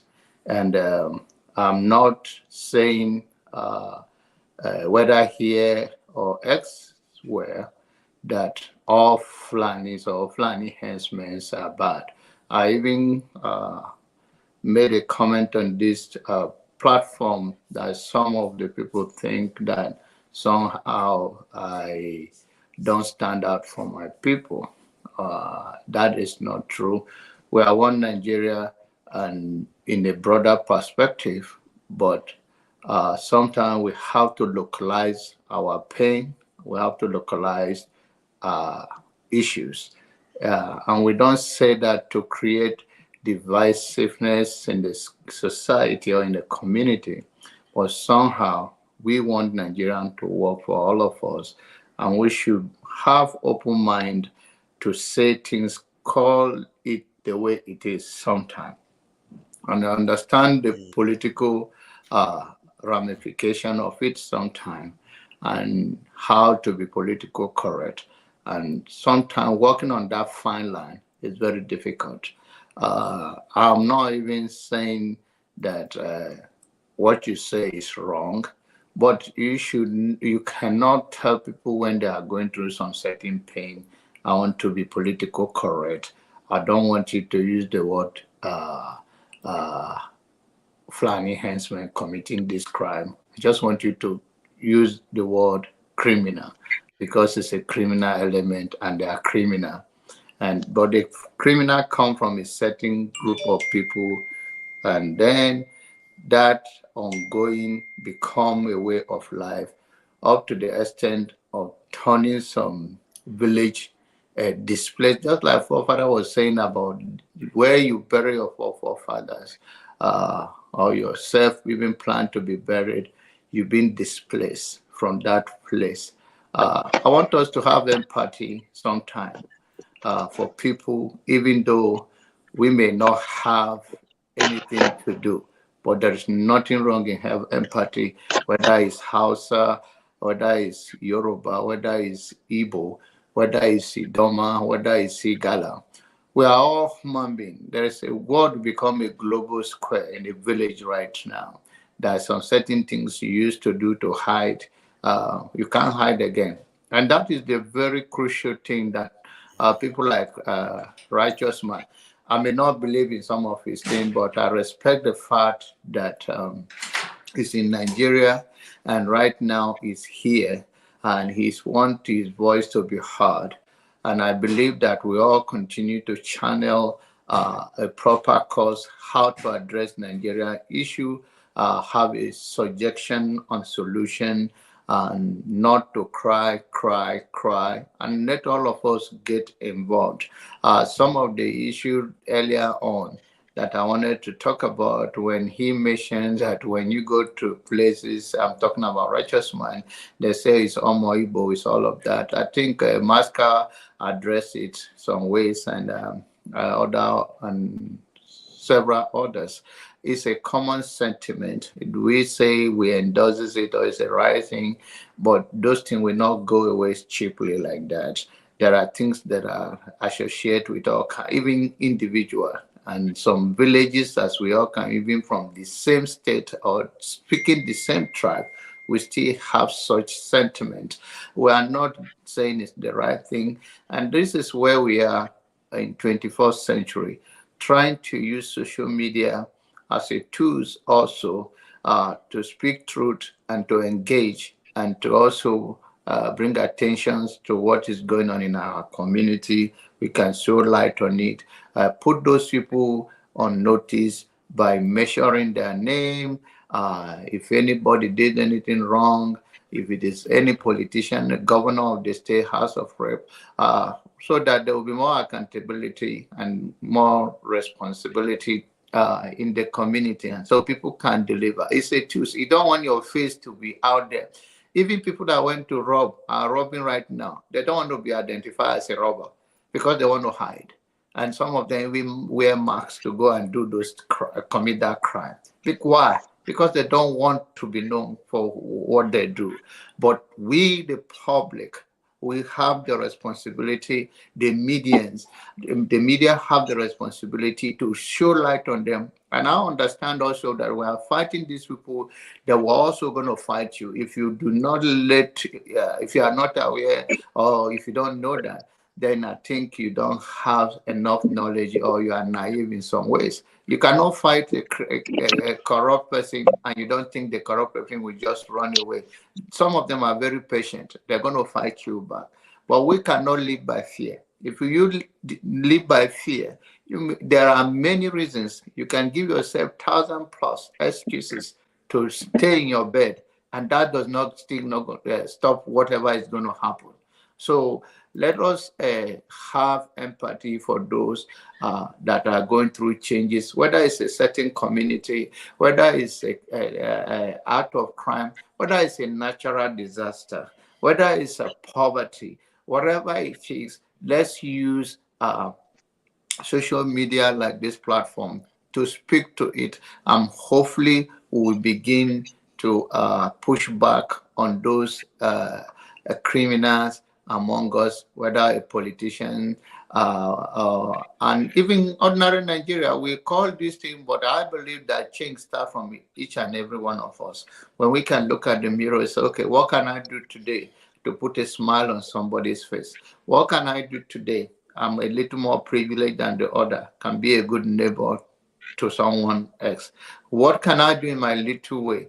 And those things can be little as you can. If every individual in the society think that way, we can make a significant progress in our dealing with each other. But we cannot just turn blind eyes on those things and then trying to be political correct or find a way to justify it. A criminal or no criminal, the notion that if it's a criminal and it's from your own village or close to you, a guy defined it yesterday here. Say if you have a politician friend corrupt, you don't call it corruption, you call it connection.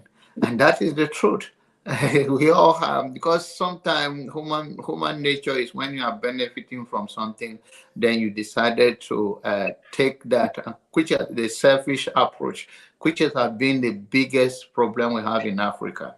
We do not fight together as a brother to eradicate poverty, disease, and all of those things that is tearing down our community. And I hope we use this place and we continue to do so in order to change the narrative. And I believe that is what some of us and many of us are, but sometimes we get passionate and get overwhelmed with issue, and we don't we don't construct or conduct ourselves well. So that's my submission for now. Thank you for the time, man. Thank you. I want to go. Please, I want to go. Yeah, yes. Please go ahead, righteous man. Yeah, thank you. I just want to appeal to every one of us. Particularly, I'm appealing to Nigerians that are in diaspora. Please, we are looking onto you.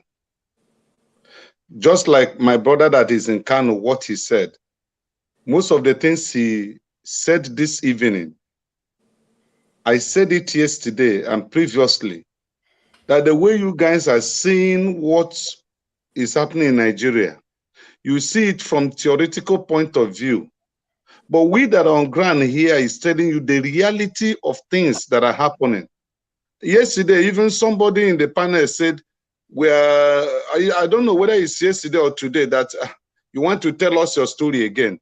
My brother in Kano started his own story. Sorry, I'm not in Kano. I'm from Kano, but I'm not in Kano. Just make sure so that we get everything right. Okay. I'm sorry. But you're No, in it's Nigeria, okay. right? It's fine. I'm just saying I'm from Kano, but I'm not in Kano. Okay.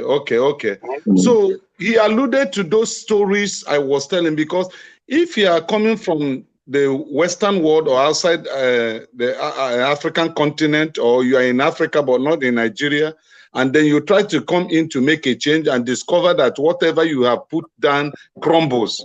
I mean, you will tell that story, just like what he was trying to tell us, how he started a foundation because of the poverty level he saw. And then somebody will now begin to challenge him. Why are you telling us your story? It is the story that we tell that will give us the picture of accuracy of what is on ground here. Because the poverty level in Nigeria, in fact, it's nowhere else you can find it in the world. I'm telling you, things are real bad here. And those in that spiral, you have everything it takes to bring this change. You have the connection, you have the financial capacity, you have the liberty from there to pioneer the change that we are looking for. But those of us that are in, man, on a lighter note, you are looking for hope. Where these are people, these are runaway Nigerians. That's not true. Masca, don't use that word, because, and I wanted to even tell righteous man, we are very close home. I think sometimes you make your statement like but you ran away. You ran away not too far. No, you are close home, but you ran away from home. Look, you are close home. What you do is to send dollars or pounds when they cry. You are not when on I say we are close home, we come home often, and some of us we try. The Nigerian make us a victim. Doesn't mean, and we are not talking about even the government, even those ones that are very close to you, your family. You have to know how to play. From your accent, we know you come home, but where's Eccentric and Jagun? Let them tell me that they come home regularly, and I'll tell them no. So what I'm trying to say is this: we are in a captured state. Nigeria is a captured state by a few group of people. And to dispose them is not going to be one day affair. It's not going to be 2 days, not even a year, not 4 years. The foundation of this change must be led by people from outside Nigeria, Nigerians that are outside this country. Just like how Israelites got back to their land in 1945 or thereabout, It was the Jews that were outside the Palestinian state that came in to fight the war and then restored the state of Israel back. So Nigerians that are outside this country, you are at liberty, you have freedom. There is limited things we can do here. You will be picked up by the police. Just make a statement and you are not part of the cabal. You are gone. So we're taking much risk here than you guys, Nigerians in diaspora think. We're not relaxing here. We're doing the little we know we can do. So we need your moral support. We need this platform to be a campaign platform to bring a change, not a platform for us to criticize ourselves. No, there is nowhere that we have perfection in the world. But then some certain people have paid the prices in their countries and communities to bring things to a normal way human beings should live. We're not living a normal life here. Let me tell you now, as I'm talking to you, there is no light. My generator, the fuel just got burned. It just finished. I'm using my second phone now to give me light so that I can, talk to you. Is that normal life? It's not normal. That is the terrible situation we are facing in this country. So we need a change, and this change must come from people from outside this country that are not living here right now. So that's my submission, and I want to go. I think let Mazi talk. Thank you so very much for being here all the time, righteous man. Looking forward to see you coming weekend. If there's no breaking news while we come by KJ. Thank you. Let all of us respond to you first before you go, righteous man, please. Let us respond to you first before you go. Uncle Abba. Anya one. Anya cho Anya Kwanigoju. Anya. My brother Maska is from Kano State, but I think he resides in Abuja. Yeah. I lived in the northern part of Nigeria for 18 years during my military service, active military service. I've never gone to any other part of that country for 18 years of my service in that country. You see, the system that is practiced in the northern part of Nigeria is a feudal system. The top speaks and the lower cadre accept whether it is good or bad. That is the fact. Maska knows what I'm talking about. Yeah, you're right, Maxi, but it's half part of the story. Hold on. Do you know Malam Aminu Kano? Sure.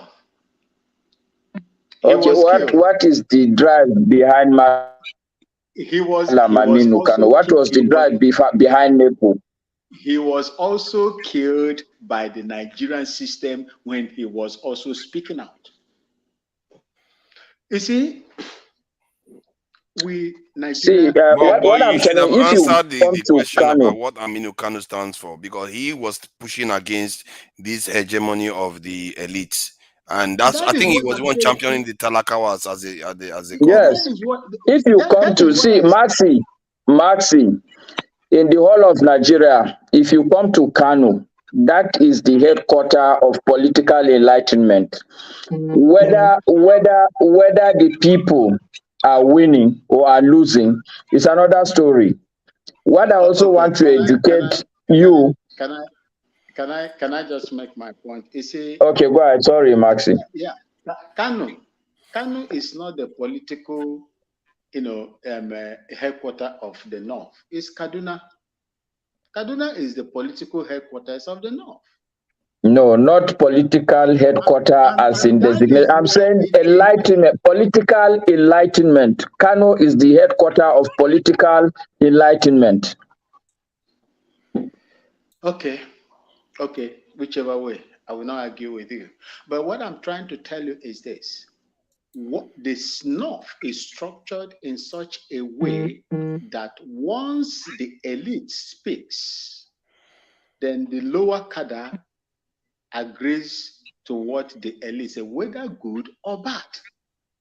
You can see it happen in NSAS. When the southern youths were saying that these people are killing us, police brutality, what did the northern elite say? They say, bring the police, the SARS, to the north to curtail insecurity in the north. They didn't support you. They didn't support the south. So in Nigeria, Maxi, you are in Ghana. Me, I'm in Nigeria during NSAS. I'm in the north. So my brother, I can enlighten you if you are really interested. But if you when I finish, you told me before to take a paper and write. Take a paper and write. Correct. You are right. I will write. We are making progress. I will write. Yes, you see, if you don't know where the rain start beating you, They give you a taste of your own medicine. Which is good. If you don't know, if you don't know where the rain start beating, you will not know where it ends. Look, what is happening in Nigeria is that the elite has succeeded. That 2, 3, 4, 5, 10% of the elite, be it the Igbo-speaking Nigerians, I call them the Wazobias. Any other one are the minority ethnic groups. The Wazobias, their elite has succeeded in coercing the rest of the people to toe a different line, which is anti-democracy. This is one thing we should understand. The terrorism that is happening, do you know why Mazen Nnamdi Kanu and IPOB was labeled a terrorist group? Was the governors that started the campaign of labeling them terrorist group. And the world, as we speak today, has never recognized IPOB and Mazen Nnamdi Kanu as a terrorist group, irrespective of how Nigeria, with their political instrument, has pushed for the world to label them terrorists. But when you go to the north, Boko Haram started. Where did Boko Haram had their headquarters? Who were they mingling with? What was the atrocities that these people were committing in the northern part of Nigeria? Did the north entirely supported them? Who brought them into Nigeria? Who brought them? I heard the former governor of Kaduna State telling Nigerians that they know where these people come from. They have traced them to where they come from, and they have paid them with Nigerian people's tax monies. Up to now, they are still committing the atrocities in Nigeria. Have you ever asked El Rufai where those people come from that are destabilizing Nigeria? Is Nigeria not,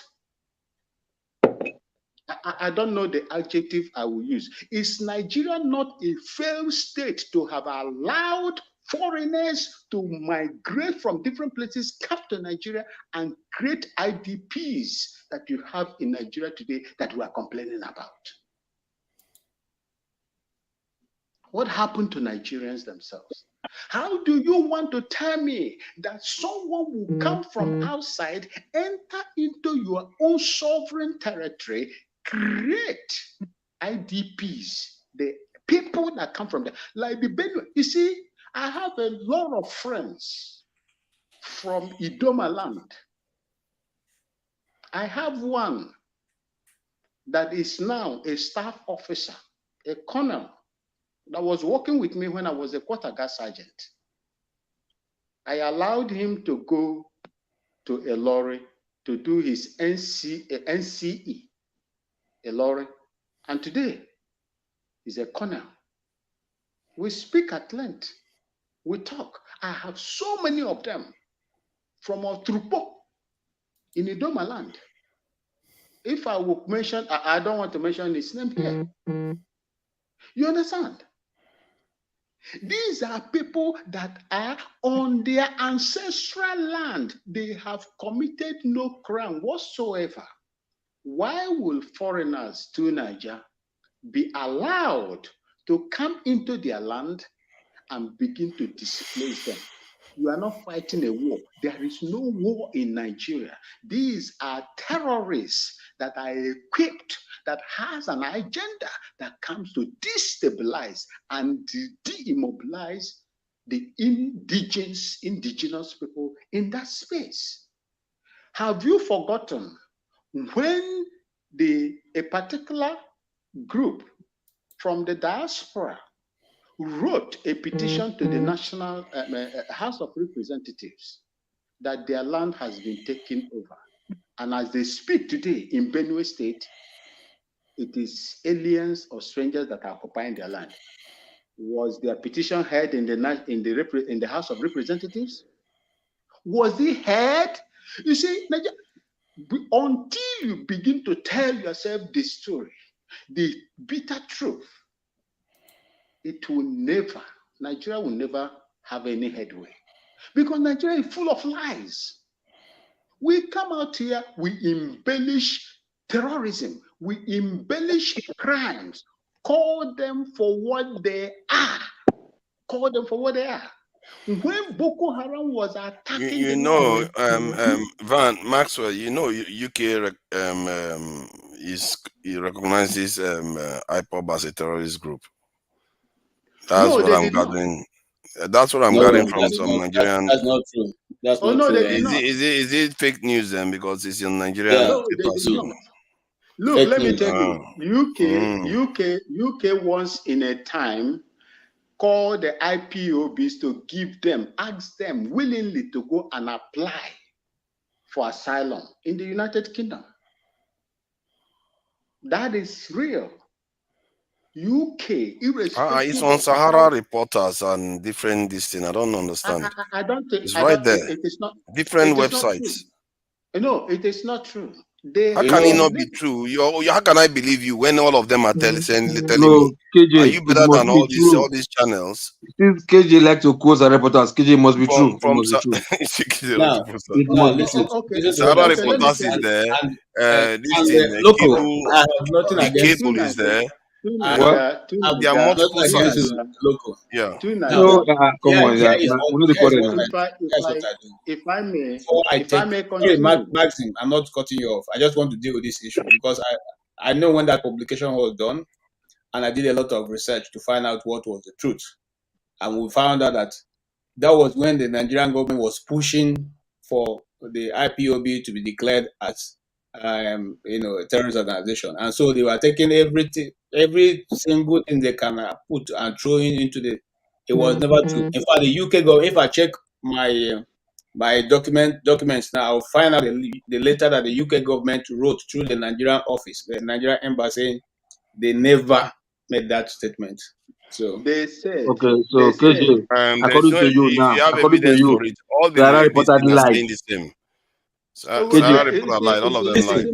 KJ, according to you, SaharaReporters lied. Listen, let me say this. I don't. Sorry, Maxwell. I don't want to take on SaharaReporters because you know what I don't want to take on You see you now. There are so many things. Listen. There are so many things that they've written which is not correct. But I do not want to come and take, because if I take them, most of those things were written against people from the southeast. So I don't want to look tribal. So I just leave it. What I try to say here, not all reports from SaharaReporters are correct. Look, hold on. You see, thank you, sir. What I'm trying. You see, when I see your bed, I remember Wolo Soyinka. No, he's coming back to come and attack KJ before going back to his bed. You see, my brothers. You see, what I'm trying to say here is this. You see, when it was the locals, let me say the Southeast governors that, orchestrated the proscription of Mazi Nnamdi Kanu and IPOB as a terrorist group. But when it got to the north, the truth must be told. And it would be bitter for anybody that would like to hear it. What did Muhammad Buhari said, who eventually became the president of Nigeria? That any attack against Boko Haram is an attack against the North. Was that a statement that's supposed to come from someone who wants that terrorism in that region, geographical region, to stop? How did that guy, Yusuf, killed? How did he kill? You see, my brother Tony will tell you, if you want to cover, if we want to cover tracks, if you want to cover truths, we'll clean, facilitate, clean, and you will not see any tracks. How was he killed? He was arrested in the government house, handed over to the police, and he was killed. Why did they kill him? It's just like the way they arrest oil tankers in the Niger Delta, siphoning oil worth over $400 million a day, and they sink the ship. So when you destroy the evidence, how do you now prosecute those people? That was what happened to Yusuf in the government house under Shetima as at that time. Try to keep it brief. For Nigerians to see. Before you give us 9 o'clock news. You see, when you begin to hide, Maxi, that I'm writing things down doesn't mean that I should sleep off. Oh.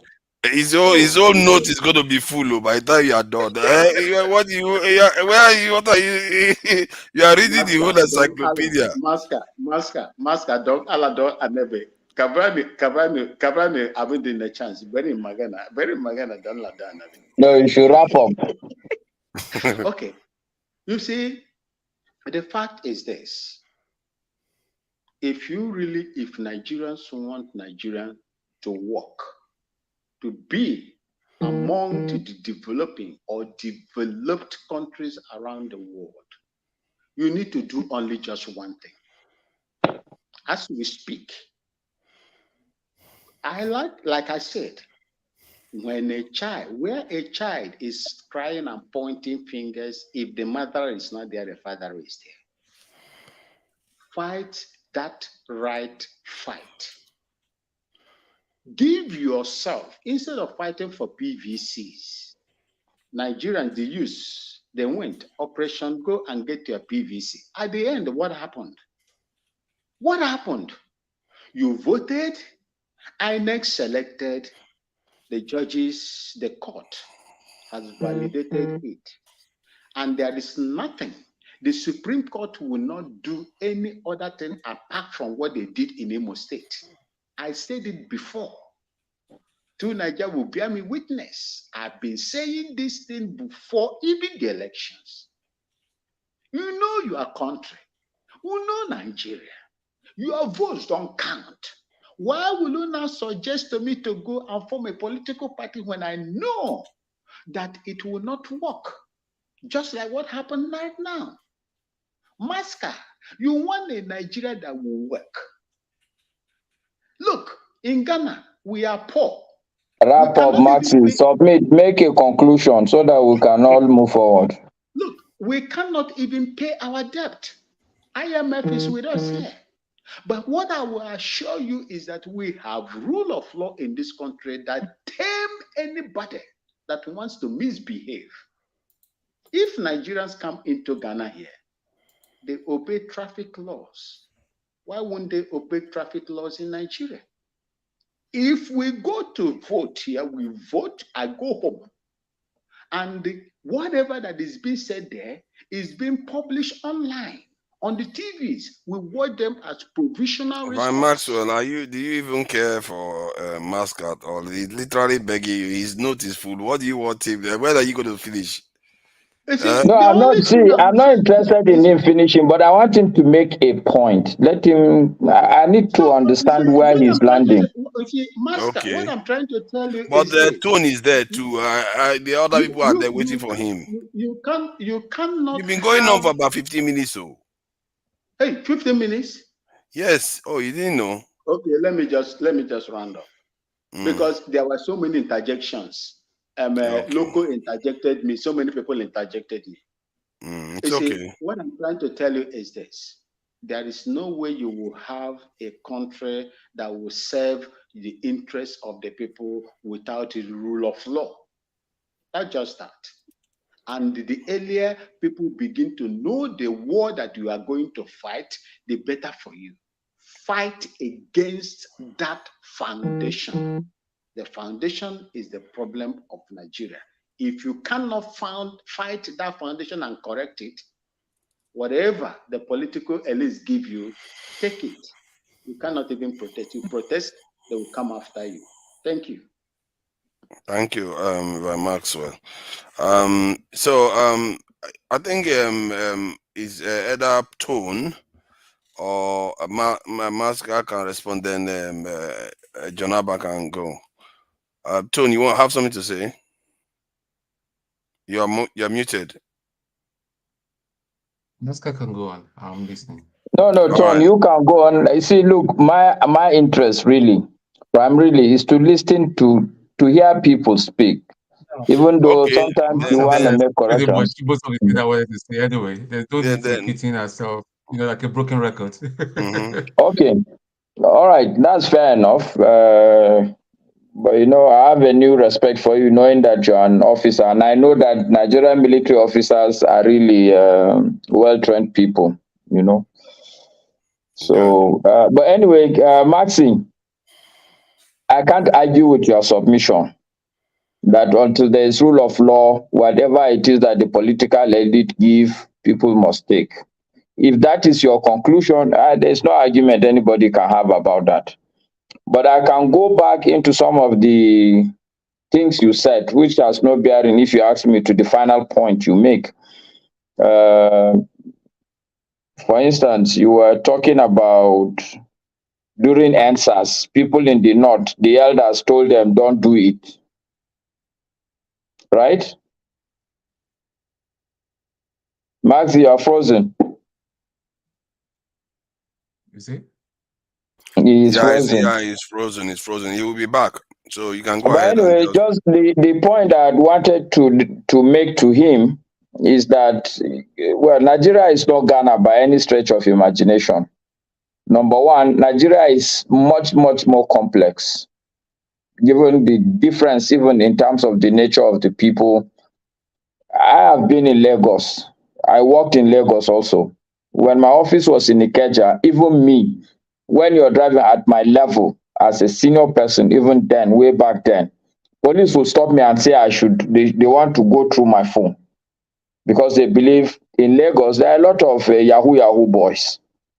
If they see any transfer of $1,000 or any discussion of $1,000 between you and anybody, it's a big issue. This doesn't happen in Kano, sincerely speaking. No police in Kano will stop you and say, let me go through your phone.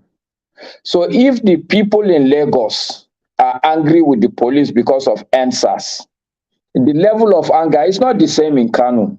So people should understand why people in Kano does not even understand what people are talking about with answers. The problems in Kano are fundamentally different from the problems in Lagos. Sorry, Masca, and that was what forefathers highlighted it earlier. That's so most of the problem even in the north, the southerners will not understand it because they've not experienced it, So Nigeria is a bit more of a complex place, and in that complexity, we lose even some of the small values, some of the small steps the country is taking. I would refer back to Maxi also. He's talking about people in the north saying, oh, whatever it is that people say, people take it. If you look at Kano today, Kano is ruled by a party called NNPP. It's not APC or PDP. So you cannot make the assumption that in the whole of the North, once people say, no, it doesn't work like that. There are some pockets where people are so enlightened that they know what they want. It's true, that can happen in Sokoto, maybe Katsina or some other, but in Kano, the people will choose who they want to choose. So, and my suggestion also is that if we focus less on the center for now, even in terms of election, the solution should be to make sure all of us in our respective states, we elect correct people. For instance, Kano State, we know that it is not the typical Nigerian political elite that are in charge in Kano. Where Chukuma Soludo is, what's the state now? Anambra. So we know that in Anambra State also, it's not the typical conventional Nigerian political elite that is there. If we all focus on these small things, it takes a long time to build a nation. And a nation cannot be built overnight. And a nation cannot be built with one stroke line action. It has to be incremental, systematic, and strategic. This is my belief that even the political thing that we are making a lot of progress. People are saying that Tinubu was elected by a small margin. The truth is that he's not elected by a small margin. It's the other people that previously have been elected. It's not the true Nigerians that were going to elect them. They were just purportedly putting up figures. But because of this thing that they verify the voters now, so people cannot concoct figures like they used to concoct before. So I'm sure we are making a little bit of progress, but it will require a lot more, how do I put it now? It will require a little bit more of coordination and strategic intent. If we can focus more on the state elections, rather than, because at the end of the day, as it is Nigeria today, if you're going to do a presidential election, a lot of other issues will come in. Tribalism will come in, religion will come in, this party nominate, things will come in. But if we put up the states and make sure at the state level, in our states, in Kano, how are you going to talk about tribalism, for God's sake? I think maybe you'll be surprised what can come up in this. No, you can't be surprised. There's nothing like tribalism, not in Kano, not in Katsina, not in Bauchi. Okay, maybe in Bauchi, yes, maybe in Bauchi. But I'm saying that the reality is that we should disaggregate some of this problem. We tend to want to solve all the problems at the same time. But anyway, I think it's been nice talking to you guys. Masca, let me just add one more thing before if you are looking to sign off. Yes, this is 2:00 Nigerian time. Yeah, because of the answers, I take the point you made about answer because it's different for the North. They're not going to, have common experience that is similar to what is happening in the South. But do you think that it would be a good idea for Nigerians to find, especially the ones that want change, the masses, to find something that relates, that they have in common between the North, South, East, West, and push it? Because if I believe that if they have something that they have in common, that they push together, they are more likely to succeed. As a matter of fact, the push will be a lot less, because if only the South were able to push the NSAS agenda through, you can imagine something that the North and the South have in common that they can push together and have use it to solve problems in the country. So what do you think? Do you think it's worth exploring problems that we have in common? And do you think it's a good idea for us to have a common agenda? Okay, what I would say, and don't be offended, forefathers. Unfortunately, there's a streak of being, how do I put it now? I'm a bit more blunt. You see, most of the time you speak, forefathers, you speak, I would say you speak in the air. When you say it's worth exploring, who are you referring to that will explore these things? No, because so that when we're having a conversation, we can come back here and say, you know what are the problems the people in the South are having? What are the problems that is present in the North? How can we put it as a common agenda between the North and the South?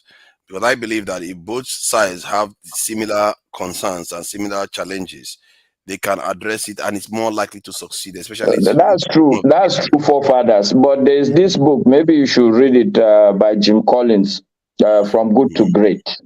Okay, it's a concept there. He said, first who, then what. Okay, whatever it is that will be done, you have to find the person to do it before you start talking about what to do. So when we say it's what, are you saying that me and you now, should we explore? I will be open to that. But I will tell you also that me and you, we can finish our exploration. We lack the capacity for implementation. Yeah, but that's why I'm talking about having a conversation here. I think And the idea is a thought experiment that you say, that's exploring the idea that if we have something in common, is it not more likely to succeed if we all push for it together? Of course, the answer is yes. And there are many things that are in common. The first thing that is in common across board, as far as I'm concerned, is the fact that it is a small amount of people that have held us captive. And this small amount of people are the least among us in terms of intellect, in terms of goodness, in terms of integrity, in terms of even understanding of how the world works. Okay, so if I ask you, but you said it now, but that kind of stuff, can you sell it to the masses and say, oh, these people are oppressing you and we need to do something about them? The people in the South, I believe they will buy into that. And I also think that the Talakawas in the North will buy into that. But what is the language you're going to use to sell it to them? Because you can't just tell them this. Good point. Okay, so I will go back to Buhari again.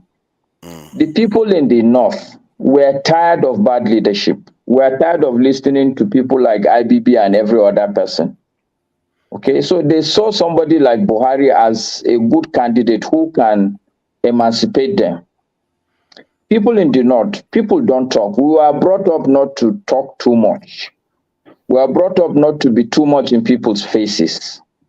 We are brought up to make up in our mind what you want to do and just go and do it, not to go and be talking and be talking. The people in the North, I can tell you for free, they are very much politically enlightened. Every Hausa man will have a radio. My mother understands every single thing politically that is happening. She may be, brainwashed on one or two things, but she understands everything that is going on. She understands that these people are lying. She understands that, look, these people will promise and not deliver. So these basic things about politicians, she at least understands that. Okay? Okay. So the point I'm making is that in the North, it's easy to sell to people this issue of these are bad people, these are good people. But today, there are two challenges, both North and South. The North has already had their blow by Buhari. You have the hope. The man is there. You finally do all you can do to put the man there, and you could see that he doesn't deliver. Now it's exactly the turn of the South. They are struggling to put Peter Obi. And I am telling people they are not listening. Even if you put Peter Obi as president today, he will fail. Why? Because there are institutional failures. And Peter Obi cannot be everywhere individually. So the answer to your question is to sell to Nigerians first the crime and the danger of corruption as a single ill in the society. I've said it before on this platform. It is one thing that's across the board. NSAS is nothing but corruption. This banditry that people in Benue State are suffering is nothing more than corruption. Because the people that are supposed to go and do the correcting are not doing it. People who will collect the contract to go and buy arms and ammunition will work the money. Even soldiers will be only interested in collecting bribe here and there. Police will be interested in collecting. Almost every aspect of our life is corrupted. So the system does not work. If we begin to understand individually and collectively that this corruption is killing us completely, and everybody across the board can begin to buy it. Now, then the challenge is who is going to be the singular candidate that we will all line up behind. So that's where the problem is. In my mind, I don't think we should aspire for, people in the South can aspire for competency. But somebody has said it here. In the North, I know that people are not going to go first for competency. People are going to go first for who am I comfortable with? Who is more of integrity? Who is a bit reliable? Competency will come second. So I think that is where we, the elite, should come in and try and put together some sort of coalition that is not really about an individual. That way it's easier to sell to everybody across the board. But if it's an individual, a section of this country will have a problem with that individual. I think, I don't know. I think there are a lot of people that are here that want to have this. I think let Jonaba say something first. You're going to carry on Masca. I think Jonaba has been here for a while. Sorry, yeah, Alaba, before Masca leaves, I came in because of. Can you he's all not hear in me? Masca. Did Masca Before say he's Masca, gonna I leave? know it's 2 o'clock in Yeah, Nigeria. it should be. Yeah, it should be. I But actually find you need to ask Jonaba first. If Jonaba allows that, then because this is not me now. This is Jonaba's time. Jonaba, give me permission to quickly address Masca so Masca can leave. I beg. I find his contribution. After you talk, I'll let you talk. But after you talk, I would like Masca to be around for a second. I'm not going. You know, I don't talk long. Okay. In that case, Jonaba, can I be allowed to quickly take a leak? You guys can talk. I'll be back in 1 minute. All right. Yeah, I actually came in because I even made a comment in the comment page while hearing him talk, and it's very refreshing to have a perspective of someone from the North when we discuss. That's always what I find missing each time we have an intellectual dialogue regarding the Nigerian issue. You know, my first reaction to his comments were you know me, was a fight back. Okay, here goes another pushback, particularly when he altered the statement that, oh, Nigeria is not Ghana. Nigeria has more complexity. That was why I jumped in. I wanted to come and strongly disagree with that. Like, wait a minute, here we go with the excuses again, you know. But hearing the man talk, he comes up with a lot of reasonable things. But he still has to address a few questions. When he comes back, I'm going to get that. But you see, he's making a lot of points and a lot of sense. But I disagree. Nigeria is not Ghana. He has hit the nails on the head. You understand? The rule of law issue. He hit it on the head. I don't know where he stands on that. How to convince Nigeria. He hit the nail on the head. He's right on one thing. The allegiance of the northern people, it differs from the allegiance of the southern people in terms of political affiliation. The point he just made, don't undermine it, what he just made about the North would join first with somebody they feel comfortable with than with an ideology. I think that's what I'm paraphrasing it. If I'm wrong, he did also say something about competence and that's what he meant when he says competence, because everybody behind Obi now is behind Obi based on competence, while he's saying the North will join first with the people they are comfortable with than before they join with an individual. These are valid political points he's making. I think his approach. I think his approach is based on taking part in politics, not necessarily. No, he's right. He knows his environment. Yeah. Let me continue. He's back now. So, Masca, I was praising the fact that I jumped in because there was one statement you made that I was totally against, which is Nigeria is not Ghana. Nigeria has more complexity. I see that as one of the intellectual pushback by the elite, the educated people, which I consider those of you here as also. Nigeria has, and you hit the nail on the head. You talk about rule of law. You talk about what attracts the northern people to political philosophy or ideology, which are very valid points you're making. Now, I'm going to ask you a few questions before you leave, and you should come more on this show because you have a perspective which is majorly missing from the discussions that come on here. You need to come on more. You have this intellectual northern perspective, which is grounded in experience. But however, I want to tackle you on what made me jump in first, that Nigeria is not Ghana. I strongly disagree with you. These are part of our intellectual pushback. You understand? You hit the nail on the head. We have a rule of law problem. We have a law problem. As you address the issue of NSAS, you were right on that. They didn't have the NSAS problem in the North, so the North is not expected to join in that demonstration, but they have it in the South. But however, we all have a commonality of problems, a commonality of issues, which is that a few minority have hijacked the instrument of the state. Now, my question to you, as you ponder, you don't have to answer it now, but ponder it now.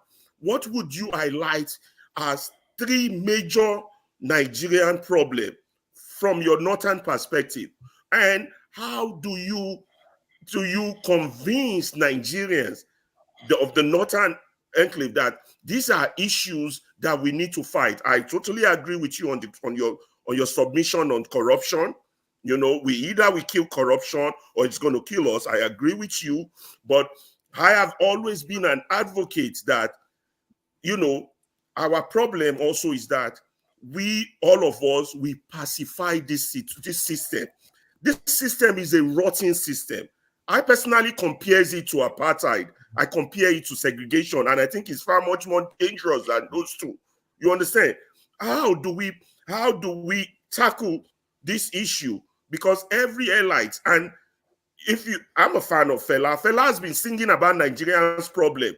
They killed his mother. Nobody ever was held accountable for that. They did all those things to that man. Nobody was ever held. Nigeria has never been a nation of law, but it's a nation of the big man, the rich man, the guy in power. You understand? This one has this, so he is right. Every other person is wrong. And the government we practice is government that benefits those that are powerful. Everyone else is either a slave or a resource for them to use to achieve their own benefit. So I don't know if you got my 3 question, and how do we address this problem from the northern perspective? I like the fact that you said even your mother has a transition radio and she's tuning. She's tuning, but being tuning, is that enough? How do we change? If people are tuning, how come we are not making progress? You know this thing is harming you. How come we are still supporting it? These are key questions we got to answer as intellectuals. Thank you. Thank you. Please, Master, go ahead. We can't hear you, Master. You're muted. He's muted. You're muted. Okay, can you hear me now? Loud and clear. Okay, Mr. Alaba Ferreira. Okay. Yes, Alaba all right. Ferreira. So, okay.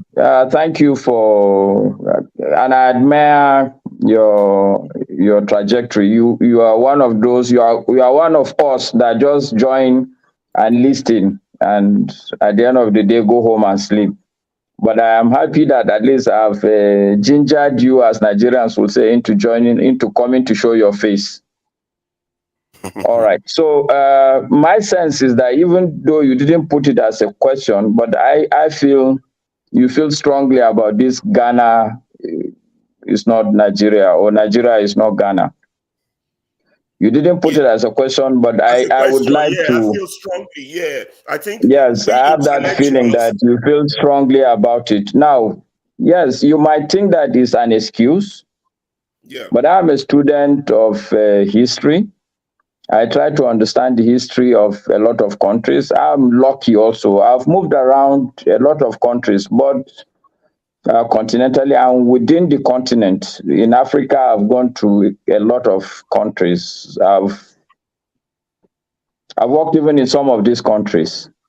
So I have a fair understanding. So before you know how complex something is, it's like, okay, let me give you an example. I have a car that I don't want anybody to drive, because just turning one button in the car, you might complicate issues for me. Okay? But there's a car that is purely manual, is normal. I mean, anybody can drive it. Now, in Nigeria, if you look at our history, you look at our reality, if you do a lot of in-depth study of nation building or nation history, there's a fundamental and unique issue with Nigeria. Some people will call it the cost of resources. Okay? Nigeria is the largest oil producer in Africa. We are the 10th largest producer of oil in the world. That fact may not hit you, but the reality is that the amount of money Nigeria gets, if you do the numbers, you'll be shocked. And therefore, anybody who is in the position of authority in Nigeria, it's going to be, they say power corrupts, and absolute power corrupts absolutely. But to have the power and to have the money is something else. The president of Ghana knows what I'm talking about. He knows how much he's dealing with. And the president of Nigeria knows how much he's dealing with, apart from just the monetary and nominal issue. But the thing is that a country that has oil, that has discovered oil, you go and look at Venezuela, for instance. It's a classic example. You will see what I'm saying. The complexity of our psychic. A Nigerian, look at Nigeria, we import everything. Do you understand what I'm saying? Yeah, no. I know all these things, but is it Okay, insurmountable? but where I disagree is no, that is it okay, so see what I'm okay. So maybe now you've helped me where I think I can answer your issue. What I'm saying is not that the problem is insurmountable, okay? But I'm saying that the solution needs to be carefully worked out. It's not to bring out one man and say, elect this person, and that one man will solve the problem. Not in the current day Nigeria. The psychic of an average Nigerian has become a consumption psychic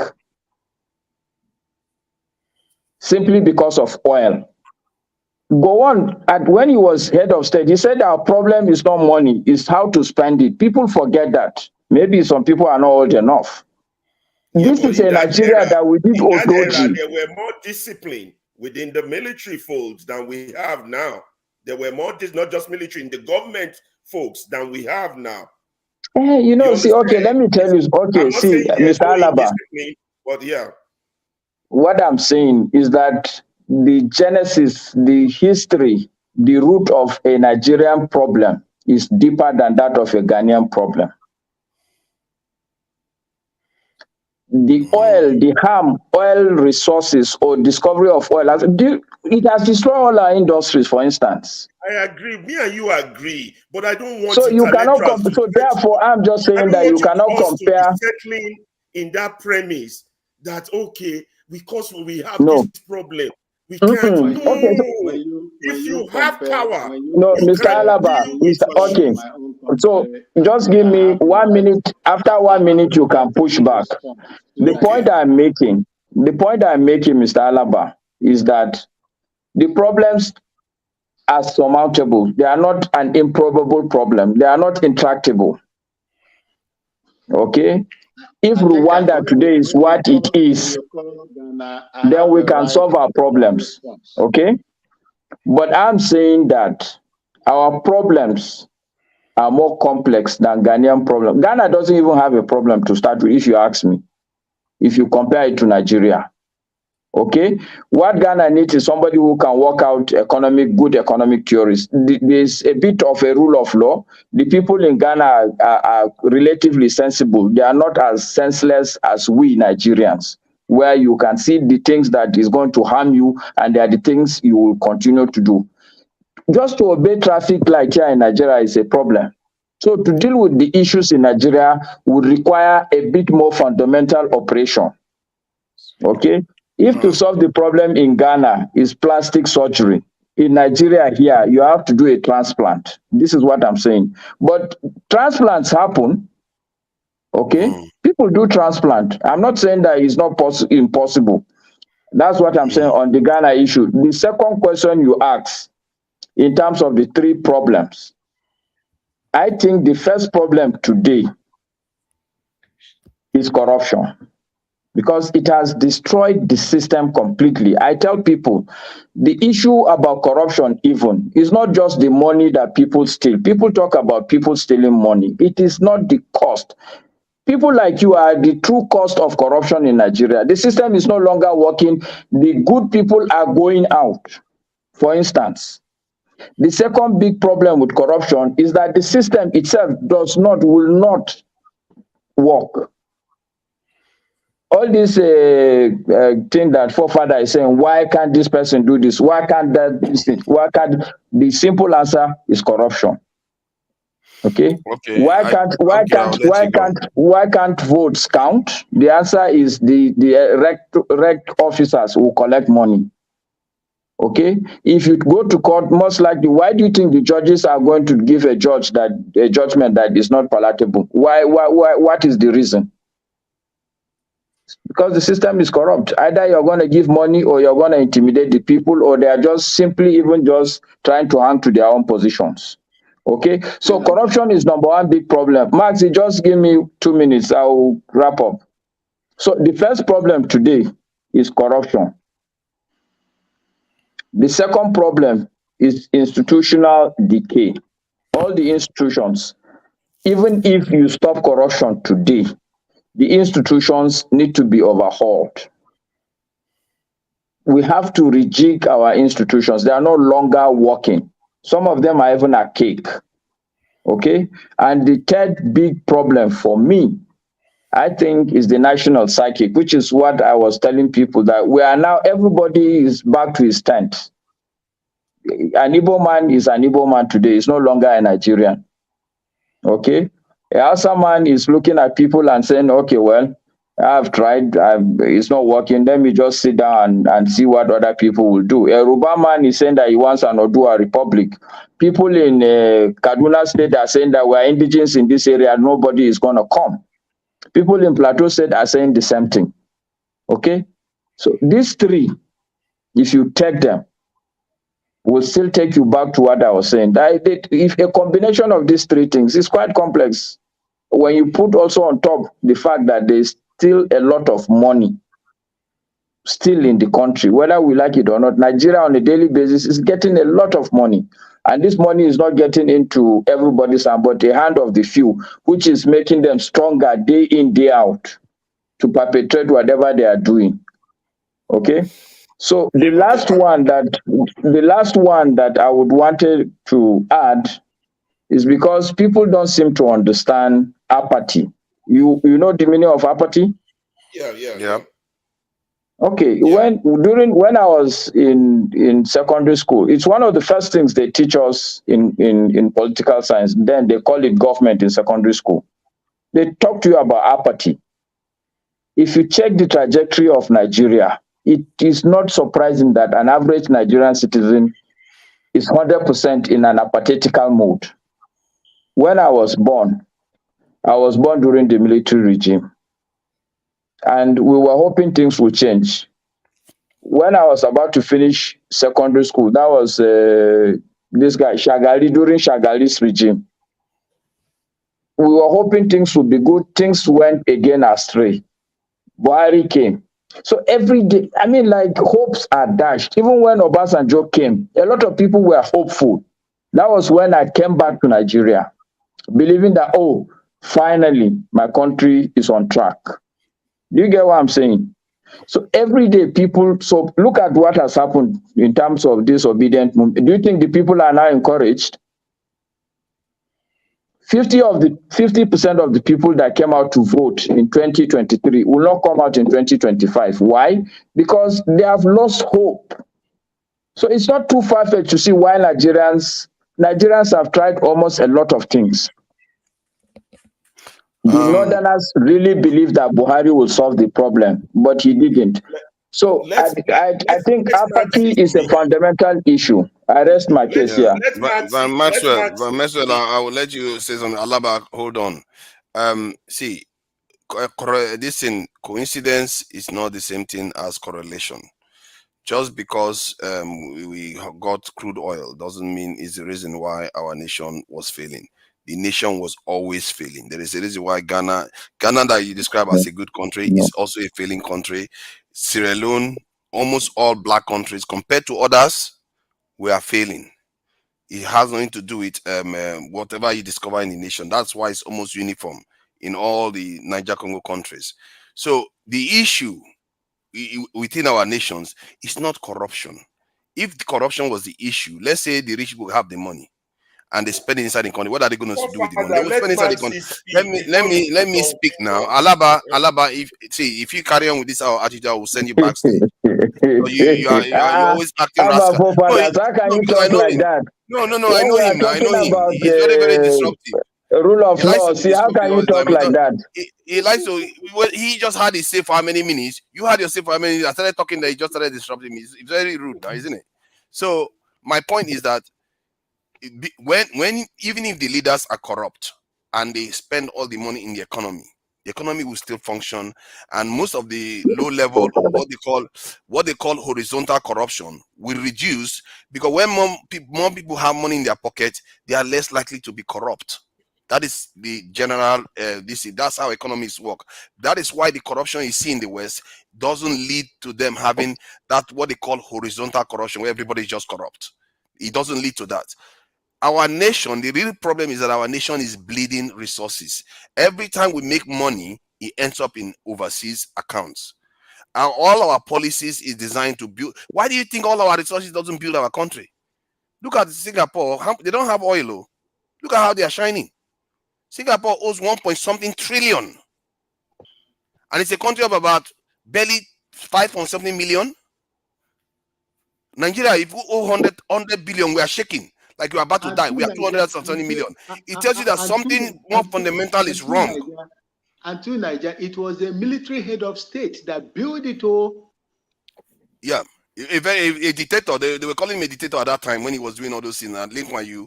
And that's a country of about 5.something million people that did all this. That should tell you that something different is happening in Nigeria. And my concern with where Maska is coming from is that he's not highlighting clearly the reasons why in the north you don't see a lot of upswell of opposition to all these things that are going on in the country. I'm not saying in the south you don't see a lot of it, but you see more of it. And this is concerning. And the reason why the main question I asked him was that, is it not a good idea for all of us to come together and find one common agenda? Let's say power supply. Everybody wants good power supply. We all come together and say, you know what? We are going to push these politicians and say, this is what we want. And I believe if we do the top of this, we're going to get it. Sorry, I don't interject, but let me just make this point quickly. The only reason why I come onto this platform is because I want us to all come together. That's why if you listen to me, when KJ speaks, I tell him, no, my brother, this is not it. The whole idea is for us to come together. That's why I come to this platform. Not that I have ample time, but simply because I believe in what you're saying. Let's all come together. It starts from us. And we are not all going to agree on everything, but let's be talking to each other so that at the end of the day, we can iron out our differences. And I think at this point, I love your session. I love your section of the program because it's a bit more intellectual. As much as I love it, and as much as I love that KJ hasn't seized my audio today, I beg to take my leave, everybody. It was nice having a discussion with all of you. Yeah, I mean, nice KJ, I have your number now, so let's talk maybe tomorrow. All right. Good night, everybody. Good night. Good night. Master. This rascal Alaba comes here and start doing me as if we are in Alaba market. Don't start with me, Alaba. Don't start with me. You didn't let me educate him before he leaves, but I hope he's still listening. I still have a counter to what he highlighted. Okay. Jonaba hasn't said anything. No, Jonaba hasn't said anything, and KJ hasn't said anything. But Maxwell, you said something. You read for 15 minutes. Let's John. Let me talk. I have to go and talk. And well, I'm not going to talk long. And I respect Masca's view. He's very knowledgeable of the North and the North politics, and all over from the beginning when we started getting involved in political talk on this platform. I don't believe, Mazi, that the election, I don't know how the discrepancy to some extent. I believe a lot of progress was made in this election. However, we cannot just stop because some are just get involved in the election one time, and if it doesn't go the way they want and there is no other way, that is not how you build a nation or even our personal life. There are many things that bring challenge to us, but consistency will help us to go through it, and we improve on the system. Masker said it, and I said that in the many times on this platform. I grew up in the north. I understand. I also understand the east, and I understand the west. So there is no part of Nigeria that you cannot tell me, especially when it comes to politics and the way of life of all those things. The Northerners are well involved in politics more than the west and the east. Whether you think they're educated or they are not educated, and their people know how to reach them to get involved. Even when there is election in the north, they will leave Lagos and go back to their place, even to enter what we call 9/11, whatever you call it, they will go because they know. Are they voting whether for the right people or not? But at least they engage themselves. And that's where the change starts from. And whether here you believe it or not, let's keep the fire burning. I am not a big supporter. I've said it, I don't know how many times I will say it, but I give him credit for what he has started. Give Nigeria that is not two political party that will continue to say anything. And personally, the idea that is a party determining the change of Nigeria, I don't believe in it. I believe it's an individual thing. A person with a clear vision can change the nation. And I believe that as we all continue to use everything we have within us to pursue for justice and fairness, we eventually get there. But we cannot just fold our hand now that we have tried and now the Supreme Court. Oh, and I think I'm not trying to dash anyone's hope, but anyone that hopes that they will come back and say this otherwise, I don't see it. But then let's continue to build on this thing. And I personally believe that Nigeria is a very complex place, but it's a vision for the nation and who can bring us together. Sometimes the reason why Buhari came to power was people think he's going to stop corruption. I don't believe that anybody that know him very well know that he's going to create a massive job or he's very, very knowledgeable about those things. They just believe based on his record with when he was a president with war against indiscipline, and then they think that he's going to bring that kind of discipline and go after the corrupt people and change Nigeria from that perspective. Unfortunately, it didn't deliver. And the Northerners understand that. And where we are right now in Nigeria, the way forward is continue to build on where we have stopped.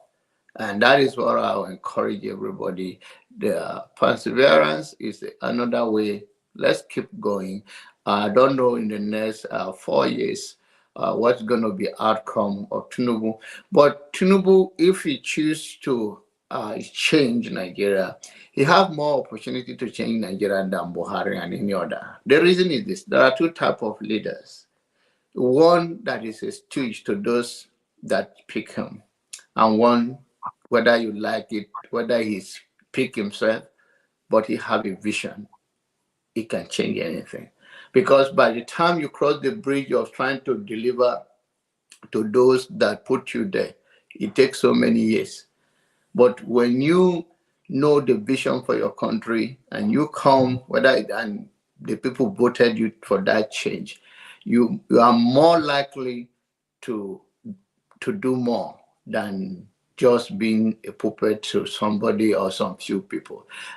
Some people that can argue that, oh no, he's selected, is not elected. Well, I'm not going that direction with anybody. All I know for now, personally, I believe that everybody ring in the areas of endeavor where they could, but they may not be massive like other. But we cannot continue this way. We have to continue the other side that, okay, what is this dream? How do we work it? I know all politics is local. And when we talk about local, is that every state have influence to change the dynamic of the nation, because end of the day, it is all about sharing money. And I've not had any LP or PDP elected official that refuse to take money. So they are all there for their own, and I've not seen any flag that, so you know what, this party that sent me from my constituency, I'm not here to do this, to do that. I'm here for a change. I've not had it from any of them, none of them yet. They are all going to, it's a long walk to freedom, but I think the energy where we can all continue to speak to it, expose those people, like I said earlier, we can go a long way. But anyone that think the Northerners are not well informed about politics, then you don't know the dynamic or the demography of Nigerian politics. They are well involved. And like I said, no single majority tribe in Nigeria, whether you are Igbo, that you can win election based on all your people vote for you, or you are Hausa, you can win Nigerian president because only Hausa people voted for you, or you are Yoruba. No, nobody will win an election in Nigeria like that. So if we say we have not made a progress, then we are being honest, because the Northern, most of them voted for Peter Obi, more than ever before. When it comes to the way, the only thing I believe is that there are many Igbos elite that they may not win their state election, but they can win national election because they are called Igbo Hausa, which means it's like Mazi right now. If it's like he believes he's an Igbo, but the father he have lived there and he have relationship with them and know their way of life, and he communicate with them, even if he do not win local government chairman in his own place, he can win national election if they choose to. And that is another thing, that there are many, few Igbos that have such relationship that can do better in the next 4 years if they really want to say, okay, let's try that part of the take the fear. And another thing is that, to be honest, the Northerners sometimes it's lack of trust. It's not because they don't think these people can deliver. They have their own fear, which I'm not ready to speak to that now for because of time and every other thing. So there are people that cannot win state, even the governor, but if they come out to campaign and they not trust, and they get few of the Igbos, get of the West, they can win national election. But people like Obi, for now, you're going to go, why not this and that? Yeah, the Northerner will not trust him to that, because the competency of he is going to deliver is none of their business that much. That is not how they look at politics. Thank you. Thank you. By Maxwell, please keep it brief this time, eh? Really keep it brief, because the last time was 15 minutes in a row. I think KJ hasn't said anything. I know you are you due to leave or something? Yes, I just want to leave, and it's 1:47 a.m. here in Ghana. Okay, That's about please just keep it brief so that KJ can say something. Yeah, you see, my brother, I call him Damwana Maska, from Kano, said something. Look, corruption is not a stand-alone factor. Corruption, as we say in the military terms, is not a lone ranger. There is a special purpose vehicle that propels corruption. And that special purpose vehicle is the foundation of that country. If you don't tackle that special purpose vehicle that propels corruption, you are fighting a loose battle. That is it. Whether you like it or not. For me, like Nigeria here, he knows me. I am a pro-Biafran. Because since 1958, oil was discovered in Nigeria. Nigeria has never made any meaningful impact in the lives of the people. No meaningful impact in the lives of the people. Nigerians don't supposed to even pay tax because of the resources God has given to them. But Nigerians are made to suffer. I was in Agadez when I was doing my counterterrorism course in Libya. I saw Nigerians, even Ghanaians, Eritreans, passing through Agadez, that hot desert. And when they survive that hot desert Agadez, they are not going to face the Mediterranean Sea. Why are they running away? They are running away because of the inactions and the actions, corrupt, attitudes of the political leaders in Africa. That is why everybody is running away. Before, let's say, early 60s, do Nigerians fancy going to abroad to Libya and work? When pounds was 1 naira equivalent, when dollar, I know of when dollar was 78 kobo. Who would like to go to America to go and work? You only go there to study, then you come back, there is work for you to do. You prefer to stay in your homeland. But when the corruption enters in due to the special purpose vehicle that I mentioned, the foundation, the system, then everything scatter. Everything scatter. Nigeria scatter. Even my own country here, Ghana, scatter. And as for Ghana, politicians, corrupt politicians paid the ultimate price in Ghana here when J.J. Rawlings took over this country. That is why today politicians are afraid to embezzle money in this country. I'm not telling you that there are no corruption that is going on here, but we have a system that is dealing with them.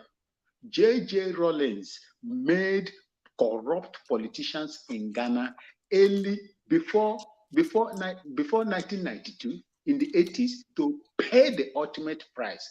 Can you do that in Nigeria? Babangida is there because he's not dead. That is why we've never seen how much he looted from Nigeria. Abu Salam is there, living in a 10 mansion in Mina. Obasanjo is there. Somebody will cut grass and collect over 600 billion naira. Pythons will carry money. Monkeys will cut away with Nigerian money. Dasuki Gate, name them. Nobody has paid the ultimate price. In other climes, when you commit, look, let me tell you, for every $100, every 1,000 naira a politician stole in Nigeria costs a life in my mother's ancestral village. Which other slavery is more than that? There is fundamental issue in Nigeria. And if you don't solve that fundamental issues, Nigeria will never make any headway. Tell me, is there any government that comes that will be better than the previous government? None. Goodluck Jonathan was better than Buhari, and Buhari will also be better than Tinubu. Watch and see. No, we don't pray for that. We don't.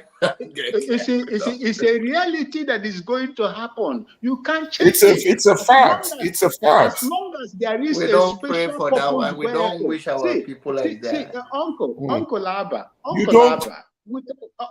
with all due respect, if If that system should have been changed, your vote should have been counted in this past election. Have you asked yourself, why did the beavers work in legislative assembly elections, the National Assembly election, and it did not work in the presidential election?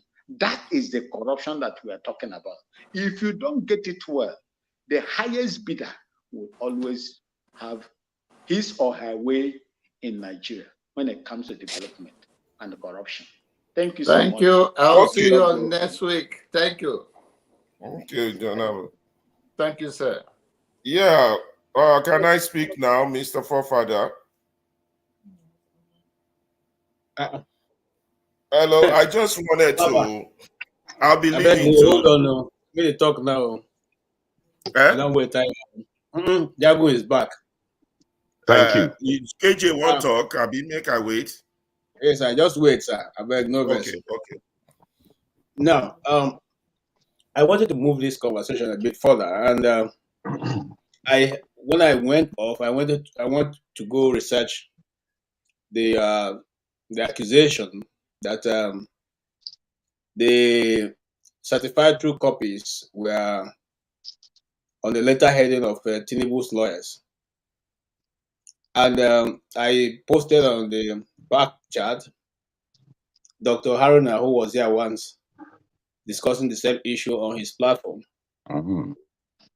So it is no longer a rumor, but it's a reality that that certified true copy was on the letterheading of Tinubu's lawyers. So you see how we go around, merry-go round, in Nigeria. When you think that people who are coming are going to come in to change the situation, just like the last speaker said, you don't know the person who is coming to take over is dialing you backwards, and at the end of the day, nothing is achieved. Another year passes, and some of us got white hair, not because we were supposed to get it by now, but because of the suffering and thinking how you can survive in Nigeria, so that you can keep your hands clean, So it's behoves me to say that even at a time where every other person thinks that the nation is a very critical situation, people can still be playing hanky-panky with the situation that we're in. It is bad, and it's very sad, very saddening. So let's see how it goes from here. Let's see how it goes from here. That's just what I want to add.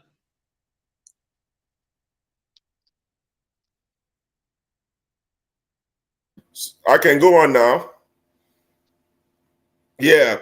So when Maski was talking about to list 3 Nigerian problems, and he highlighted corruption, then some other things. If I were asked that question, I would never say corruption is our number one problem. Like Maxi just said, for corruption to exist, there has to be a vehicle that fuels it. In Nigeria, there's a system in place from day one, 1960, that was further fueled in 1966, that we continue to fuel in 1979, that we now fueled we try to slow down a little bit in 83, then further, then we stop cutting years. So there's a system that fuels it. Our number one problem, 1, 2, 3 problem is not corruption. Corruption is the result of our number one problem itself. Our number one problem is the lack of the fact that there is impunity. What causes impunity? Impunity is caused by a system that favors. We have laws, don't get me wrong. Our laws might be, some people might think our laws are bad, but we have no order. The laws, there should be law and order. You're talking corruption. There's corruption here in America. What are you guys talking about? Come and see corruption here in America, but there's law and order. I'm telling you, there's corruption here in America. All those conferences people go to, everyday construction company breaking the road, constructing road on the Dan Ryan that is not damaged. There's corruption, but there's law and order.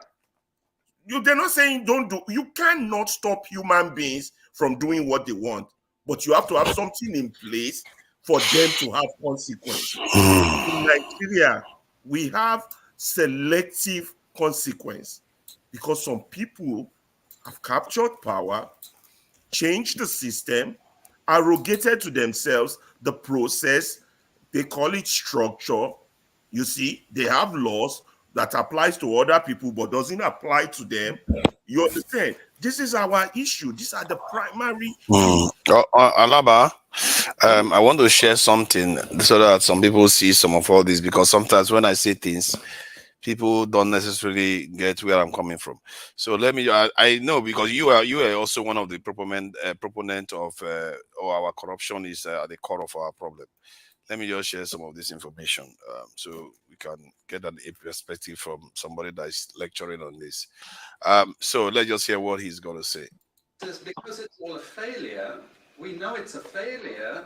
We now have a new generation of economists saying, it's only a failure because you're all corrupt in your countries. We call that new institutional economics. You've all probably learned it all, but you didn't know why they invented it. It was invented to tell you the same thing. You should keep producing raw materials. Now, don't be as corrupt as you were before. Nobody ever told you that aid was designed to actually start the corruption process in the first place. Okay, and we need corruption to make sure you're doing all these things. But now we blame the victim.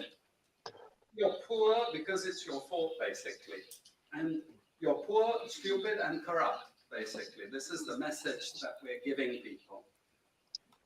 We also have many theoretical justice. So that is one part of it. I don't want it to go too long, because the guy talked about how I think some of you must have seen the video of this guy where the whole lecture, he talked about how they kept Africa where it is. And for the life of me, some of us will see this stuff and we still keep falling for the jargon we talk about in Nigeria all the time. It's as if we are just conditioned to think like this. And this is why I don't subscribe to some of the positions Masca was putting forward, saying corruption is our issue. No, you are missing the way economy works. Corruption. Corruption is not the issue.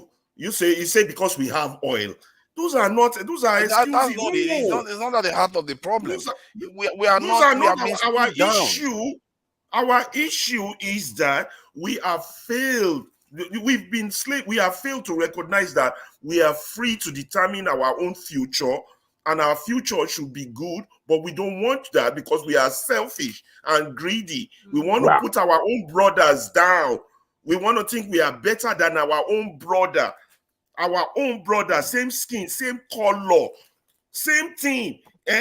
While we are doing that, we are parleying with the white man and giving him half of our resources while we are keeping the other half, only to put our own black brother down. That is why I was talking to him.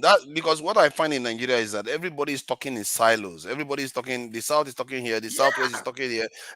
That's why I was asking him, how do we get everybody together and say, okay, this is what agenda we want to push for? Because I know the Nigerian government, they move when the people move. And because we have to find a way to reach everybody. Like him, he is coming here now.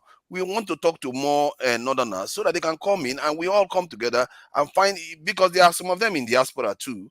We find an agenda where we can say, okay, this is what we want to go with. Everybody's on the same page in the country. And you can make change on those type of lines. Because this idea that everybody's this one is talking their own, Igbo is talking their own, Yoruba is talking their own, it's not going to work.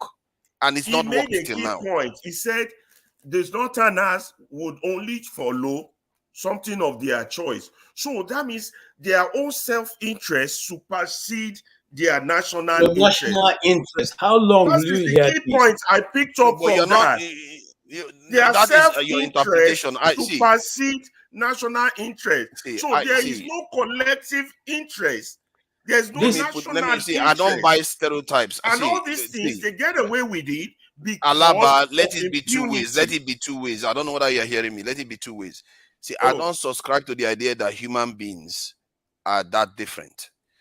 everybody wants to have power supply. Everybody wants to have a relatively good life. So there are people there, not only him, because he's like an elite But technically. human needs There are are people there. insatisfiable. If they taught us that in economics, that's the first thing they teach us when we were trying to do economics. Human needs are insatisfiable. So but it is that is only not the point, law though. and order that will put that nonsense in check. See, I understand that, but I'm talking about when you are not in office. How do you pressure the government? How do you get the government to do what they say they're going to do? Like ensure they give you power supply. You Ensure they give you recognize the type security. of government you have. If you've seen that the type of government you have is the one that suits selective justice, selective this, you have to find a way to change or destroy that type of government until it's equal.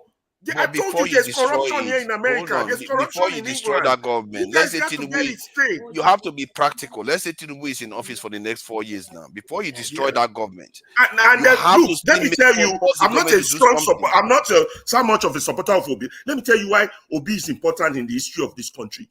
It's not about Obi. It's not whether he's a good candidate or not. It's the fact that Obi, for the first time since independence, will make Nigerian votes count. Make Nigerian think their votes count. And do you know how long that is going to go in changing that country? When people have the knowledge that, oh, I can change that bad guy who stole all my money. Do you know how powerful that is in the wheel of change? Unless we want to do it violently. The gain is not going to still be that much. And these same people refuse to let that happen. You see, what Mosca said earlier on is exactly the position that Atiku and El-Rufai had said earlier on before the election even started. Atiku made it clear. In fact, Atiku's own was certain that the North will not vote for an Igbo man. El-Rufai said it. The North is not comfortable with an Igbo man. So what we are saying here that he just told you in a nice package way that the North will always go for their interest. See, that has always been the problem. But we from the South, if we say we want Jagu right now, if we will present Jagu, it's okay. Let us have Jagu. After all, Jagu, we don't have that problem.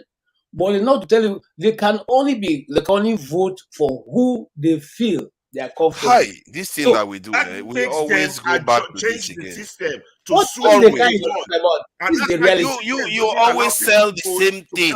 Division. This will everybody. This one is divided. This one. See, I don't subscribe to that. Human beings are the same everywhere. Anybody that comes and tells me the names of politicians, you can Google it and find out. I hear what you are saying. I hear what you are saying there. But those people are just as captives in the North, just as they are captives in the South. They are, yes, I agree. There are different structures of controls in the North, but those same structures of controls also allow some ways of expressing or outlets to pressure their leaders to do the right thing. So, was somebody controlling Master before he said this thing now? Was anybody controlling him before he said this? Hold on. See, P2B from nowhere shows up in 8 months. One Nasarawa, one Abuja, if I'm not mistaken, one Jos. Come on. That is not a country that is bigoted. Don't even go there. Because Tinubu has been around for a long time. Everybody knows Tinubu. He has name recognition. To say it's impossible, I don't subscribe to that at all. It's not the first time that a Southern... Can you imagine? Hold on. It's not the first time a Southern politician is winning the North. It's not the first time. Remember that the Plateau State you're talking about, if you go back to history, Plateau State has always been with the South. Then why you say you will never vote for the South again? You just said it. Plateau State has always been with the South. Plateau State has always been with Nnamdi Azikiwe. That was when Solomon Lar was member of NPP. Okay? But the question is, there's a difference between voting for somebody and then at the end, the person being declared winner. You can vote for anybody you like. We are back here again. You can't just be saying this sort of things. You left that place before. See, if you look at votes, even let's say it's in a neutral country, if you look at the dynamics of the votes this election, you can technically argue that the result is how it should be. Let's say it's in the UK. There's a new candidate that pops out between Labour Party and this in the Conservative Party. That party that pops out of Conservative Party splits the Conservative Party vote. What do you think is going to happen? Labour will win. That is exactly what happened in Nigeria. No, that's not what happened in Nigeria. In Nigeria, let me help you. Let me help you. PDP split. No. Listen, the people who registered, the young people who registered were much more than those who have been there before. That's how the young people were able to inflate the number to where it were. So people who registered, who came into and hold on, sir, people who came into the voting system were ordinarily not in that data before. So there's no way you can say this is not where does normally the southeastern vote go? Was it not to PDP? Normally, eastern votes go to PDP, yes. And now they went to Peter Obi. That's what I mean. Peter Obi took the vote from PDP. They split the votes, and that is what you should see on the ground. You are making the same mistake that Asari making noise all over the he's saying. It's not the Igbos are coming. It's not the Igbos. You see, don't make that mistake. Peter Obi's vote come from the Igbos. It's not Igbos, so don't make that mistake. And Peter Obi made it clear that it's not. No, I'm not saying there is only Igbos. I'm talking about where the votes came from. The votes that was meant to go to PDP went to Peter Obi, and because of that, they split those votes.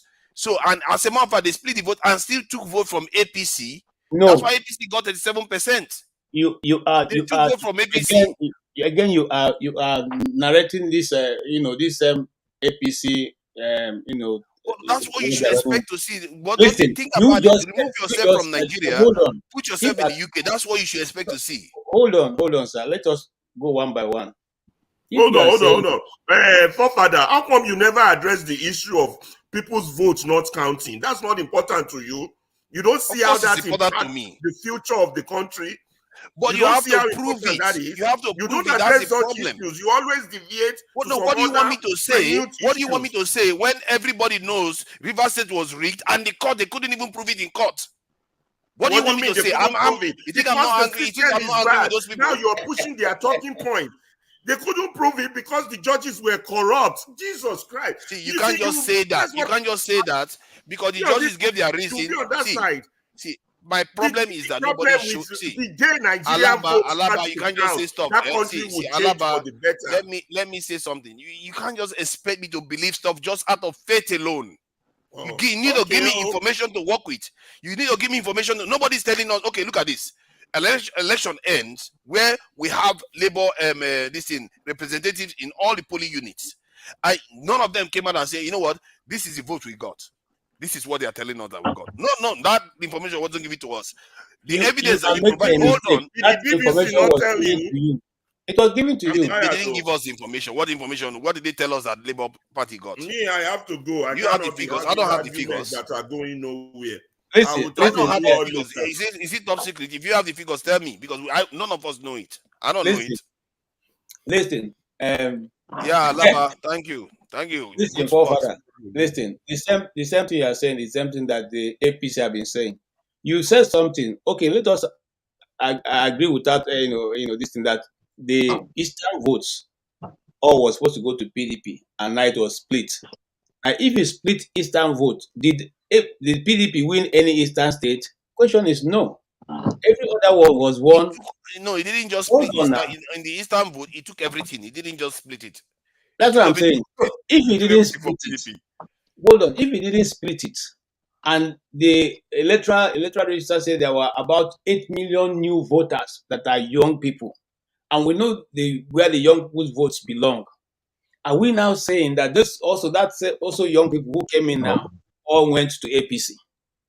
No. See, what I'm telling you that most of the vote was still split between PDP and Labour Party. Because remember, they got about 60 to 62% of the vote. That is a lot of vote they got. Normally, they should be getting about 50-something%. So it means Labour expanded the vote and took from PDP and created its own and took from APC too. but it wasn't enough to surmount the APC because most of the votes was taken from PDP. No, and I refuse to agree to that. But you see, however, the numbers don't Nigeria, lie. we don't like things to be straightforward. And even now that they are saying that at the end of the day, it was like it is Tinubu's lawyers that wrote the judgment. Nobody is going to talk about. They will find one thing or the other to say it is the reason why that happened that way. Remember, it was also on this platform we say that KJ, look at this logically. Look at this logically. If you have two parties in the UK now, Conservative Labour Party, then Conservative Party split in two.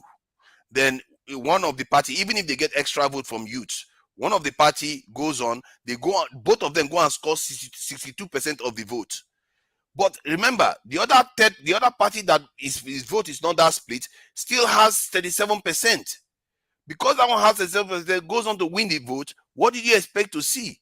Because assuming that you are speaking, assuming that let us assume that before the split of PDP, APC and PDP were the ones leading.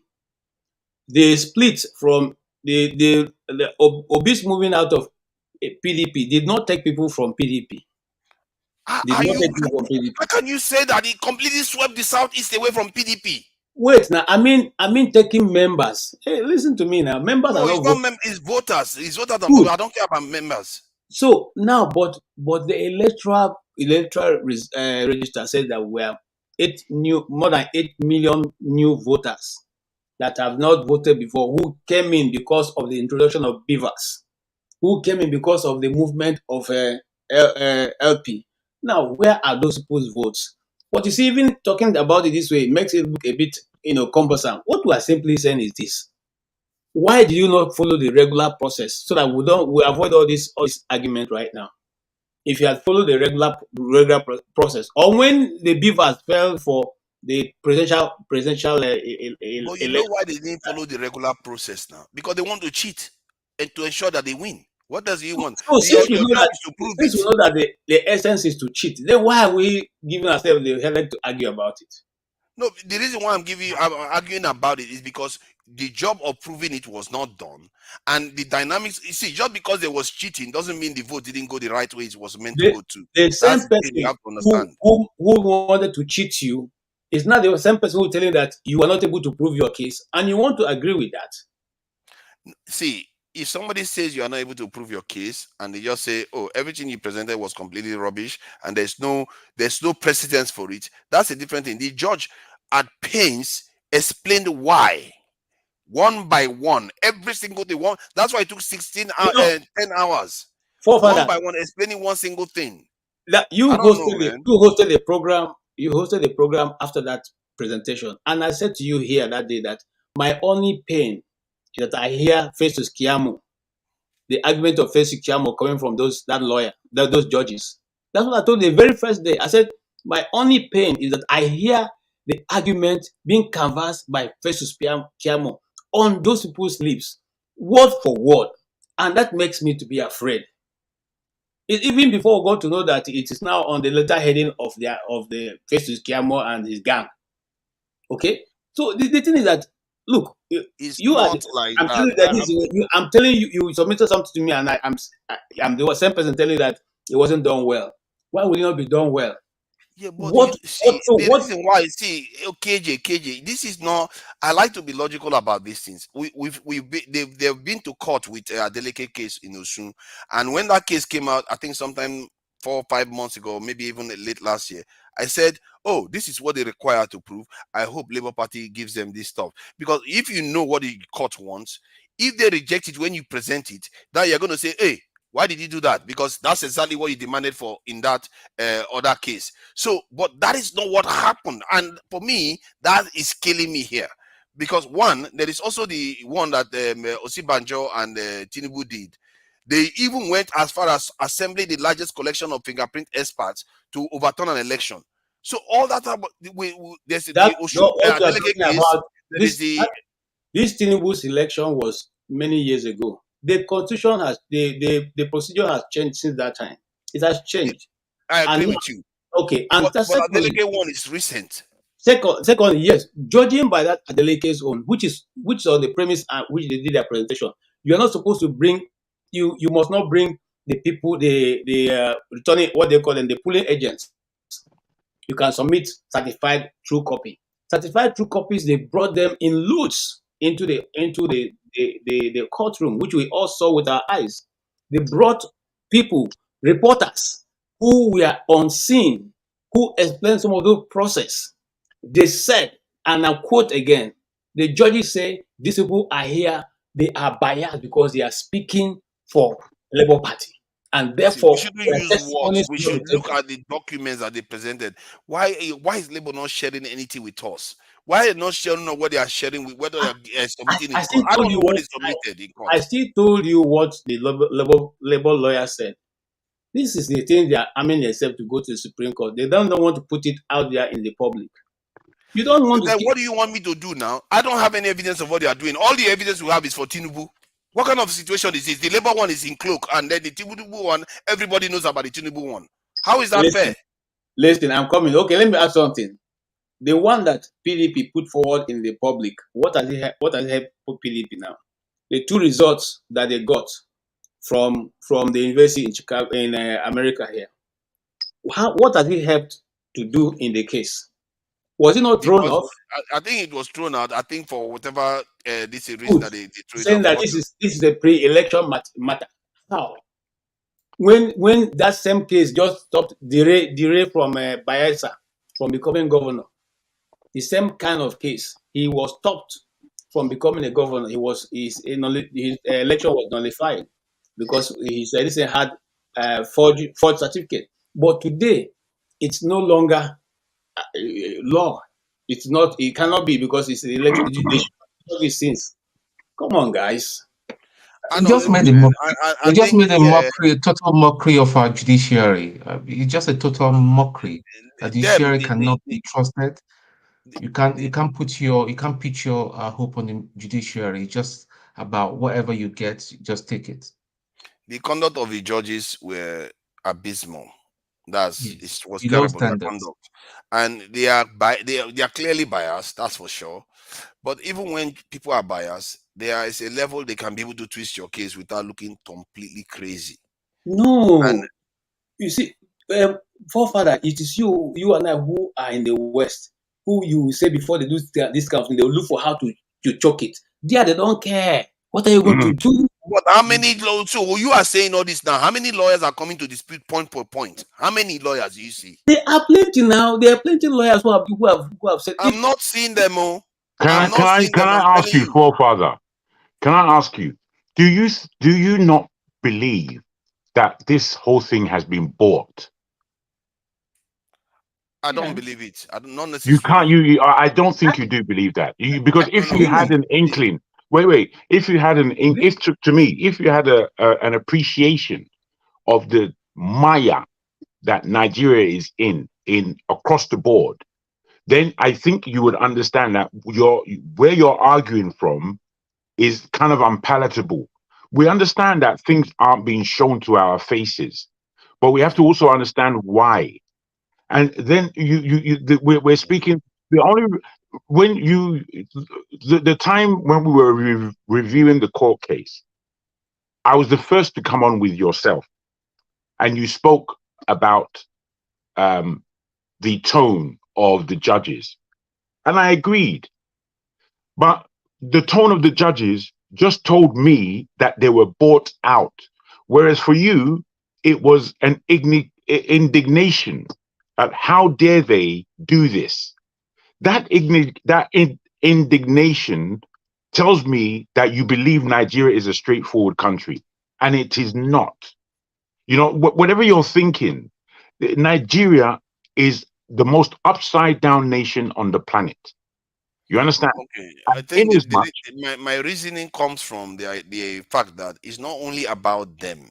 Just like we complain about Europeans all the time, it's not only about Europeans, it's also about us. That's what I mean by it's also about Labour Party, what they can present. If you present something that is so hard, right now, the country will be on fire. Labour Party presented, I understand what you're saying. I really, really do. However, I think you're still missing the point. Labour Party, with most especially with the entrance of Peter Obi into that party, backed with Dati. This in itself formed a capital difference in the whole Nigerian politics. The APC were particularly afraid of this new introduction of Labour Party, the new impetus that Labour Party had. From that point, planning came in. We are going to rig the hell out of this election, and we still have money to buy whatever happens afterwards. Within the time when it was announced that APC had won the election, within that time, we had already witnessed INEC telling every complaint, everybody who was wanting to complain about one issue or the other, that let's go to court instead of dealing with the thing there and then. That in itself is a ploy. People had to somehow respect that thing. It moved on to the court case, which was a Labour court case, yet the fastest court case of its time. It was still very stretched and laboured. Within that time, it was all over. It was all over. They're bought. No, I agree that they are bought. See, I think I've watched several movies in lives where even when somebody get bought, but the whole operation still fails because of the insurmountable odds that is facing them. If you put it like, I'm sure the people that Tinubu and Osibajo went to DC with, they were bought because they lost the elections. They had to now try to overturn several state elections. So those people were bought, but because of what Tinubu and the others went and did, they were able to overturn it. They worked hard to do that. And this is what I'm talking about. Why is it that Tinubu seems to be the most hardworking guy in some of all these things? Why is it that he's the one that is able to go to London and bring assemble the largest amount of forensic fingerprint experts to overturn an election? That is the kind of stuff I expect to see. One of the things that they said in court that I expect either a Labour, they say they cannot talk, to come out and tell me is that the evidence in terms of a River State that they didn't bring forward. I don't know how that one escaped. Somebody should come and explain it to us. If you want, I can read out some of the takeaways for you so that you can itemize it. One, if you have two certificates from say university with different names, emblems, insignias, or logos, it does not qualify. It does not disqualify you in an election.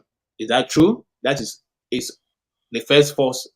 Okay. Secondly, you have double nomination, contrary to the electoral guidelines and laws. It's no longer an offense. In other words, no, but you're not saying their reasoning. What is the reasoning of the court in all these things you are saying? No. There's no reason. Law is law. You don't know what they say. The law says that if you have double nomination, you are automatically disqualified. It is not a reasoning. No, that one I heard about that one. I heard when the judge was saying something about that. He says intention also matters. That even No. Why would you now give intention for this one? But you said Ijoma guidance. I'm coming. You say Ijoma or someone who was a weakness. Her weakness is you won't take it because she said. Then you now read intention to somebody who did double nomination. Is that how it goes? No, because it's like saying somebody's lying.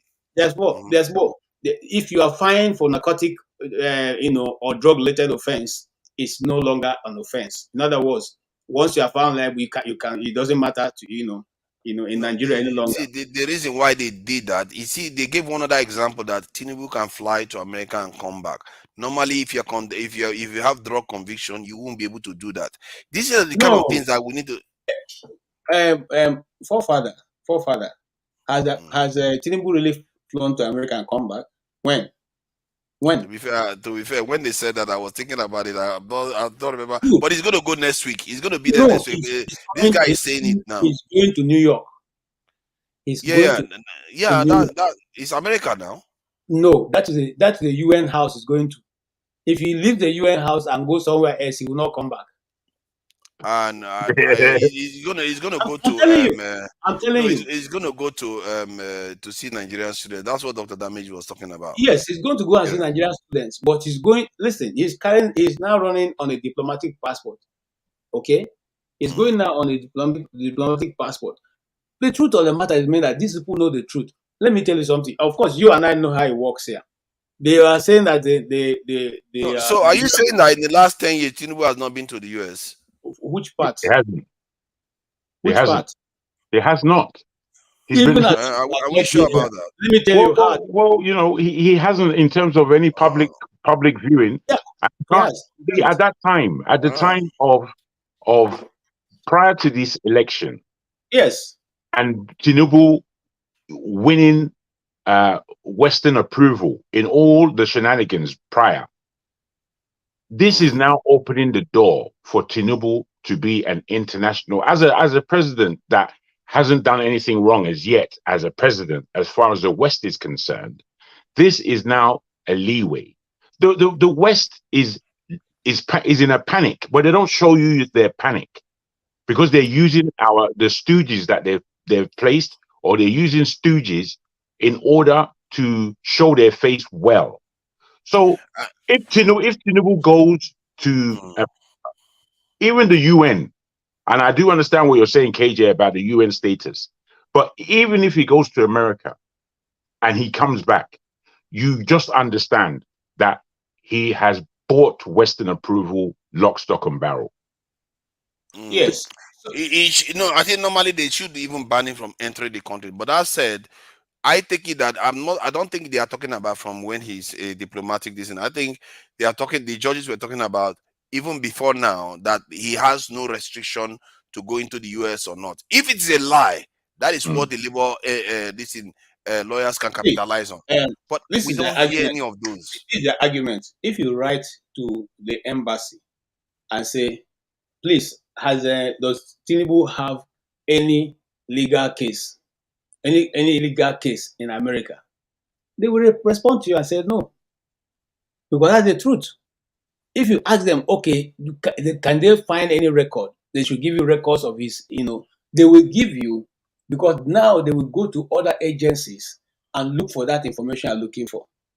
When David Hendai asked for the record, didn't they release the record to him? Did he not get it?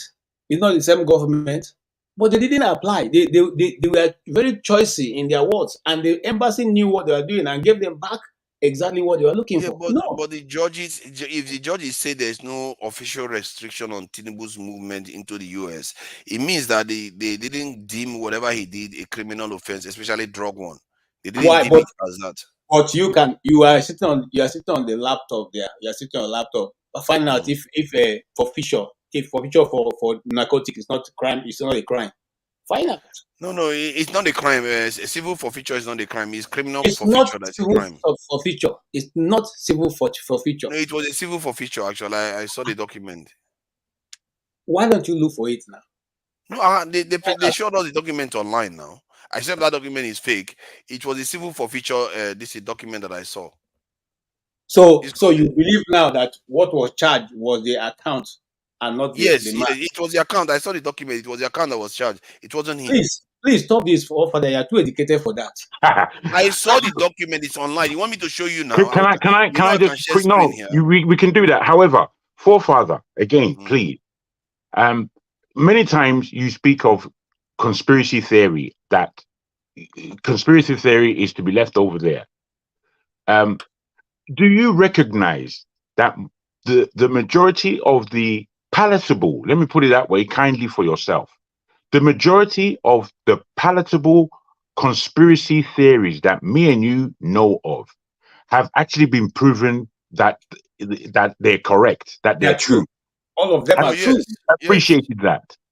Now, given this position, therefore, do we know, you see, Tinubu was apparently a bag man for many mafia deals that were going on at the time. He is the singular person who was able to pay the CIA back the money that he was bagging and leave without being prosecuted. Singular. Everyone else is a bagman and they get caught. They're finished.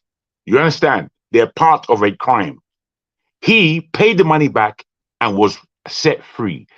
This in itself is a conspiracy. The conspiracy for you and I, bruh, there's a lot hidden that we don't see. So therefore, we have to make add up the dots and understand what the picture is when we stand back.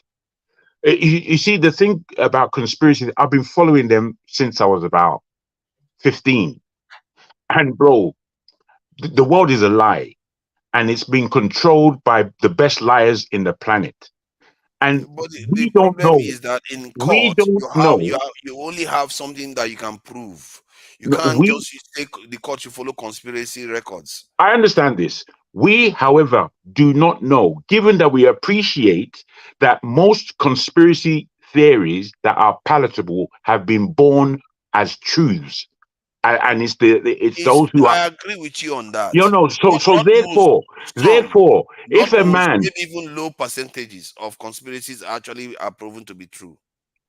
okay, if a man is the only person to have paid back money that was used in drug deals and he's set free, I'm suggesting to your better mentality that this is the beginning of a conspiracy.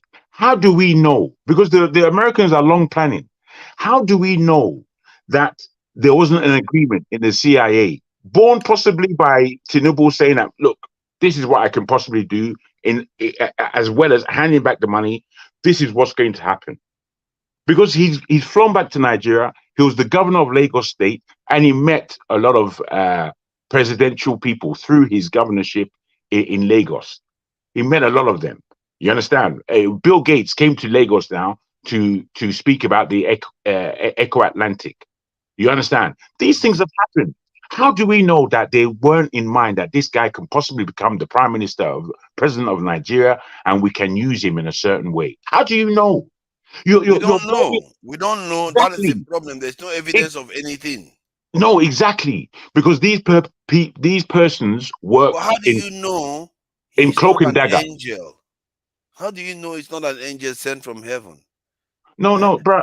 We don't have to. We don't have to. Conspiracies. We can't. If you can't prove anything is possible. Hence, why it's important to have evidence for whatever we are saying. That is why the court is. Just tell us that you're trying to play the devil's advocate here. No, I'm not. No, I'm also. He's not even trying to play. He's actually. I'm not playing the devil's advocate. I'm not there to support him. My argument is, why did we not do better than this? Because what I was thinking before this case is that no matter what happens, if the Labour makes a strong case, it will be difficult for the judges to write it off. And if they did, the country will be like the outrage will be out of control. But that is not what I'm seeing, because even a professional lawyer would think this was a shabby case. They didn't put it together very well. We agree on that level. We agree on that level. The only thing is, do we understand the level of cloak and dagger that is going on? We have to have that as an appreciation. I agree with that. That's even obvious. If we can't prove anything. You see, 9/11 happened. The Twin Towers came down. They blamed Al-Qaeda or Osama bin Laden. However, when you look at the greater picture, if you understand that there's not a stone's evidence that really brings it down to him. There's no evidence. All the evidence actually points to an inside job. All of the evidence. That's true. All of it. And the whole world has been taken in where 9/11 and Iraq was palatable. The whole world was taken in. Iraq had nothing to do with 9/11, but they were blamed. Go and attack damages. At the end of the day, what we are seeing in Nigeria is a script. And someone said on the Oga, whatever the person's name is saying that Tinubu was at Obama's inauguration. I've gone to check through the internet. I'm not able to find it. So if you have a link, post it to us. Let's say where he was, and I've checked through the pictures of all the dignitaries. I can't find it. So what am I trying to say here? It's I'm a trying bit to say, unusual. If Tinubu didn't travel to the US often, it's a bit unusual because he's always in London and this and in France. Paris. He's in France Yeah. more. Yeah. Yeah, London and France, London and France, London and France. That's we go there, Saudi Arabia, and all that. But you see, be it as it may, what all we are saying is that we know that it will come to this point because if you have been following me on this panel, I've never said Obi was going to win. I said for whatever be the case, it's going to turn out a lot of. I thought he right. was going to win actually. No, I never said that. I was going by the polls that the polls is indicating that PDP has collapsed. PDP holding up is also a bad thing that's what part of the problem. PDP didn't have any right to get the votes that they got. They So rigged that it is well. the problem. Yeah, I didn't expect because PDP was divided. No, You you know, see, they were divided. I listen to what the northern elders are saying. I'm not following these things. I listen to what the northern elders are saying, and I said it on this platform. But they take it that I'm Igbo and speaking on behalf. The northern elders said they will not allow Obi to be president or any Igbo man for that matter. But my mother said if Obi wins, they will just kill him. That's what they said. So yeah, they always say that. That's what they said. No. It's not that they always say that. All it's that we have to, we can't be flippant in our understanding of these things. We've seen it in Nigeria before. We've seen it. If Obi was taken out, I don't think it's going to be because he was Igbo. It's going to be because he was trying to do the right thing by the country. Well, I agree with that. I do agree with that. However, you see, the fact that we can utter the fact that a well-thinking individual would be taken out, it shows us the impunity of what Nigeria is. And that in itself... And it also reveals that we are quite silly about our security. This is why when he's carrying 100 cars, I don't blame him. Forefather, don't go far. I didn't understand that connection. There was a man called Oshibanjo who had just about 3 months or so to do the business. What did he do? He did very well. And what happened after that? What happened? Did he ever have the opportunity to do anything again till the regime came to an end? That's the system we're running. So you don't even need to not allow the man. You can put the man there and frustrate him and just make sure nothing comes to him. At the end of the day, he was a vice president that was going to commission toilets. Toilets. That's what you're going to commission as a vice president. So this is the system we're running. The people put it that way. And if you want to assure them and show that you know how to make the country work, they take you and make you rubbish you and dump you. And I've said it many times. Yeah, he will not be the first person. They have done it to many other people. The only reason why we're still celebrating Wole Soyinka today is because he ran away. If he didn't run away by now, we would have forgotten him the annals of history because they would have messed him up big time.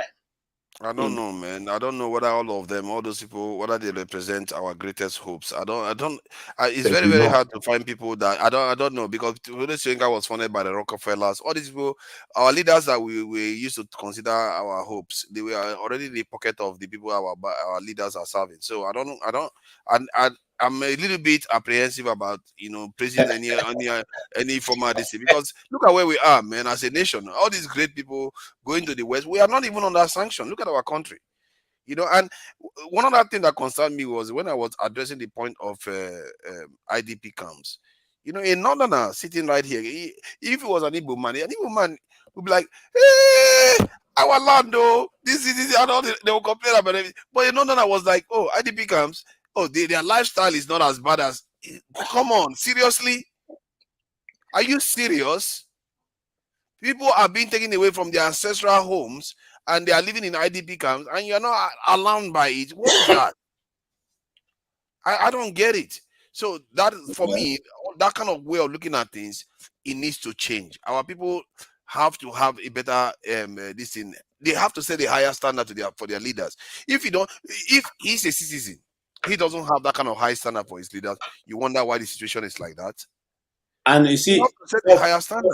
What we are going to face next year in Nigeria is going to be even worse than what we are facing now. Remember, we used to get a lot of yams from Thieves, from all the the Middle Belt and all the rest.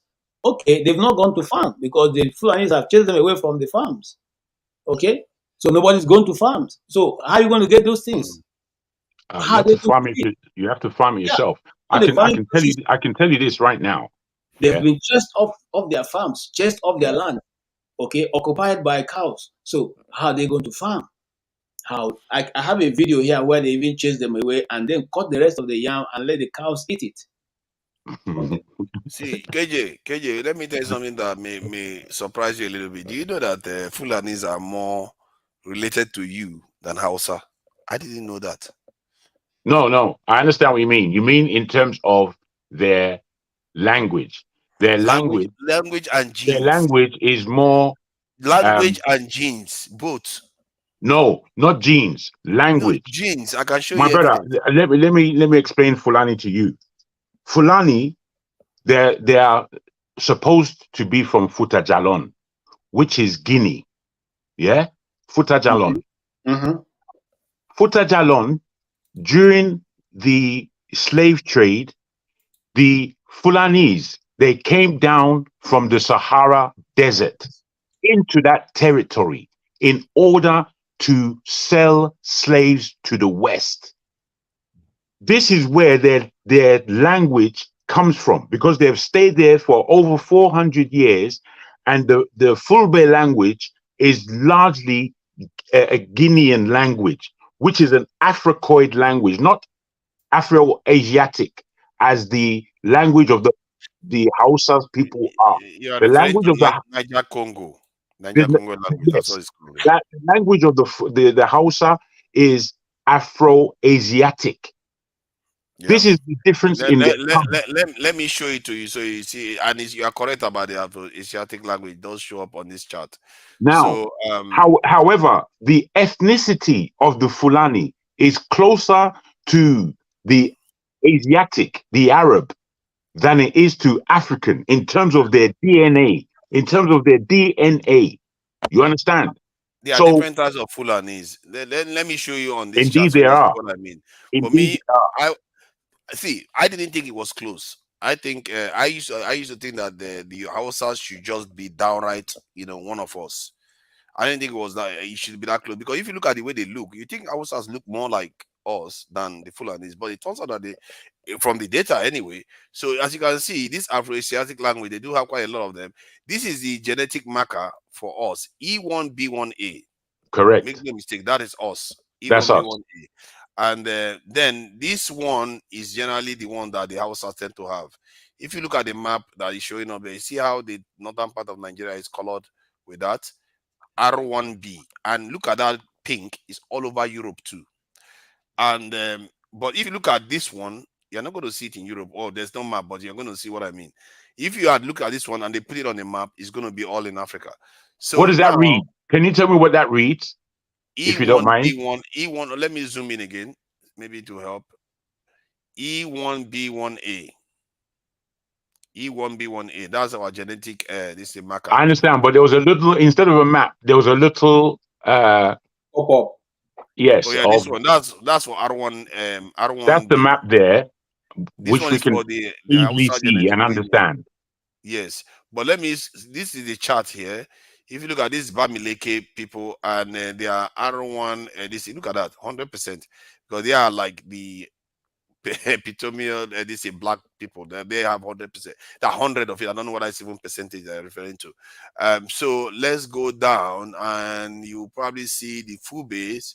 They are often referred to as the the band. There's the what they call them, the Fulanis. So yes, Fulbe. You see that? Yeah. Burkina Faso Fulbe. If you look at this number here is 40 something of this E1B1 haplogroup.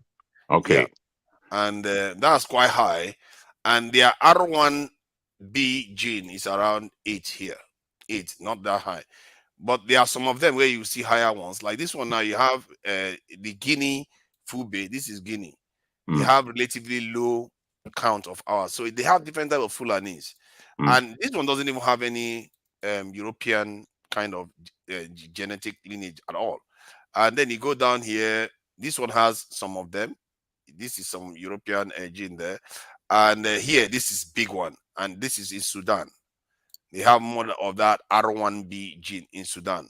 And they even have the E1B1B, yeah, which is the Tuareg kind of this is Fulbe. But compare that to the Hausas, the Hausa one, that is the one that threw me off. Hausa one is heavy in R1B and low in E1B1A of us. Yes. Now check the either Yoruba or Igbo or somebody connected to our side. Igbo, they are like what else you expect now? Yeah, Igbos are black Let's just people now. compare. Look at Igbo are 89 and Exactly. versus 89. Yorubas are even higher. Yorubas are one Yes, of the we're highest. higher. We're near 100%. We're on a yeah, very, very high. Yorubas are very high in the black 93%. You see? And let me even go to the top so I can align it to the most aligned black groups. Bamileke number 1, Nande 2, Benin, which are technically Yorubas to fun, 95%, Cameroon, 93 Yorubas. So if you keep going down, Ghana, and then you see the Igbo people, the Cross River, and all the rest of it, you will even see Fulani before you see Hausa on that list. That is some crazy stuff. I didn't see that one coming at all. No. And then if you go to the language too, just to show you, let's keep going down. You are going to see Fulani first before you see Hausa. Let's just keep going down. You see. And when you go down, that surprised me to no end. Because I used to think Fulani, look at this is Fulani here now. He showed the where is Hausa? Look at Hausa is down here. Why Fulani is right here. So they show up on the chart as showing that they are more black than that's more Niger Congo than the Hausas. Then the language. Look at the language. It says the Fulani one, NC, stands for Niger Congo language. Mm. While the Hausa one, Afro-Asiatic. Mm. So the language family that the Igbo man speaks, the Yoruba man speaks, is the one the Fulani man speaks. The genetic lineage. What I'm putting to you is that difference, the range of differences within what we call Fulani. Because when they came during the slave trade and were doing their nonsense there, they were mixing with those who were African, so to speak. And in that mixture, they were now able to cover themselves. It's just the same way that they have come into the Nigerian space and have joined, 9% have joined with the 20-odd% of the populace of Nigeria called Fulanis and imbibed into their language. They've taken up their language and they've taken up the authority, if you like, of the Hausa people. So within that style of being an African, they're wanderers. So they wander all over the place. And within that wandering, yeah, that's why they have different types. Yeah, that's correct. They have to find succor within the people that they come across in order to even emerge as a stronger people, because they have this mindset of exactly who they are. They know who they are. They are direct slave traders. Oh my God, they are up here. Look at that. There's Fube here. Maybe they are not even like this is Fube here, Niger Congo, and then you have to go down how many countries, how many distinct people before you get to Hausa. That is some crazy stuff. I didn't. No, man, it's a reality. It's a reality. That is crazy. You won't see that coming at all. And most people, because in Nigeria, whenever we talk about these things, we just assume that the Fulanis are the ones that are just alien to us. They are alien. No, let's not be, because this information, the information that you're bringing up tells you exactly what I'm saying. They have become a complex tribe, if you like, amongst the Africans. The Hausas are not complex. They are just downright not. They are like R1B. Not even the same, like their genetic lineage is not tied to ours as strongly at all. They are like, they're not even the same bracket. No, they're not, because they have a different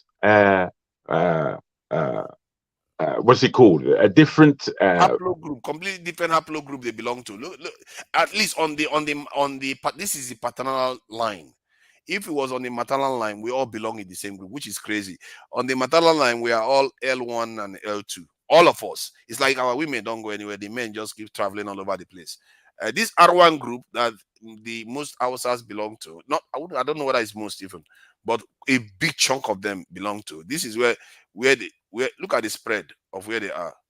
They are all the way here in what they call it. They're strongest there. Yeah, they are strong here. They are strong here. They are in Europe. They have lineages all over Europe. But if you go back and let's check E1B1A, our own group of people. Tell me, they give us a forefather, have you heard the Hausa language being spoken? Yes, I've heard it's being spoken. Yes. This in itself lets us know the difference between them and us. It just lets you know that it sounds like an Arabic tone. You see, when the learned Hausa man speaks English, the tonation of their English is better than those of the South. I don't know if you understand this or if you've witnessed it. Think so. The tonation is better than that of the South. I'm not it's so better. sure. You know. It's because it's closer to them. Are you sure? I don't know. Right? It's not. Am I sure? That's what this data is telling us.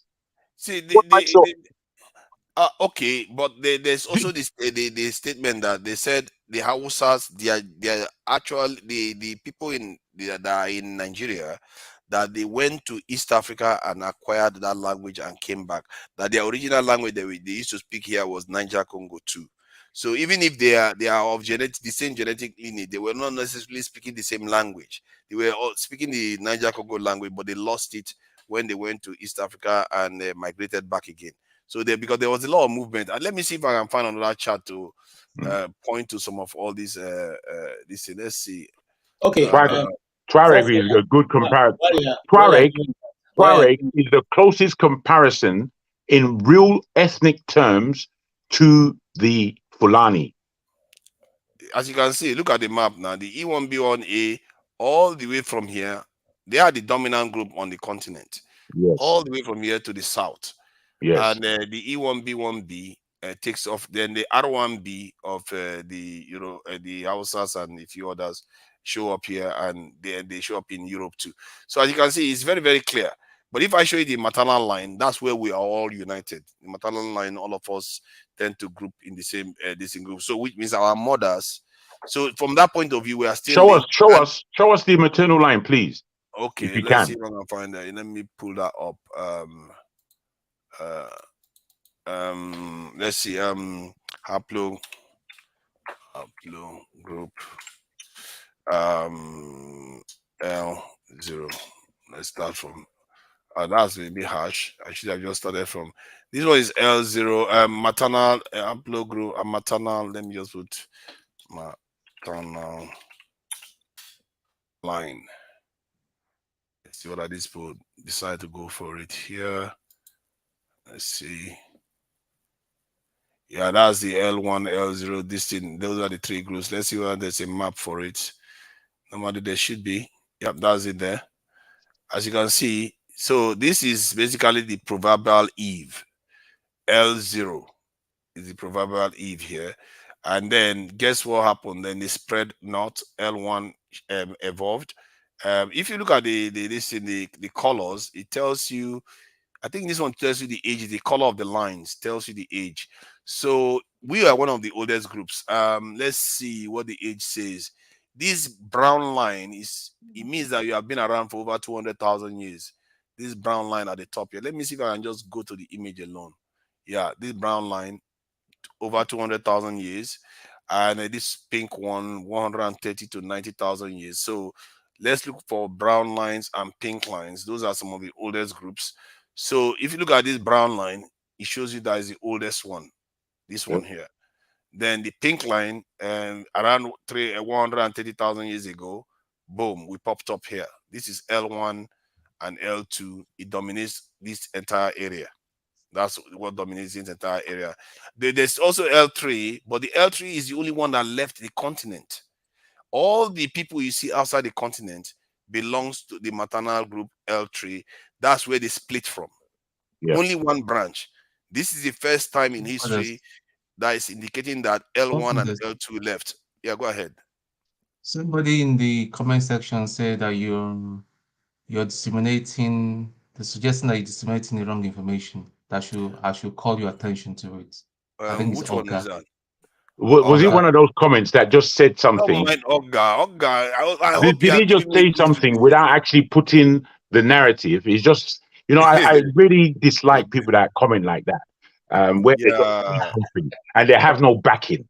You know, God just says that kind of stuff. It's like just rubbish, man. it's Just like a forget troll that. like that. Don't mind Forget him. that. He It's does that. not. I wish he was saying something reasonable. The information is there now. It's on the internet. It's not that forefather is just speaking. He's bringing. I'm showing you evidence. I don't talk without I've even evidence. Googled it myself. I found it on myself. Exactly. Whilst forefather is talking. Let that guy go and sit down, Joe. Continue talking rubbish in the chat section, brother. and talking about comment section, the guy who keeps Oga, who keeps saying that who visited the US. I can play you the video on the interview that he had with Channels TV. At that interview, he was being accused that he didn't go to the US, and that was why he was angry. I was asking, he does not have he's not here to answer anybody's accusation. Who are they to tell him, to question him wherever? So I don't know what I say. He was not there. I've looked for him on the picture file. He's not there. I didn't see his picture. If you have it, post it for us. Yes. It's just a talkative, man.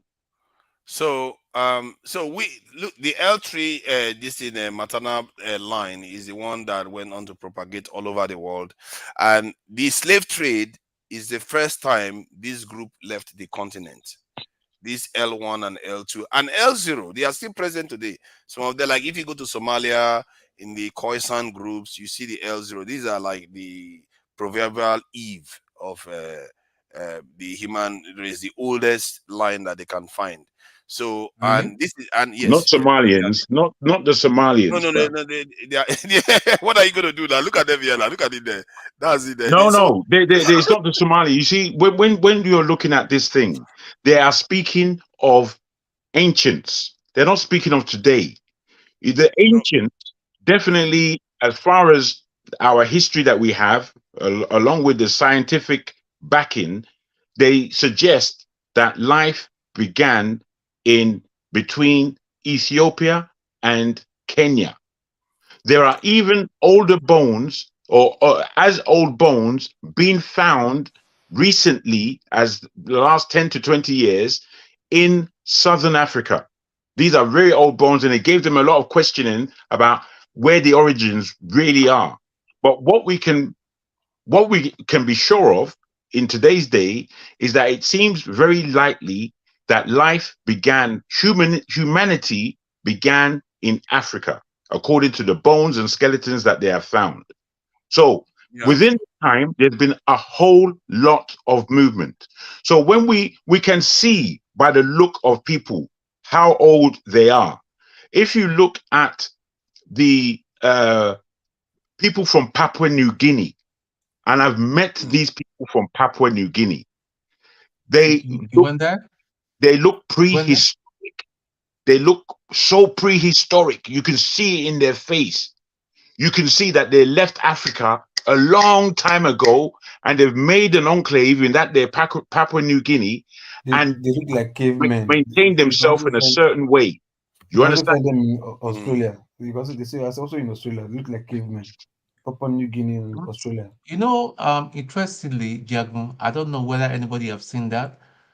A part of their feature resembles some part of Igbo race. I don't know. Which people are you talking about? Papua New Guinea. Jesus Christ. I don't think those ones are related to us at all. They said they reacquired these features because over time we evolve, we change. So some of them reacquired the kind of features you consider African. So it's not that they are related to us directly. They are still the group that left the continent. At least genetically. I'm not a genetic expert. What do you mean they're not related to us? I don't understand that. So like when this group, let me go back to this chart. Let me go back. By the way, forefathers, if you could share the link to all these people that argue, let them argue with the internet. They can when they it's true actually, so that they can check for themselves. Where did I go and put it? This where this chart searching all over the place. Where did I go and put it? This one is the paternal lineage. Map. Oh, let me just put upload group. Oh, seriously? Not to type in now. Okay. So no, that's not it. That's the wrong link. I have to go to this one, mitochondrial DNA. Okay, that's it. That should be it. And yeah, that's the chart there. So they can always check it out here. L1. See, what it's indicating is that it's where they settle these groups. So this L3 line, when you go out here, so look at all this one, they are changing over time. If you look at the age, 90,000 years, most of the people you see around the world, they are relatively very, very young. And this is why this image is important. So you understand how old we have been before they even started. And that's why the conversation we were having yesterday about whether we are copying their culture. I said, but we have been here longer. Maybe they copied us. You should be thinking about it. You flip it around on its head. Absolutely. So we see from 200,000 years to 130,000 years. So that's quite a long time ago.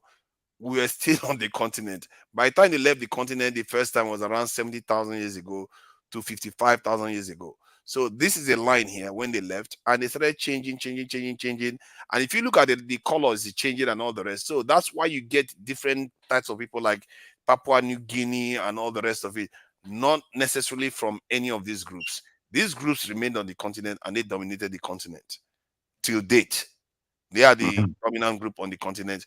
The only time they left to America was because of the slave trade. In large numbers, they ended up in America, and that's why you see them present in America right now.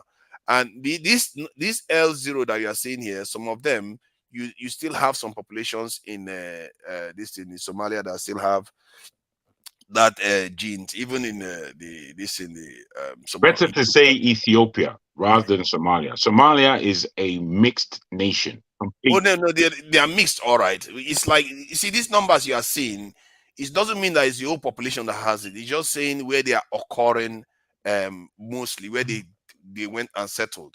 So like this one now, you see that amongst us, L1, L2, we just remain there, and all the people you see there. The male one, I think the male one is here.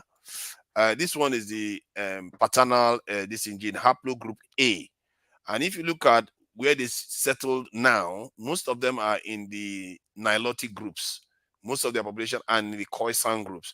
Before, I used to think that the Khoisan group make up the largest one because they talk about those South Africans. They are some of the oldest people on the face of the earth, the oldest tribe and all that.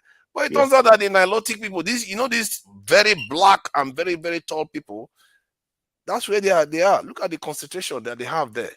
It doesn't mean that they are not here. This gene is also present in most parts of Africa. If you check other parts of the world, it's not there. This oldest man genetic lineage is mostly present in Africa. You can't see it anywhere else. Yeah. So that's something that those Khoisan, the Khoisan, they actually came from the original Nilotic group that you underlined there. That's where they came from there into the southern part of Africa. Yeah. So that says their age and the way they are one of the best survival technicians on the planet. All the old systems, that's what they've been using. You understand? And these Fulbe people here, I think this is Fulani again. See, there's something in Cameroon that was found out recently. It turns out that the oldest group, I think from of the paternal Afro group, the oldest one they found, it turns out that it was in Cameroon. And I like to think that it's Nigerians, but it's all right. There's some Nigerians that drifted into Cameroon, maybe a few Igbo men and stuff like that. They found them there. So it turns out that it was in Cameroon. I've forgotten where it was. A full bay. If you search Cameroon, let me just search Cameroon on this page, whether it pops up. information we need to see. Yeah, somebody reported recently that they found out that that is where the oldest occurrence of the paternal haplogroup A. That's it here. That's it. I think that's it here. That's it here. That, oh yeah, you see that? Look at that. It says further research in 2015, which is relatively recent for this type of stuff, indicates that the modern population with the highest concentration of A00 is Bangwa Nwe, a Yemba speaking group of Cameroon, the oldest of them all. In West Africa. Next door to Nigeria. Yeah, Cameroon. yeah. I'm saying they're the oldest in kind of that West African area. No. In the world. Really? The oldest genetic lineage. A00 is like the Adam of modern humans. Look at that. Let me zoom that in so that people really get what I'm talking about here. Look at that A00. Anything else you are going to see is A01 or something. This is A00. Nothing else is attached to it. And it is found in Western Cameroon here. And out of a population of about 6% or so. So this is the oldest one. And these other ones that come after it are younger. A0 is old, but it's A00B, not A00. So they have their own ways of numbering these things. So that is what they found. And this is something, it's more recent that they reported it, because I didn't know that. I just thought, is the Nilotics and all the rest of it. And when they tell you that the first human beings were found in East Africa, now, not so true. The first man was actually found in Cameroon. People should know that. So that is that anyway. The first man was found in Cameroon. Yep. What is that? I don't understand that. I do follow these things. Okay. I'm not expert by any. Let me explain it. When they say the first modern human, the DNA, our DNA, to recognize us as human beings, the oldest, like if they want to go back in time, the oldest genetic lineage they found, when they checked the ground and they tested it, they found that this was the oldest one that they found. All the other ones are a bit younger. So when you see, like in that other chart that I had that was showing a maternal this thing, haplogroup, this is what they say 200,000 to 130,000. That one, that A00, is the 200,000 or further back. That's the oldest one you can find. Like this one now is the oldest for the maternal line. L0 is the oldest one. But while that A00 is the oldest for the paternal line that you can find. And it was found in Cameroon, right next door to Nigeria. So that's something we have to keep in mind. And I remember, when we're checking the linguistics chart too, it also shows that in Nigeria, the Ijoid group, that the people that speak the Ijo language, they are some of the oldest language in Africa. Definitely in Nigeria. Definitely in Nigeria. Definitely in Nigeria. One of the oldest in the world. So this is some of the stuff that because when you understand these things, it helps you understand. It helps you start reshaping the way you perceive the world. So that when somebody tells you that you copied from people, then you can tell them, "Are you sure you didn't copy from us? We've been here a lot longer than you." Yeah. Fathers, do you know? I just found out about a year ago now that the Bible, the good book, tells us that Adam and Eve were the first people that got created. Yeah. In the Bible. Yeah, Bible tells us that Adam and Eve. That's what we've always known. Do you know that's not true? It didn't say that in the Bible. No, that's what the Bible tells us, the normal Bible. But there was a pre-Adamic time. God created. There were some beings that God created before the flood and all that. Yeah, that comes with because the way they use the term replenish the earth and all the other stuff. There's a lot of fantastical stories out there, and it even goes. I think I mentioned it. Yeah, go ahead.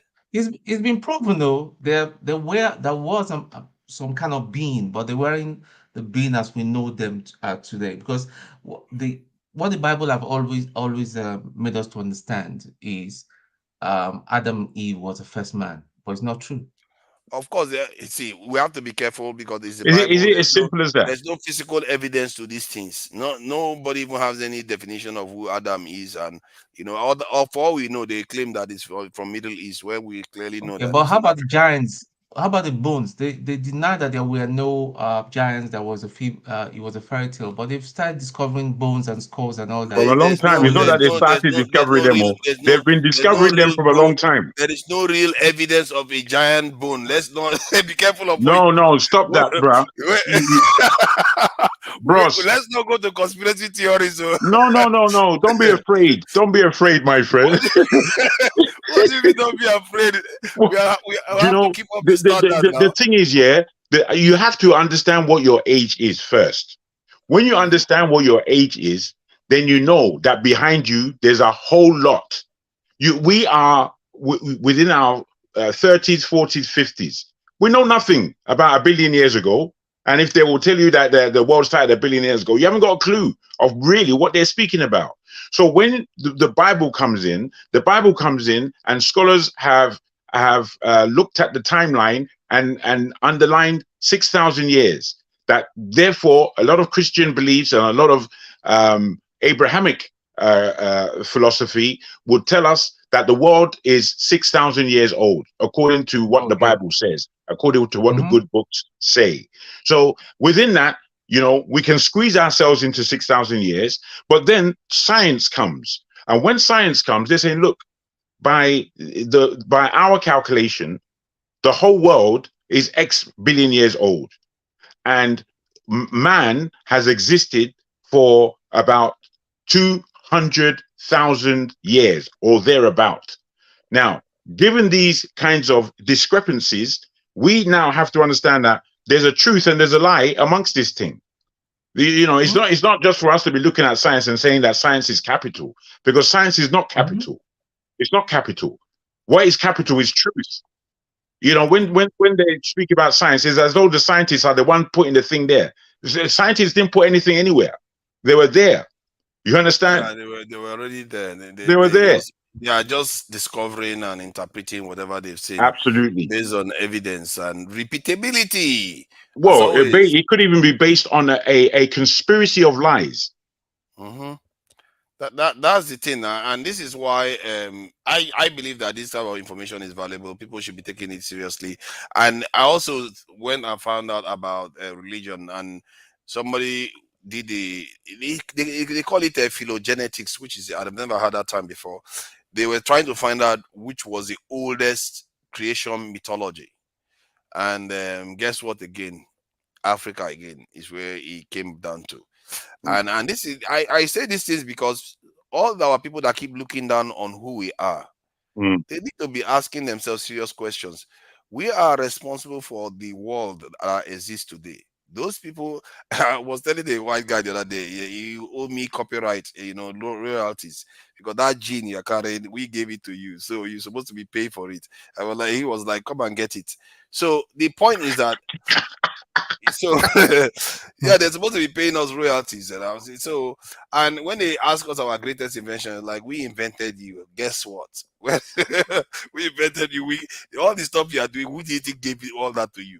We gave you all those things. I had the same discussion with a Portuguese guy in Portugal, and we just finished the meal and we came outside for a little smoke and whatever, and the guy was discussing many things with me, and he then went on to say that we Portuguese are the founder of the newest of new people in this world. I said, what do you mean? He said, look at all the mixed race people of the Caribbean or South America and the Americas. We created that. I said, don't be silly. The creation, the initial creation of mixed race people was through us, and they're called Arabs. The guy shut up. He had to shut up. You get me? Yeah, something that you just remind them that you are our children. Simple. What are you talking about, you asshole? When did you come around? And it's a bit weird because when you look at this chart, it indicates that we are here for over 100,000 years before they even smelt outside. Before they were even here. created. They weren't even here. It's some crazy stuff. This is why everything that happens in the world seems to go back to Africa. It always seems to go back. They've tried everything. Believe in me, if they could put it in Europe, they would have put it in Europe. But it just didn't work out. Everything has to still come back to the continent. And our people need to stop copying from people too much, where they will be fighting each other from quotation from the Bible, from Quran. Look at where those people are. They are just outside the continent. We are the ones that this is where we are. And it's a sad tale, because that video that I played earlier on about the guy telling that guy, if you watch that video, I think it's an economist that was presenting that video. He talked about a lot of devastating stuff of where Africa is. And I worry that I don't want to sound negative. I worry that it's so difficult to break out of it, and people don't understand how hard it's gonna be. They think it's just gonna be easy. You're just gonna have economic planning. They are getting too much from us. Why would they surrender all that nonsense? They will not surrender it. And Africa is not just only important to them as a natural resource stuff. It's also the homeland of humanity and the genetic reserve. Genetic base of humanity is right there. Culture in itself is African. Full stop. Culture in itself. When they say genetic base, because the diversity on the continent is more than any other part of the world. By far. No. Not any other part of the world. There are more genetic differences in Africa than there is in the whole world combined. That's what I mean. That's why I call it the genetic base of humanity itself. It is, of course, it is. And they can't. How do you think they will let us get away with it if we don't get our act together? They won't let us get away with all this nonsense. They will want to come and inspect and take charge of whatever. This is a great inheritance that we've got. And then some of our people. This is why I sometimes argue with people cursing the country, cursing, because why are you cursing yourself? Look at this map. What can you tell me God has not given you? If there was a creator God, the people here should be complaining. Look at the tiny land they gave the UK, man. Look at the tiny land they gave them. And this place is hostile, cold. Well, harsh. this is where we have to appreciate that we have fallen. And this is where, to me, when you look at Bible stories, you can be flippant with it if you want. You can say the white man brought us this religion. You can say all you want to say about why you prefer science against faith. But you see, you always have to come down to where the most truth has come from. And what it is about the way we study the Bible and the way we study books is quite different. Because we study the Bible as though it's full of fables. We don't look at it as history per se. However, they keep finding things that underline the truth of the Bible. They keep finding them. That what the Bible has told them is true. They keep finding them.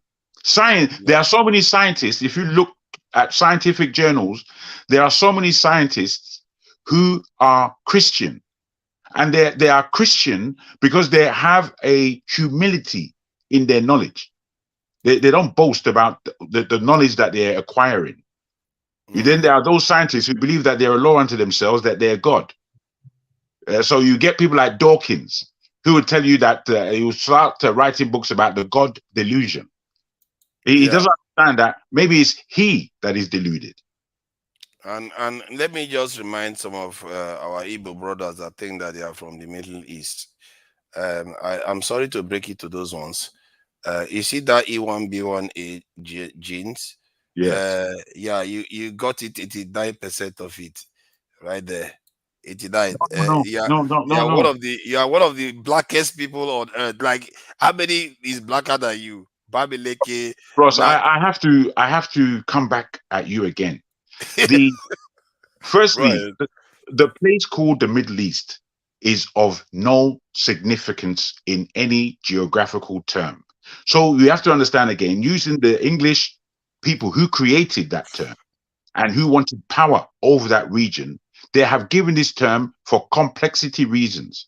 Now, E1B1, there are groups that went outside. Do you know where the Indus Valley is? The Indus Valley. Do you know of that? Yeah. Now, The Indus Valley, believe it or not, is an African civilization.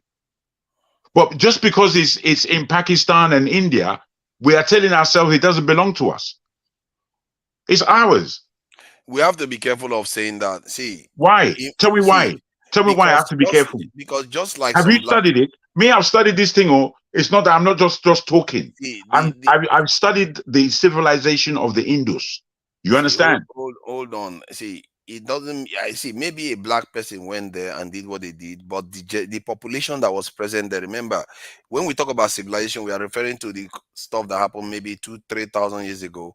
But while people moved there 30,000-40,000 years ago, so the population that is there are probably those people that have changed genetically to an extent that are there.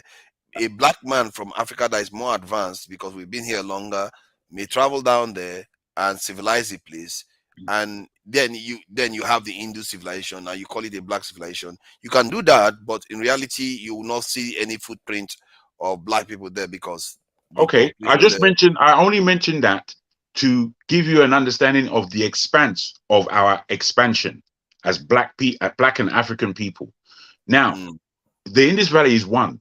Let's take Egypt, which is possibly older, more or less the same age. If we look at Egypt, the Egypt that we know today is not the Egypt of yesteryear. It's just not. If you look at the language, if you look at Yoruba language, and you look at old, ancient Egyptian languages, language, there are too many similarities between Yoruba and Egypt. Well, explain it? Explain what that is. No, see, I will try to explain it if I have the evidence for it. I've not seen it. So if you find it and we have, I can give you the evidence. Not right now, but please, if you can put your email down, I will send you so many things. Or your WhatsApp or whatever. I will send you so many things to glean because they're there. So yeah, the evidence, if it is there, obviously is going to be significant.